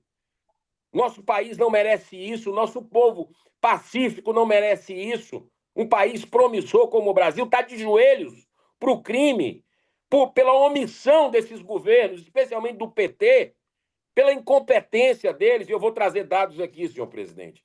Não podemos aceitar que facções criminosas sejam tratadas apenas como um problema de segurança pública, quando na prática já ameaçam instituições, influenciam processos econômicos, judiciais e políticos, aterrorizando diariamente milhões de brasileiros. A classificação anunciada pelos Estados Unidos é até um alento, abre um debate que o Brasil vem adiando há anos. Qual é a verdadeira natureza dessas organizações terroristas? Quando grupos armados executam agentes públicos, promovem ataques coordenados, impõem toques de recolher, controlam comunidades inteiras e espalham o medo como instrumento de dominação. Nós estamos diante de uma ameaça que vai muito além, senhor presidente, da criminalidade comum. É evidente que qualquer cooperação internacional deve respeitar a soberania brasileira, óbvio. Nenhum país pode admitir interferências indevidas em seus assuntos internos, mas soberania não pode ser confundida com rendição ao império do crime. Atenção, a verdadeira soberania se exerce quando o Estado tem capacidade de proteger sua população, controlar seu território e garantir que a lei prevaleça sobre o crime. Mas tem acontecido justamente o contrário. O Estado do Ceará, por exemplo, vou dar um exemplo do Estado, mas são vários no Brasil, mas o Ceará é o que está na situação mais delicada, o meu Estado, a terra da luz, que hoje parece terra de sombra, de treva, que há décadas é governada pelo PT, né, e seus grupos aliados, vive o mais absoluto caos na segurança pública. Eu vou dar um exemplo para o senhor. Durante os últimos 10 anos, na última década, o Ceará permanece como um dos 5 estados mais violentos do Brasil, junto com a Bahia, outro governado há 20 anos por quem? Pelo PT. Isso não é coincidência, senhor presidente. Nada acontece por acaso. Olha só, olha o número que eu vou dar. Atenção, Brasil. 4 das 5 cidades mais violentas do Brasil estão, sabe onde? No Ceará. Maranguape, Maracanaú, Caucaia e Itapipoca, cidades cearenses do topo dos 5.800 municípios, nós estamos no topo. Isso não é por acaso. Segundo o Fórum Brasileiro de Segurança Pública, os índices desses dois estados, Bahia e Ceará, se mantêm sempre acima de 30 mortes violentas por 100 mil habitantes. Isso, segundo critérios internacionais, configura estado de epidemia de violência. É o que a gente está vivendo. Epidemia, segundo a OMS. E que mais, senhor presidente? O estado da Bahia e do Ceará, há pouco tempo, segundo o Fórum Brasileiro de Segurança Pública, ainda nesse ano, já trouxe os dados mostrando que dos 12 municípios mais violentos do Brasil, dos 12, você tem 5 do Ceará e 5 da Bahia. 10. É muita. Rapaz, são muitos sinais que as coisas estão erradas nesses estados. Administrados pelo PT, claro. E eu trago para o senhor, as facções no Ceará funcionam como um poder paralelo, dominando bairros inteiros da capital cearense, de Fortaleza, e cidades do interior também, extorquindo comerciantes e expulsando moradores de sua casa. Senhor presidente, a cada 3 dias, uma família é expulsa de sua própria casa. Se isso não é terrorismo, é o quê? Me diga, pelo amor de Deus, o que é isso? Só tem um nome, é terrorismo. Né? Você vê execuções sendo filmadas ao vivo. É isso que acontece no estado de Ceará. Clima de terror. E o presidente Lula, eu pedi a ele, como senador da República do Estado do Ceará, que ele fizesse uma intervenção ainda no ano passado, em março do ano passado, uma intervenção na segurança pública. Ele não gosta tanto do Nordeste, não gosta tanto dos mais pobres, são os que mais sofrem, porque não pode contratar segurança. Ele virou as costas, junto com o governador Elmano, do PT também, governador do Ceará, viraram as costas para o meu pedido de intervenção federal para dar pelo menos um pouco de tranquilidade, de sensação de segurança com as forças indo para o estado do Ceará. É isso que a gente precisa, senhor presidente. Os tentáculos do crime organizado penetraram diretamente nos processos eleitorais. Vários prefeitos foram eleitos não apenas pelo poder do dinheiro do crime, mas principalmente pelos métodos terroristas de perseguição e intimidação de eleitores. Tem partido, senhor presidente, teve matérias em veículos como a Record, tem partidos que não conseguem entrar em certos bairros na época de eleição. Tem políticos que não conseguem, pelas bandeiras que defendem. Olha que ponto nós chegamos, gente. A classificação anunciada pelos Estados Unidos vai permitir que possa haver o bloqueio de movimentações financeiras por parte de organismos sem a necessidade de aprovação pela justiça brasileira, que solta criminoso todo dia. E a polícia tem que enxugar o gelo. É isso que a gente está vendo, né? O país voltando a ser da corrupção, do crime do colarinho branco aumentando. Você imagina com relação ao crime, né, organizado também das cidades. Mas, senhor presidente, eu quero fechar aqui dizendo o seguinte. Há décadas, esse debate vem tomando conta do Brasil, mas falta ação, e a coisa está piorando. E qual é a natureza verdadeira dessas organizações? Terroristas. É terrorismo, tem que chamar pelo nome. Quando grupos fortemente armados executam agentes públicos, promovem ataques coordenados, né, impõem toque de recolher, controlam comunidades inteiras e espalham medo como instrumento de dominação, nós estamos diante de uma ameaça que vai muito além da criminalidade comum. Enquanto policiais arriscam suas vidas diariamente, muitas vezes sem a estrutura adequada, organizações criminosas expandem seus negócios e fortalecem sua rede de influência. Precisamos da integração efetiva entre as forças de segurança, fortalecimento da inteligência policial, combate rigoroso à lavagem de dinheiro, controle das fronteiras e o enfrentamento sem tréguas, no limite de nossas forças, às estruturas financeiras que sustentam o crime organizado. Nesse aspecto, o Estado tem que ser forte aí. Não ficar intervindo na economia, intervindo nas relações, mas ser forte em relação ao crime. Por que baixa a cabeça em relação ao crime? É um tigrão para outras coisas, para criar burocracia, mas é um gatinho para enfrentar o crime organizado. Esse é o problema do Brasil, senhor presidente. Também é indispensável que o sistema prisional deixe de ser uma incubadora de facções.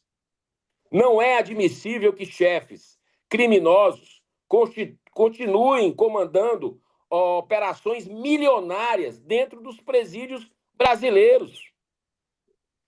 É tão grande a expansão dos tentáculos do PCC e do Comando Vermelho no Brasil que chegamos num momento muito crítico, ou vai ou racha agora. Chegamos no fundo do poço.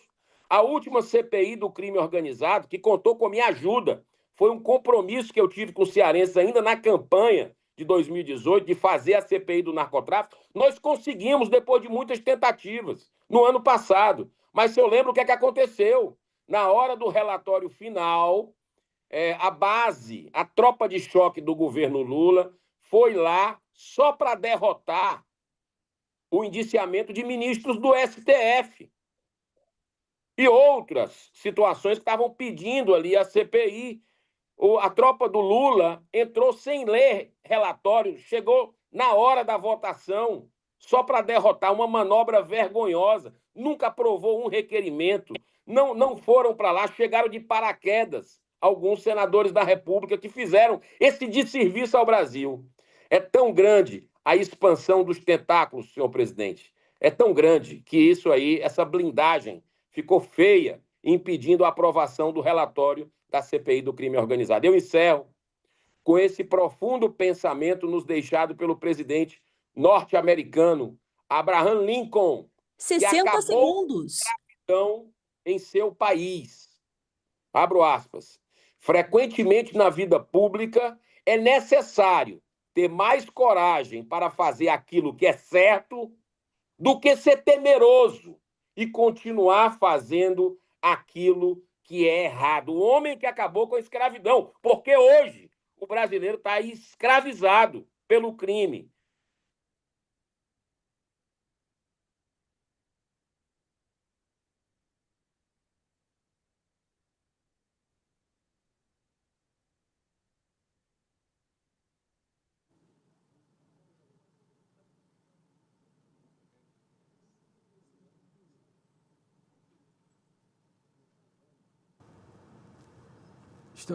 Estamos aguardando Vossa Excelência concluir o seu pronunciamento, que houve algum problema técnico na transmissão. 60 segundos. Me ouviu até onde, presidente? O senhor estava no encerramento, falando do pensamento das facções. Na conclusão? Então eu vou pedir a sua licença dos colegas para ler a frase, que eu gosto sempre de terminar meus pronunciamentos com uma frase de algum humanista, de algum pacifista, né? Para nos dar norte no momento que a gente vive de preocupação. Vamos lá. Tem o presidente Abraham Lincoln, presidente americano, foi o que acabou com a escravidão nos Estados Unidos, né? Inclusive, a gente vive hoje escravidão. Estamos vivendo a escravidão hoje da população em relação ao crime organizado, de que nós precisamos dar um basta. E, presidente, olha a frase dele, abro aspas. Frequentemente, na vida pública, é necessário ter mais coragem para fazer aquilo que é o certo, do que ser temeroso e continuar fazendo aquilo que é errado. Chegou a hora da redenção, senhor presidente, de acabarmos com essa provação do brasileiro que está sendo humilhado todos os dias em todo o território nacional pelo crime, porque o Estado, infelizmente, é incompetente, no mínimo, para não dizer conivente com essas facções. Deus abençoe, ótima semana para todos nós, senhor presidente. Muito obrigado pelo pronunciamento, a Vossa Excelência.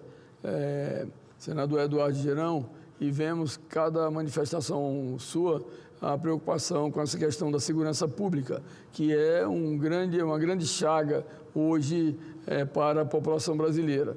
Portanto, esperamos que iniciativas, providências de governo e que se estendam como providências de Estado possam, na verdade, dar pelo menos a sensação de segurança em todos os cantos do país à população brasileira. Muito obrigado a Vossa Excelência. Como próximo orador inscrito, passo a palavra... Você quer fazer? Não? Pode ser. Não. Ao senador Exalci Lucas, do PL do Distrito Federal. Vossa Excelência dispõe de 10 minutos. Perdão, hoje não tem ordem do dia, então Vossa Excelência dispõe de 20 minutos. Senhor presidente, senhores e senhoras senadores, senadoras. Presidente, eu não sei se eu estou muito além do tempo ou as pessoas não querem observar o óbvio, né? Não sei se porque fui secretário de Ciência e Tecnologia, presidi aqui por 2 vezes a Comissão do Futuro, mas eu vejo que as pessoas parecem que não entenderam que nós estamos no século XXI, que nós estamos na era da inteligência artificial. Não estamos mais em 1943, quando nem carro tinha. A CLT é de Getúlio Vargas. Não tem lógica a gente colocar como parâmetro a CLT de 1943.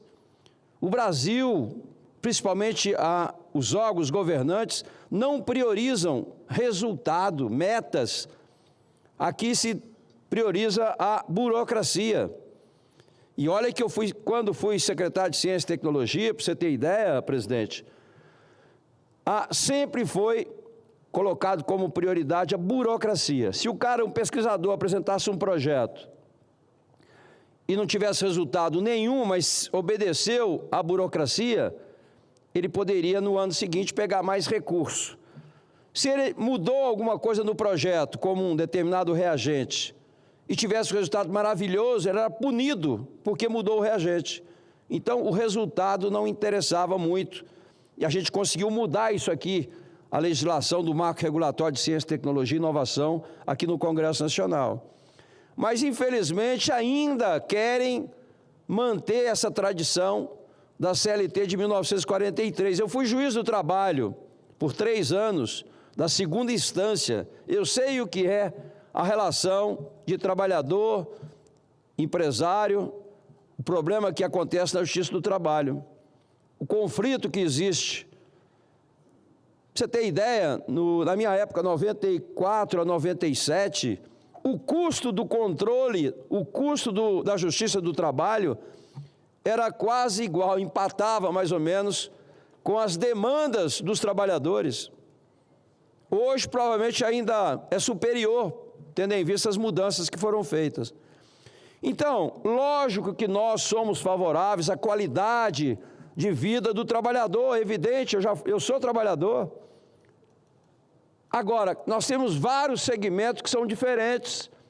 O serviço público, de um modo geral, já é 40 horas há muito tempo. Hoje mesmo eu recebi no meu gabinete um grupo de servidores que querem trabalhar o teletrabalho, trabalho à distância. E é óbvio que é interessante para várias funções, várias atividades, é muito interessante, é mais econômico, tira realmente, não é, essa questão do trânsito. Hoje a pessoa sai de casa, pega um ônibus, isso que o governo tinha que cuidar, o governo federal tinha que cuidar disso, melhorar o transporte público. Hoje o trabalhador praticamente leva 2 horas para chegar no trabalho, depois mais 2 horas para voltar para casa. Isso o governo não fala, não cuida, porque se todos tivessem realmente um transporte de massa de qualidade, evidentemente que a qualidade de vida do trabalhador seria muito melhor. 4 horas por dia dentro de um ônibus, de engarrafamento, mas isso aí o governo não enxerga. Ele quer impor uma situação que é totalmente diferente dependendo da atividade. Nós temos aí milhões de trabalhadores das pequenas e microempresas. Aliás, 80% dos empregos no Brasil são das pequenas e médias empresas. Nós temos milhões agora de MEI, que é um microempreendedor individual. Eles não falam nada disso.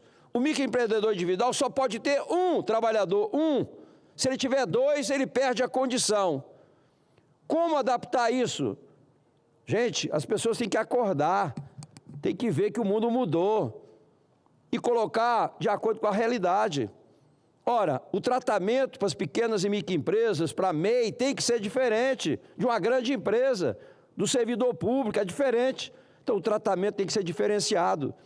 Aquelas atividades que dá para trabalhar de teletrabalho, remoto, vamos prestigiar. Porque hoje o cara sai de casa, leva 2 horas para chegar no trabalho, e chega lá, ele faz a burocracia pelo computador. Muitas vezes, conferência virtual com procuradores ou outros servidores, que podia estar em casa fazendo a mesma coisa. A produtividade é muito maior, já tem elementos, já tem dados aqui, no caso do GDF, que todas as secretarias teriam um resultado muito melhor se aplicasse realmente o teletrabalho para determinadas atividades. Lógico que algumas têm que ser presencial, mas muitas delas podem ser virtual. Nós mesmos aqui na pandemia, e agora mesmo, o Senado, já há 3 semanas aqui, que nós estamos em regime virtual, que é muito ruim, né, o debate aqui, mas de qualquer forma, funciona, está aqui, ó, nós estamos trabalhando remotamente. Os senadores estão fora de Brasília. Por que não dar ao trabalhador condições também para que ele possa trabalhar dessa forma? Então, nós não podemos engessar, esse governo é muito incompetente. Tudo que ele faz de uma forma incompetente, irresponsável, e aí traz consequência para o país, para a economia, para todo mundo. Eu me lembro, quando eu era deputado, nós aprovamos a lei com muito mérito das empregadas domésticas, porque nós não podemos ter trabalhador de segunda categoria. Aqui mesmo os comissionados deveriam ter, e não sei por que nós não conseguimos aprovar ainda, para que eles possam ter fundo de garantia também, que eles possam ter aviso prévio. Não tem. Aqui o servidor do Congresso, da Câmara e do Senado, se é despedido hoje, ele perde tudo daqui. Então a gente precisa mudar essas coisas. No caso das empregadas domésticas, nós imaginávamos na época que todo mundo ia ter carteira assinada. Hoje nenhuma empregada quer carteira assinada. Elas querem ser diarista. Elas recebem por diária. É o que acontece com as empregadas domésticas. Não sei se Vossa Excelência tem, mas hoje ninguém quer registro em carteira. Então, como dar um tratamento padrão para tudo? Cada um é uma realidade. Por isso que o senador Rogério Marinho apresentou uma PEC que flexibiliza o horário. Quem tem que definir a carga de trabalho é o funcionário, com a empresa, com o sindicato. Ora, se eu quero trabalhar 20 horas por semana, eu tenho que ter o direito de trabalhar 20 horas por semana. Basta que o meu empregador, através do sindicato, diretamente, concorde com isso. A PEC que foi apresentada aqui não tira nenhum direito, obedece à Constituição do mesmo jeito. Os mesmos direitos trabalhistas são preservados. 13º, férias, repouso remunerado, fundo de garantia, tudo é preservado. Agora, quem define a carga horária é o trabalhador. Se eu quero trabalhar 40 horas, eu trabalho 40. Se eu quiser trabalhar 20, 10, 15, eu que tenho que resolver, não é o governo que tem que me impor e dizer que eu tenho que trabalhar 40 horas. Se eu quiser trabalhar 20, como é que faz? Ah, não pode? Então, é triste quando a gente vê que os governantes não obedecem, não olham realmente, não conversam, não ouvem o mundo real. Fica aqui, não é? Você tem que conversar, conhecer o mundo real, o que vai acontecer, quais as consequências disso. Agora recebemos aqui uma medida provisória. Se eu fosse o presidente dessa casa, eu teria devolvido essa medida provisória da redução dos 20% da importação de produtos até $50.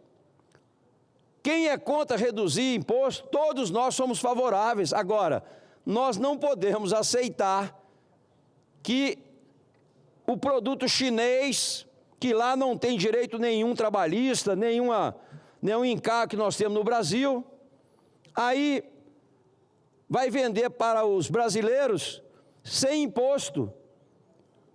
Isso, na prática, você está incentivando o trabalhador chinês. E os nossos trabalhadores aqui vão perder o emprego, evidente. Como é que você vai concorrer com um produto que vem da China, que não tem imposto nenhum, com o imposto aqui do encargo de trabalhista, que chega a 100%?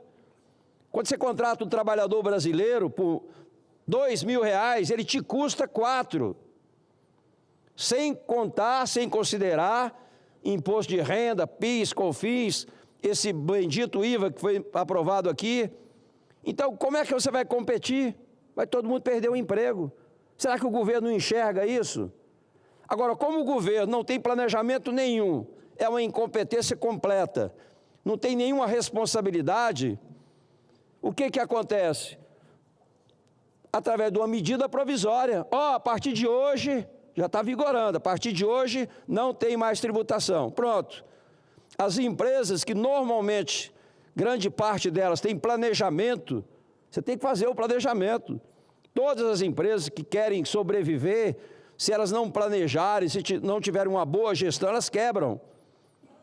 Por isso que existe o princípio da anualidade. Você não pode instituir imposto ou medidas que comprometa a atividade econômica da noite para o dia, como está acontecendo com essa medida provisória. Você tem que ter previsibilidade, planejamento. As empresas precisam saber, olha, até para compor seu preço. Olha, se eu tenho um produto que eu coloco no mercado, evidente que quando eu coloco o preço no mercado, eu já computei todos os custos, os impostos, a matéria-prima, tudo, eu já faço isso. Agora, de repente, da noite para o dia, o governo diz, não, agora a partir de hoje mudou, vai ter mais tantos por cento de imposto. Cara, não é possível, eu, fosse o presidente, tinha devolvido essa porcaria há muito tempo. Agora, por que acontece isso? Porque é ano eleitoral, sim. Essas medidas apresentadas pelo governo só têm um objetivo: voto, voto. Seria ótimo para o Brasil se tivesse eleição todo dia, que aí, com este governo, com certeza, todo dia tem uma matéria interessante, inconsequente. Está aí o resultado. As estatais, prejuízos imensos, bilhões e bilhões. Basta ver os Correios. Mas não é só os Correios, tem 200 empresas aí estatais dando prejuízo, bilhões de prejuízo, exatamente pela má gestão, pela incompetência deste governo. Mas não, bota aí né, os funcionários, os apadrinhados, os militantes, e aí não importa o resultado, porque é só botar a maquininha para funcionar e pegar dinheiro emprestado. Por isso que nós estamos agora com o nosso orçamento comprometido.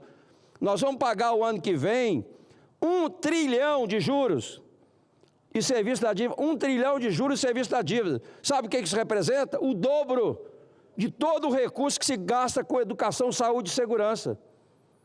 E parece que está tudo normal. Ninguém aguenta esse governo mais, gente. As empresas não aguentam mais. O governo tem que entender que quem gera emprego, quem paga imposto são as empresas. As empresas que colocam o capital de risco, sem saber se vai ter resultado ou se não vai ter, colocam o seu dinheiro. E aí o governo vem e faz o que aconteceu aqui em Brasília. Socializa o prejuízo, o lucro é só para alguns. O prejuízo distribui para toda a população. O caso do BRB. BRB agora aplicou, de acordo com a Polícia Federal, mais de 40 bilhões em investimentos relacionados a títulos podres. Recuperou parte, mas tem lá mais de 21 bilhões que ninguém quer comprar. Aliás, teve um maluco aí que comprou por 4. O cara vai pagar 4 bilhões, já pagou 1, vai pagar em 4, não sei quanto tempo, mas pegou 21 bilhões para tentar recuperar. Aí, pega toda a dívida que tem das empresas aqui do DF, que tem a receber e coloca no BRB. 1 bilhão e 300 milhões já foram colocados. E agora ainda tira um empréstimo de 6 bilhões e meio. Quem é que está tirando o empréstimo? O BRB. Não. O empréstimo vai ser para o GDF, para colocar o dinheiro no BRB. E quem acompanha a nossa legislação sabe que nós temos a lei de responsabilidade fiscal. Antes da lei de responsabilidade fiscal, que ela é antiga, a lei de responsabilidade fiscal é de 2000. O que acontecia antes de 2000? O prefeito, o governador, o presidente da República assumia dívidas, fazia um monte de obras sem ter dinheiro para pagar e deixava para o outro pagar. Aí os irresponsáveis ganhavam a eleição, porque fazia obras, tirava dinheiro emprestado e gastava com tudo, e o coitado que entrava depois, que tinha que pagar a conta, ficava, né, ou sem condições, ou perdia a eleição, evidente, porque tinha que tomar medidas. Aí foi feita a lei de responsabilidade fiscal, ou seja, você não pode gastar mais do que recebe, você não pode pegar empréstimo para os outros pagarem. E é o que aconteceu aqui. Esses 6 bilhões e meio aqui que o GDF está pegando emprestado, não poderia, porque quem vai pagar essa conta? É este governo que está aqui? Não, são os próximos governos.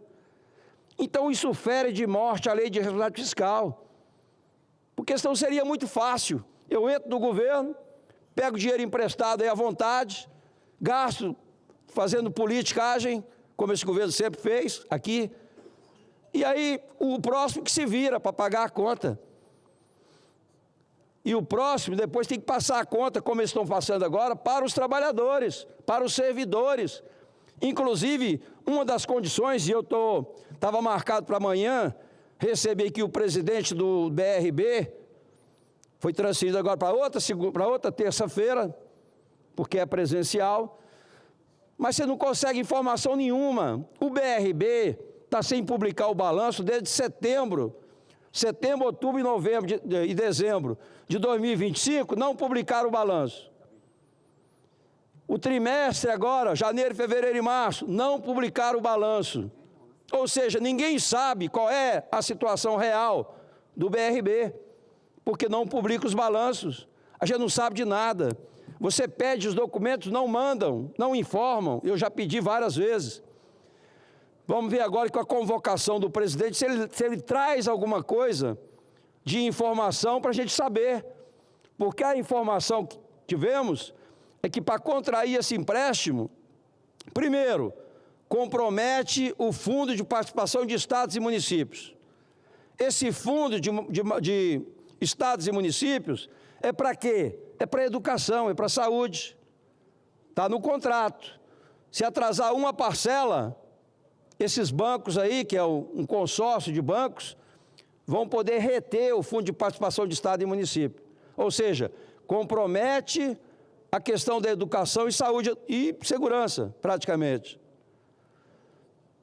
A informação que temos, está na mídia, eu não vi ainda porque eu estou pedindo cópia desse contrato, é que o governo não poderá fazer concurso público e nem dar nenhum reajuste para os servidores nos próximos, até quitar a dívida. E a dívida foi de 15 anos.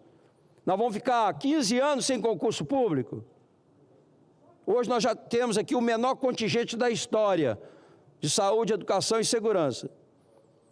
Temos a metade do que deveríamos ter em 2009. E agora? Vai ficar 15 anos sem concurso. Então, não dá para brincar com isso, né? E o pior é o seguinte, cadê tem que cobrar de quem assaltou, de quem roubou o BRB? Mas não, está todo mundo tranquilo, bacana, ninguém fala nada e passa a conta para a comunidade, para a população pagar essa conta. É um absurdo o que está acontecendo aqui no Distrito Federal. Sem contar o orçamento normal. Hoje tem um rombo de mais de 5 bilhões no orçamento. Se você pegar o resto a pagar, se você pegar aquilo que está comprometido já de obras, ultrapassa 5 bilhões o orçamento, o déficit orçamentário.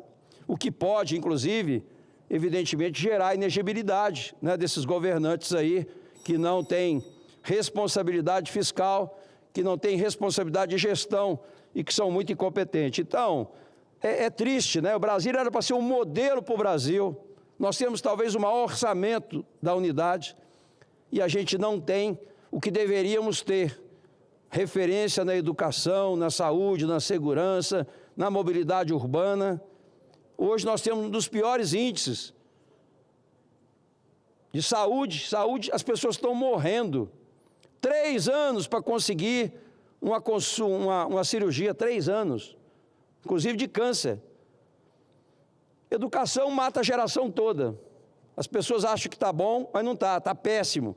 Aluno sai sem saber matemática, sem saber português, sem ser alfabetizado. Essa é a realidade nossa, da capital da República. Então, presidente, é lamentável o que está acontecendo em Brasília, em função dessa incompetência, dessa gestão, não é, que realmente foi um desastre para Brasília. Muito obrigado. Senador Exalci Lucas, Vossa Excelência, que conhece com uma precisão cirúrgica a situação do GDF, traz aqui uma espécie de um raio-x em tempo real do que acontece hoje na capital da República. E lógico que nós, parlamentares brasileiros de todos os estados, temos uma relação direta com o poder central, cuja sede está instalada aqui no Planalto Central do Brasil, na sua capital, Brasília. Tenho certeza que cada um desses tópicos que Vossa Excelência aqui se referiu, cada uma desses números que foram claros, transparentes e reais aqui apresentados, causa uma perplexidade, mas mais do que isso, um sentimento de ausência de proteção para essa que é a capital da República. Portanto, Vossa Excelência, como senador do Distrito Federal, Vossa Excelência, como uma pessoa que conhece, como poucos, ou talvez seja o que mais conhece, a questão econômica e, obviamente, fiscal, tributária, né, daqui do GDF, Vossa Excelência deixa aos olhos da população do Brasil, mas especialmente daqui de Brasília, os números que são assustadores, né? Portanto, imagina o que é se passar 15 anos sem poder realizar concurso público e logo Brasília, que é o lugar geométrico, é o centro praticamente de todo o fluxo nacional. Cada vez mais as cidades satélites, as cidades que circunvizinham o Distrito Federal, elas se ampliam, se multiplicam. Portanto, aí é uma questão a ser debatida com muito cuidado para que Brasília não se torne uma cidade inabitável. Afinal de contas, Brasília, no Brasil, é a cidade que tem maior visibilidade exatamente pela sua localização geopolítica, né, que é distante de todos os extremos do país, mas, acima de tudo, por concentrar o poder da República. Portanto, senador Exalci Lucas, parabéns pelo seu pronunciamento, pela sua coragem e determinação, mas, acima de tudo, pelo seu conhecimento dessas questões que são substantivas para a vida nacional. Como próximo orador inscrito, eu passo a palavra ao senador Hermes Clã, do PL de Santa Catarina. Vossa Excelência dispõe de 20 minutos, ao tempo em que convido o senador Exalci Lucas para assumir aqui...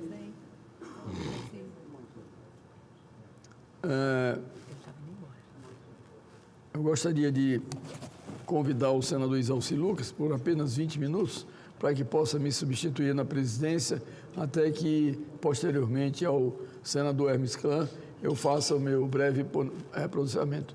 Com a palavra, Vossa Excelência, senhor senador Hermes Clã. Senhor presidente, senador Chico Rodrigues,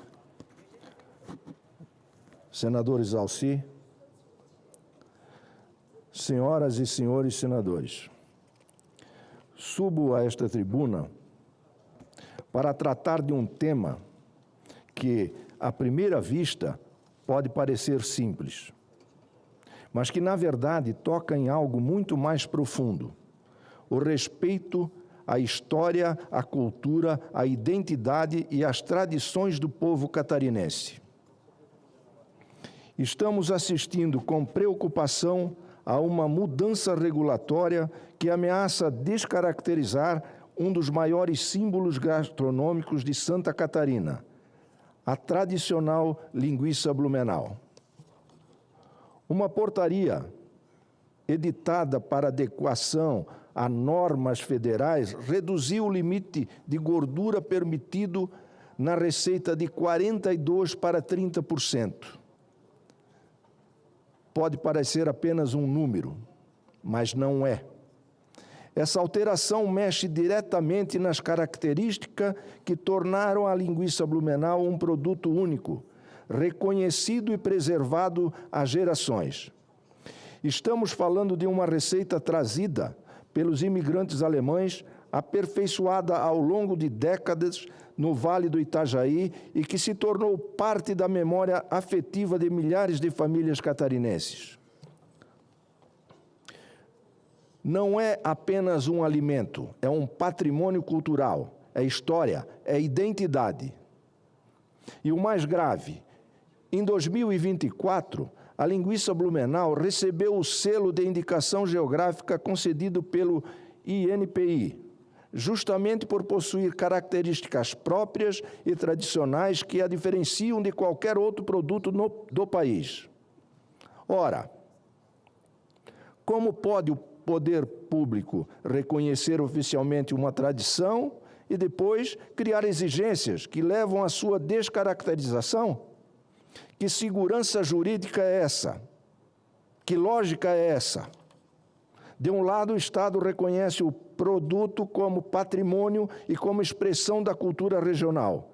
De outro, exige mudanças que afetam exatamente os elementos que justificaram esse reconhecimento. Não estamos discutindo flexibilização sanitária, não estamos discutindo redução de qualidade. Estamos discutindo o direito de uma região preservar sua história e sua forma tradicional de produção, desde que respeitadas todas as exigências de segurança alimentar.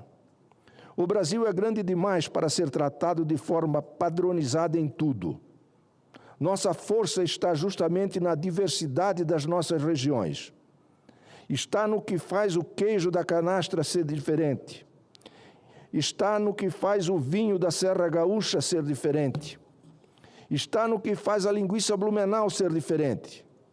Quando a burocracia passa a desconsiderar cultura local, ela deixa de ser um instrumento de organização e passa a ser um instrumento de destruição de identidades. E não é apenas a cultura que está em jogo. Estão em jogo pequenas e médias empresas. Estão em jogo empregos. Está em jogo a renda de famílias que há décadas produzem essa iguaria e ajudam a movimentar a economia do Vale do Itajaí. Por isso, manifesto minha solidariedade aos produtores catarinenses e a todos que estão mobilizados na defesa da autenticidade da linguiça Blumenau. Defender esta tradição não é defender apenas uma receita, é defender a memória dos nossos antepassados. É defender a cultura dos imigrantes que ajudaram a construir Santa Catarina. É defender a liberdade das comunidades que preservarem sua história diante de decisões distantes da sua realidade.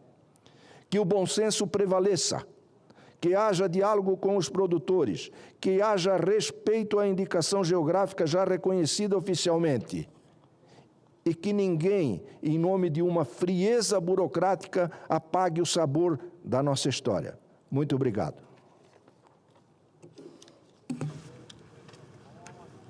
Parabéns, senador Hermes. Vossa Excelência traz também aqui essa questão da burocracia, da falta de segurança jurídica, é o que nós falamos aqui a todo tempo, né? Parece que o governo não entende isso, da importância de dar estabilidade, de realmente incentivar, no mesmo momento que aprova como uma questão local, e provavelmente foi aprovado aqui nessa casa, agora vem e realmente distorce, né, a posição. Então, parabéns a Vossa Excelência. E eu passo agora ao senador Chico Rodrigues, do PSB de Roraima.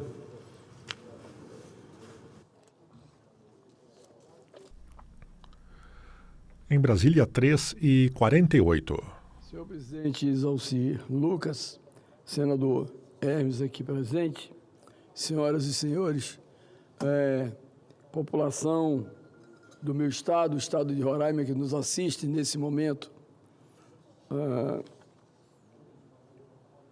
gostaria de falar hoje e deixar como registro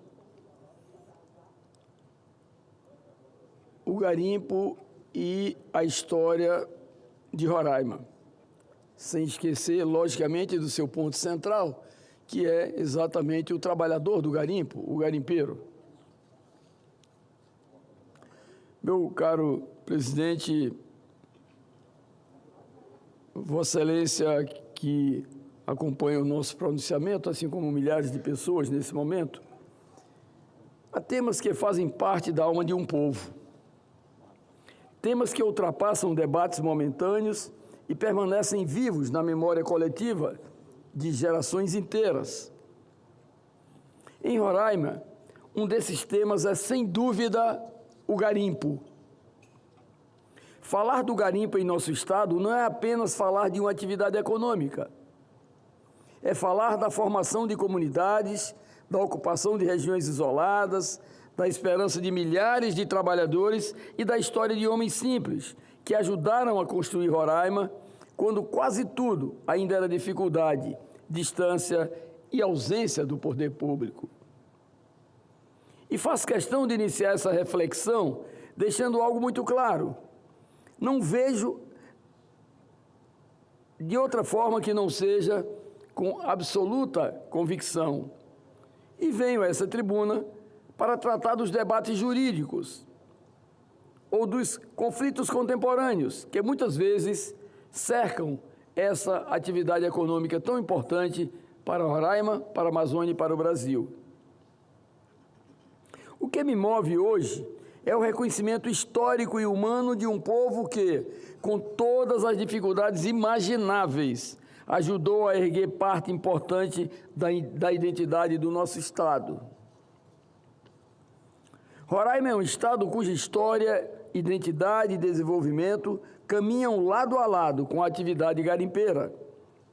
Muito antes de o estado alcançar a estrutura institucional e econômica que possui hoje, milhares de homens simples já enfrentavam rios, serras, mata fechada e longas distâncias em busca de uma oportunidade de sustento para sua família.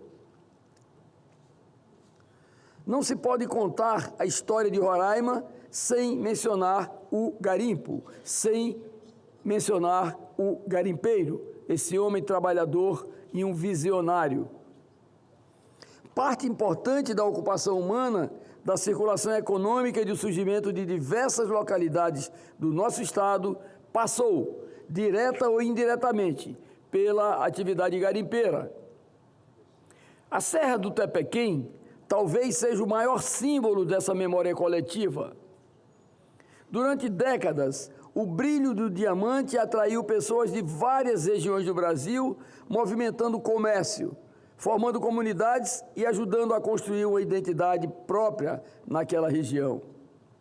A Amajari também teve sua ocupação impulsionada por esse movimento econômico. O Alto Uraricuera tornou-se conhecido nacionalmente pelos ciclos do garimpo, até bem recente. Pacaraima conviveu diretamente com essa dinâmica de fronteira. E até Boa Vista, em diferentes momentos de sua expansão, recebeu impactos econômicos e populacionais decorrentes dessa atividade que marcou profundamente o antigo território federal de Roraima. Por trás dessa história existem pessoas. Existe o garimpeiro artesanal, aquele homem simples, que muitas vezes deixava o convívio da família por semanas ou meses para enfrentar condições extremamente precárias, isolamento, doenças, insegurança e toda sorte de dificuldades, movido apenas pela esperança de melhorar a sua vida, da sua família e garantir dignidade para os seus filhos. Muitos não tinham qualquer assistência, não tinham segurança, não tinham estabilidade, tinham apenas coragem, resistência e disposição para trabalhar, e trabalhar duro em busca do seu sonho. E talvez seja justamente por isso que essa figura permaneça tão presente na memória afetiva do povo roraimense. Porque muitas famílias do nosso estado nasceram, cresceram ou sobreviveram graças ao esforço de pais, irmãos e trabalhadores que encontraram no garimpo uma forma de sustentabilidade e de expansão daquela economia ainda inicial dos tempos pretéritos. A própria Praça do Garimpeiro, no coração de Boa Vista, mantém viva esta lembrança ao eternizar um monumento público, a figura do homem com sua bateia nas mãos, muitas vezes sofridas, muitas vezes calejadas, muitas vezes cansadas, em busca daquele que é, na verdade, o produto do seu trabalho e o alimento para a sua mesa. Não é apenas uma homenagem à atividade em si, mas o reconhecimento de um trabalhador que ajudou a construir parte importante da história econômica e social do estado de Roraima, o garimpeiro. E aqui faço uma reflexão respeitosa. Quantos brasileiros hoje carregam algum objeto de ouro? Uma aliança de casamento, um brinco, um relógio, um pingente, uma joia de família. Quantos utilizam equipamentos eletrônicos, instrumentos médicos ou itens tecnológicos que dependem diretamente da mineração para existir? Poucas vezes, porém, as pessoas param para refletir sobre o trabalho humano existente por trás desses materiais. Não trago essa reflexão para ignorar desafios contemporâneos ou para simplificar um tema complexo. Trago para lembrar que, por trás da atividade garimpeira, existiram e ainda existem trabalhadores, pais de família e cidadãos que dedicaram suas vidas a uma atividade que ajudou a movimentar economias locais, formar comunidades e construir parte significativa da identidade amazônica e principalmente roraimense. O garimpo não pode ser reduzido apenas a estigmas ou a generalizações. Existe ali uma história de sacrifício, de esperança, de trabalho duro e de contribuição para a formação do nosso estado. Roraima nasceu da coragem de muitos pioneiros garimpeiros. E entre esses pioneiros é impossível negar que estavam todos aqueles que no retrovisor do tempo estão tatuados na memória da nossa população. Que possamos, portanto, olhar para essa história com equilíbrio, maturidade e respeito, reconhecendo a importância humana e histórica daqueles que ajudaram a construir Roraima. Portanto, senhor presidente, essa breve reflexão sobre os garimpos no meu estado, no estado de Roraima, mostra exatamente que a ausência da regulamentação da atividade mineral no nosso estado, na Amazônia e no Brasil, é o que tem causado quase que constantemente os grandes conflitos, as grandes reações e com dificuldade enorme de entender que é exatamente do seio da terra que são retirados aqueles bens que nos foram dados pela natureza, por Deus, para que o homem pudesse crescer, evoluir e se desenvolver. E no nosso caso especificamente, no caso do estado de Roraima, são verdadeiras curvas senoidais em que a gente percebe sempre a chegada das forças policiais, a pressão do Estado brasileiro sobre aqueles que, na verdade, arrancam da terra o seu sustento, quando, na verdade, o meio lhes nega o trabalho. Portanto, eu que sou um defensor intransigente da atividade mineral, eu acho que as leis, os regulamentos, a preservação ambiental necessária, absolutamente necessária, tem que existir. Nós precisamos, na verdade, encarar de uma forma muito responsável a importância da preservação do meio ambiente.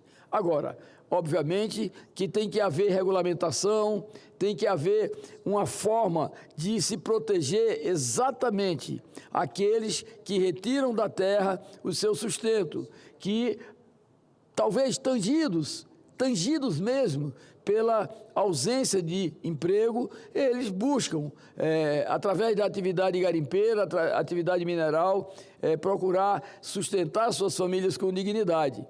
E é aí exatamente onde nós mostramos esse lado de apoiamento que damos. Enquanto não... E aqui, na verdade, eu quero também culpar o Congresso, a Câmara, o Senado, o Parlamento brasileiro, por não ter uma luta mais dura. Nós, parlamentares, principalmente da Amazônia, temos essa luta constante com outros segmentos do Congresso, no sentido de regulamentarmos o mais rápido possível a atividade garimpeira. Mas existem relações muito fortes, existem pressões de todas as ordens, no sentido de dificultar, retardar, porque claro que não vão conseguir, por todo o tempo, segurarem essa necessidade emergente, né, de nós regularizarmos as questões de exploração mineral. Né? O nosso estado, por exemplo, é uma verdadeira tabela periódica de minerais importantes, estratégicos, ouro, nióbio, urânio, casterita, tantalita, e agora a descoberta recente das terras raras, que é o grande mineral do século. O mundo briga, disputa esse mineral, onde o Brasil é o segundo, tem a segunda maior reserva do planeta, apenas secundado pela China. Portanto, o nosso estado, que também tem disponibilidade desta matéria-prima importantíssima para a humanidade nessa quadra da história, precisamos sim participar com a exploração econômica. Não podemos, de forma alguma, afastar, deixar para longe, criminalizar a atividade garimpeira, porque ela, explorada racionalmente, ela só traz benefícios, gente. Nós que conhecemos dezenas, centenas, milhares daqueles que têm a sua vida praticamente dedicadas à atividade garimpeira, nós temos que protegê-los, nós temos que defendê-los. Nós temos que mostrar a importância do Estado brasileiro, através das suas instituições, seja do Executivo, seja do Legislativo, seja do Judiciário, fazer um corte horizontal no sentido de forma sistêmica, e criando situações, condições legais de autorizar essa exploração garimpeira, porque ela é fundamental para o desenvolvimento do nosso estado, o estado de Roraima, e para o nosso país. Portanto, senhor presidente, não gostaria hoje de sair desta tribuna sem deixar esse registro, sem deixar o meu grito de alerta, sem deixar o tema em evidência, cada vez mais fortemente em evidência, para que nós possamos proteger, na verdade, os garimpeiros de Roraima e os garimpeiros do Brasil. Era esse o pronunciamento que eu faço nesta tarde e, senhor presidente, dizer que o meu estado, para concluir, o meu estado está passando por um período de eleições após a cassação do ex-governador, após a segunda cassação do vice-governador, que assumiu também o governo, e agora, de forma provisória, está assumindo o governo o governador presidente da Assembleia Legislativa, Soldado Sampaio, que de uma forma cuidadosa, de uma forma harmônica, de uma forma equilibrada, tem procurado exatamente conduzir, né, o governo do Estado nessa quadra para até as eleições do dia 21, agora do mês de junho. Né? Então, Nós estamos torcendo que tudo aconteça dentro da melhor normalidade possível, da maior normalidade possível. Os concorrentes, a Antônia do PT, o ex-prefeito da nossa capital, que fez um bom trabalho, um grande trabalho na nossa capital, o Arthur Henrique, que já existe a judicialização, inclusive, das eleições, o que causa uma perplexidade para toda a população do nosso estado, que em apenas 3 meses, 3 governadores.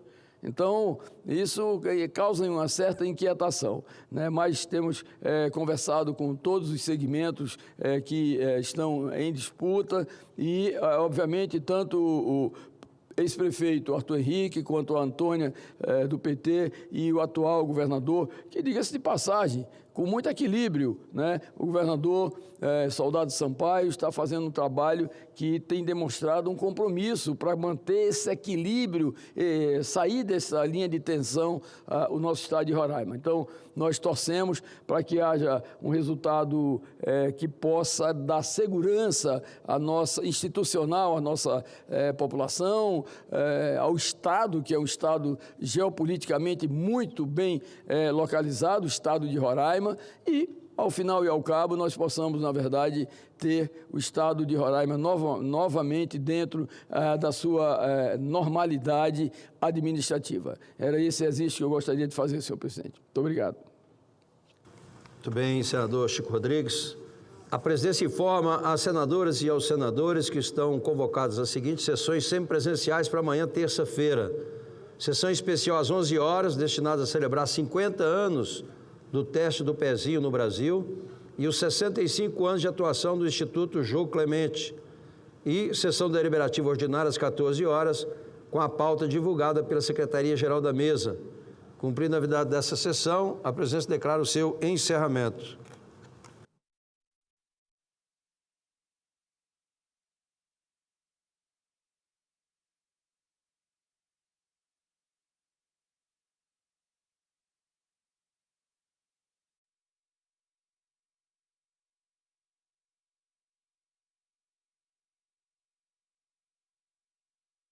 No plenário do Senado, destinada aos pronunciamentos dos senadores. E hoje, pela manhã, o Conselho de Comunicação Social fez uma audiência pública sobre as eleições deste ano. A inteligência artificial generativa dominou os debates. Os participantes da audiência concordaram que a mudança trazida pelas redes sociais na divulgação da propaganda política mudou a forma de se fazer campanha no Brasil. Embora esse tempo de rádio e televisão seja na propaganda eleitoral, ainda tem uma grande importância. A força da comunicação ela migrou, em boa parte, para a mídia digital e para as redes sociais. As campanhas eleitorais são realizadas hoje pela internet em tempo real e praticamente durante os 4 anos do mandato dos parlamentares e dos políticos. E é justamente neste ambiente virtual que os partidos, candidatas e candidatos fazem as suas arenas para se apresentar aos eleitores, dificultando o controle por parte da Justiça Eleitoral. O maior desafio nas últimas eleições de 2018 até 2024 foi o enfrentamento à desinformação no processo eleitoral. Do grande desafio imposto de 4 anos para cá, principalmente pela inteligência artificial, que chega de forma avassaladora em todos os níveis. O advogado Diogo Reis lembrou que a legislação eleitoral no Brasil sempre teve mudanças frequentes, mas a regulamentação da comunicação pela internet foi deixada de lado. No campo do direito eleitoral, da legislação eleitoral, as leis que menos mudaram foram justamente as leis que se referem à internet. Essa lei que eu falei no início, a 12.034 de 2009, ela basicamente é a mesma, passado 17 anos. É ela que regula a internet no Brasil. Uma lei feita na época do Orkut, que regula todo o processo, por exemplo, do TikTok, da inteligência artificial, generativa e de todos os desafios digitais que a gente tem. A gente mexe muito na legislação eleitoral, mas há poucas vezes que a gente mexeu na legislação eleitoral digital foi para passar o bastão para o Tribunal Superior Eleitoral. Me parece que é hora do Congresso Nacional puxar e retomar esse poder para que defina balizas mínimas. Outro problema apontado é a dificuldade de fiscalização pela Justiça Eleitoral da propaganda política na internet. Diante de conteúdos suspeitos, quase metade das pessoas, ou seja, 47% das pessoas, ignora a publicação, ou seja, ela percebe que aquilo ali é falso e não faz nada em relação a isso. Enquanto apenas 32% verificam se é verdadeiro ou não, né? E somente 10% denunciam os conteúdos às plataformas. Tá? Então, quando a gente vai pensar nas medidas do TSE de fiscalização, mas se as pessoas não denunciam, também fica complicado, né? Monitorar isso. Se vai receber anúncio político eleitoral, vai precisar ter um repositório de anúncio público e aberto, para que a população possa ver quem está investindo, né, dinheiro nisso, quanto está sendo investido. Então, se derrubou algum conteúdo por conta de ser um conteúdo desinformativo, quantos conteúdos foram derrubados, etc. e tal, qual era o teor daquele conteúdo. Esse ponto é muito importante porque nas eleições anteriores a gente teve dificuldades significativas relacionadas à fiscalização e ao enforcement das regras já existentes. Então, a gente vê regras muito boas, mas na hora de fiscalizar, a gente entende que existe essa lacuna. Como essa fiscalização da publicidade online ela é limitada, a gente vê a criação de um mercado paralelo de publicidade político-eleitoral nessas plataformas que operam sem garantias de isonomia, sem garantia de transparência e sem respeito às normas locais. Aqui é um caso de 2024 em que a gente viu usuários veiculando anúncios de vários países do mundo durante as eleições, mencionando candidatos às eleições municipais de São Paulo em 2024 no TikTok, que alega não permitir a veiculação de conteúdo político. É que vale reforçar a importância desse mercado irregular para o modelo de negócios das plataformas. No caso da Meta, há uma estimativa de que a empresa lucrou 16 bilhões de dólares com anúncios de golpes e produtos ilegais em 2024. Dono da segunda maior reserva do mundo, o Brasil ainda não tem um marco legal para exploração e desenvolvimento da tecnologia em minerais críticos, também conhecidos como terras raras. A Comissão de Relações Exteriores e Defesa Nacional promove uma audiência pública com senadores e especialistas sobre esse tema.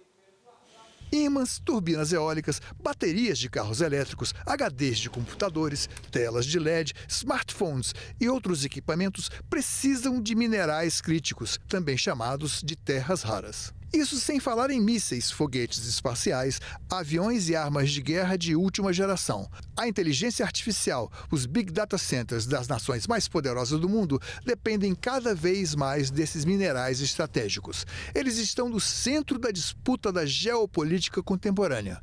O Brasil é o dono da segunda maior reserva do planeta, cerca de 30%, superado apenas pela China. Não por acaso, a exploração e a transferência de tecnologia entram na mesa de negociações com as grandes potências. Por tudo isso, senadores do governo e da oposição convocam uma audiência pública na Comissão de Relações Exteriores para debater a regulamentação do setor.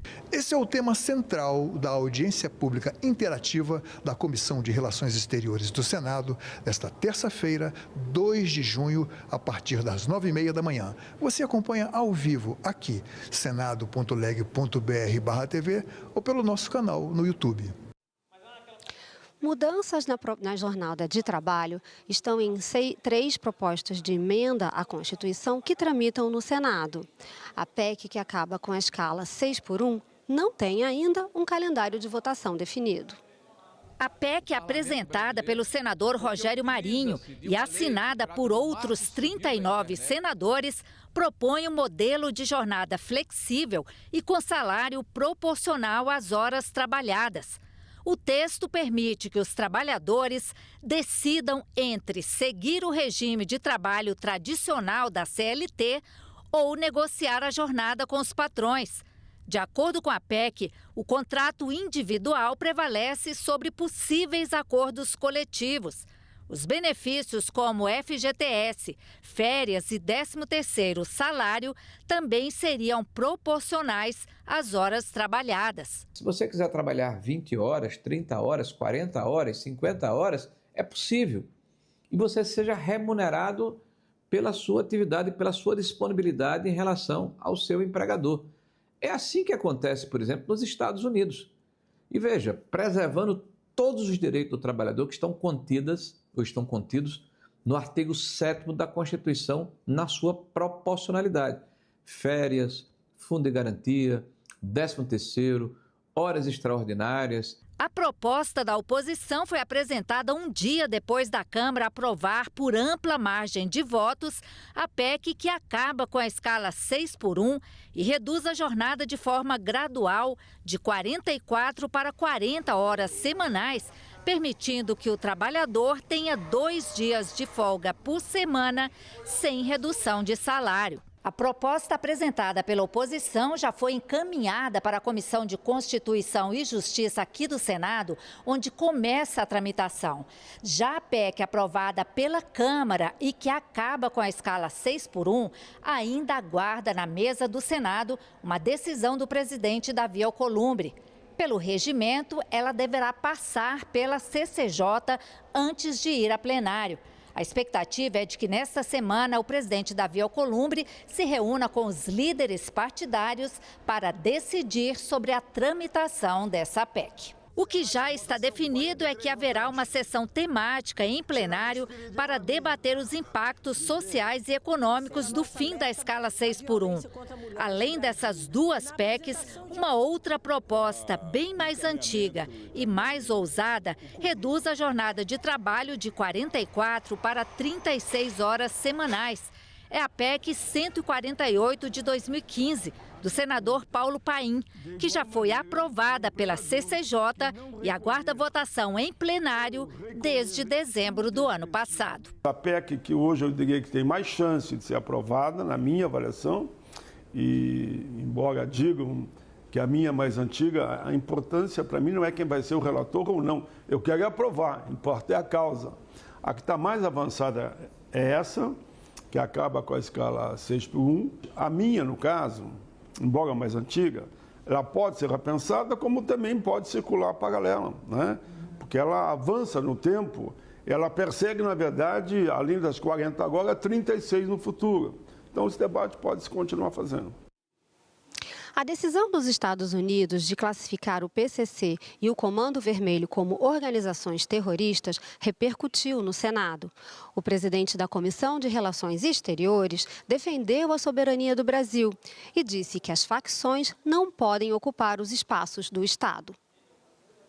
O presidente da Comissão de Relações Exteriores, senador Delcínio Tradi, pediu cautela em relação à decisão dos Estados Unidos de classificar as facções Comando Vermelho e PCC, Primeiro Comando da Capital, como organizações terroristas. Em nota enviada à imprensa, Delcínio Tradi disse que o combate ao crime organizado é necessário e urgente, mas não pode abrir margem para qualquer tipo de interferência sobre a soberania nacional. O senador defendeu o diálogo com os Estados Unidos e com os países vizinhos, para ampliar a cooperação em inteligência, controle de fronteiras, combate ao tráfico de armas, drogas, lavagem de dinheiro e contrabando. Mas, segundo ele, essa cooperação precisa respeitar a Constituição brasileira, as instituições e a autoridade do Brasil sobre o seu território. O presidente da Comissão de Relações Exteriores ainda disse que o Brasil precisa de um governo que trate segurança pública como prioridade, não deixe espaços serem ocupados por facções e dê às forças de segurança condições reais de proteger a população. Na última quinta-feira, o Departamento de Estado dos Estados Unidos anunciou que vai classificar as facções brasileiras PCC e Comando Vermelho como organizações terroristas estrangeiras. E nós voltamos a qualquer momento, ao vivo, com outras notícias sobre o Senado. Acompanhe as informações também pelo nosso site, senado.leg.br/TV e pelas nossas redes sociais. Até já!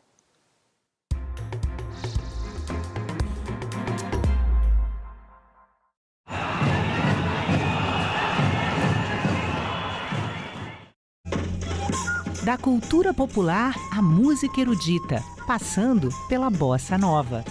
A TV Senado reuniu 3 filmes que pintam um retrato surpreendente do Brasil, para você aproveitar neste feriado.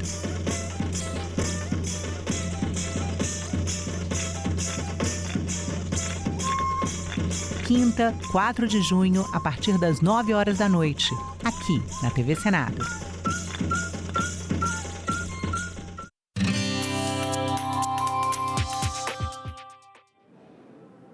Olá, eu sou a Carla Benevides e está começando mais um programa Argumento. As apostas esportivas online, as chamadas bets, voltam a ser debatidas aqui no Senado. Estudos recentes apontam o aumento do endividamento das famílias e também problemas relacionados à saúde mental dos apostadores. Para debater o impacto dessa atividade, 2 comissões do Senado vão promover uma audiência pública, as comissões de Direitos Humanos e de Assuntos Sociais. Aqui conosco, o senador Eduardo Girão, do Novo do Ceará, que é um dos autores desse pedido de audiência pública e também tem vários projetos relacionados às bets. Não é isso, senador? Obrigada pela presença. Carlinha, obrigado mais uma vez. Uma honra estar aqui no programa Argumento. E é aquela velha coisa, água mole em pedra dura, tanto bate até que fura. É isso que a gente quer conscientizar os senadores, porque falta de aviso não foi, né? Quando nós votamos a regulamentação em 2023, primeiro ano do governo Lula, eu avisei. Foram poucos senadores que votaram contra, mas esses foram convictos, né? Que disseram o seguinte, olha, isso vai dar mal, isso vai acabar com uma tragédia socioeconômica sem precedentes.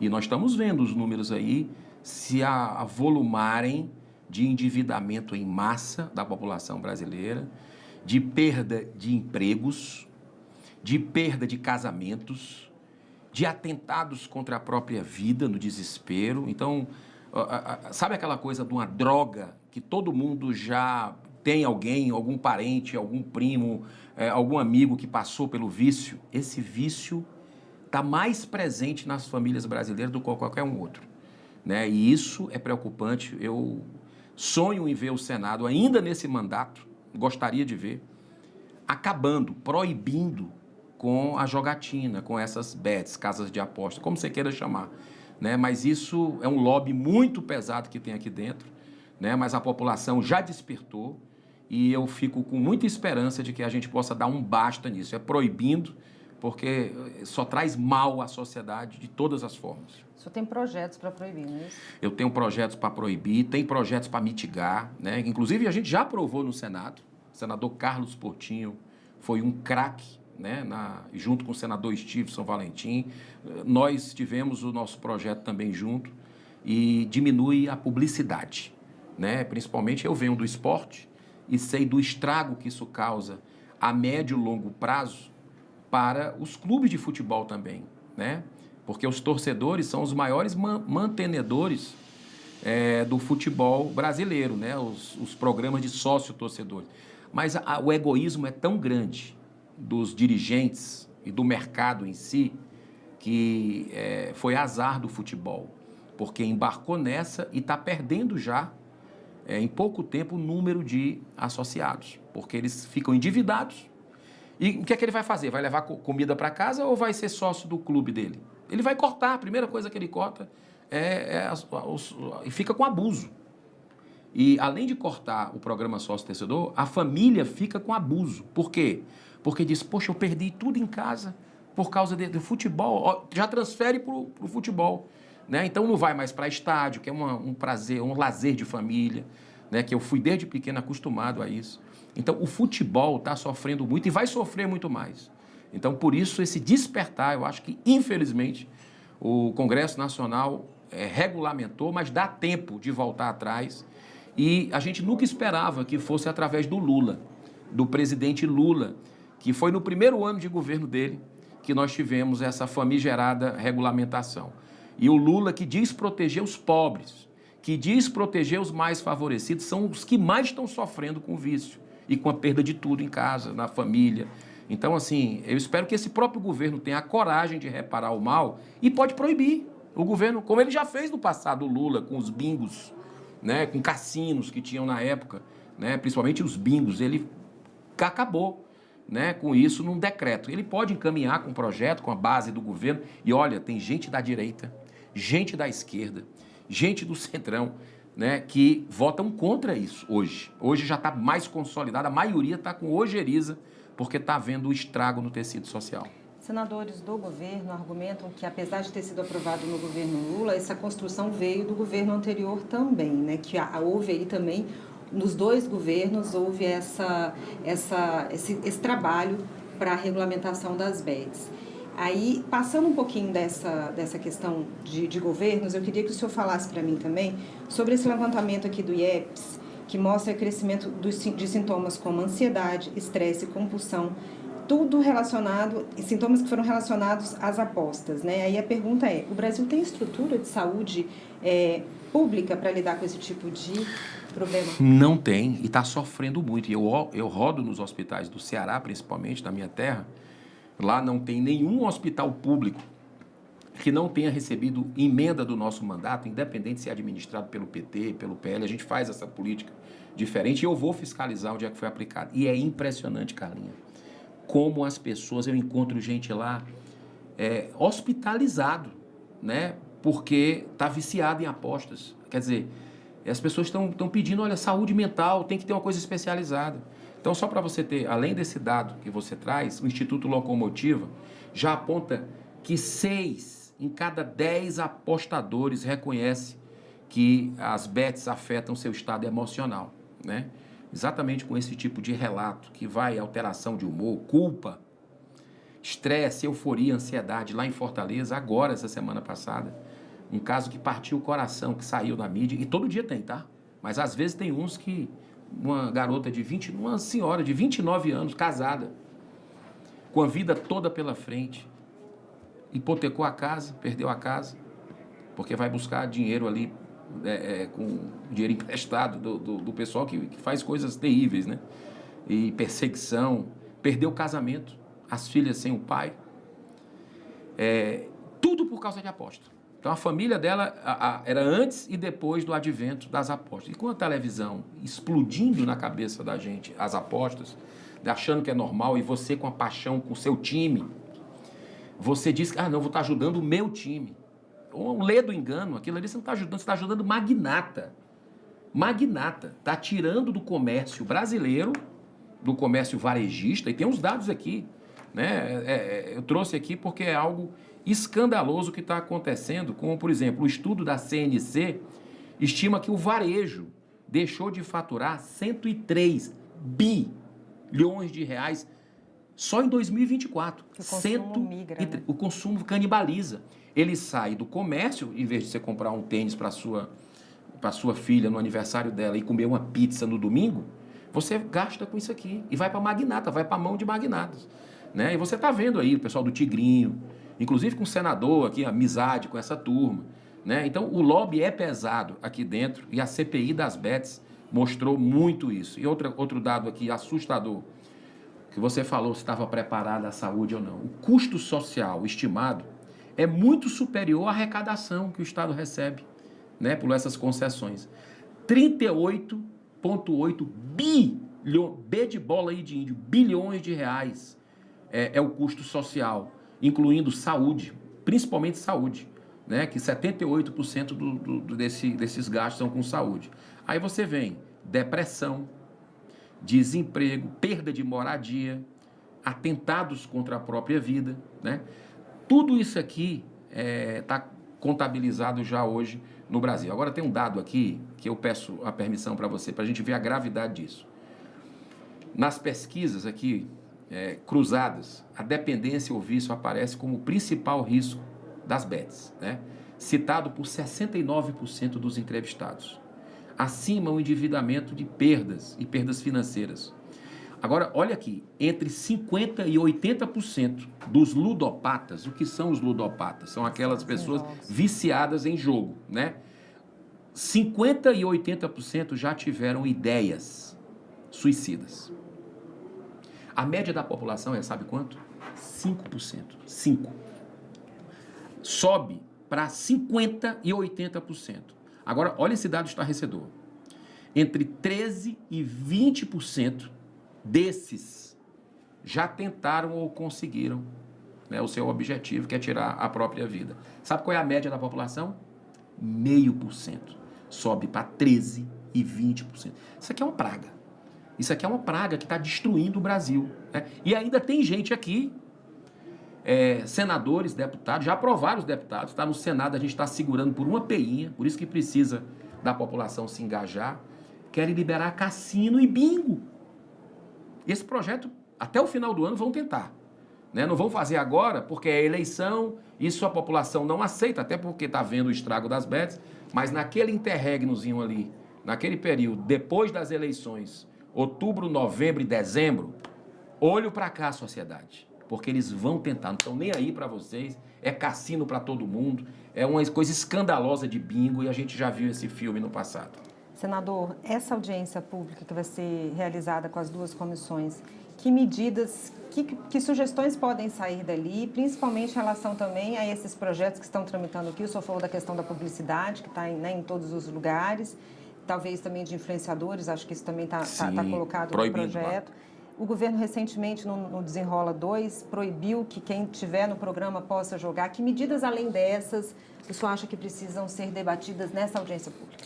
Olha, o negócio estava tão sem controle que até, como você falou agora, os beneficiários do Bolsa Família foram gastos 3 bilhões de reais de 5 milhões de brasileiros, de irmãs e irmãos brasileiros com o jogo, né? Então o Banco Central registrou isso. Então não tem limite para essa turma. O pessoal está deixando de comer para jogar. Chegou nesse ponto de louco, porque a pessoa quer recuperar e fica naquela, não, eu vou recuperar. Aí o sentimento de culpa vem. É um negócio horrível. Então, essa audiência pública conjunta, tá? São duas comissões importantíssimas da Casa, CDH, Direitos Humanos, e CAIS, de Assuntos Sociais. Nós vamos trazer especialistas para debater sobre esse assunto e o objetivo é sensibilizar. Sensibilizar a população para não deixar entrar nisso. Isso não é brincadeira, isso não vai ficar rico, não vai tirar você da situação que você está. Não existe nada que não seja pelo trabalho, né, que se consiga para casa. E também conscientizar os senadores da República que ainda estão um pouco insensíveis para acabar com isso. Tem que parabenizar o Senado, pelo menos deu um passo para mitigar. Nós aprovamos, por unanimidade, para que acabasse publicidade e exatamente essa questão que você falou de influencers, né, que a gente está vendo os escândalos aí, né, de muitos influencers. Mas está na Câmara dos Deputados e tudo começou na Câmara, né? Então a Câmara sentou em cima. Tem que cobrar os deputados federais. Mas aqui eu não vou descansar enquanto tiver com esse mandato, sou contra a reeleição, vou até o dia 1º de fevereiro aqui, eu vou tentar de tudo para que a gente proíba isso. Porque aí o Senado cumpriria seu dever, para voltar para a Câmara e também proibirem lá. Mas esse meu projeto, eu quero muito falar dele nessa audiência pública e chamo vocês semana que vem para assistir. Nós vamos divulgar amplamente nas redes do Senado e também nas minhas redes sociais. Senador, obrigada mais uma vez pela sua presença. Obrigado, querida. Grande abraço. E eu agradeço a você também que nos assistiu. Se você quiser rever essa entrevista, é só acessar o nosso site senado.leg.br/TV ou o nosso canal no YouTube. Obrigada pela sua companhia e até a próxima.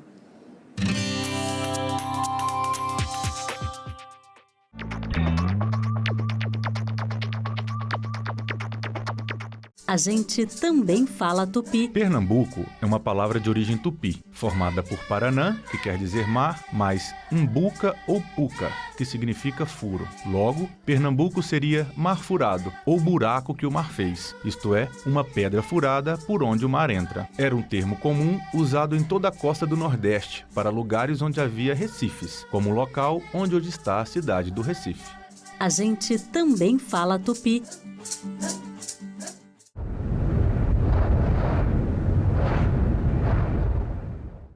O programa a seguir é livre para todos os públicos.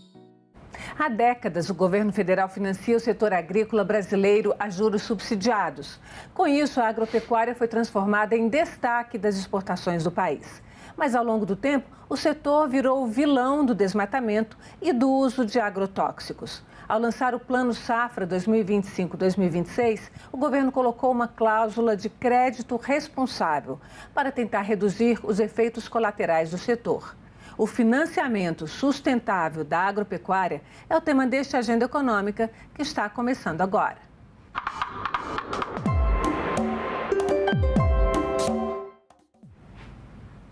E para falar sobre as exigências socioambientais do crédito rural, eu recebo Luciane Moessa, que é a diretora executiva e técnica da Associação Soluções Inclusivas Sustentáveis. Luciane, muito obrigada pela sua presença aqui na Agenda Econômica. É um prazer. Mais uma vez, né?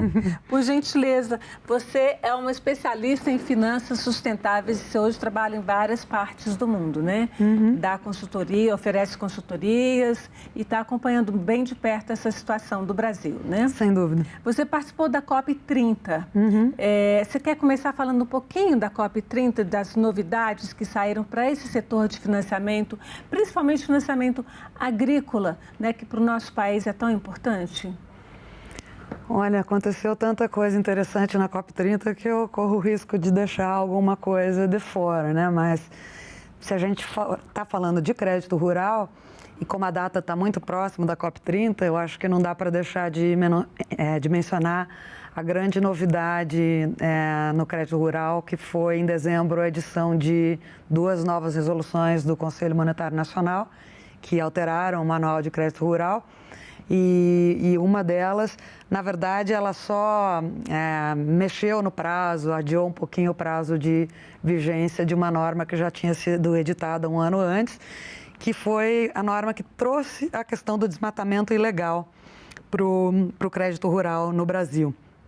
Você veja que a incorporação de temas ambientais na regulação do crédito rural brasileiro, ela começou em 2008, no início só para o bioma Amazônia. Durante os primeiros 15 anos, só para o bioma Amazônia. Mas ela ganhou bastante tração depois de 2023, a partir de 2023, e culminou nessa exigência que a gente tem agora e que a gente já tinha tecnologia há muito tempo, né? Diz respeito à apuração do desmatamento por satélite, né? Pelo PRODES do INPE, combinada com a verificação da autorização para a supressão de vegetação, né? Se existe desmatamento e não existe autorização, o desmatamento é ilegal. Se existe desmatamento ilegal, não é possível receber crédito rural, que é subsidiado, inclusive, com recursos públicos, né? Agora, esse é um ponto bastante polêmico, né? Porque, recentemente, no começo desse mês de abril, a Confederação Nacional da Agricultura entrou no Supremo Tribunal Federal com uma ação direta, né? Pedindo a inconstitucionalidade argumentando a inconstitucionalidade dessa medida. Como é que fica essa situação? Como é que você vê o desenrolar? Vai acontecer Enquanto isso, como é que ficam também os financiamentos? O governo suspende os financiamentos, quem está precisando de crédito não pega o crédito ou tenta se regularizar. É uma questão complicada no setor. Na verdade, enfim, tudo depende da robustez da argumentação, né? Existem vários argumentos e questionamentos nessa DPF, mas o principal, por exemplo, é o mais que diz respeito a essa alteração, essa novidade que eu acabei de mencionar, ele é o mais frágil, né? Ele fala que eles argumentam, a CNA, que o PRODES não permite a verificação da legalidade do desmatamento. Ninguém nunca disse que o PRODES permitia a verificação da legalidade do desmatamento. O PRODES verifica desmatamento. Você tem que combinar, e a norma diz isso de uma maneira muito clara, a verificação do PRODES com a verificação das bases de dados sobre autorização para a supressão de vegetação, que é o Sinaflor, em nível nacional, ou o site do órgão ambiental estadual, dependendo do local do desmatamento, né? Então, é essa combinação que permite verificar se o desmatamento é ou não ilegal. E, na verdade, a norma, inclusive, traz outras possibilidades para o produtor demonstrar e dizendo que a instituição financeira tem que verificar para verificar se o desmatamento é mesmo ilegal. Tem o plano de regularização ambiental, né? Tem o TAC, que pode ser celebrado. Enfim, tem várias possibilidades que devem todas ser consultadas para só então a instituição financeira poder concluir que o desmatamento é ilegal. Porque o desmatamento é uma coisa, ele pode ser legal ou ilegal. E para ele ser ilegal não basta, e ninguém nunca disse isso, consultar o PRODES, né? Essa é uma das questões envolvidas, ou seja, extremamente frágil a argumentação, não se sustenta a argumentação da CNA. Outras argumentações que ela traz é que ela questiona os embargos do IBAMA, que se baseiam nos dados do PRODES, também com a verificação de autorização ou não para desmatamento, dizendo que o produtor teria que ter o direito de defesa primeiro, antes da área ser embargada. Os embargos são uma medida cautelar, né? Se você já tem uma base fática super robusta, que é a verificação do desmatamento, mais a ausência de autorização para esse desmatamento, é possível sim embargar e o direito de defesa vai ser exercido em seguida. Se por acaso houve alguma falha, a base de dados onde deveria estar a autorização para supressão da vegetação não colocou essa informação lá dentro, estava desatualizada. Por alguma coisa falhou, o produtor rural prova isso e caem os embargos. Esse é o procedimento. Então, existe o direito de defesa, sim, em relação às áreas embargadas. Agora, essa é uma novidade, o governo ter colocado, de certa forma, as instituições financeiras como corresponsáveis.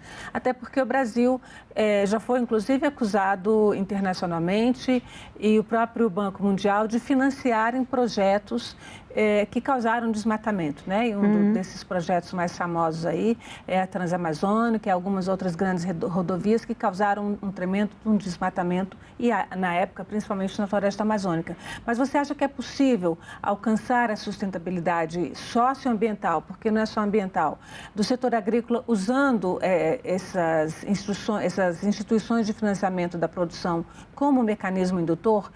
O banco que vai liberar o dinheiro, ele realmente tem um papel importante nisso? Certo. Quero só retomar uma partezinha da tua pergunta anterior que eu não respondi. Como é que fica enquanto essa ação não é decidida, né? Essa DPF não é decidida. Deve ter havido pedido de liminar, sim, imagino, mas a notícia que eu tenho até o momento é que não foi concedida nenhuma liminar favorável à CNA e, pelos motivos que eu coloquei, eu duvido muito que seja, tá? Então, imagino que, na verdade, nem agora, nem nunca, porque eu não acredito que vai ter sucesso, isso vai ter efeito concreto, além de manchetes de jornal dizendo que a CNA está questionando e pressões políticas aí que a CNA, que representa um setor poderoso, está fazendo junto ao governo. Papel do setor financeiro. Eu tenho ouvido essa expressão, né? Colocaram os bancos como corresponsáveis, os gerentes de bancos como corresponsáveis. Veja, na verdade, o setor financeiro, ele tem sido chamado, inclusive para outras operações de crédito também, mas sobretudo no crédito rural, pela questão dos recursos públicos envolvidos, ele tem sido chamado a ser diligente e procurar evitar que atividades econômicas que causam danos climáticos ou socioambientais sejam consumadas. Basicamente é isso, né? Então, ele é responsável, essa expressão pode ser lida no sentido de, se ocorreu um dano, então ele tem que indenizar. É um entendimento que existe por aí. O Ministério Público já procurou responsabilizar instituições financeiras por danos ambientais causados por atividades financiadas no passado e até hoje não teve ainda sucesso, mas não é impossível que isso ocorra. Ao mesmo tempo, houve uma alteração do tema legislativa. Na legislação de licenciamento tem uma norma que trata disso, diz que, basicamente, os bancos ficam isentos de responsabilidade se eles verificarem o mero licenciamento, o que é muito pouco, muito menos do que está ao alcance deles em termos de diligências socioambientais. Basicamente, esse tipo de norma, né, que não está longe de ser a primeira, ela é um chamado do setor financeiro a exercer o seu papel na prevenção de danos ambientais. O artigo 225 da Constituição Federal diz que é dever de todos, Estado e sociedade, né, poder público e entes privados, de cada um de nós, preservar o meio ambiente do qual todos nós dependemos, toda vida depende, todas as atividades econômicas dependem. E o que está ao alcance do setor financeiro? Está ao alcance dele não financiar atividades que violam a legislação, minimamente. Por exemplo, isso é o mínimo do mínimo. As instituições financeiras mais avançadas fazem muito mais do que isso. Elas, eventualmente, veem que o desempenho, não estamos falando de legalidade mais, o desempenho socioambiental da empresa, do produtor rural, não é o melhor, melhor, não é o ideal, chega, oferece uma linha para melhorar o desempenho socioambiental, como a gente poderia exemplificar, né? Você fez um levantamento a respeito dessas linhas, por exemplo, para a agricultura. Então, o setor financeiro pode ele tem um potencial gigantesco nas duas frentes. Evitar o dano de um lado e operar a transição para aquilo que era, às vezes até legal, mas se não ilegal, pelo menos com desempenho insatisfatório, para passar a ter um desempenho sustentável e que é interessante para todos, porque normalmente o mais sustentável também é mais rentável financeiramente. No fim das contas, né? Eu vou aproveitar e pedir ao Assis para colocar aqui no nosso quadro, exatamente na nossa tela, o quadro, né? O levantamento, a fonte é o mapa, né? O Ministério da Agricultura e Pecuária. E isso aqui são exigências socioambientais. E aí depois eu queria falar um pouquinho da parte sócio, não só da parte ambiental, mas da parte social, que estão previstos no Plano Safra 2025-2026. É porque ele é de julho a julho, né? Em junho de 2026 vai ter o Plano Safra 2026-2027, são dados que já existiam, são, digamos assim, critérios que já existiam, né? A regularização ambiental, e aí tem redução na taxa de juro para produtores que já estão com o cadastro ambiental rural validado. Quer dizer, que é para estimular a regularizarem todo o seu cadastro, práticas agrícolas sustentáveis, e aí tem os benefícios, né? Para quem está produzindo no setor orgânico de agroecologia, juros reduzidos, assistência técnica sustentável. Eu queria que você falasse um pouquinho sobre isso. Apoio técnico para práticas ecológicas, a recuperação de áreas embargadas, sistemas agroflorestais, Renovagro, que é recurso para recuperação de áreas protegidas. Recuperação de pastagens também, né, no Renovagro. Sim, sim. E esse crédito responsável, que é a proibição de financiamento em áreas embargadas, mas não só, na verdade, né? Aqui tem proibição de financiamento para produção em territórios indígenas, em áreas de quilombolas. Unidades de conservação de uso integral. É até meio absurdo, né, que a gente tenha que especificar na lei que é proibido. Né? Mas os bancos financiavam ou simplesmente não tinham nenhuma responsabilização com isso? Então, começando ali pelo último, né?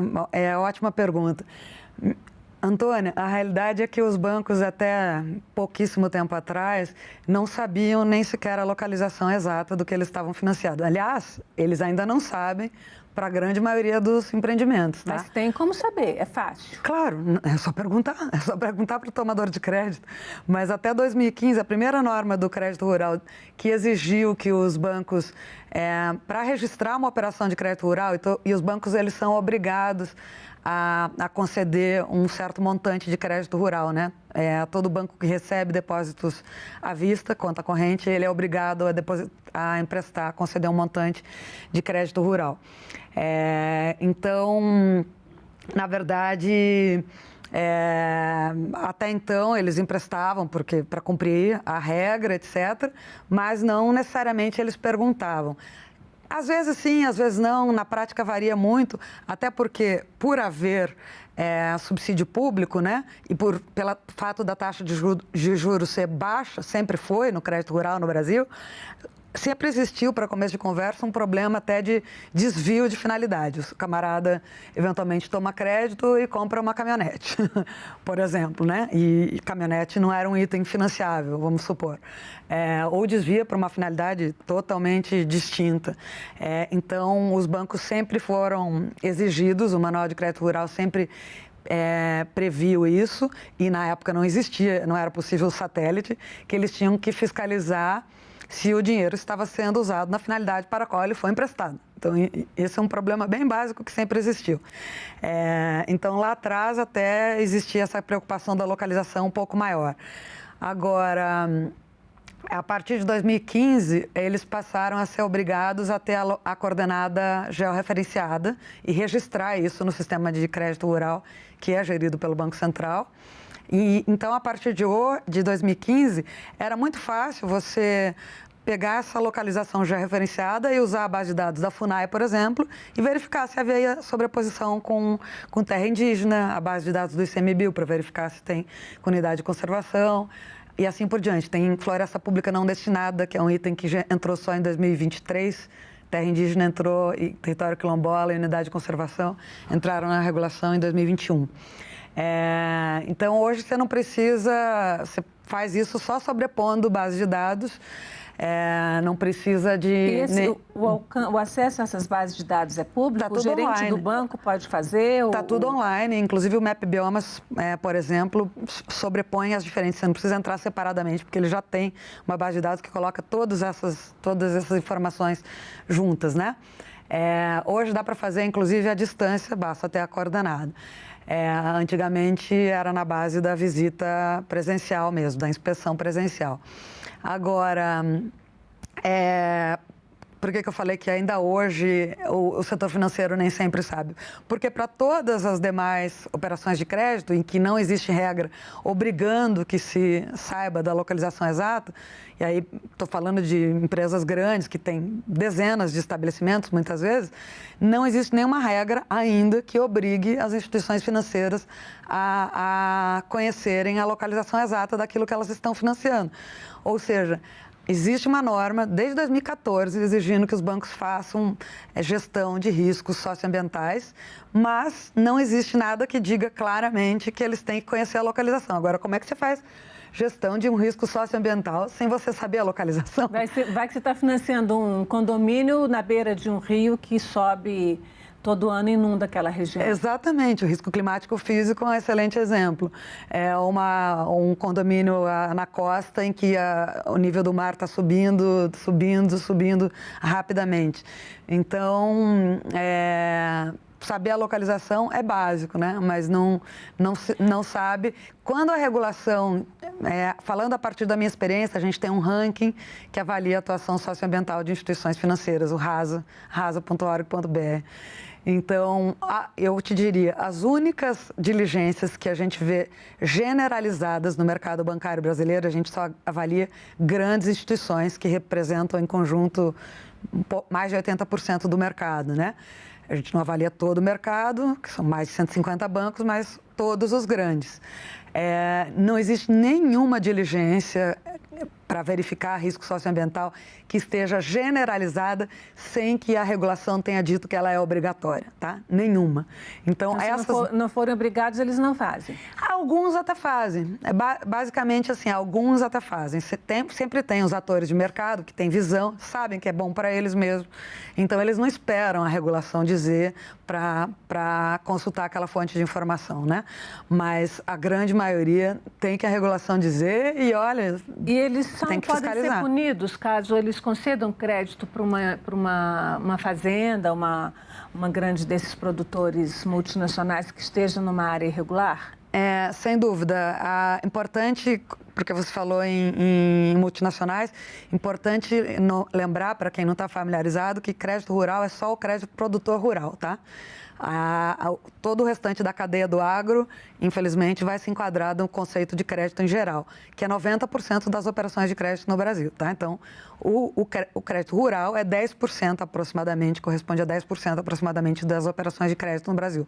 Aos outros 90, que inclui inclusive pessoa física, não se aplicam essas regras que a gente está falando aí. E qual é a punição? No caso do crédito rural, a punição é que vai ser desenquadrada. Lembra que eu falei que as instituições são obrigadas a emprestar um percentual dos depósitos à vista, como crédito rural? E daí, se tem uma operação que está lá, e daí o próprio Sicor, porque o Banco Central tem essas bases de dados todas também, do ICMBio, do IBAMA, do INCRA, etc., da FUNAI. Se o Banco Central viu, mas tem uma operação aqui do Banco X que é terra indígena, é em terra indígena, o Banco Central percebe isso, desenquadra e aí não entra na cota. E qual é a consequência disso? A consequência é financeira. Ele tem que emprestar dinheiro de um fundo lá que o Banco Central rege, gerencia, que é destinado a todas as instituições financeiras, pagando juros, pagando a diferença entre os juros do crédito rural e os juros do... É como se ele não tivesse emprestado aquele dinheiro para o crédito rural, que é baixinho, e tivesse emprestado uma taxa de juros mais alta, vamos supor, para uma pessoa física. Pois essa diferença, juros médios de mercado... Ele vai ter que depositar. Ele vai ter que contribuir para o Banco Central, vai ter que recolher. Você falou nesse percentual, eu vou pedir aqui o Assis para colocar um outro gráficozinho que a gente fez, uma outra tela, que são esses recursos, né? Porque você falou que são 10% dos empréstimos totais no país, mas é muito dinheiro e vem subindo muito, né? A gente vê que 2021 para 2025, mais do que dobrou. Né? Os empréstimos aí. Se a gente pegar no total, foi de 236 bilhões, né, de reais para 605 bilhões em 2025, 2026. Sendo que os grandes produtores continuam sendo os grandes privilegiados, os grandes beneficiados com esses recursos, né? Realmente a maior parte é para eles. Os médios produtores receberam agora, inclusive, menos recursos do que os familiares. Porque os médios, a gente está assim numa agricultura de familiar e grande, o agronegócio, os grandíssimos produtores, é uma agricultura assim, sem classe média, como de certa forma é a sociedade brasileira. Você tem pobre muito rico, falta uma classe média aí, falta uma classe média na agricultura? Olha, eu não conheço o setor agrícola com tanta profundidade, né? Mas a minha hipótese seria de que, na verdade, provavelmente os médios estão vendendo suas propriedades para os grandes, né? Enquanto que o pessoal da agricultura familiar tem aquele perfil ali tradicional, histórico, mais estável, digamos assim, a não ser que venha um fator de uma ocupação aí de latifundiários que os expulse, como já aconteceu em tantas regiões do Brasil, né? Mas se não for isso, eles vão continuar ali, geração após geração, produzindo daquela maneira tradicional. E não sei se você sabe, 75% do que se come no Brasil vem da agricultura familiar. Sim, né? Porque a grande produção, a maior parte é soja e milho e é para exportação, né? E para produção de proteína animal. Agora, vamos pular aqui de assunto por conta do nosso tempo. Quando a gente fala na questão socioambiental, qual é a parte social aí? São as condições de trabalho? Onde é que entra esse recurso, essa parte social dessa classificação? Certo. A parte social mais conhecida, mais importante, mais simples até de verificação também, é a questão do trabalho análogo à escravidão. O Brasil, alguns anos atrás, foi condenado na Corte Interamericana de Direitos Humanos em relação a questões aí, a ausência de políticas públicas suficientes para prevenir e combater o trabalho escravo. E como reação, daí o Ministério do Trabalho e Emprego formulou uma série de iniciativas, elaborou uma série de iniciativas, e uma delas foi a lista suja, como ela é conhecida informalmente, do trabalho escravo, né? E aí um dos desmembramentos que se teve dessa política pública foi colocar numa resolução do Conselho Monetário Nacional só para o crédito rural, mas desde o início para todos os biomas, sempre foi para o território nacional, não foi só para a Amazônia, como no caso das exigências ambientais, era proibido conceder crédito rural para qualquer empregador constante da lista suja do trabalho análogo a escravo. O que é super importante, porque tem 3 setores especialmente em que essa prática é especialmente comum no Brasil. 3 setores econômicos, né? E um deles é o agro. Os outros 2 são a construção civil e a indústria têxtil. Mas o agro é o número 1. Então, isso é muito... Eu queria, então, fechar com um outro ponto, que é a questão do uso de agrotóxicos. O Brasil é reconhecido mundialmente como o maior usuário de agrotóxico e o maior usuário per capita, né? A gente pode consumir por ano quase 4 quilos de agrotóxico cada cidadão brasileiro, enquanto um chinês consome 170, menos de 200 gramas de agrotóxico por ano, se a gente fosse dividir o uso total. Como é que entra essa questão do agrotóxico dentro do financiamento? Dentro do financiamento, até hoje, na questão da gestão de riscos, isso não entrou, né? Porque, na verdade, do ponto de vista da gestão de riscos, o que se busca é alinhar políticas públicas no sentido de que não se financie atividades ilegais. E, como você sabe, infelizmente, a nossa legislação, ela autoriza amplamente aí, o uso de agrotóxicos no Brasil, então não é um problema de ilegalidade, né? Pode ter um ou outro problema ali de não fornecimento de EPI para os empregados, para os trabalhadores rurais que aplicam. Aí é um problema de saúde e segurança do trabalho, que é importante que seja, se eu disser, olha, o que ainda falta de social, né? Particularmente, acho que a gente não tem que olhar só para trabalho análogo ao escravo. A gente tem vários riscos à saúde que colocam em risco, a saúde e segurança do trabalhador, que colocam em risco a própria vida dele. Então, olhar para a agenda de saúde e segurança não é olhar só para trabalho análogo ao escravo, né? Aí, e dentro da agenda social entra também a questão indígena e quilombola, tá, Antônio? Que você me perguntou. Agora, então, pode ter alguns problemas pontuais, também de destinação inadequada de embalagem, que tem toda uma legislação sobre destinação de embalagens de agrotóxicos, né? Mas o problema é mais complexo que esse. O problema é que os critérios para a autorização da comercialização de agrotóxicos no Brasil são demasiado elásticos, né? Comparados com outros países. Ainda que, em parte, faça sentido que alguns agrotóxicos possam ser autorizados aqui e não sejam autorizados em países de clima temperado, por exemplo. A gente está num clima tropical, então, algumas situações, sim, faz sentido que a gente possa usar, porque as pragas aqui podem ser se proliferar mais e serem mais resistentes do que países com outro clima. Então, em parte, a diferença climática explica, mas, em grande parte, também a diferença no sentido de utilizar pouco aquilo que se chama em direito ambiental de princípio da precaução, né? Em relação à saúde pública também. Isso não tem sido usado, né, praticamente na hora de analisar os pedidos de autorização de agrotóxicos no Brasil, infelizmente. Luciane, agradeço muito a sua presença aqui na Agenda Econômica. Infelizmente, o nosso tempo encerrou. Tá ótimo. Agradeço também a você que nos acompanhou até aqui. Este programa está no site senado.leg.br, no canal da TV Senado no YouTube. E aproveite, se inscreva no canal, curta o programa e garanta seu acesso à informação de qualidade. Até o próximo Agenda Econômica.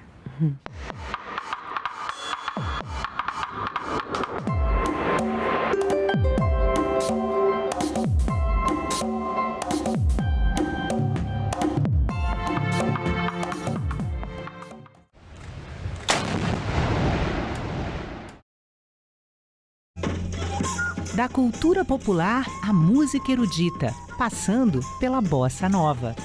A TV Senado reuniu 3 filmes que pintam um retrato surpreendente do Brasil, para você aproveitar neste feriado.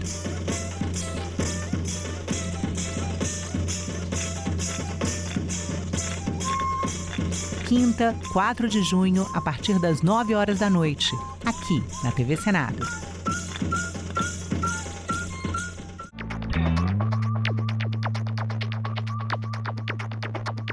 A gente também fala tupi. O nome do estado do Piauí vem do tupi e significa Rio dos Piaus ou Rio das Piabas. A palavra é formada a partir de piau, que designa várias espécies de piaus e piabas, peixes de água doce. O termo quer dizer pele manchada, isso porque esses peixes têm listras e marcas escuras nas laterais do corpo. Piau mais I, que significa rio, Piauí. A gente também fala tupi.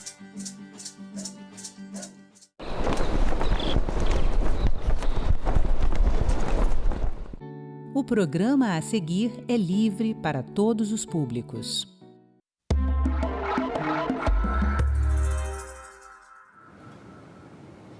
Olá, estamos no ar com Cidadania Mulher. O tema de hoje é menopausa, aquele período que marca o fim da vida reprodutiva da mulher, normalmente ali entre os 45 e 55 anos. São necessários tratamentos para amenizar os sintomas provocados pelas mudanças hormonais. E será que as brasileiras que dependem do atendimento público têm acesso aos tratamentos eficientes? Eu estou aqui hoje com a doutora Diana Sá. Ela é endocrinologista, é também professora e atende as pacientes pelo Sistema Único de Saúde também, né, doutora? Muito obrigada pela sua participação aqui no Cidadania Mulher. Seja muito bem-vinda. Muito obrigada. É um prazer estar aqui hoje. Que ótimo. Vamos começar explicando para o pessoal que está nos assistindo o que de fato é a menopausa. Porque muita gente pensa assim, aquela fase que a mulher fica com calor, Não é isso? Mas é muito mais que isso, né? É muito mais que isso. E, além de tudo, ainda tem aqueles conceitos. Perimenopausa, climatério, menopausa. É tudo a mesma coisa, tem diferença. Enfim, vamos introduzir esse tema para que todo mundo saiba exatamente de que período tão relevante na vida das mulheres nós estamos falando. Então, a menopausa, como você já começou, né, já explicou, marca o fim do período reprodutivo da mulher. Com 1 ano da última menstruação, né, podemos dizer que a mulher está na menopausa. Antes desse período, ela está na perimenopausa. É o período que antecede a menopausa e que também precisa de atenção e que também precisa de cuidado. E o climatério envolve todo o período da da menopausa e pós-menopausa, tá? E o que acontece ali? É uma mudança hormonal? A gente costuma brincar que a mulher, ela tem ali na fase reprodutiva o auge e depois começa a despencar. Explica pra gente, tem mudanças. Sim. E essas mudanças, elas refletem em mudanças também no comportamento, no aspecto físico, enfim. Então, como a mulher fica? Nesse período, a mulher passa por diversas transformações, né? Esse período tem uma mudança hormonal, ela apresenta uma mudança hormonal. O estradiol cai, que é o verdadeiro hormônio feminino, né? E com isso, com a queda do estradiol, os ossos das mulheres ficam menos protegidos, aumentando o risco, né, de osteoporose. O coração fica menos protegido, aumentando o risco de doenças cardiovasculares. A mulher passa por alterações da parte psíquica, pode passar, né, ficando com mais nervosismo, mais ansiosa, pode ficar mais depressiva, né, alterações de humor. Pode apresentar uma queda de cabelo, pode apresentar uma redistribuição da gordura corporal. Essa gordura fica mais localizada na região abdominal. Tá. E isso, todas as mulheres inevitavelmente vão passar, algumas sofrendo mais, ou outras com sintomas mais a menos? É mais ou menos assim que funciona? Então, cerca de 70% das mulheres vão passar por algum tipo vão apresentar algum tipo de sintoma na peri ou na menopausa, tá? E desses 70%, 20 a 30% dessas mulheres podem apresentar sintomas mais severos. Imagina que no Brasil nós temos mais de 30 milhões de mulheres nesse período da vida, né? Então, como isso precisa ser visto, né, pela sociedade, né, pelas autoridades, enfim, né, cuidado com essa mulher. Você falou nessa mais fase. De 30 milhões de mulheres nessa fase no nosso país. Quanto tempo dura a menopausa? É um prazo fixo? Varia de mulher para mulher? Não é um prazo fixo, não é um prazo fixo. Cada mulher vai atravessar, né, esse período de uma forma, né? E a gente tem que acolher, né, da melhor forma essa mulher, no meu caso, né, essa paciente, porque hoje esse período da perimenopausa, menopausa e pós-menopausa é onde a gente está vendo a mulher no auge da sua carreira, né? É uma mulher que precisa lidar com família, com a saúde, com o trabalho, né? Então, essa mulher hoje precisa de um tratamento adequado, né? Direcionado para ela. A gente precisa também entender, você estava comentando comigo antes aqui do programa, que muitas pacientes chegam para reclamar de outra coisa, diabetes ou algum outro tipo de alteração, algum outro tipo de sintoma, e sequer sabem que isso é uma consequência, pode ser uma consequência desse período, né? Isso, porque na nossa sociedade a gente vê esse período da mulher fora do período reprodutivo, né? A gente tem muito cuidado com a mulher no período reprodutivo, né?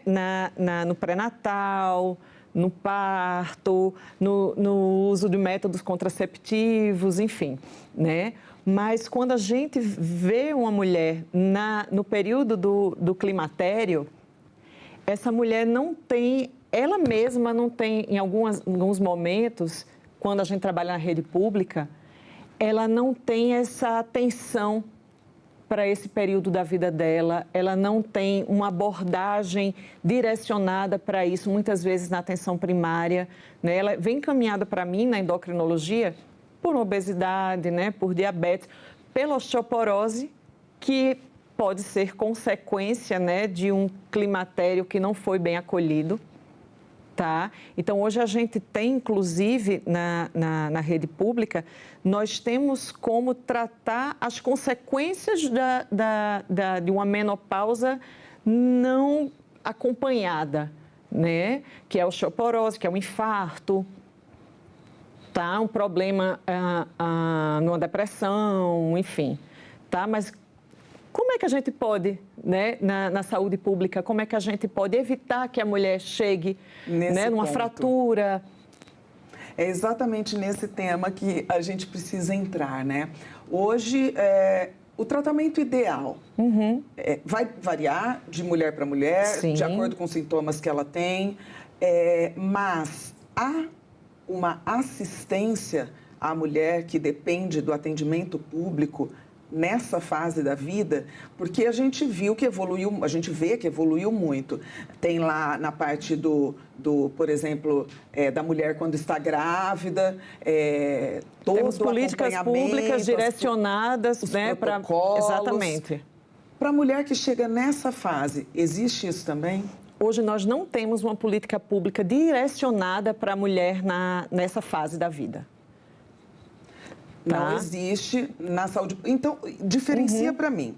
Você atende consultório particular, mulheres com condição financeira um pouco melhor. Sim. E atende as mulheres lá na unidade básica de saúde, certo?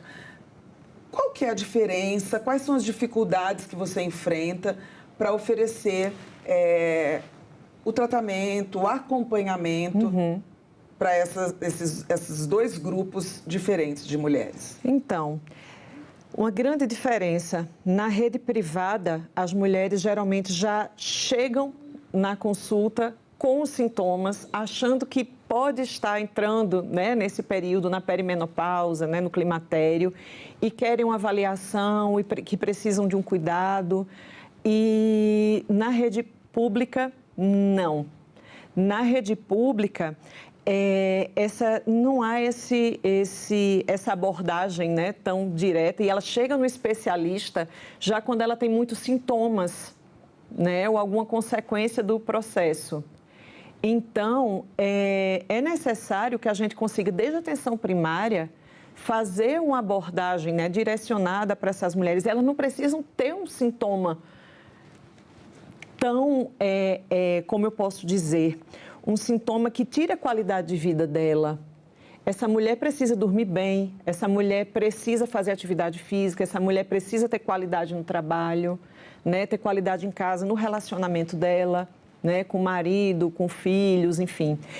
E para isso, né, a gente tinha antes, né, no passado, a gente tinha tratamentos, terapias para as mulheres na menopausa que foram utilizados de forma meio sem critérios, né? E hoje, a medicina hoje está muito mais moderna, a gente já tem muitos estudos direcionados, né, para esse tipo de tratamento, e hoje nós possuímos terapias hormonais que a paciente vai na farmácia e compra, né? Lembrando que essas medicações não são manipuladas, não são em forma de chip, nada disso. O paciente vai na farmácia e compra, mas seria muito interessante que ela fosse no posto de saúde e recebesse o tratamento, que esse tratamento fosse universal, né? Porque esses medicamentos, eles não são tão acessíveis, né? Ou são?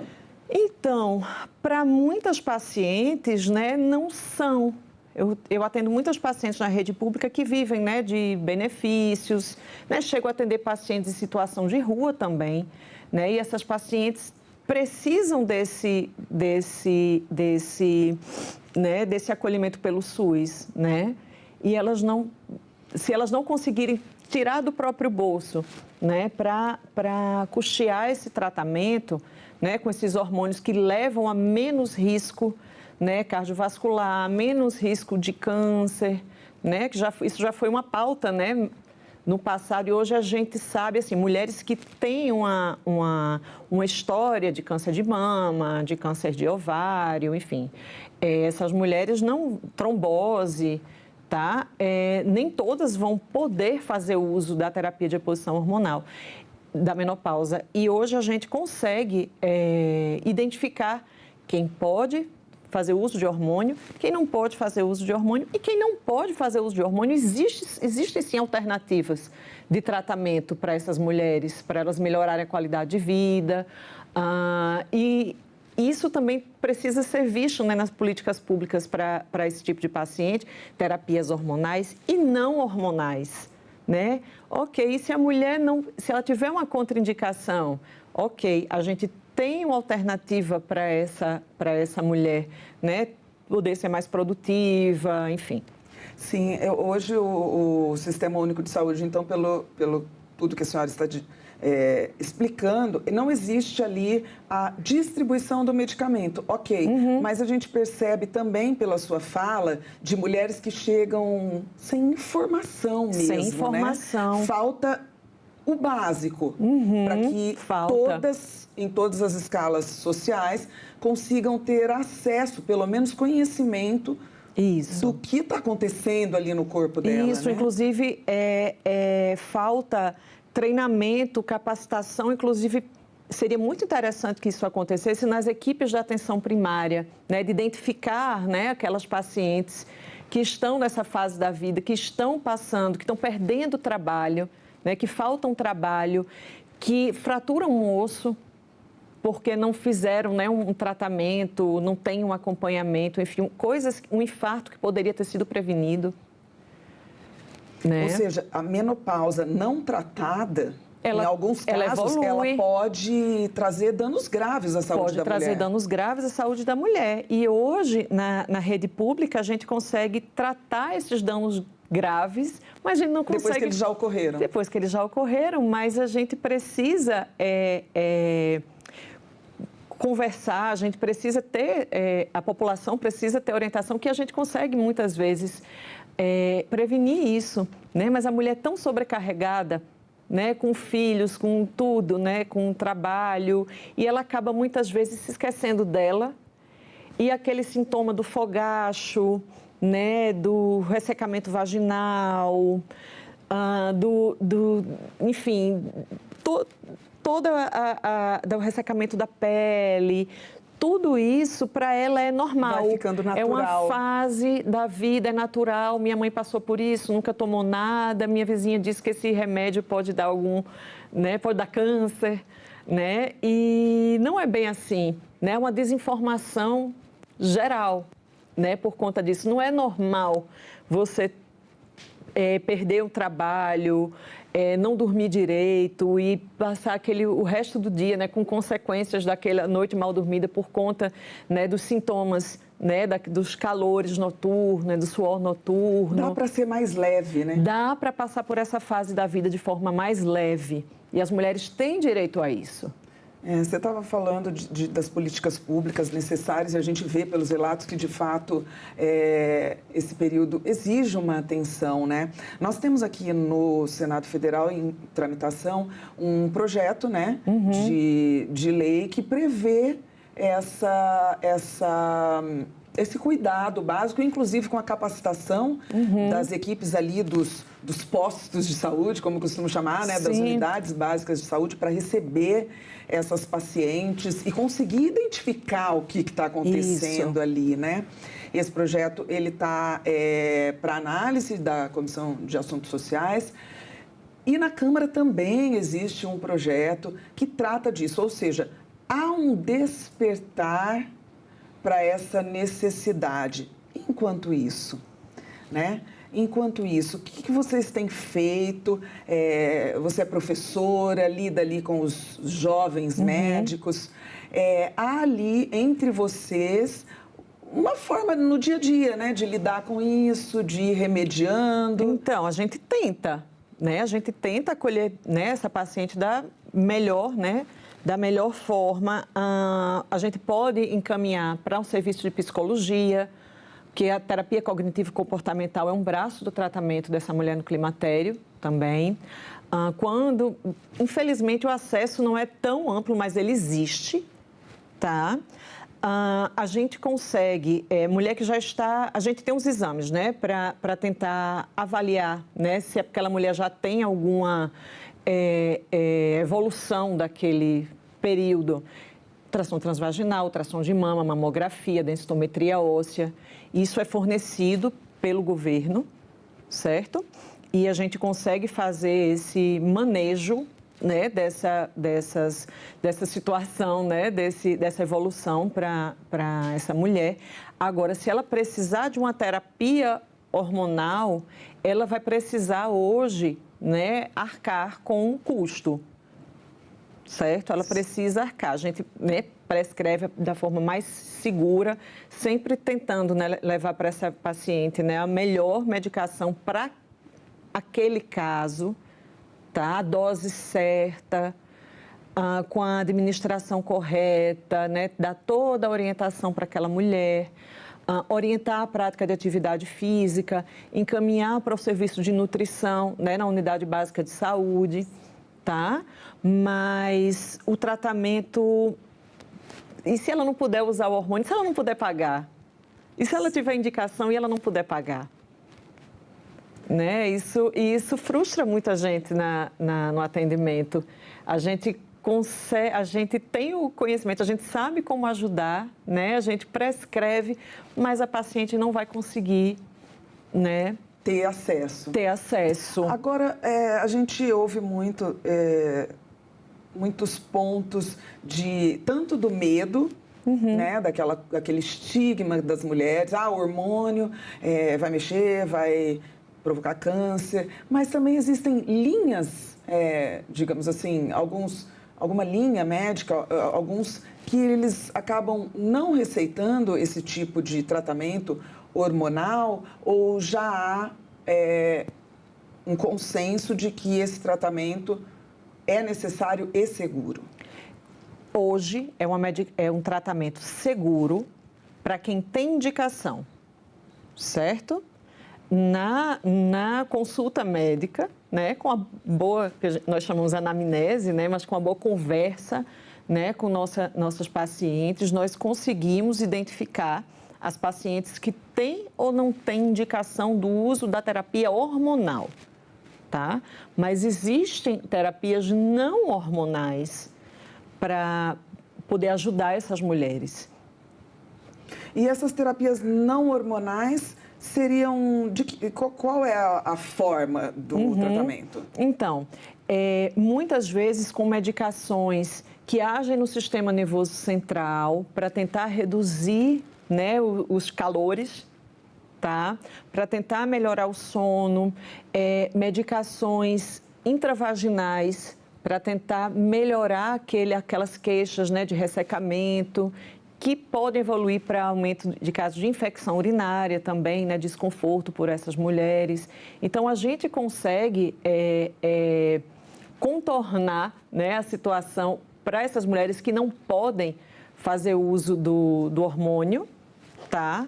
Nós temos medicações que, inclusive, vão ainda chegar ao Brasil para reduzir esses calores, né, que tanto afligem essas mulheres e que não usam hormônios, e que não são à base de hormônios, né?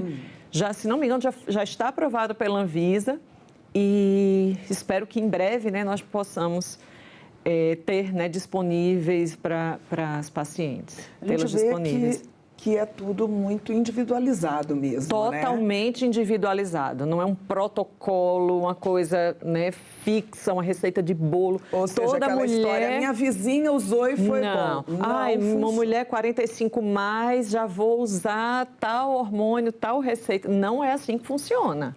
Essa mulher precisa ser bem avaliada, tá? Ela precisa ser bem conduzida, né, nessa fase tão maravilhosa da vida. Aliás, ela já deu a contribuição na maioria das vezes, né? Ela agora é a vez dela brilhar. Né?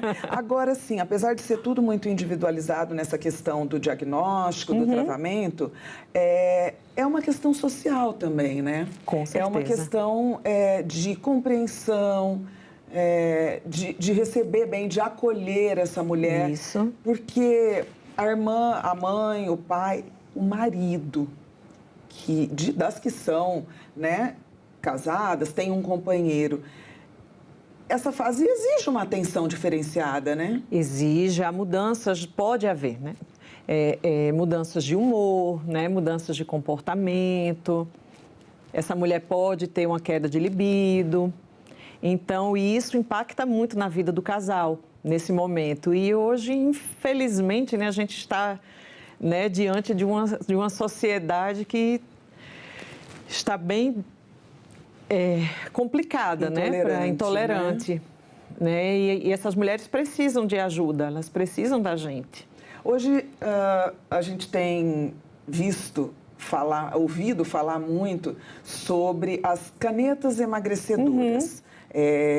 Que também, quando indicadas, ouve-se falar em muitos benefícios, não apenas para o emagrecimento. Isso.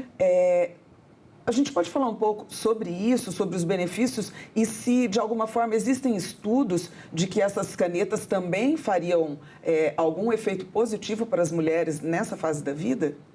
Então, elas farão um efeito positivo em mulheres que têm a indicação do uso, mulheres que têm obesidade, mulheres que têm um risco cardiovascular mais aumentado, mulheres que têm diabetes tipo 2, então, esteatose hepática, né, que é a gordura no fígado, tá? As mulheres mais metabólicas, por assim dizer, elas teriam sim indicação e esse tipo de tratamento, né, os análogos de GLP-1, ou GIP, GLP-1, que é o caso da tisepatida, seriam muito bem-vindos para o tratamento dessas mulheres, né, que além da menopausa, né, além do climatério, elas também... mulheres que também possuem algum problema como esse, gordura no fígado, diabetes tipo 2, obesidade, ela agrega, ela não é o tratamento. Tá, mais uma vez aí a gente esbarraria na questão financeira, né? Porque, obviamente, esses tem um alto custo. Produtos têm um alto custo. Nós estamos chegando ao fim do programa. Eu queria que a gente fizesse, então, um balanço mesmo e o que a senhora espera como médica que lida ali no dia a dia? Você recebe pacientes, muitas mulheres que estão enfrentando problemas dificílimos por conta desse período que poderiam ser amenizados com um tratamento global, multidisciplinar, como a senhora enfatizou. Multidisciplinar. O que seria o mundo ideal? E você vê esperanças agora com esses projetos em andamento no Poder Legislativo? Então, eu vejo esperança, sim, para essas mulheres. Elas, cada dia que passa, elas têm mais voz, né, dentro da sociedade. A gente não pode deixar isso, né, cair de forma alguma. A gente precisa desse cuidado, né, multiprofissional, psicológico, atividade física, nutricional, endocrinologia, ginecologia. Né? Essas mulheres precisam ter acesso ao exame preventivo, né, aos exames laboratoriais, à medicação. Elas precisam ter acesso à densitometria óssea, ultrassom transvaginal, ultrassom de mama, enfim, a todo o cuidado global que a gente sabe que o SUS é capaz de fornecer para essas mulheres, né? apaixonada pelo SUS, entusiasta do SUS, e eu acredito sim que um dia essas mulheres vão conseguir ter todo esse tratamento pela rede pública. Esperamos. Eu espero um dia poder prescrever os hormônios certos para aquela paciente certa, ela ir lá no posto de saúde, pegar e tratar e melhorar a qualidade de vida dela. Esse é meu sonho. Maravilhoso. Muito obrigada pela sua participação aqui no Cidadania Mulher, por trazer um pouco do seu conhecimento ao acesso de todos os nossos telespectadores. Obrigada. Nós conversamos com a doutora Diana Sá, que é médica endocrinologista, ela atende os pacientes pelo SUS, sobre menopausa e os tratamentos oferecidos tanto pela rede pública quanto pela rede privada. Esta entrevista e todos os nossos outros programas estão disponíveis para você rever ou compartilhar no nosso site, é o senado.leg.br, e tem também no nosso canal no YouTube. Inscreva-se lá, marque aquele sininho para receber as nossas notificações. Obrigada, então, pela sua companhia e acompanhe a nossa programação na TV Senado.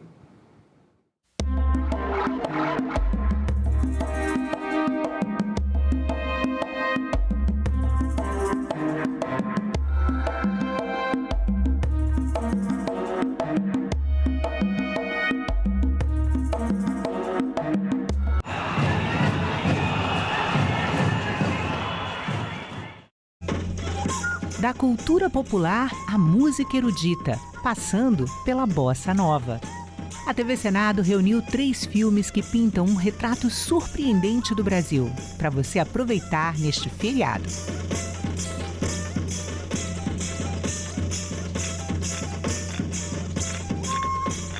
Quinta, 4 de junho, a partir das 9 horas da noite, aqui na TV Senado. Declaro aberta a sessão solene. Se não existe parlamento, não existe democracia. O governo via todos como se fosse comunista. A fila não para de crescer para a passagem da revista lá na esplanada dos ministérios. Deve ser sempre lembrado o que foi dito por Ulisses Guimarães. Traidor da Constituição é traidor da pátria. O homem disse, quem fala? Eu disse, Ariano Suassuna.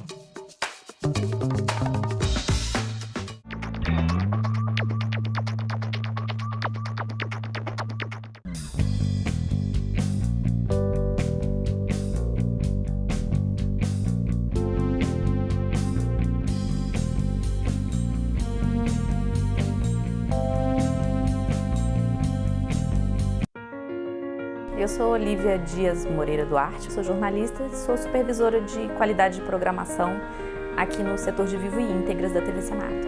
O que a gente faz, basicamente, é captar e transmitir tudo que é atividade legislativa aqui no Senado Federal. A pessoa que vai sentar à noite e assistir uma TV comercial do jornal mais assistido do país, ela vai assistir uma coisa que foi captada aqui por esse setor da TV Senado. A transparência é o principal produto que o Vivo oferece, a transparência pública. Então a TV, eu acho que ela contribui com a democracia e com a cidadania mesmo. Você vê a diversidade desse país, a cultura desse país, em que você está valorizando a política, em que você está valorizando o diálogo, o debate. Então eu tenho orgulho de trabalhar nesse veículo e eu tenho orgulho de trabalhar com essa equipe.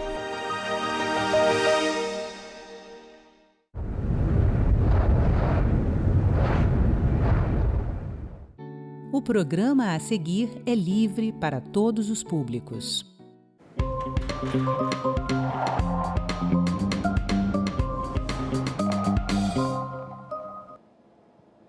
O vírus Ebola voltou a se espalhar na África.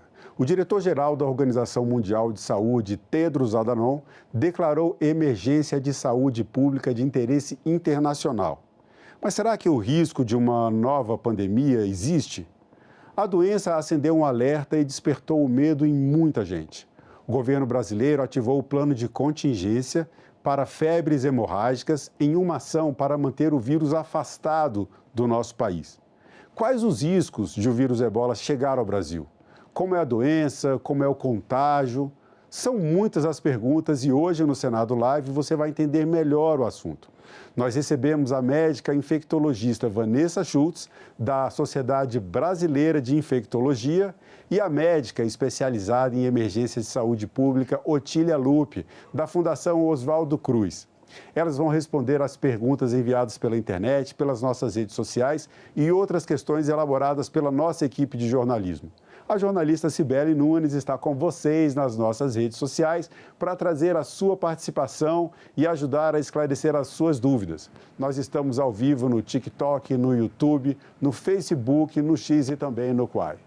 Então, vamos começar mais um TV Senado Live. Bom dia mais uma vez às nossas convidadas. Bom dia, Vanessa Schultz. Bom dia. Bom dia, Otília Lupe. Bom dia. E bom dia, Cibele Nunes, sempre comigo aqui, fazendo a ponte com as nossas redes sociais. Eu vou começar perguntando para a Vanessa, já para a gente entender. Vanessa, o que é o vírus Ebola? Como é a doença causada pela transmissão desse vírus? Sim. Então, o vírus Ebola, na verdade, ele foi, a gente ficou conhecido, então, a partir de 1970. Então, foi um vírus identificado próximo do rio Ebola, então, ali na República do Congo, enfim, na África.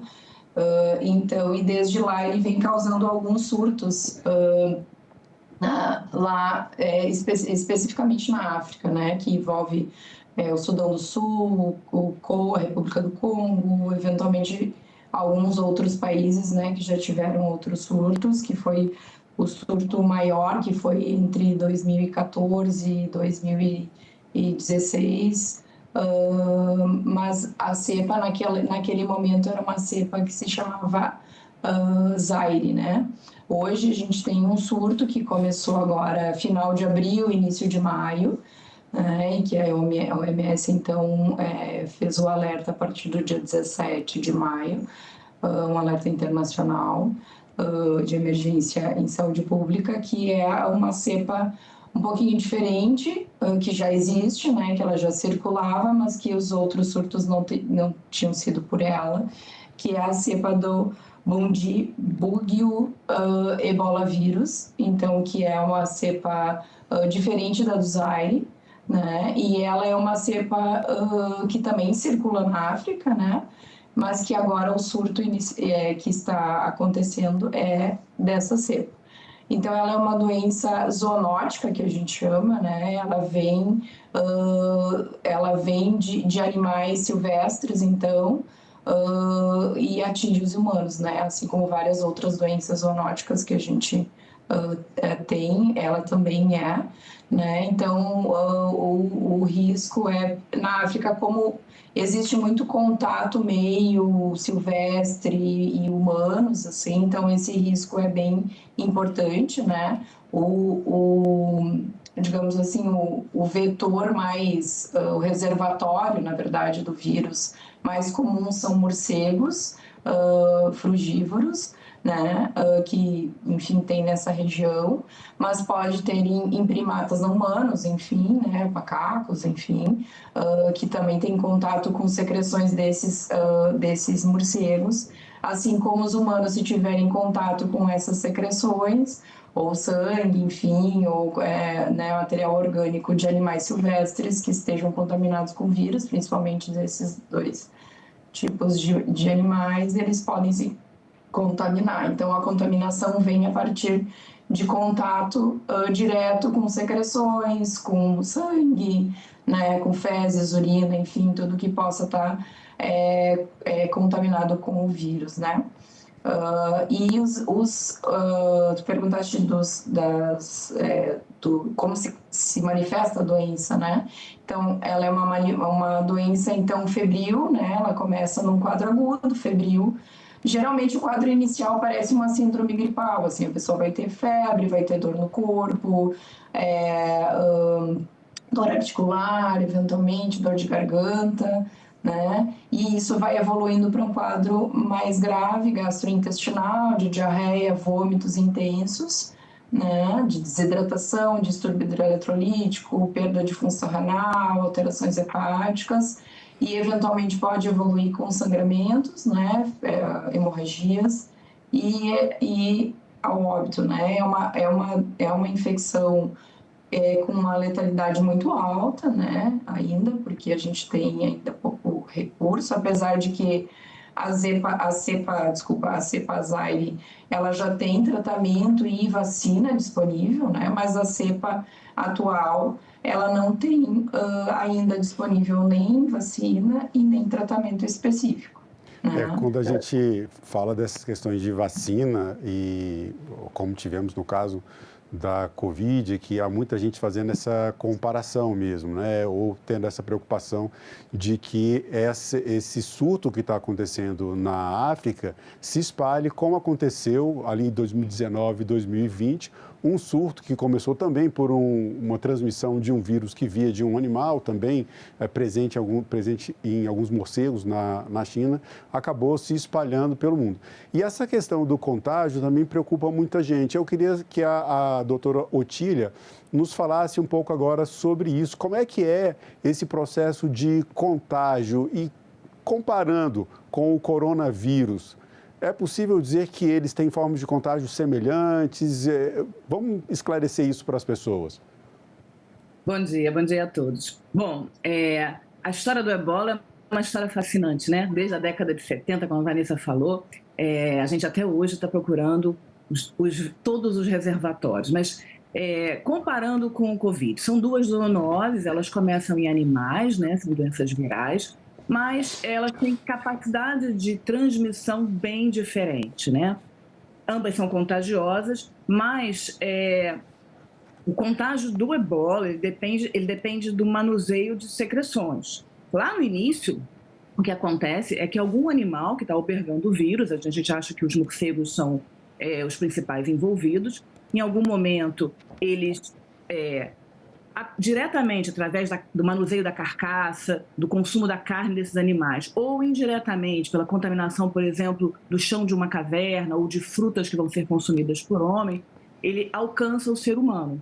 Tá? Então, a forma da doença sair do ambiente silvestre para o ser humano é essa. E isso acontece de forma contínua nessas regiões onde a doença ela é endêmica. Então, eventualmente, ela funciona como uma doença emergente. Uma vez alcançado o primeiro indivíduo, aí há a transmissão para os seus contatos próximos. A transmissão da doença, diferente do coronavírus, que tem uma transmissão respiratória, portanto, acaba tendo casos secundários num número mais rápido, aqui no ebola é necessário contato íntimo com secreções. Então, o que a gente aprendeu dos mais de 15 surtos, são 17 surtos até agora do vírus ebola, é que é necessário o manuseio, o contato com sangue, com sêmen, com urina, com fezes, com leite materno. No preparo do corpo, por exemplo, para o sepultamento, é ali que acontece o contágio, diferente da transmissão respiratória do Covid. E então, até a forma de conter a transmissão passa por outras medidas, né? Preparo do corpo, a assistência dentro dos hospitais feita com proteção para proteger o profissional de saúde. E aí o risco de escapar ali da transmissão local é muito menor. A gente tem que lembrar que essa doença ela está saindo de regiões remotas da África, zonas rurais, e nesse momento parte desse surto se explica porque é uma zona que está em conflito armado há muito tempo, então é uma zona de guerra, com deslocamento de população, e por isso esse surto demorou a ser detectado, né? Porque lá, localmente, é uma doença que é esperada, então existem mecanismos de detecção precoce e controle. Mas esse surto especificamente parece que ele circulou abaixo da capacidade de detecção durante alguns meses e por isso já emergiu com um número maior de casos suspeitos, casos confirmados e óbitos.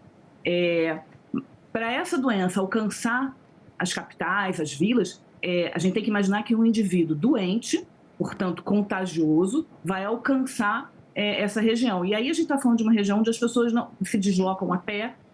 Atualmente, o principal aeroporto próximo do epicentro da circulação, ele foi bombardeado, ele está fora de funcionamento. Então, é uma doença que está ali numa circulação na fronteira desses 3 países, bastante contida, mas ela já ultrapassou 3 fronteiras. E alcançou uma ou outra capital no deslocamento de pessoas que foram ser acompanhadas em instituições. Então, nós levamos o indivíduo para a capital, por exemplo, houve a evacuação de um médico para a Europa, de voluntários da OMS para Angola, e aí dentro desse ambiente hospitalar, pelo manuseio de um indivíduo doente, poderia haver contaminação. E aí as barreiras que a gente tem para o manuseio seguro, que a gente aprendeu no Covid, né, que é o uso de equipamentos de proteção, é suficiente para conter, tá? Então, é bem diferente do Covid, né? É uma doença que está mais circunscrita e deve provavelmente ficar circunscrita.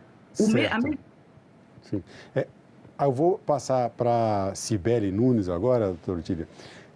Fica claro já que é diferente a forma de contágio da Covid e do Ebola. Isso já nos traz aqui um pouco de segurança, um pouco mais de tranquilidade para as pessoas que acompanham aqui a nossa entrevista, que estão compreendendo melhor esse assunto. Mas tem perguntas que vêm dos internautas e eu chamo agora a Cibele Nunes para trazer essas perguntas. Cibele, o que você traz para a gente agora? Nossa primeira pergunta para o nosso público foi qual o maior medo em relação ao avanço do vírus Ebola. E disparadamente, 85% das pessoas responderam que é o medo de uma nova pandemia.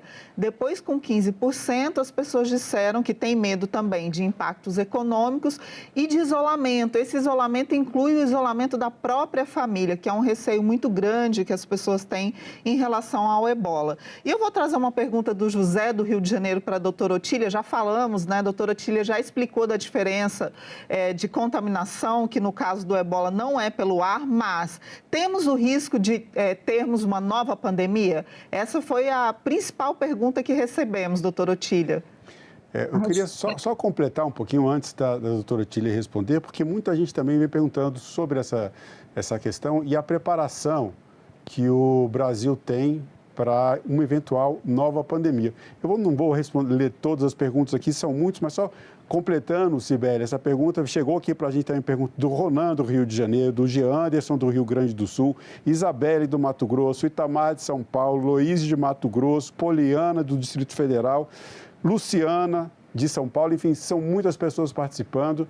E agora eu passo a palavra para a doutora Otília e depois a gente passa para a Vanessa, nesse ponto do risco de uma nova pandemia, que já foi esclarecido aqui, mas o quanto nós estamos preparados para uma nova pandemia depois da experiência que passamos com o coronavírus. Perfeito.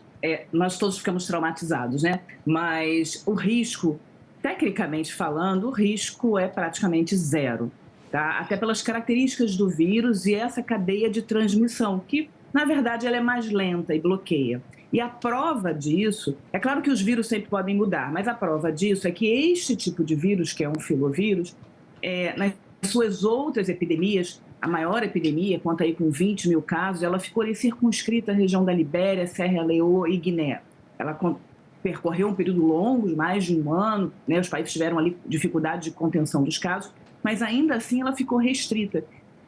Então a gente tem experiência com vários pequenos surtos, e todos têm sido abortados agora porque a gente tem vacina, remédio sendo desenvolvido de uma forma mais eficiente. E o grande surto de 2014, que a doutora Vanessa mencionou, ele contou com milhares de casos, mas ele acabou ficando restrito a uma região, que era uma região grande, né? São 3 países, mas sem o risco de pandemia. Então, a chance desse vírus se tornar de fato pandêmico, hoje, com o conhecimento que a gente tem sobre essa família de vírus, é nula.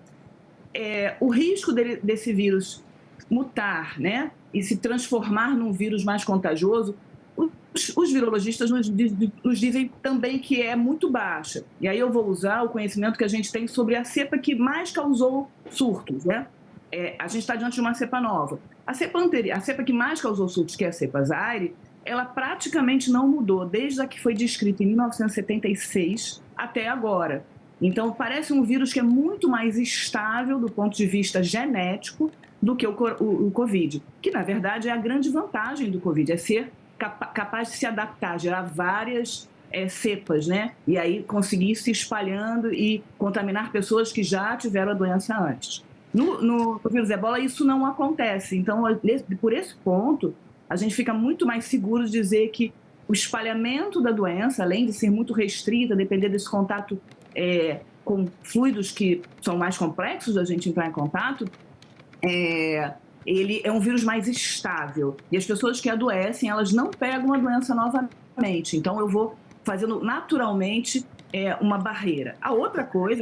Essa informação é importante, doutora Otília, que a senhora passou agora, que uma pessoa que é infectada pelo vírus uma vez e depois que ela passa pelo processo de cura, ela não tem o risco de ser infectada novamente. Isso também diferencia do que acontecia com o coronavírus, que a pessoa pode pegar uma vez e depois ter novamente a doença. Foram feitas muitas pesquisas, né, sobre a chamada Covid longa, que eram efeitos que a pessoa tinha da Covid, às vezes muito tempo depois de ter tido contágio. Inclusive, isso aconteceu com algumas pessoas que não manifestaram os sintomas, né? Agora, tem uma questão que preocupa também um pouco as pessoas. Eu vou passar para a doutora Vanessa, porque nós temos aqui a seguinte situação. O vírus ebola, ele tem uma transmissão mais lenta, mais difícil, mais complexa do que o caso do coronavírus. O coronavírus era um vírus que se espalhava muito rapidamente, mas ele tem uma diferença que preocupa bastante as pessoas também. Doutora Vanessa, a questão da letalidade. Eu me lembro de termos feito várias entrevistas aqui durante a pandemia com especialistas sobre o coronavírus, e o que chegava para a gente aqui, o coronavírus ele se espalha rápido, mas ele não tem um índice de letalidade tão elevado quanto o ebola. Qual é o risco, qual é o índice de letalidade desse vírus que está na África e comparando ele com o caso do coronavírus? O ebola ele tem uma letalidade média, mais ou menos, em torno de 50%, assim, então é uma letalidade muito alta. Ela pode variar até de 25% a 90%, né, dependendo da situação e de algumas situações de surto, assim, né. Então, e o coronavírus tem uma letalidade muito menor, assim, apesar de no auge da pandemia ter sido, né, uma letalidade alta, mas nem se compara, né, a letalidade do ebola. Então, isso também é uma questão que também diminui o risco de uma pandemia, assim, né, porque a gente acaba tendo uma contenção maior até pela letalidade mais alta ali, né, e os pacientes que sobrevivem acabam ficando imunes, né, não tem risco de pegar de novo. A forma de transmissão, como a doutora Otília falou, é muito diferente, não é via respiratória, que é uma forma muito mais complexa de contenção, né, de transmissão. Então, isso também que também faz a diferença aí, né. Então, essa letalidade alta, né, das febres hemorrágicas como o ebola, uma delas, né, então, que também faz com que a doença não seja uma doença tão... que não se dissemine com tanta facilidade, assim, né. Mas, claro que tem todos esses cuidados que a gente tem que seguir cuidando, como lá no caso, né, na África, que é onde está tendo surto, que é o contato com secreções, com secreções, urina, fezes, enfim, de quem está contaminado, né, porque lá o problema maior, como a Otília falou, é o risco da transmissão local, porque é um lugar que tem baixo recurso, né, muitos locais de saúde, na verdade, são precários, né, então isso também facilita um pouco a disseminação, e aí não tem os EPIs adequados, né. Essa é uma grande preocupação que existe por lá também, esse problema da estrutura de saúde pública, especialmente porque o vírus ele está se disseminando na República Democrática do Congo, que é uma região de conflito. E tanto a senhora quanto a doutora Otília falaram aqui dessa questão das secreções, e o que está acontecendo também é que por parte da população, muitas vezes as pessoas querem tirar os seus entes queridos, seus familiares dos hospitais e daí vão fazer isso sem o manuseio correto e há casos já sendo noticiados de depredação desses hospitais, dessas unidades de saúde, o que pode ampliar o risco de disseminação lá no país, no caso da República Democrática do Congo. Mas eu vou chamar a Cibele Nunes, porque ela tem mais perguntas das nossas redes sociais. Cibele, o que você traz agora? Muita gente nos assistindo pelo TikTok agora, Marcelo, e eu vou trazer a seguinte pergunta para a doutora Otília. Tivemos casos recentes dessa variante no Brasil ou isso é fake news circulando pelas redes sociais? Esse é um ponto importante, porque tem muita gente querendo saber também sobre o risco de desinformação. Vou trazer aqui só mais alguns nomes de pessoas que perguntaram sobre isso. O Ronan, do Rio de Janeiro, o Adegício, de Minas Gerais, Vivian, do Ceará, Eduardo, de Rondônia, quer dizer, de muitos estados brasileiros, as pessoas querendo saber sobre esse problema da desinformação. Doutora Otília, a palavra está com a senhora. Pois é, a gente agora tem que lidar com a doença e com a desinformação. Então, a primeira coisa é consulte sempre sites confiáveis, Ministério da Saúde, Fiocruz, Sociedade Brasileira de Infectologia, onde as informações de fato são checadas e são corretas, tá? Isso é muito perigoso, a gente deixar que o ruído nos atrapalhe. Não, na verdade, nós nunca tivemos nenhum caso de doença pelos filovírus, pelo grupo como um todo, e especificamente pelo ebola, nenhuma das variantes. Essa variante esse é o segundo surto detectado, então ela também é uma variante bastante rara. Então a gente pode ter muita tranquilidade de dizer, a gente teve apenas 2 suspeitos em 2014 que chegaram lá na Fiocruz, na instituição onde eu trabalho, que eram casos de malária e gripe de viajantes que estavam vindo de regiões próximas aonde estava acontecendo.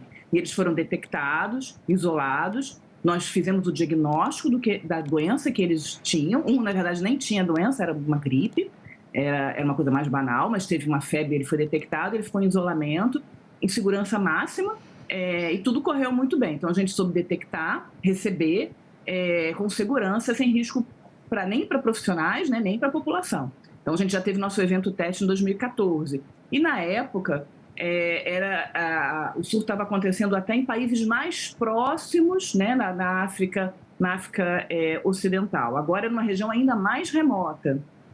O Fábio, do Distrito Federal, ele mandou uma mensagem para a gente muito bonita, pedindo para que nós fizéssemos uma homenagem a 3 brasileiros que fazem parte da Cruz Vermelha Internacional e que teriam morrido trabalhando na África, justamente para conter a disseminação dessa doença. Eu chequei a informação, a Cruz Vermelha Internacional realmente houve 3 mortes, mas foram de pessoas de outras nacionalidades, enfermeiros de outras nacionalidades. Claro, fica aqui a nossa homenagem a esses enfermeiros e a todas as pessoas da área de saúde que se debruçam sobre o problema, que estão lá em campo, cuidando dos pacientes, as nossas especialistas que estão aqui com a gente, esclarecendo o assunto, que pesquisam a saúde, que fazem parte dessa rede de profissionais que se preocupam em cuidar da saúde, especialmente da saúde pública e da saúde coletiva das pessoas. Mas não houve mortes de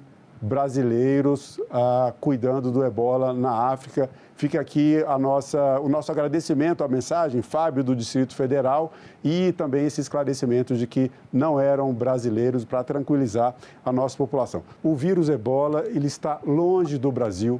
Há poucas, ou quase nula, como disse a doutora Otília, a chance de termos a presença do vírus ebola no nosso país.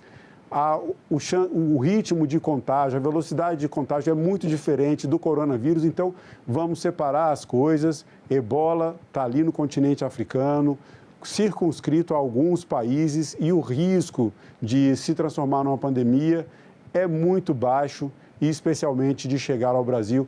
Hoje nós temos um sistema de saúde público bem estruturado. Eu fiz aqui uma homenagem à Fiocruz, fica também aqui a nossa homenagem ao Sistema Único de Saúde, que assim como a Fiocruz, também é uma referência internacional em termos de estruturação de saúde pública de um país, um dos maiores, se não o maior sistema público de saúde do mundo. E isso nos traz essa segurança. A Anvisa, fazendo parte desse controle nos aeroportos, nos traz e traz para vocês que acompanham essa entrevista, essa segurança de que o vírus Ebola preocupa, claro, porque preocupa a humanidade. Nós sabemos o que está acontecendo lá na África, acompanhamos as notícias e ficamos tristes por tudo que acontece. Mas, felizmente, a população brasileira pode ficar tranquila, porque nós não temos risco de um surto de Ebola no Brasil.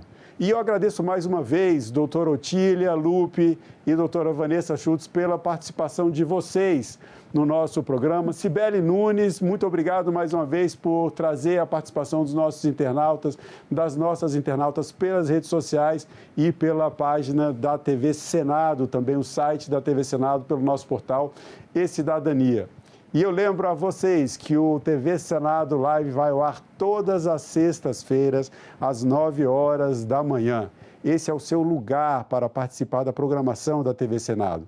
Envie sugestões, perguntas, comentários, sugestões de temas que vocês gostariam de conhecer melhor. Aqui no Senado Live nós vamos trazer a participação de vocês para interagir com a nossa TV. E nós estamos presentes nas principais redes sociais também, trazendo um espaço de comunicação entre o Senado Federal e toda a população brasileira. Assinem o canal da TV Senado no YouTube, ative as notificações e acompanhe tudo o que é feito no Senado Federal diretamente da fonte. Na TV Senado, democracia é todo dia.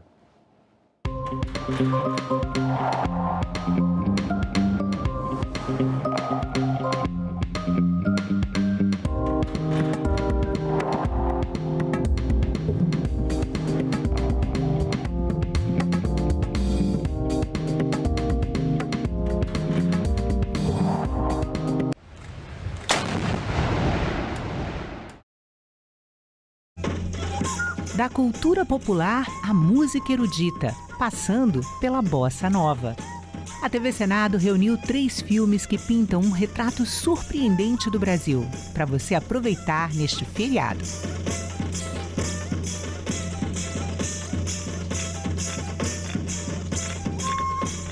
Quinta, 4 de junho, a partir das 9 horas da noite, aqui na TV Senado.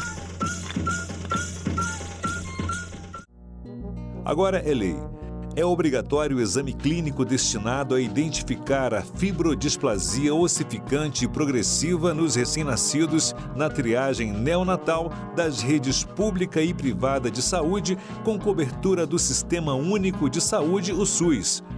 O exame abrange todos os recém-nascidos no âmbito do território nacional. O Senado votou, agora é lei.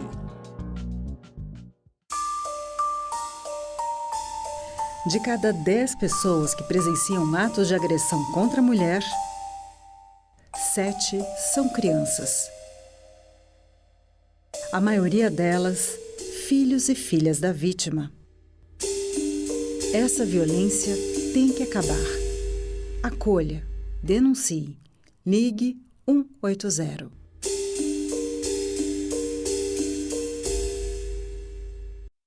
No próximo assunto de Estado, vamos falar sobre segurança pública, inclusão, economia, entre outros temas. E a nossa convidada é a senadora Ivete da Silveira, do MDB de Santa Catarina. Não percam. Lá eles vão encontrar tudo num lugar só.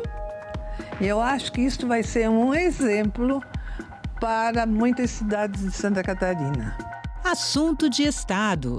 Hoje, 8 horas da noite, aqui na TV Senado.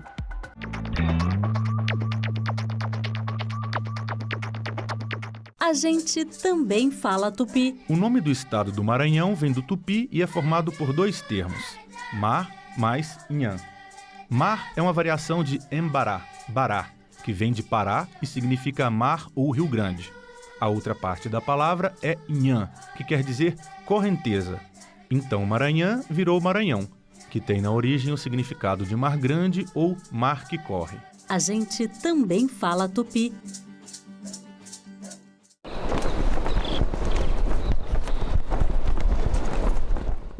O programa a seguir é livre para todos os públicos.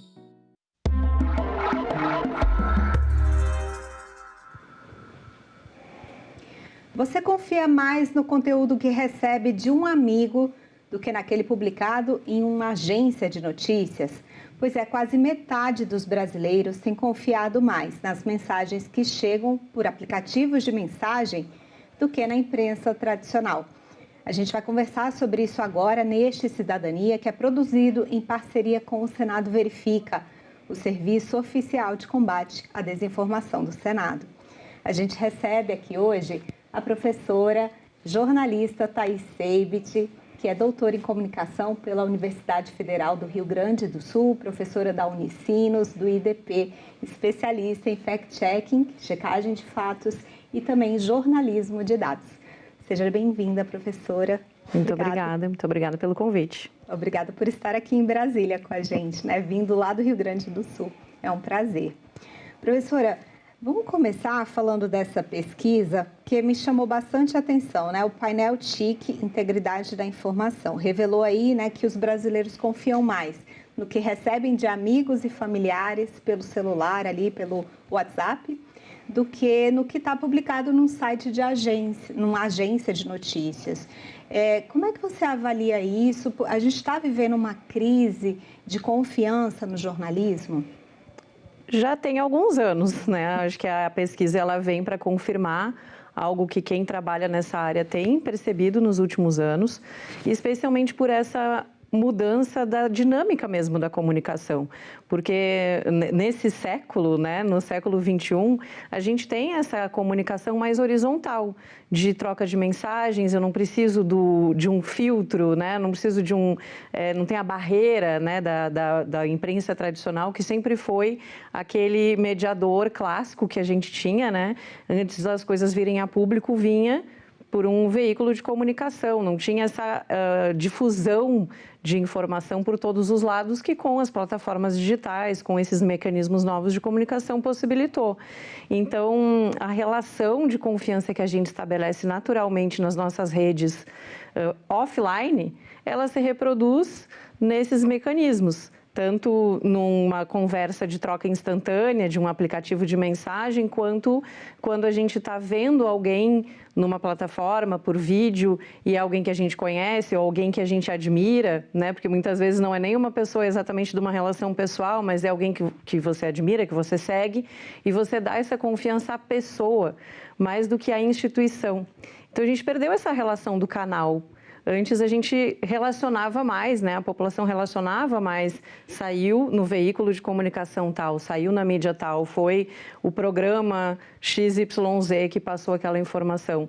Essa relação, ela está difusa agora, porque a gente tem o acesso direto, ou pelo menos tem a sensação de que a gente tem o acesso direto às pessoas, e a gente deposita confiança nas pessoas, não necessariamente nas instituições. Isso realmente é um risco de confiança, não só para o jornalismo, mas até mesmo para as instituições públicas, para o meio acadêmico, a ciência, né? Vários dos nossos referenciais, eles estão passando por isso, né? Quando a gente pensa em desconfiança científica, a gente teve toda a situação na Covid, a própria vacinação, é um conjunto, assim, né, de instituições que estão passando por essa crise, e o jornalismo não é diferente. Pois é, professora, porque essa mesma pesquisa, ela mostra, né, que a gente tem uma inversão. Hoje as pessoas estão buscando mais informações nas plataformas, especialmente nos aplicativos de mensagem, como o WhatsApp, do que em meios tradicionais, como rádio e TV.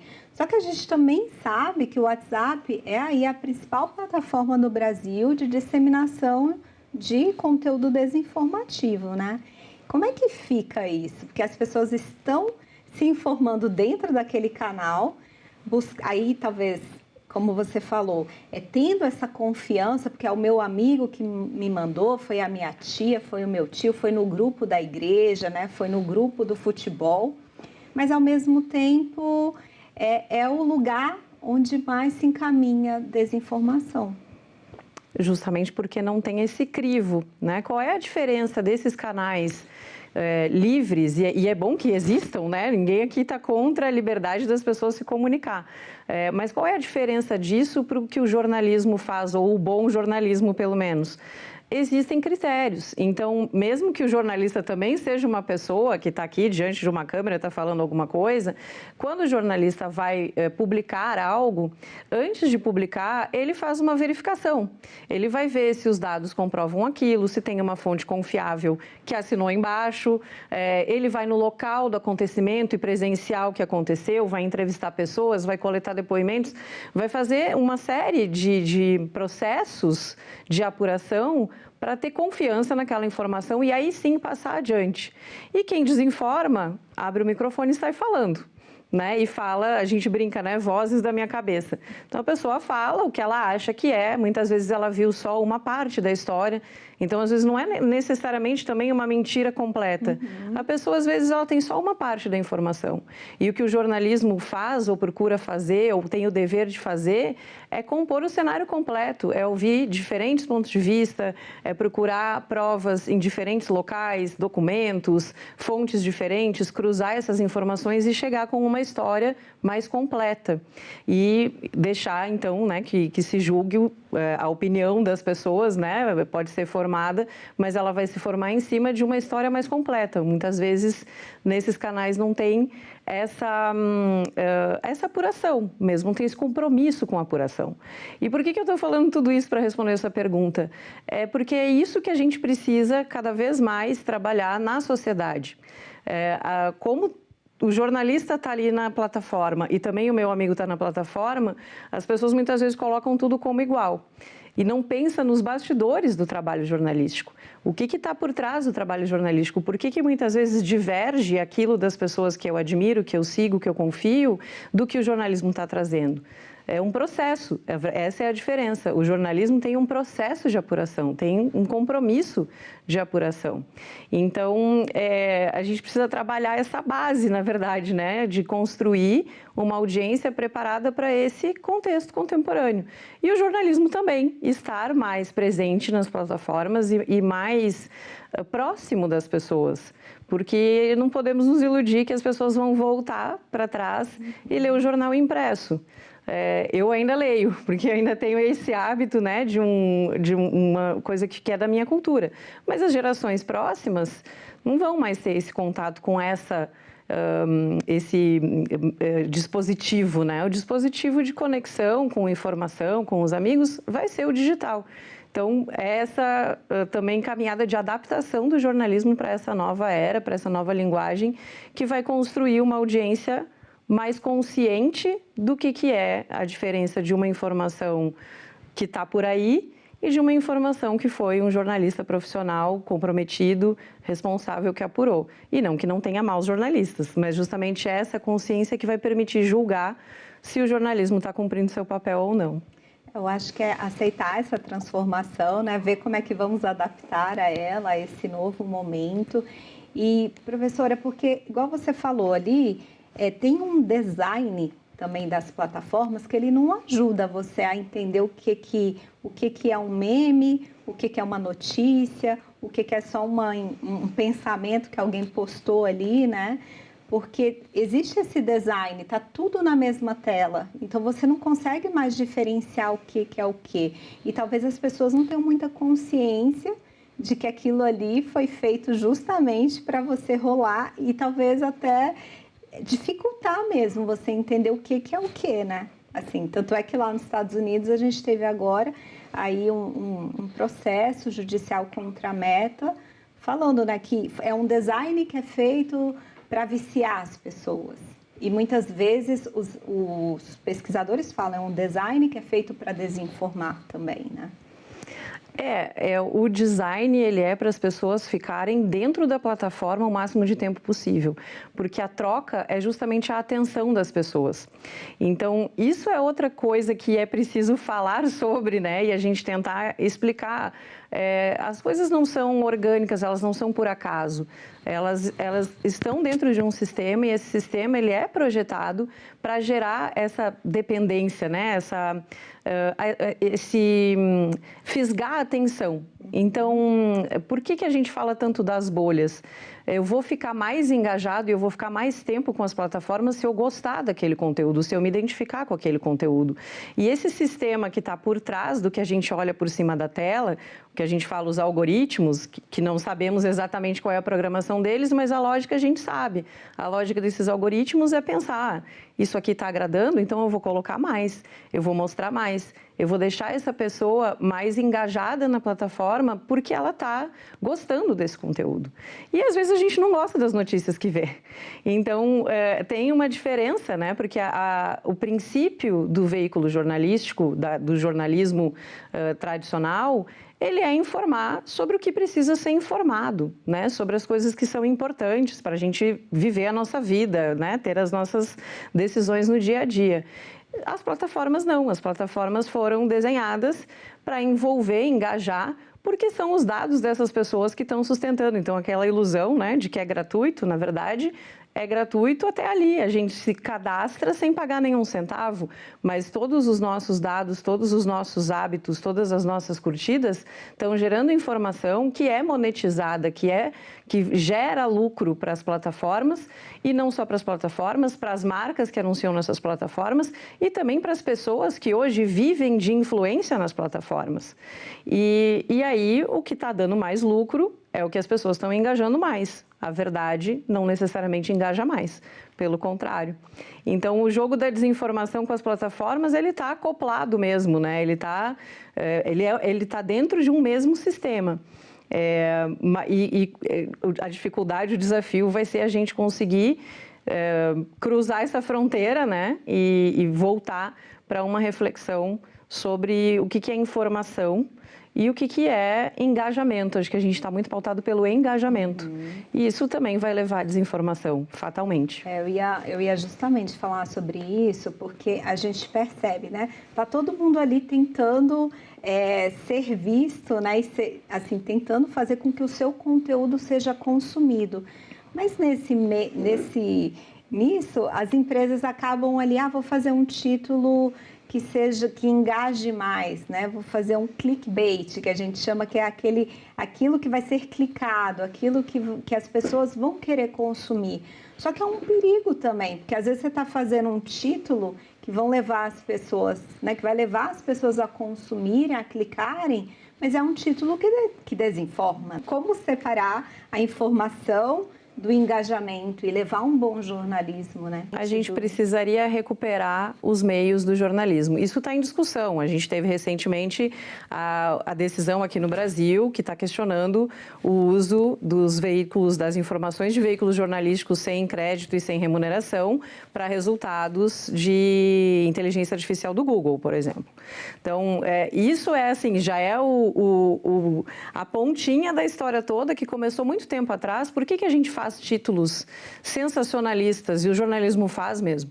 Por que faz, né, esses títulos apelativos, esses títulos que vão gerar o clickbait nos sites, nos portais jornalísticos? Porque os portais jornalísticos também dependem de aparecer nas plataformas e de serem vistos nas plataformas para serem acessados.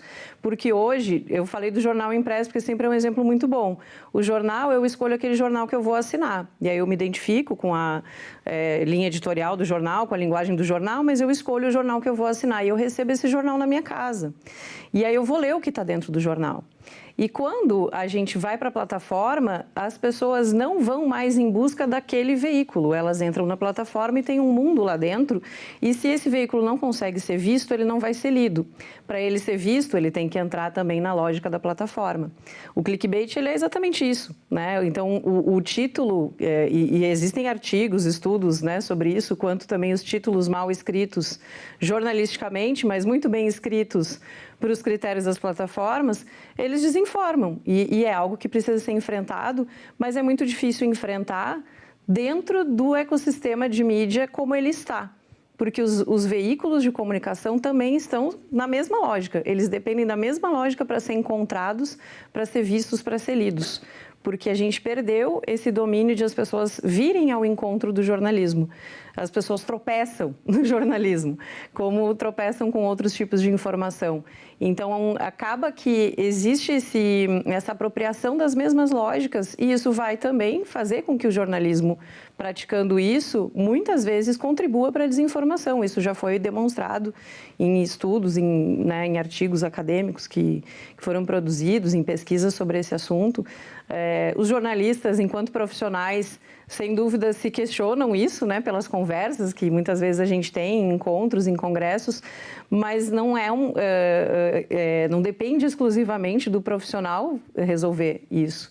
É uma discussão ampla e difícil, até pelo poder que as Big Techs têm na influência do debate público. Pois é, professora, você falou essa questão, por exemplo, do buscador, né? E a gente teve uma decisão recente do CAD que quer que o Google se explique aí, né? Porque, por exemplo, pessoal, hoje você vai lá, vocês já devem ter percebido, você faz uma busca, o que é isso? E aí, o buscador, ele já está trazendo ali, por meio da inteligência artificial, aquela resposta, né? Só que aquela resposta, ela é baseada em geralmente num site de notícias.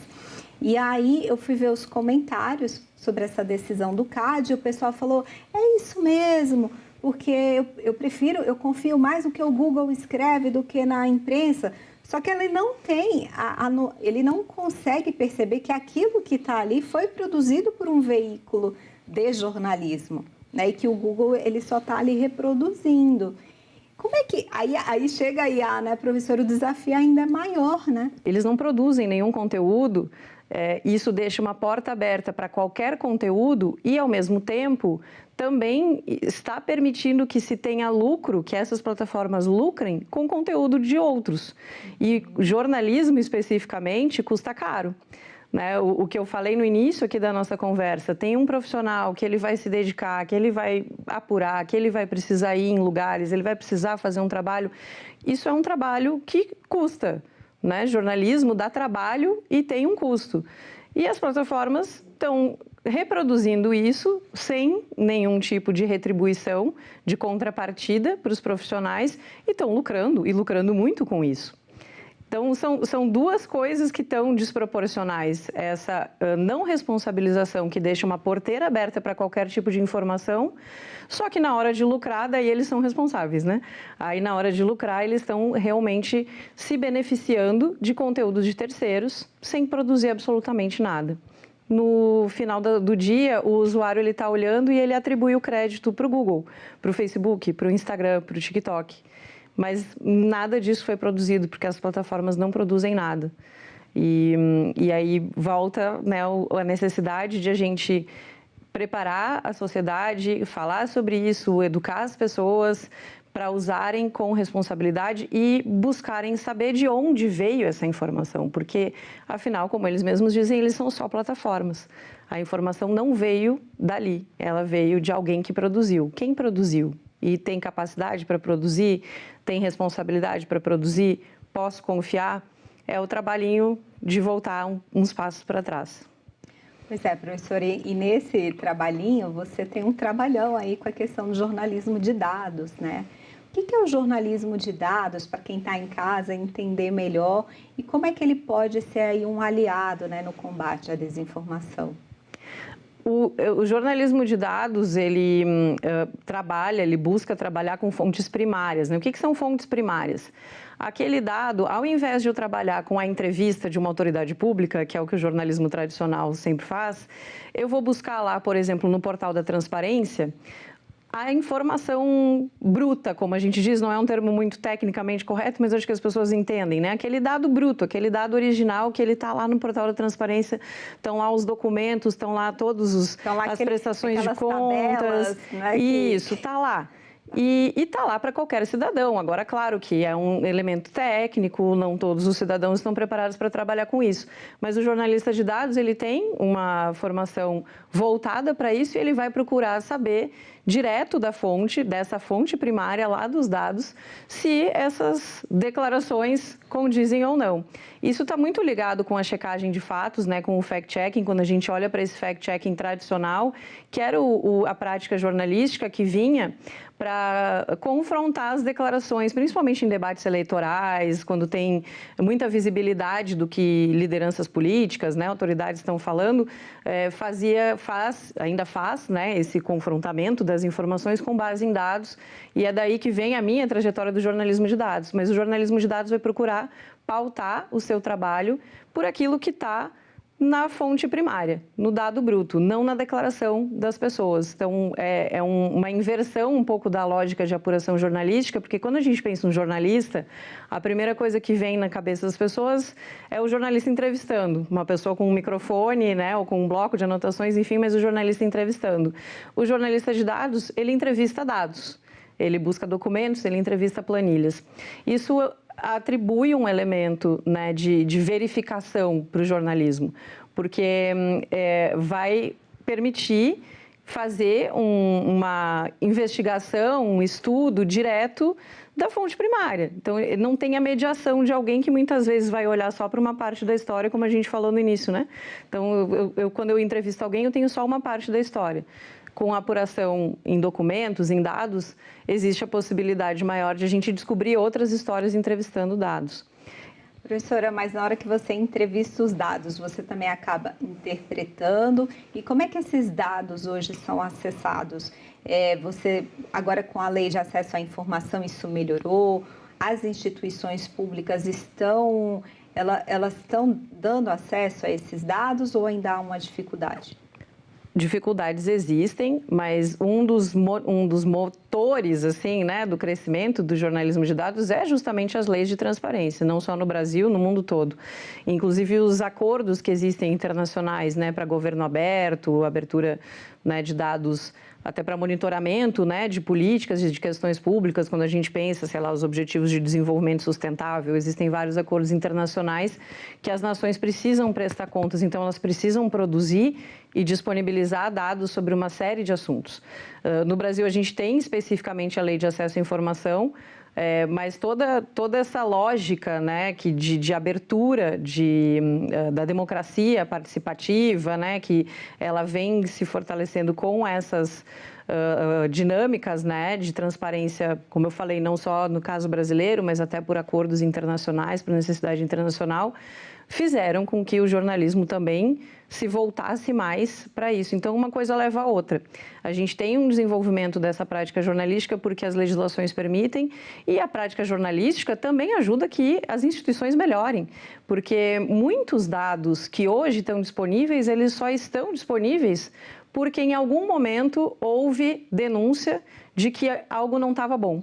Né? Então, iniciativas jornalísticas, organizações do terceiro setor que fazem esse monitoramento, que levam a público inconsistências ou às vezes falta mesmo de dados, erros em dados públicos, que uma coisa acaba contribuindo com a outra, onde os governos também acabam melhorando a sua transparência. Então, a gente tem avanços, né? A gente tem nacionalmente, quando a gente olha para o âmbito federal, já uma estrutura muito boa. Agora, claro, quando a gente vai para municípios menores, vai para o interior do Brasil, são muitas realidades. Tem uma barreira tecnológica, tem uma barreira técnica mesmo, de conseguir fazer com que isso funcione, de permitir que isso seja acessível sem que ninguém pergunte. Quando a gente fala na lei, a gente faz essa diferença, né? Tem dados que deveriam estar públicos sem a necessidade de eu fazer um pedido, que é o que a lei também possibilita, né? A Lei de Acesso à Informação, que eu faça uma pergunta, que eu pergunte. E essa disponibilização depende de fatores técnicos, de infraestrutura, uma série de coisas que, às vezes, num pequeno município, não tem essa estrutura, até porque faltam muitas outras coisas, né? Então, a gente tem realidades diferentes no Brasil também. Não dá para dizer, né, que está tudo ruim nem tudo bom, porque tem realidades muito diferentes. Num âmbito né, de mais estrutura, a gente já tem muitos avanços e o jornalismo, quando se apropria disso, acaba cumprindo também uma função pública de fortalecer a transparência. Eu queria que você desse uma dica para quem está agora nos assistindo. Acho que todo mundo pode ser um pouco jornalista, então se você está lá, recebeu uma informação, duvidou, está estranho, como é que a gente pode verificar se aquilo é verdade, se não é? primeira coisa é justamente voltar para a fonte. Então, sempre a gente dá uma dica. Eu vi alguma coisa que falaram que o governo anunciou tal coisa, vamos olhar os canais oficiais, vamos voltar lá para os comunicados do governo e ver se é aquilo mesmo. Ou uma pessoa pública, às vezes é uma celebridade, eu vi uma fofoca, né, sobre alguém, me mandaram aqui. Pode ser até um vídeo que ele foi alterado por inteligência artificial, a gente tem esse fator também. Então, vamos lá ver aquele perfil daquela pessoa que a gente gosta, que a gente viu essa coisa que mandaram no WhatsApp e é um absurdo. Vamos ver se é aquilo mesmo, vamos procurar. Então, assim, voltar para essa relação de fonte, porque o que vem pelas plataformas pode vir de qualquer lado. Não é a plataforma que criou e essa plataforma não tem credibilidade, não tem autoridade, porque ela não produz conteúdo. Então, a gente procurar informação direto das fontes e procurar esse lugar de confiança.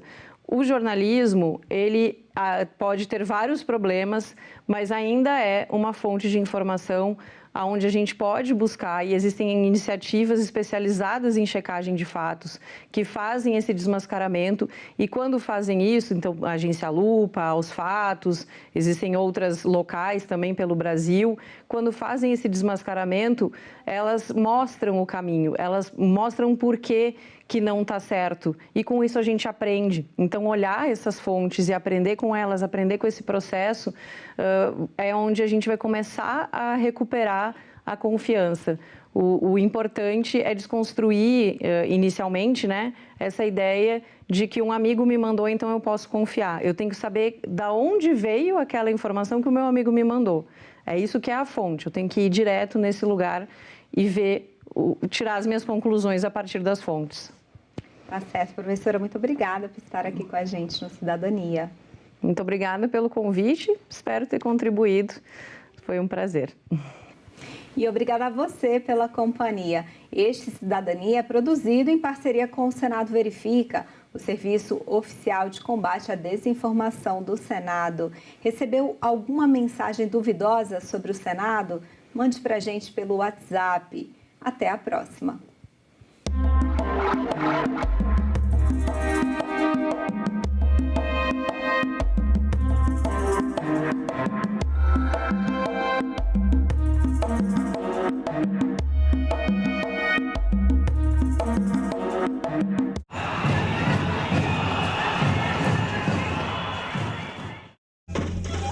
Da cultura popular à música erudita, passando pela bossa nova.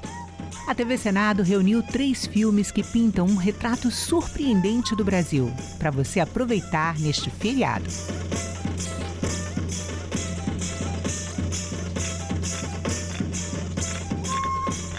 Quinta, 4 de junho, a partir das 9 horas da noite, aqui na TV Senado. Investimento é diferente de aplicação, certo? A aplicação financeira, você move papéis, né? Você pode mover imensos papéis e não vai ter um par de sapato a mais no país, né? Você não tem produção. Se eu decidir produzir, eu apostei que vai ter demanda, por exemplo. Eu apostei que esse país vai crescer. Eu não posso no dia seguinte falar, desistir, porque eu já imobilizei o meu capital. No capital financeiro, o capital não é imobilizado. Ele é sempre volátil, sempre fluido. Você pode mudar de posição muito rapidamente. É um processo aqui de irresponsabilidade, porque, teoricamente, o sistema financeiro deve servir ao propósito meritório de trazer recursos dos setores superavitários para os setores deficitários que querem investir, né? Mas esse é o livro-texto. A realidade é que esses intermediários, o atravessador domina. Entende? Em vez de ser um intermediário, ele passa a ser o objetivo em si. O meio vira um fim.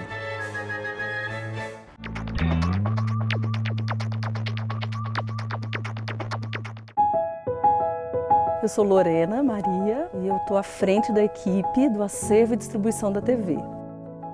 A gente cuida da programação, então, né, você recebeu o conteúdo que está sendo produzido ou que está sendo adquirido fora da TV. A gente distribui, porque a gente tem a TV Senado Agência, que é onde você pode passar para veículos, para pesquisadores, para produtoras. E a gente faz também a curadoria dos documentários, né, que vem de fora. Isso traz uma diversidade, isso traz pluralidade para a programação. essa diversidade étnica, cultural, de regiões do Brasil, né? E se você pensar que o Senado é a casa dos estados, né? Isso é tão bom, né? A gente poder mostrar paisagens diferentes, né? E olhares diferentes. Então, assim, realmente tem um outro tom, você dá mais cor, né, para a TV.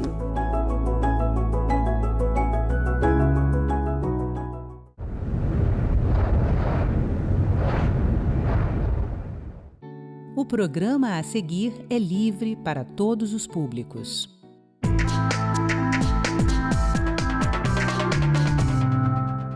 Cidade de São Paulo cria cadastro único de violência doméstica.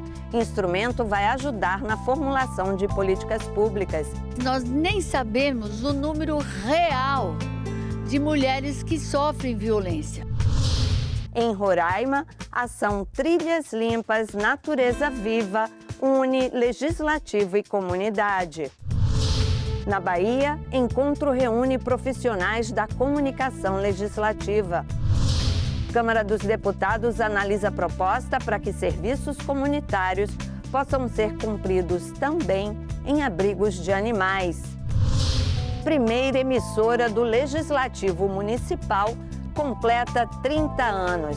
TV Câmara, Novo Hamburgo. Porque uma coisa é tu votar num vereador e tu eventualmente cruzar com ele no centro da cidade, no bar da esquina, na padaria do teu bairro, né?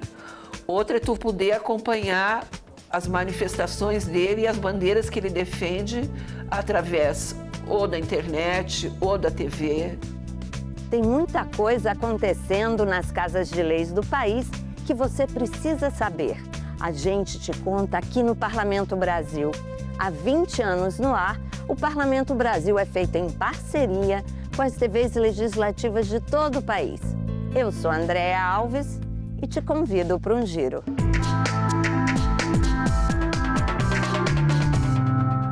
Quantas são as vítimas de violência doméstica? Para quais instituições elas são encaminhadas?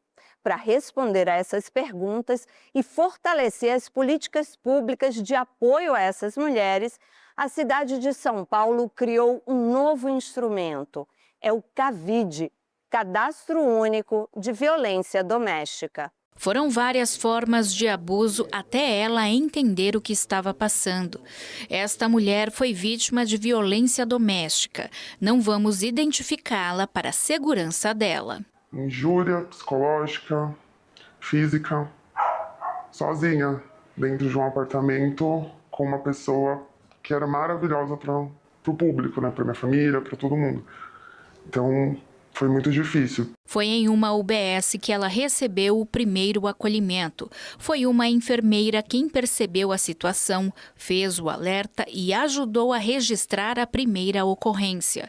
Depois disso, ela conseguiu gravar um momento de violência, mostrou para a família e encontrou forças para sair de casa. Aí eu voltei na UBS, pedi o relatório, fui na delegacia da mulher e aí eu abri a ocorrência.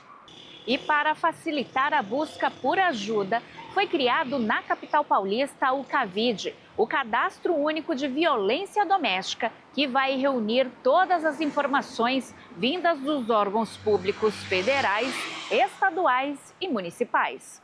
Pela nova regra, o CAVID vai reunir informações de diferentes serviços, como saúde, assistência social, segurança e educação.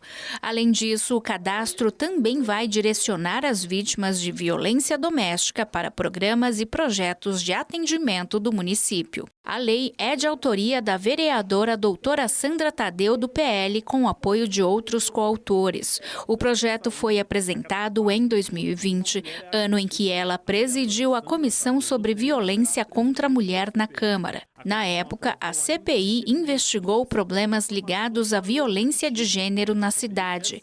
A vereadora lembra que chegou a questionar uma promotora sobre o que acontecia com as vítimas depois das denúncias. Me responderam assim, mas como é que nós vamos saber se nós nem sabemos o número real de mulheres que sofrem violência? O que a gente tem de dados reais são as mulheres que estão com medidas protetivas ou mulheres que fizeram o BO, e mais ou menos a gente tem esse número, e as mulheres que sofrem o feminicídio. Foi nesta época da CPI que o Cavide começou a ser discutido. A gente tem que ter um número.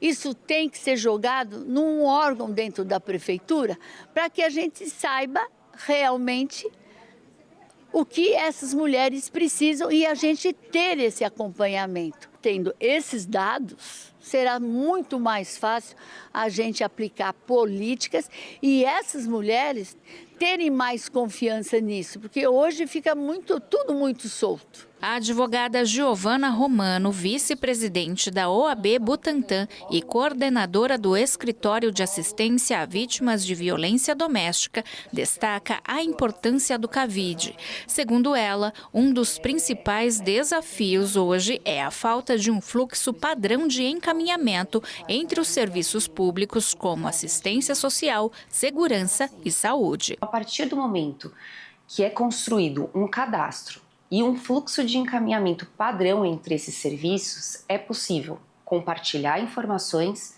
e entender qual que é o perfil dessa mulher na região e quais são os serviços que ela precisa acessar, tendo um encaminhamento, eu vou falar de novo, um encaminhamento padrão, mas é um encaminhamento efetivo, que não seja só algo que dependa, vamos dizer assim, da boa vontade de uma pessoa que está trabalhando num serviço de saúde, perceber aquela situação e tentar contatar individualmente uma pessoa de um outro serviço. A advogada também acredita que com o Cavide, os dados a respeito da violência doméstica vão estar mais próximos da realidade. Quando não existe um cadastro, uma forma universal de colher esses dados e de compilar esses dados, isso dificulta até mesmo para a implementação de política pública. Perfeito, a gente tem uma vara de violência doméstica, tem tantos processos, ou aqui a gente tem uma UBS, mas o que está acontecendo para que essas mulheres que precisam acessar esses serviços não cheguem? Então, quando eu consigo compilar esses dados, até por uma questão de eficiência da política pública, é muito mais racional para que as pessoas possam trabalhar, até para entender necessidade de verbas e orçamentos públicos destinados a cada uma dessas políticas e assim por diante. Geralmente a gente fala assim, é besteira, Não é besteira, é a nossa vida. Então, para a gente não virar nenhuma estampa de camiseta, a gente precisa desses meios. Se hoje eu tenho tudo que eu tenho, porque eu não desisti. Eu sou muito grata às mulheres que me ajudaram. Em Roraima, a Assembleia Legislativa se uniu à comunidade do município do Cantá na ação Trilhas Limpas, Natureza Viva. E na Bahia, o Encontro de Comunicação Legislativa debateu, entre outros assuntos, fake news, a situação da mulher na política e a escravidão dos likes. Notícias das casas de leis do país. Representantes da empresa baiana e gestores de comunicação discutiram o papel do jornalismo profissional, como barreira contra os crimes digitais e também a necessidade de resposta rápida das instituições para proteger a verdade. O que é que a gente pode fazer para combater a fake news? É usar o jornalismo profissional, que são profissionais habilitados, profissionais responsáveis para informar a nossa sociedade. Não existe democracia sem um jornalismo profissional, ético e responsável. Então, o grande desafio da gente é, primeiro, tratar a informação legislativa oficial de uma forma jornalística. Segundo, encontrar mecanismos para que essa informação, esse conteúdo produzido com esse esmero, chegue à sociedade com uma linguagem clara, uma linguagem tranquila, uma linguagem simples, acessível e no maior número de veículos possível. E agora a gente sai daqui assim, mais oxigenado, né, e ciente de que é preciso, né, estar vigilante sempre antes de levarmos informação ao ar. A programação também debateu a participação das mulheres na política, os impactos das fraudes, a cota de gênero e o desafio de garantir uma representação feminina real, legítima e respeitada no processo eleitoral. Esse ano a lei de cotas completa 30 anos E, infelizmente, a gente ainda é o último país de representação feminina da América Latina. O Brasil, né, sendo essa potência democrática, não é compatível, né? A gente tem mais da metade do eleitorado, mais da metade da população, e não faz sentido que isso também não se represente, né, na nossa... Desde a presidência da República até a prefeitura, enfim. É a primeira eleição em 20 anos que a gente não tem uma mulher candidata à presidência da República, o que para a gente também é muito sintomático, ainda mais olhando para o cenário que a gente vê, né, de uma grande violência contra a mulher. O Brasil é o 5º país no mundo em violência contra a mulher e feminicídio, enfim. E as cotas são fundamentais, porque sem elas a gente não consegue avançar. O problema que a gente enfrenta é que os partidos políticos, eles querem mulheres apenas candidatas, eles não querem mulheres eleitas. E as mulheres não querem mais só ser candidatas, elas querem ser eleitas. Para que exista eleição, é necessário que tenha mulher. E o que é que está acontecendo? As mulheres estão entrando muitas vezes apenas para que haja viabilização dessas candidaturas de todos os partidos.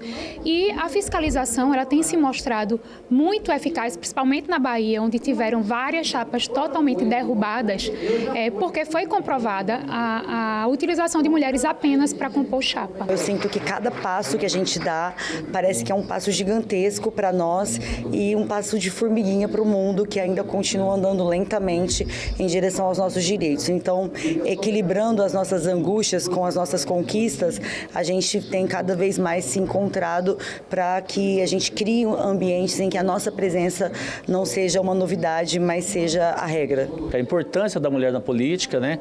Vendo isso mais como uma realidade. Hoje, parece que não, mas a gente verifica uma política quebrar esse paradigma de política machista, né?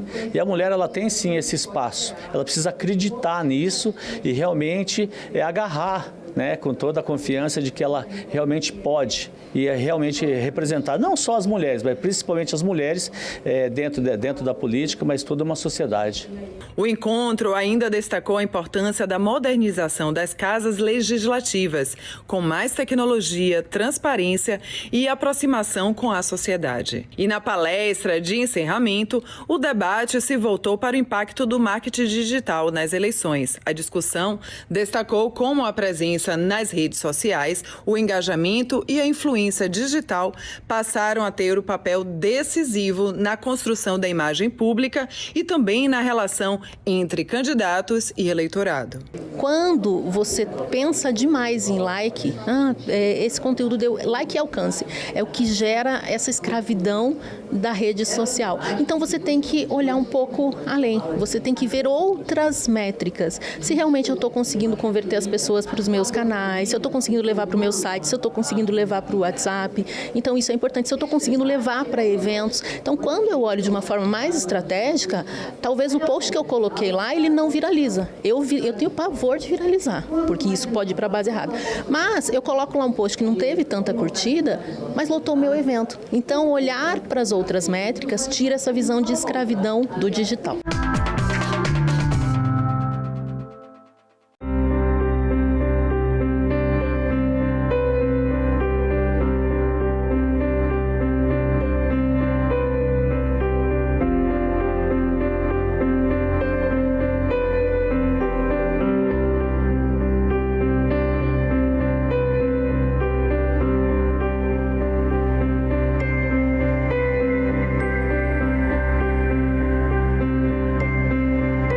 Paraíso natural que encanta, mas que também precisa de cuidado. Neste fim de semana, mais de 80 pessoas se uniram em uma ação voluntária na Trilha das Cachoeiras. O local fica a pouco mais de 30 quilômetros de Boa Vista, na Serra Grande, no município do Cantá. O grupo, formado por estudantes de turismo, moradores da região e guias credenciados, passou mais de 7 horas na serra. Ao longo do percurso, eles instalaram placas informativas e recolheram o lixo deixado por visitantes. A ação comunitária foi desenvolvida pelo Centro de Apoio aos Municípios da Assembleia Legislativa de Roraima, em parceria com a Prefeitura do Cantá. Foi uma parceria muito bem elaborada. O CAN chegou aí para ajudar mesmo o município a desenvolver o turismo, né? Junto com a coordenadora de turismo, a Fábia, fez junto com um planejamento de um projeto que deu certo, graças a Deus deu certo, e hoje estamos aqui para a gente fazer essa conscientização, fazer a limpeza das trilhas e também de uma forma, fazer a comunidade também participar. O apoio do CAN é primordial nessa ação, juntamente com a Prefeitura, que também abraçou essa ideia desse projeto tão bonito que é a Trilhas Limpas. A gente do CAN, em parceria com a Prefeitura do Cantá, com a Secult, a gente desenvolveu esse projeto Trilhas Limpas, Natureza Viva, que é justamente ali para a gente estar promovendo a sustentabilidade aqui na nossa serra.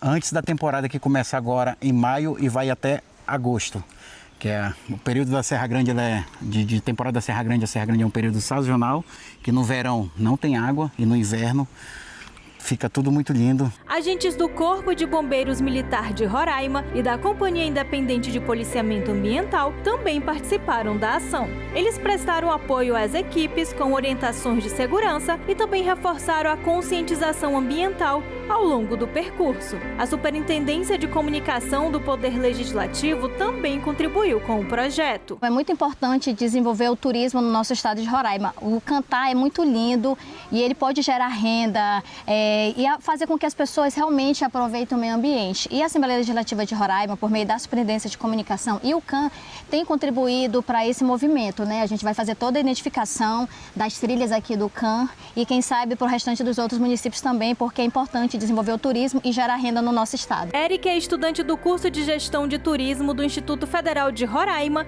e participou da ação. Ele disse que considera ser importante ter vivências práticas ainda na formação acadêmica.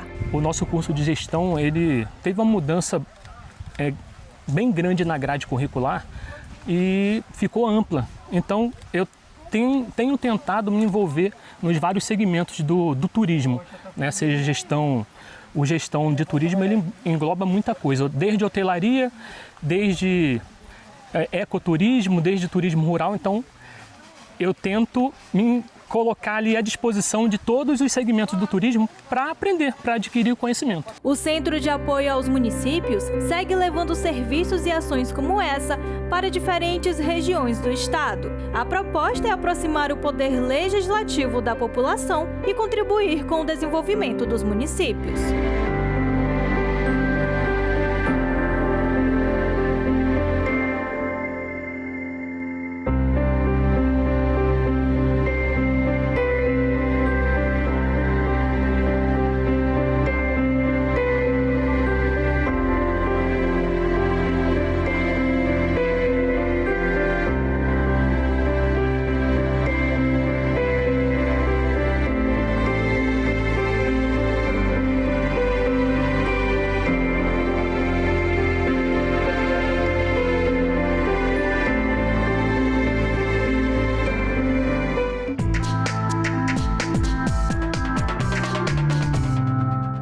Prestação de serviços comunitários em abrigos de animais.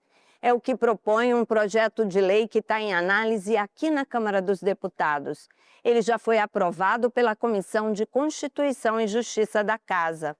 Mas proteção para os animais, saúde para a população e sensibilização para os condenados. O Brasil tem cerca de 30 milhões de cachorros, gatos e outros animais domésticos abandonados, de acordo com uma pesquisa de ONGs de proteção dos bichos.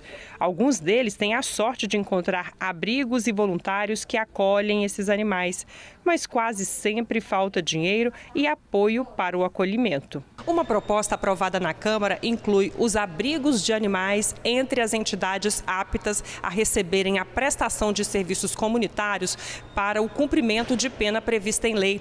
Atualmente, esse trabalho é restrito a orfanatos, abrigos de idosos, escolas, hospitais e outras entidades de caráter assistencial. Em entrevista ao programa Painel Eletrônico, a relatora da matéria na CCJ da Câmara, deputada Júlia Zanata, do PL de Santa Catarina, explicou que os abrigos de animais são importantes até para a saúde e merecem apoio do poder público. Não é somente uma questão de defesa da proteção animal. Né? É uma questão também de saúde pública, esse cuidado com os animais, né, que foram abandonados, animais de rua. E muitas vezes esses abrigos, eles eles não têm muita ajuda, eles não têm mão de obra. Então, por que não, se já são uma realidade da nossa sociedade, incluí-los também nesse rol aí no Código Penal como possivelmente ser um local para fazer a prestação de serviços comunitários. Isso vai contribuir com a defesa animal, mas também com a ressocialização dessas pessoas que cometeram crimes de menor potencial ofensivo. Essa sensibilidade também com os animais tem feito cada vez mais parte da nossa sociedade e muitas vezes a pessoa que foi condenada, ela tem o desejo de fazer essa prestação de serviços comunitários em um abrigo animal.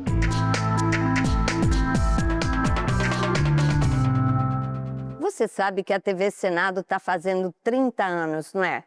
A primeira emissora legislativa a transmitir em nível nacional. Pois outra emissora também está completando 30 anos. É a TV Câmara Novo Hamburgo, lá no Rio Grande do Sul. Ela foi a primeira TV legislativa municipal do país. Pioneira no Rio Grande do Sul entre as emissoras dos legislativos municipais, a TV Câmara de Novo Hamburgo completa 30 anos de história. O canal hamburguense não é apenas precursor em terras gaúchas. Entrou no ar em 11 de abril de 1996, junto à TV Assembleia do Rio Grande do Sul. E apenas 2 meses após a inauguração da TV Senado e 5 depois da TV Assembleia de Minas Gerais, a primeira do país. A TV Câmara nasceu há 30 anos atrás. E o vereador Carlinhos, né, era o presidente nesse tempo. Depois nós tivemos o vereador Ito, que continua aqui na nossa Câmara Municipal, que trouxe a TV para a Câmara. E também, né, nós tivemos outro momento importante, que foi a última reforma que nós tivemos aqui nos estúdios, feito pelo vereador Raul Kassel, que também é uma figura muito conhecida e muito atuante aqui na política do nosso município. Mas que alegria coube a mim, hoje, ser o presidente desses 30 anos. O início de seu funcionamento ocorre graças à publicação da Lei Federal número 8.977, de 1995, que regulamenta o serviço de televisão a cabo no Brasil.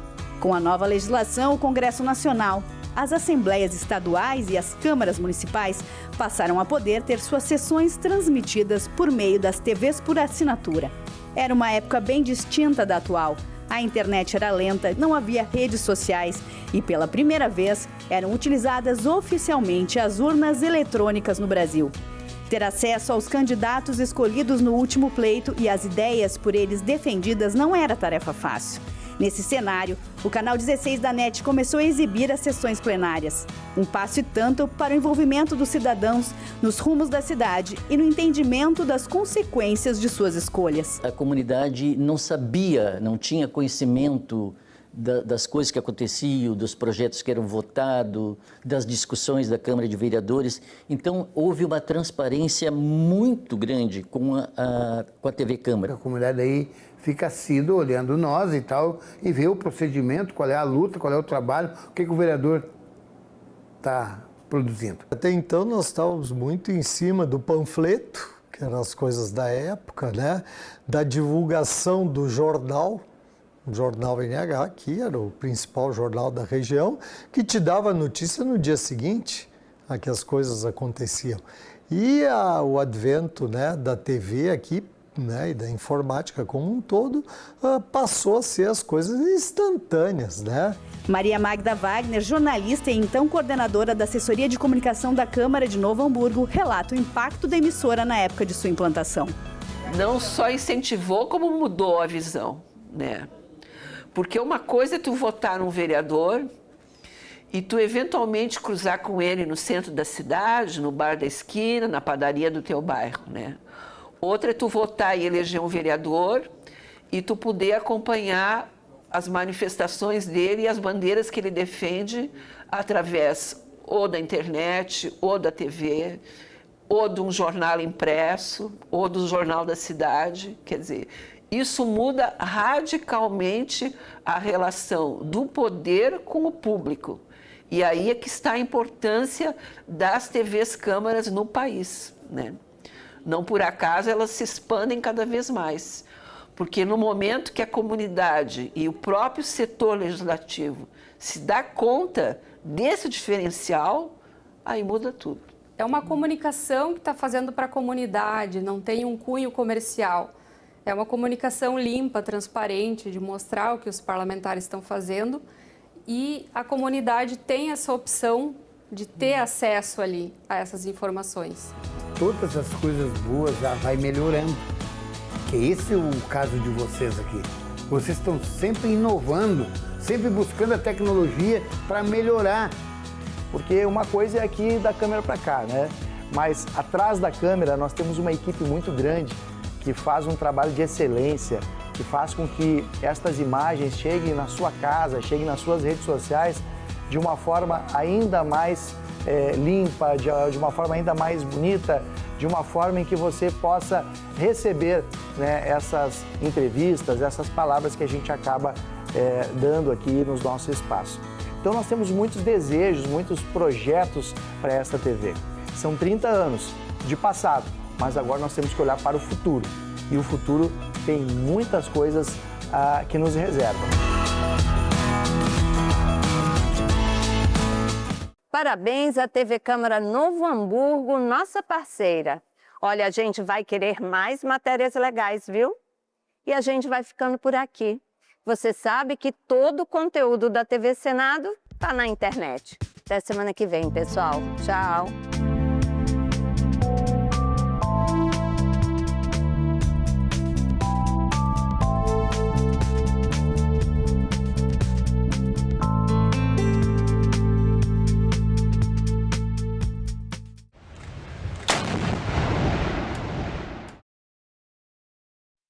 No próximo assunto de Estado, vamos falar sobre segurança pública, inclusão, economia, entre outros temas. E a nossa convidada é a senadora Ivete da Silveira, do MDB de Santa Catarina. Não percam! Lá eles vão encontrar tudo num lugar só. E eu acho que isso vai ser um exemplo para muitas cidades de Santa Catarina. Assunto de Estado. Hoje, 20h, aqui na TV Senado. O trabalho escravo oprime as pessoas porque entende como única história viável a história do lucro. E o lucro caracteriza a escravidão quando a pessoa não é mais tratada enquanto ser humano, mas enquanto mercadoria. A gente lembra do sufoco, lembra das situações que foram passadas, a dificuldade, as humilhações. Mas quando a gente vem para casa, dentro de casa da gente, vê os filhos, vê a esposa, às vezes a pessoa procura na geladeira, não tem nada para o alimento, não tem nada para o sustento da família. Os filhos, às vezes, chorando com fome. A pessoa não vê outra saída. Ele é obrigado a submeter novamente ao trabalho escravo. E o Estado é omisso, não somente porque ele não investiga o trabalho escravo, mas porque ele não combate os fatores seculares de discriminação contra esses grupos que não têm outra alternativa a não ser vender seus braços por nada. Eunice Miquiles foi a primeira senadora a romper a barreira da exclusividade masculina no Senado. A gente acompanha esse dia da articulação onde ela vai conseguir emplacar a ministra da Educação, mas a gente acompanha também como elas viviam nessa época, né? Esse projeto, ele tem a função de fazer as pessoas que vêm visitar o Congresso conhecerem um pouco mais da história do Parlamento. No filme de realidade virtual, você tem uma câmera que capta 360 e não tem cortes. A gente nunca gravou dentro de um carro em realidade virtual, então a gente conseguiu esse carro que era maior do que os outros, para a gente fazer uma cena onde a pessoa vai se sentir teletransportada para dentro de um carro daquele período, de um carro muito lindo que os senadores usavam, aquele tipo de carro. A visita, ela deixa de ser só uma visita turística e ela vira uma visita também, de alguma forma, emocional.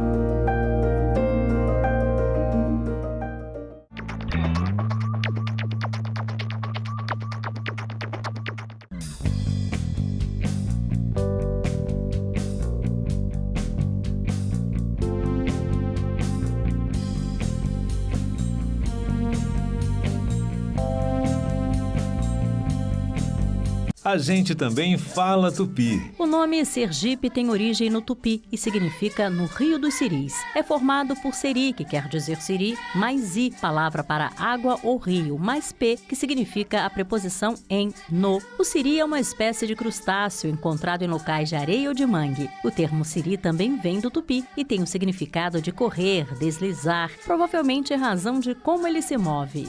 A gente também fala tupi.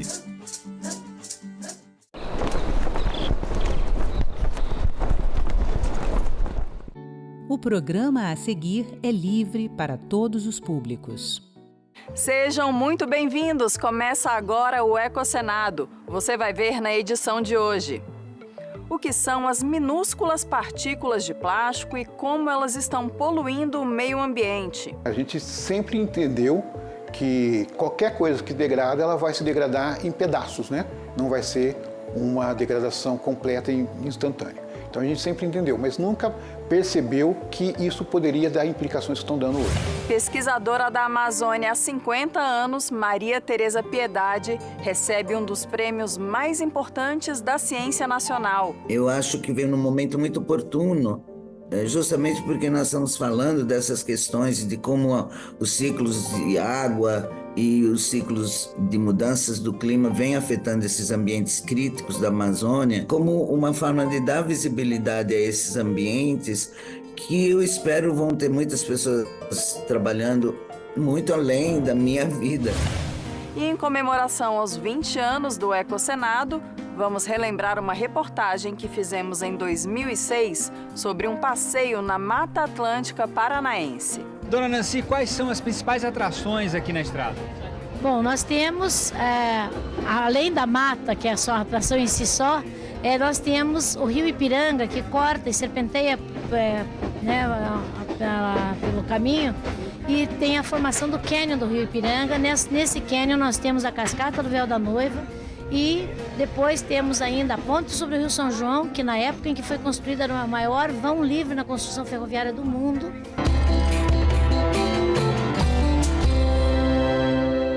O plástico revolucionou o estilo de vida moderno. Leve, barato e resistente, ele está em praticamente tudo que usamos. Mas, quando se degrada, vira um inimigo invisível, os microplásticos. Eles estão por toda parte, no ar que a gente respira, na água que a gente bebe e usa em casa, nos alimentos. Invisíveis a olho nu, os microplásticos se tornaram uma das maiores preocupações ambientais e agora também um alerta para a saúde humana. Então, com o tempo, o plástico vai, se degradando como tudo na vida. Umidade, falta de umidade, luz, esse envelhecimento que dá-se por calor, com o tempo prolongado. No processo de degradar, ele vai se quebrar em partículas menores, e essas partículas menores são os microplásticos. Durante muito tempo, o que se achava era que o plástico desapareceria completamente com o passar dos anos. Mas o que os pesquisadores descobriram é diferente. Ele não some, apenas se fragmenta. É muito famoso isso, falar que o plástico demora centenas de anos para se degradar, e isso é verdade, então ele se degrada, mas a gente está pensando sempre na degradação total. Então o plástico se degradaria em 400, 500 anos, dependendo do tipo de plástico, mas a gente está falando da total. Então essa degradação para a formação de microplástico, na verdade, é isso. O problema é que essas partículas entram facilmente no ambiente e contaminam tudo. Então, se a gente tem um aterro sanitário, qualquer coisa assim, onde o plástico for exposto, vai para a água, e a gente vai consumir essa água, mesmo que a gente pense que não. Então, do tratamento de água, que a gente vai chegar à água potável, se a gente não conseguir saber que tem, pode ser que nos tratamentos a gente não consiga tirar esse microplástico e consumir, dependendo do tamanho principalmente. Então, até o limite que a gente vai filtrar essa água é importante. Outra forma é a gente ter nos alimentos, porque se a gente está trabalhando na agricultura com plástico e ele vai se degradar, ele está no solo, a planta pode absorver e a gente, nesse alimento, pode. No meio mesmo marinho que eu falei, os animais, peixe, qualquer coisa, podem consumir, a gente consome os peixes e podem ter. Então, dependendo do tamanho, se for muito grande, a gente não vai. O macroplástico a gente não consome, ninguém come plástico. Mas o micro e o nano a gente consome sem perceber. E o grande problema é exatamente isso, você não perceber. E é justamente aí que começa a preocupação com a saúde. Estudos internacionais recentes encontraram microplásticos em órgãos humanos, como pulmão, coração e cérebro. Depende muito, então, na verdade, do meio de consumo, da exposição, né? Então a gente pode ter, na verdade, esse problema sem saber ainda o efeito, né, total. A gente tem alguns indicativos de efeito. A exposição por muito tempo, isso vai bloquear meus alvéolos, então o meu pulmão eu vou respirar muito pior. A gente sempre entendeu que qualquer coisa que degrada, ela vai se degradar em pedaços, né? Não vai ser uma degradação completa e instantânea. Então a gente sempre entendeu, mas nunca percebeu que isso poderia dar implicações que estão dando hoje. Na Universidade de Brasília, pesquisadores tentam tornar mais simples e barata a identificação dessas partículas microscópicas. A minha ideia é de transformar a detecção numa maneira mais simples. Vários alunos com vários tipos de plástico, então, porque a gente está falando de plástico de forma geral, mas a gente sabe que existem vários tipos de plástico com composição diferente. Então, vamos pensar, a esponja de limpeza é um tipo de plástico, é um poliuretano, o copo pode ser de polietileno, pode ser de polipropileno, depende do tipo de copo. Eu tenho sacolinha plástica, que normalmente é polietileno, ou poliestireno, ou PET, a garrafa também. Então, tem vários tipos de plástico, então cada aluno está trabalhando com um, né? Eles estão degradando, deixando ele micro, filtrando e vendo, principalmente em água, se eu consigo ver qual que é o meu limite. Para aumentar o limite, a gente está usando também corantes. O professor também levanta a questão dos materiais plásticos tecnológicos que se decompõem mais rapidamente. Podemos até achar que eles desapareceram, mas continuam presentes na natureza, disfarçados pelo tamanho reduzido. Sacolas biodegradáveis. É um tipo de plástico também, que ela faz o quê? Ela degrada mais rápido. Mas ela degrada mais rápido para CO2 e água, que é o ideal, ou ela degrada mais rápido para microplástico? Então ela pode ser um problema. Todo mundo que já teve, né, um pouco mais de idade viu microplástico, quer dizer, viu plástico e viu microplástico, porque viu a sacola esfarelar. A sacola que ficou guardada anos, 2, 3 anos, alguma coisa, ela esfarela. Ela não esfarelou para nada, ela esfarelou para microplástico. E a sacola biodegradável, muito mais rápido vai para esfarelar.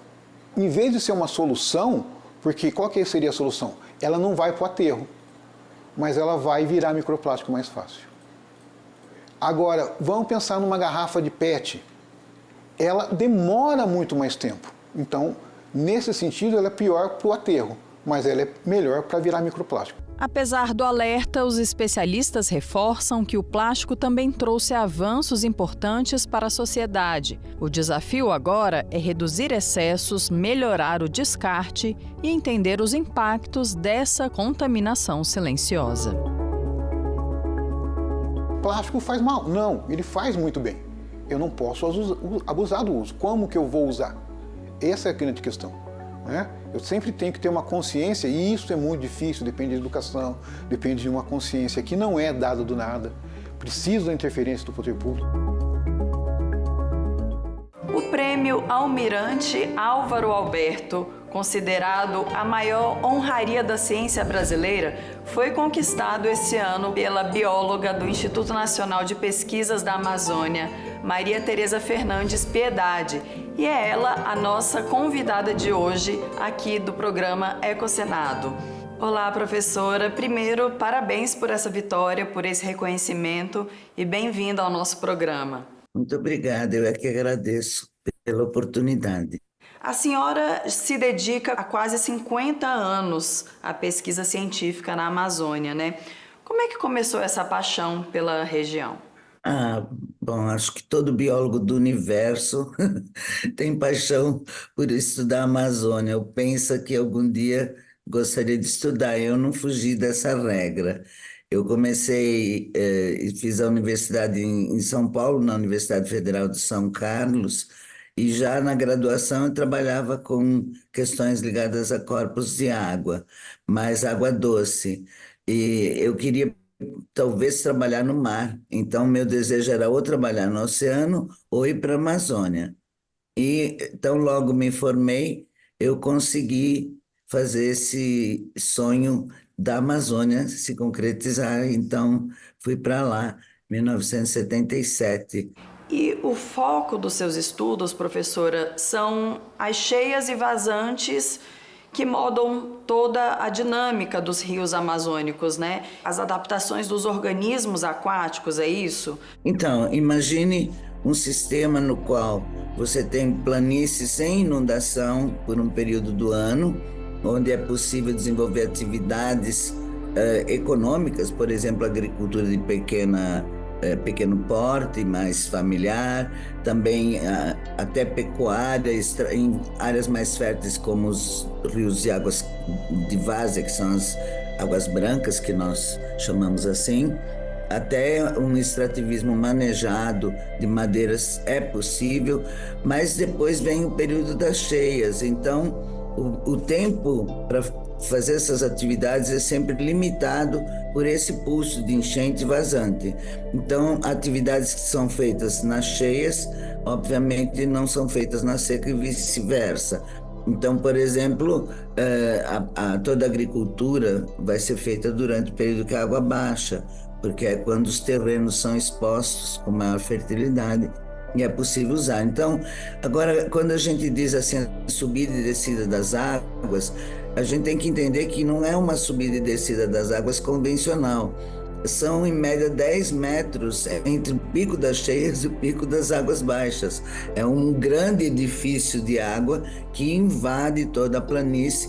Isso, obviamente, limita toda a estrutura de vida dos organismos, para começar as árvores que são fixas, plantas aquáticas, animais e o homem.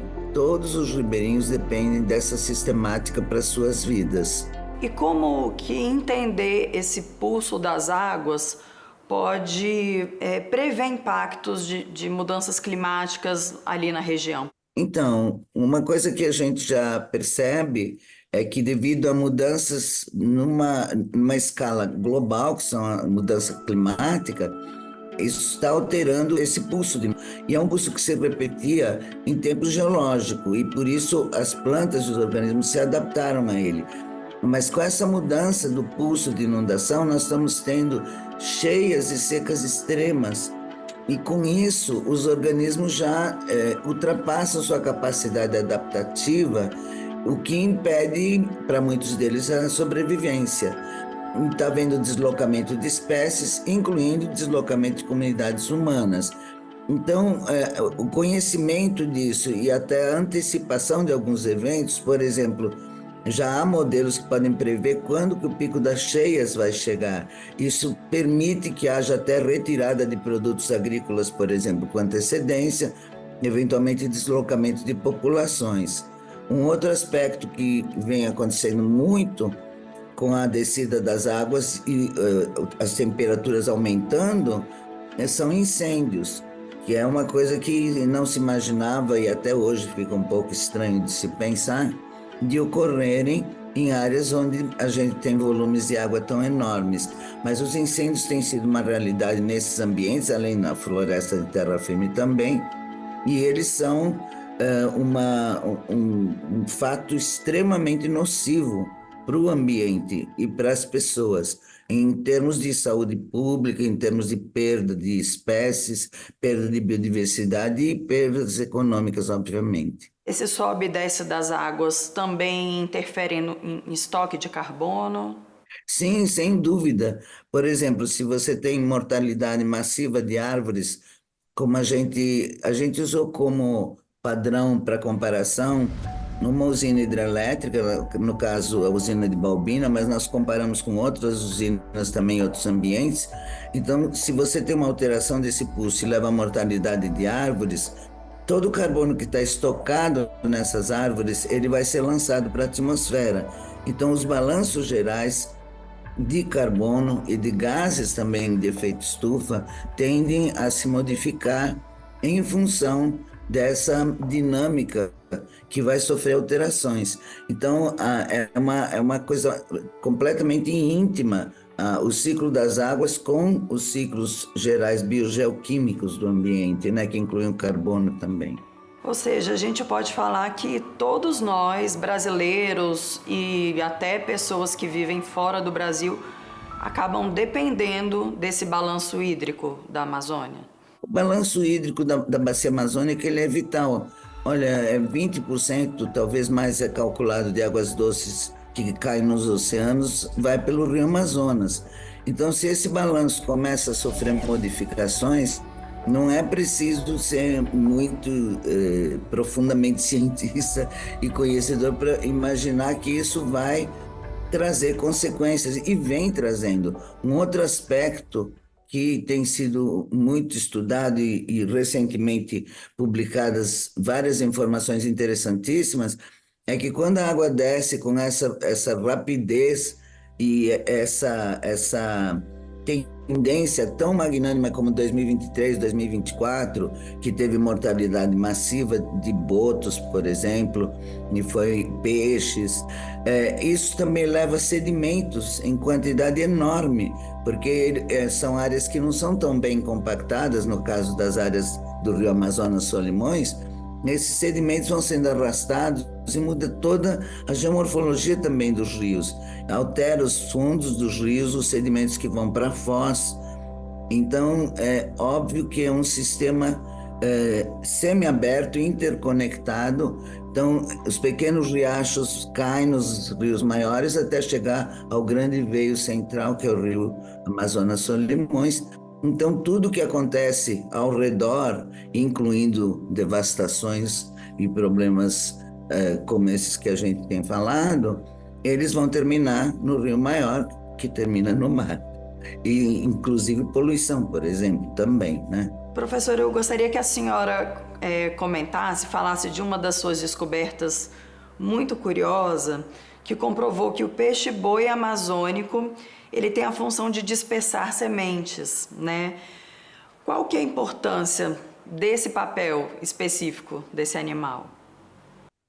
É um bicho, primeiro um animal emblemático que em algumas décadas e no século passado em particular, ele foi fortemente caçado a ponto de quase ser dizimado.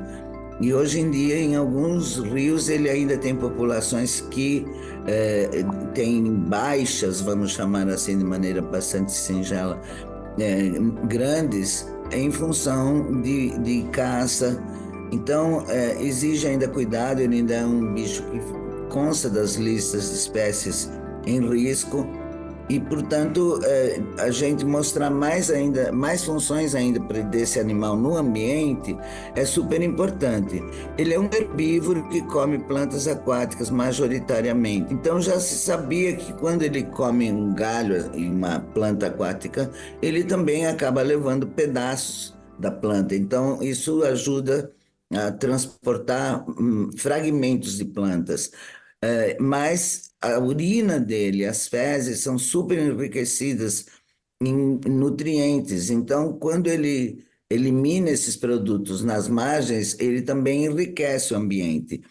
Acontece que nós nunca tínhamos confirmado, embora todo mundo achasse que isso talvez fosse possível, a ciência não tinha confirmado que ele podia dispersar. E quando houve essa seca de 2023 intensa, uma moça que agora é doutora, ela fazia o doutorado sob minha orientação e ela foi fazer coletas. E quando chegou lá, porque a seca era muito intensa, as fezes que se desfazem muito rapidamente na água não se desfizeram tão rapidamente e ela conseguiu quase 100 unidades. E essas 100 unidades ela trabalhou em detalhe e encontrou muita semente já germinando.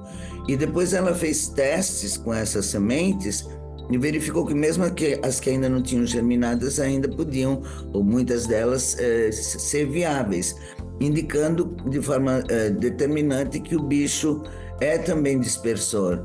Então foi um achado para nós emocionante, eu diria, porque agrega a esse animal tão carismático e tão emblemático da região, porque ele é o único da bacia amazônica, não é o mesmo peixe-boi marinho, um papel fundamental como dispersor. Então, por isso ele foi chamado jardineiro das áreas úmidas amazônicas. E a gente ficou muito feliz também com o nome.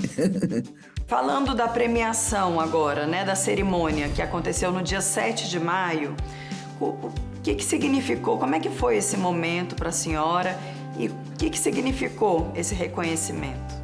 É difícil, eu tenho que confessar que eu digeri muito bem, porque foi primeiro, surpreendente.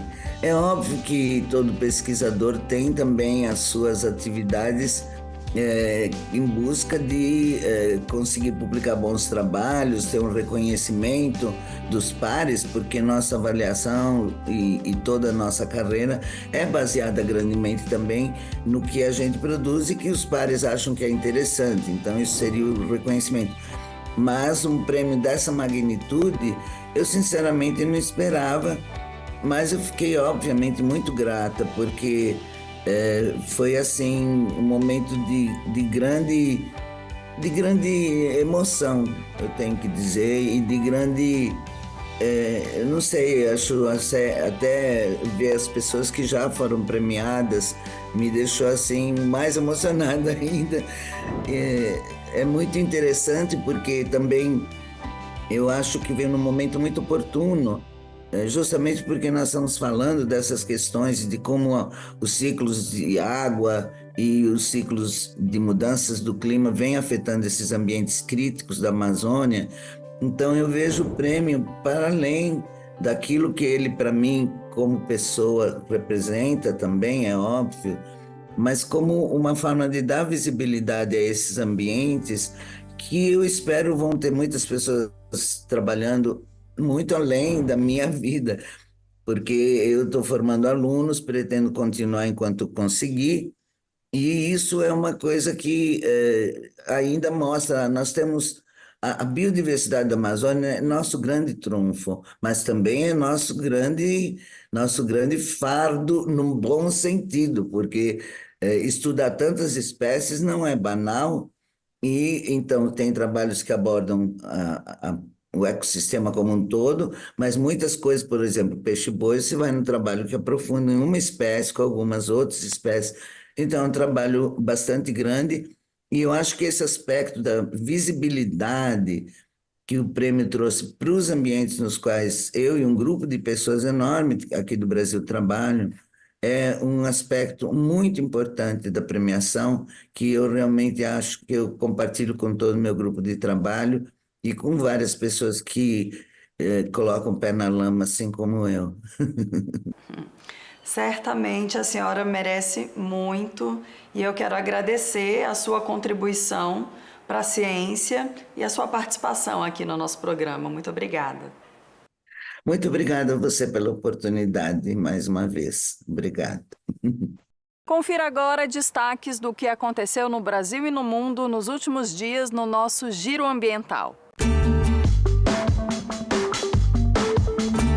A Assembleia Geral das Nações Unidas aprovou a adoção de uma resolução considerada histórica sobre as obrigações dos países em relação às mudanças climáticas. O texto é baseado em uma determinação da Corte Internacional de Justiça, em que os estados têm a obrigação legal de proteger o meio ambiente contra as emissões de gases de efeito estufa. Com a nova resolução, a ONU afirma o entendimento de que o combate à crise climática não é uma escolha política, mas sim um dever legal. O Senado aprovou e encaminhou à sanção presidencial a criação da política de recuperação da Caatinga. Entre os objetivos estão a restauração de áreas desmatadas e áridas, a ampliação da produção sustentável e a adaptação à crise climática. O governo sancionou a lei que cria a Semana Nacional de Promoção da Pesca Artesanal. O texto tem origem no projeto de lei 5.357 de 2023. A data será celebrada todos os anos, na semana do dia 29 de junho. O objetivo é promover ações de valorização da atividade, conscientizar a população sobre a importância do setor e incentivar o debate de políticas públicas. O Ecocenado fica por aqui. Obrigada pela audiência. A reportagem que vamos lembrar hoje, em comemoração aos 20 anos do programa, é sobre um passeio de trem pelo Paraná que proporciona um dos visuais mais bonitos da maior área preservada de Mata Atlântica do país. E para ver e compartilhar este e outros produtos, você pode acessar o nosso canal no YouTube ou o site da TV Senado, senado.leg.br/TV. Até a próxima!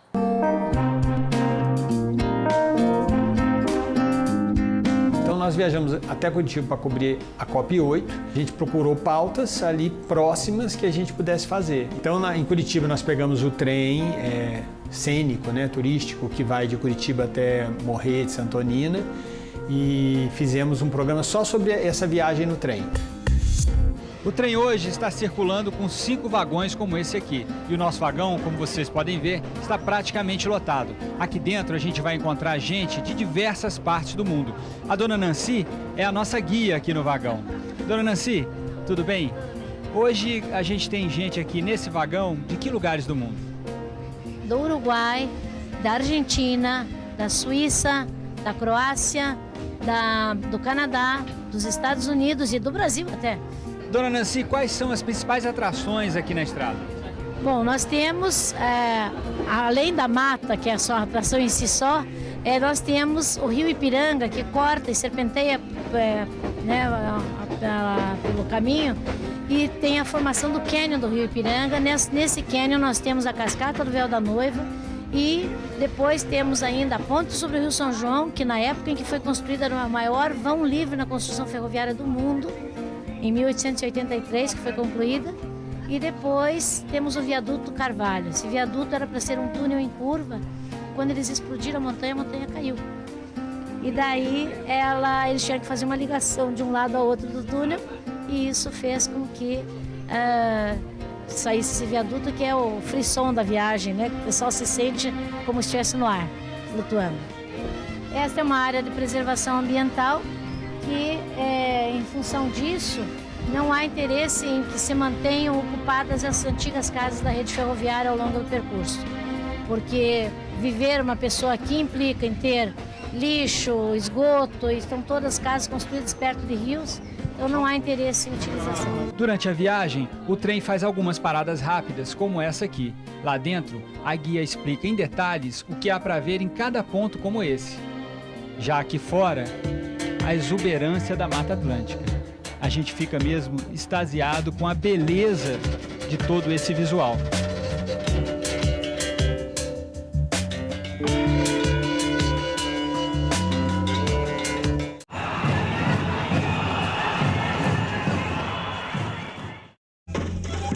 Da cultura popular à música erudita, passando pela bossa nova.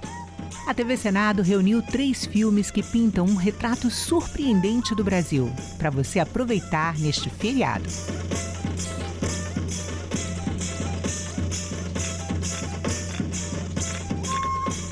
Quinta, 4 de junho, a partir das 9 horas da noite, aqui na TV Senado.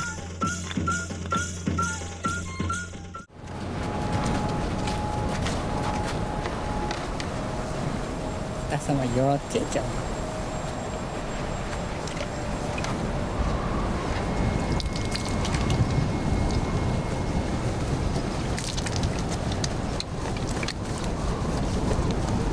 Kapata taus kau sashi holo etli boin kan ho taus ka yan tua sai ka kau ho pun hoen kai ai sha dai aletri tamale aletri na moin hati ya mới lại ta thứ hai sẽ tán sẽ ta bón sẽ tại mấy tình quan này vui sốt bà chọn bà đó hà là ba hay quan này vui em mấy cái tươi cả nơi tròn hoa mặn này tròn mặn che rồi xin đi cái đi.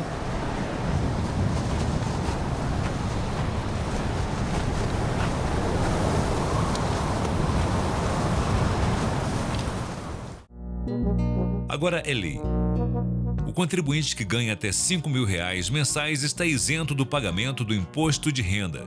Já quem ganha salários acima de R$ 5.000 até R$ 7.350 tem redução de alíquotas. Para compensar os cofres públicos pela perda de arrecadação, a lei aumenta a taxação de altas rendas a partir do ganho anual de R$ 600 mil. O Senado votou, agora é lei.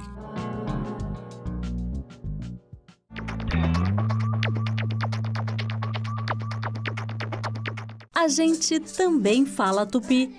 Tocantins é uma palavra tupi que identifica uma etnia indígena e significa bico de tucano. Vem de tucã, como o pássaro é chamado em tupi, mais ti, que pode significar bico ou nariz. Já o nome tucano é formado por tu ou ti, que quer dizer bico, mais canga, termo para osso. Seria então a ave do bico feito de osso. A gente também fala tupi.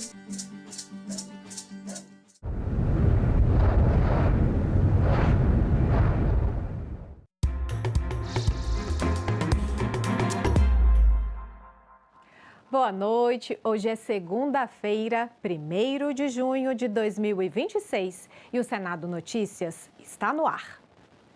E o plenário do Senado deve votar nesta terça-feira mudanças na política nacional de atenção à oncologia pediátrica. O projeto prevê campanhas de conscientização sobre o diagnóstico precoce do câncer infantil.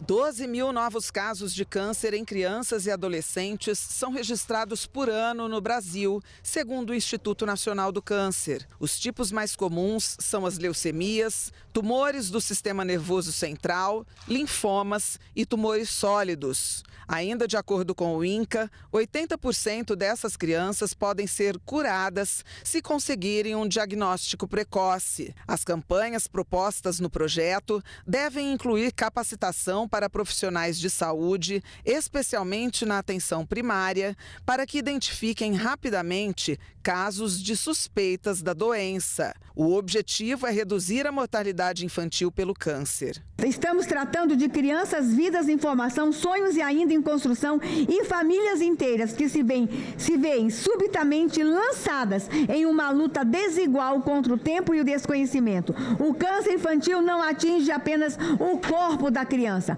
mas desestrutura emocionalmente lares, fragiliza vínculos e impõe sofrimento silencioso à paz, que muitas vezes sequer reconhece os primeiros sinais da doença. Na quarta-feira, será votado no plenário o projeto que cria a política de governança da administração pública federal. Pelo texto, a alta administração, como por exemplo ministros de Estado e diretores de autarquias, vai ser responsável por implementar e manter as práticas de governança. Eles serão responsáveis pelo acompanhamento dos resultados, pela melhoria do funcionamento das organizações e pelas decisões fundamentais, além de outras questões administrativas. Visa aprimorar a governança pública no nosso país. Nós estamos precisando, até ver esse caso gigantesco aí de lavagem de dinheiro e que envolve coisas terríveis, no caso do Banco Master e todos os escândalos de corrupção que tivemos no passado.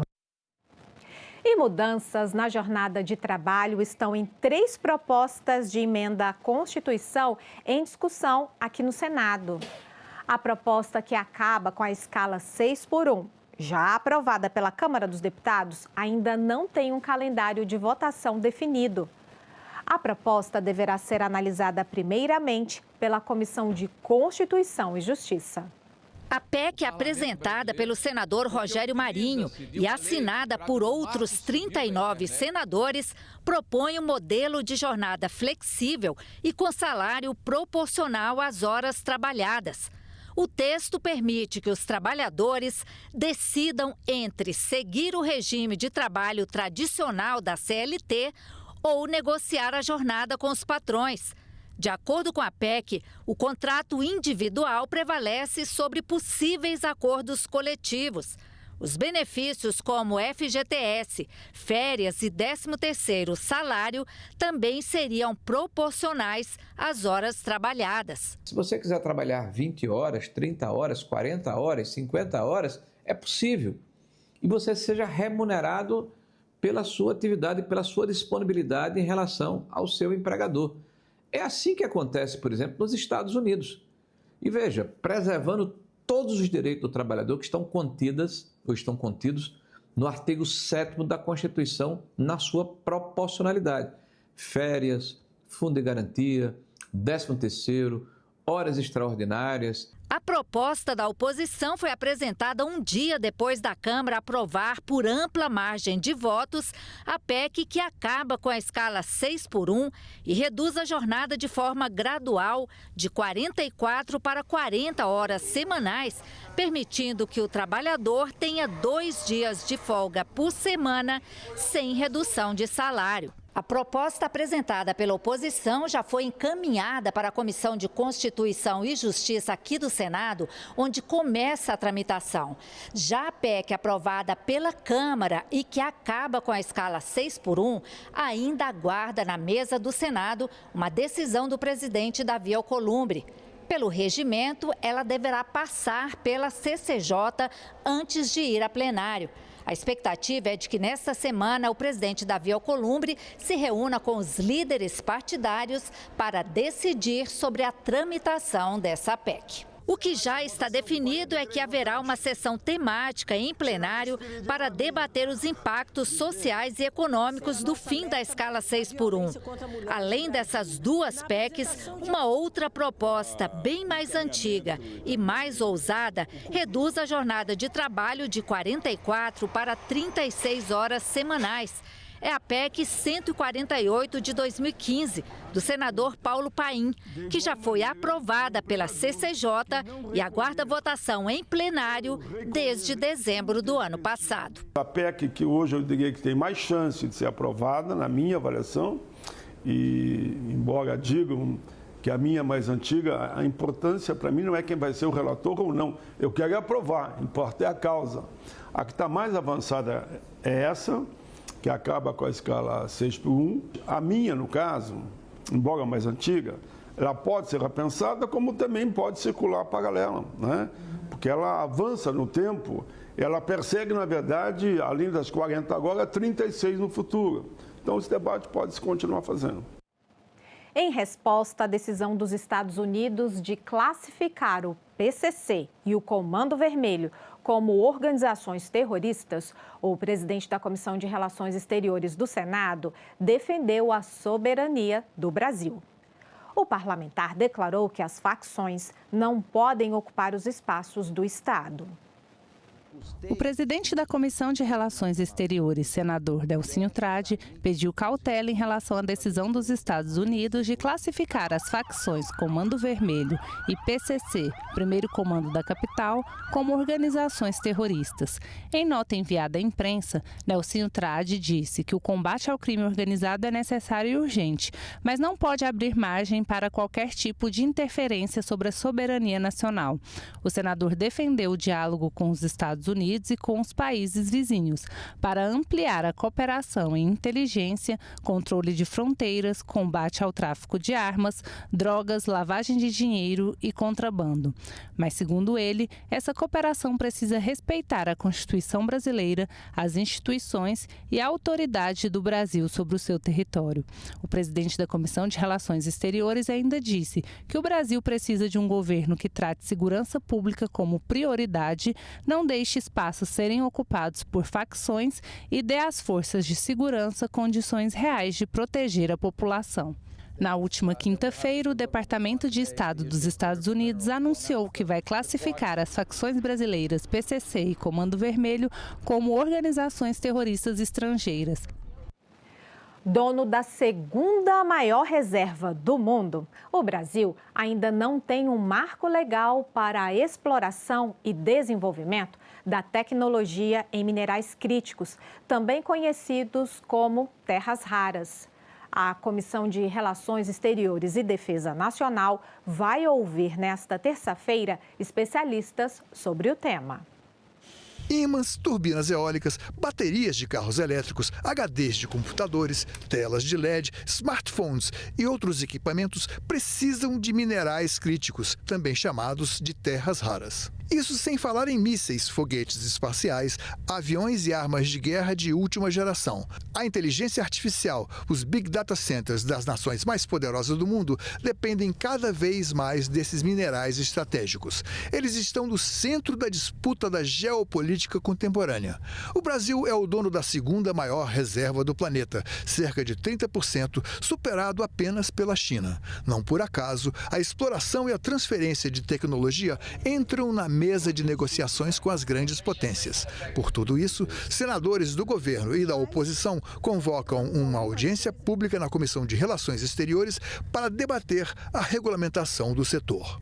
Esse é o tema central da audiência pública interativa da Comissão de Relações Exteriores do Senado, nesta terça-feira, 2 de junho, a partir das 9h30 da manhã. Você acompanha ao vivo aqui, senado.leg.br/TV ou pelo nosso canal no YouTube.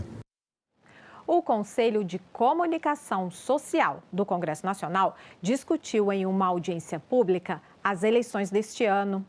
Os especialistas chamaram atenção para o uso da inteligência artificial generativa nas disputas de outubro. Os participantes da audiência concordaram que a mudança trazida pelas redes sociais na divulgação da propaganda política mudou a forma de se fazer campanha no Brasil. Embora esse tempo de rádio e televisão seja na propaganda eleitoral, ainda tem uma grande importância. A força da comunicação ela migrou em boa parte para a mídia digital e para as redes sociais.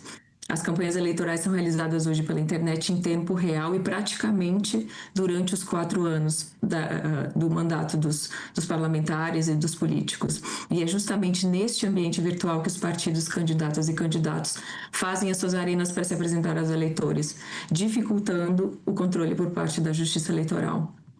O maior desafio nas últimas eleições de 2018 até 2024 foi o enfrentamento à desinformação no processo eleitoral. Do grande desafio imposto de 4 anos para cá, principalmente pela inteligência artificial, que chega de forma avassaladora em todos os níveis. O advogado Diogo Reis lembrou que a legislação eleitoral no Brasil sempre teve mudanças frequentes, mas a regulamentação da comunicação pela internet foi deixada de lado. No campo do direito eleitoral, da legislação eleitoral, as leis que menos mudaram foram justamente as leis que se referem à internet.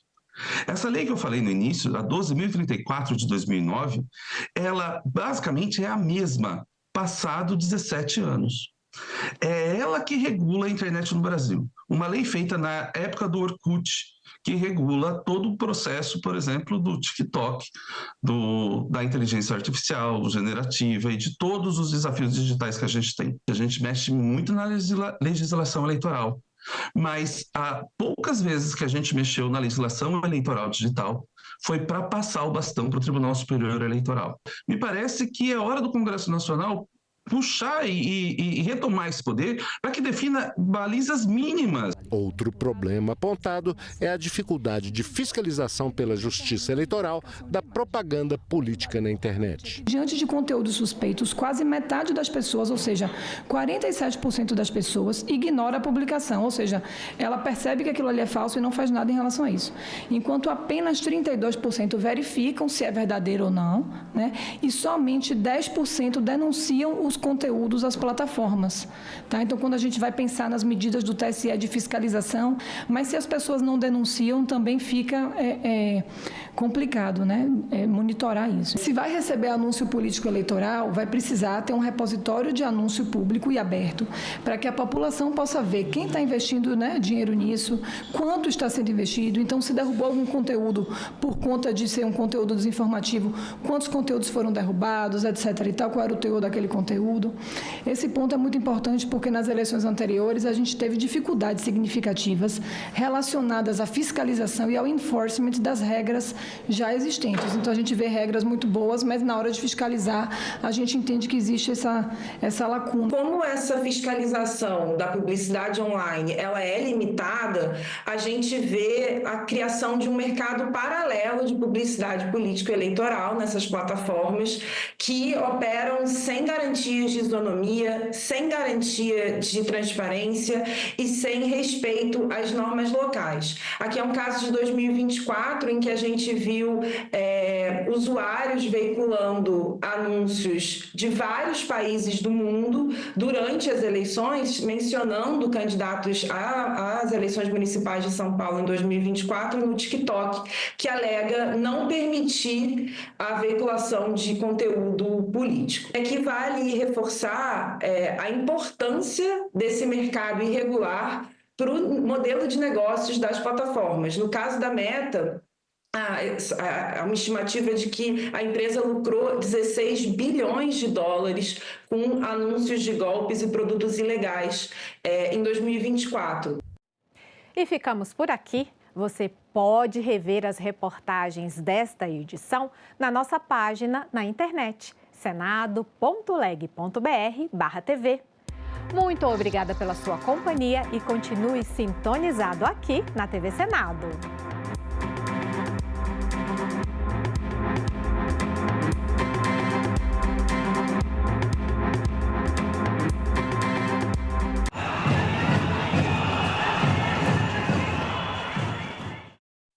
No próximo assunto de Estado, vamos falar sobre segurança pública, inclusão, economia, entre outros temas. E a nossa convidada é a senadora Ivete da Silveira, do MDB de Santa Catarina. Não percam.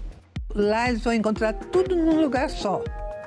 E eu acho que isso vai ser um exemplo para muitas cidades de Santa Catarina. Assunto de Estado.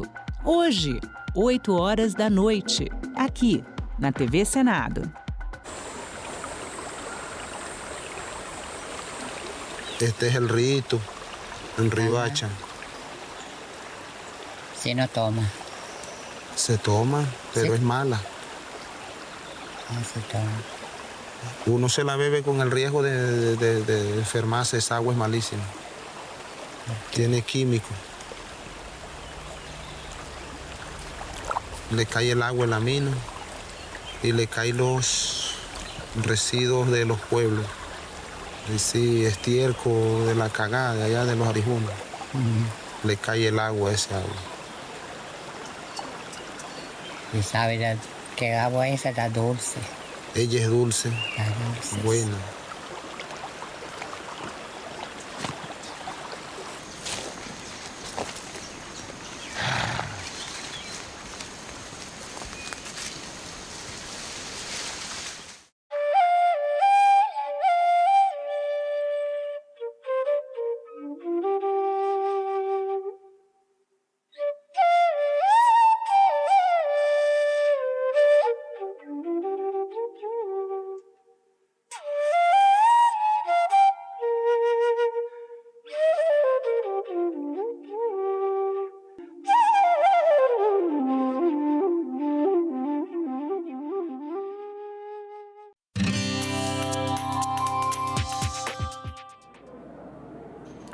Olá, eu sou a Carla Benevides e está começando mais um programa Argumento. Está em debate aqui no Senado Federal uma proposta de emenda à Constituição que fixa mandato para ministros do Supremo Tribunal Federal. Essa proposta ganha força após a rejeição pelo Senado de um indicado ao STF pelo presidente da República. Aqui conosco no estúdio está o senador Plínio Valério, do PSDB do Amazonas, que é o autor dessa proposta de emenda à Constituição. Senador, obrigada pela sua presença mais uma vez aqui no programa. Eu já queria começar perguntando para o senhor o seguinte: atualmente, os ministros do Supremo, eles têm um mandato vitalício, né? Qual é o problema desse modelo na sua avaliação? Esse modelo é que, de tanto fumar o cachimbo, a boca acaba entortando. Os ministros começam a agir, no começo com certo cuidado, depois eles vão adquirindo a sensação de um poder que a Constituição não dá a eles, mas que eles passam a ter. E é o que a gente está vendo aí. Quando um ministro é nomeado ao Supremo, ele só vai sair aos 75 anos. Independente dele ter 40, 50 anos, ele só vai sair. Então é muito tempo para você exercer um cargo. O próprio Barroso saiu dizendo isso. Pena que só saiu dizendo depois que saiu, né? Que deveria ser um mandato de 12 anos. Por quê? Porque um mandato fixo, Carlos, um mandato que saiba que não seja tão longo, vai dar a ele a sensação de que ele é um ser humano normal. Então ele não vai achar que tem um poder que não tem. Eu acho importante. O momento é esse agora, em que o Supremo, de novo, está no olho do furacão. Pois é, o senhor apresentou essa PEC em 2019 e até hoje ela não andou muito, né? Eu queria que o senhor relembrasse um pouquinho que ela passou pelas mãos do senador Anastasia. Como é que está essa tramitação. Mas antes eu queria que você relembrasse quantas vezes já falamos sobre isso aqui, algumas vezes, né? Isso é o que mostra que a gente não desistiu. Logo no começo ela teve a relatoria do senador Anastasia, e ele fez um relatório excelente, mas antes de ir à pauta, ele foi nomeado ministro do TCU, caiu o relatório dele. A senadora Tereza Cristina foi nomeada, está fazendo o relatório, mas não é mais da CCJ. Então tem que ser da CCJ. O drama é longo. E agora o senador Otto, a gente está conversando para que se nomeie um relator, então passe a andar. E já tem muitas sugestões, né? A gente sugeriu 8 anos, já tem sugestão de 12 anos, sugestão de que só pode nomear após 55 anos, ser ministro, outras que o Senado indica e começa também a dificultar. Quando a gente busca o ideal, quando a gente busca no parlamento aquela coisa perfeita, a gente não chega ao final, porque é muito longa a caminhada. Eu tenho a espinha dorsal, que é fixar um mandato. O presidente continua indicando, o Senado continua sabatinando. Agora, prazos. Olha só o caso do Messias. Demorou muito a vir. Então, eu teria 2 meses para... Tem 1 mês para indicar, vago, o Senado tem 2 para aprovar ou não, e a coisa tem que correr. Então, acho que essas coisinhas para agilizar. Espinha dorsal, mas vem muita emenda nisso tudo. Mas a sua PEC prevê 12 anos de mandato. 8 anos. Mas o Anastasia já havia modificado no relatório para 12, eu acatei plenamente. Senador, junto com a sua PEC fala de mandato, tempo de mandato, mas o senhor mesmo já falou, existe aí proposta para estabelecer idade mínima, quarentena política, mudanças nas regras de indicação. Já houve uma proposta aqui do ex-senador Lazer Martins, que tinha que ser uma lista tríplice indicada por um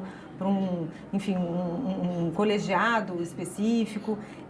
O senhor acha que esse modelo atual de escolha dos ministros, ele precisa ser aperfeiçoado? Sim, precisa. Eu acho que sim. Precisa. A gente não pode dificultar o trâmite de uma PEC, mas sim, ele precisa mudar. Olha só, eu acho o seguinte, uma das coisas boas que hoje eu teria que mudar, o presidente que quando passou no mandato já fez suas indicações, no novo mandato não teria mais direito, porque o que vai acontecer agora, o que está acontecendo agora, é que o presidente Lula manda no Supremo. Ele indicou mais da metade já. Se você juntar com a Dilma e com o Lula, tem mais da metade. Então, eu acho que uma boa ideia, e eu pretendo fazer isso, o presidente pode indicar no seu primeiro mandato, segundo, sei lá. Indicou, o Bolsonaro indicou 2, o Lula foi 6 ou 8, não sei. Então, eu acho que limitar, sim, porque senão fica tudo centrado, fica tudo devendo entre aspas, a favor a um só presidente da República. A gente precisa diminuir, mas não pode tirar do presidente da República essa prerrogativa, seja ele quem for. Mas você acha que caberia isso na PEC do senhor? Cabe. Eu acho que cabe sim, porque vão botar muitas coisas, a gente botaria isso sim. Presidente que já nomeou no governo anterior, né? Eu acho até que a gente teria que seguir o modelo norte-americano, o presidente só podia ser eleito uma vez. A partir daí ele vai fazer palestras, ele vai fazer outras coisas. E a gente não, olha o Lula, já vem no 3º mandato. Isso é ruim, se você somar o mandato dele com o da Dilma, ele já tem mais da metade do Supremo. Isso não é legal. A gente poderia trabalhar alguma coisa nesse rumo. O senhor acha que essa rejeição, isso que aconteceu agora com a última indicação, pode acelerar essa tramitação da proposta, senador? Deveria. Porque a gente tem a oportunidade rara, foi histórica, né, não aprovar a indicação de um presidente da República para o Supremo, e a gente teria que aproveitar e seguir, só que está esfriando, né? Já tem alguns dias, já tem meses, começa a esfriar. A gente teria que imediatamente voltar essa PEC, essa nossa PEC, como pediu o senador Girão, o senador Moro, o senador Mourão, todo mundo querendo logo que essa PEC ande. Eu acho que a gente está perdendo o time, se não for agora, vai perder o time. Senador, em relação também a esse prazo, o senhor falou que deveria ser 1 mês para indicação e 2 para análise. Assim como o senhor falou que está perdendo o time, o senhor acha que às vezes, porque o Supremo está lá há muito tempo com 10 ministros só, né? Há alguns processos que estão aguardando o desempate. O senhor acha que agora vai vir uma nova indicação? O presidente Davi disse que vai esperar o futuro presidente, não é o próximo presidente eleito, enfim. Quais são os prejuízos que a gente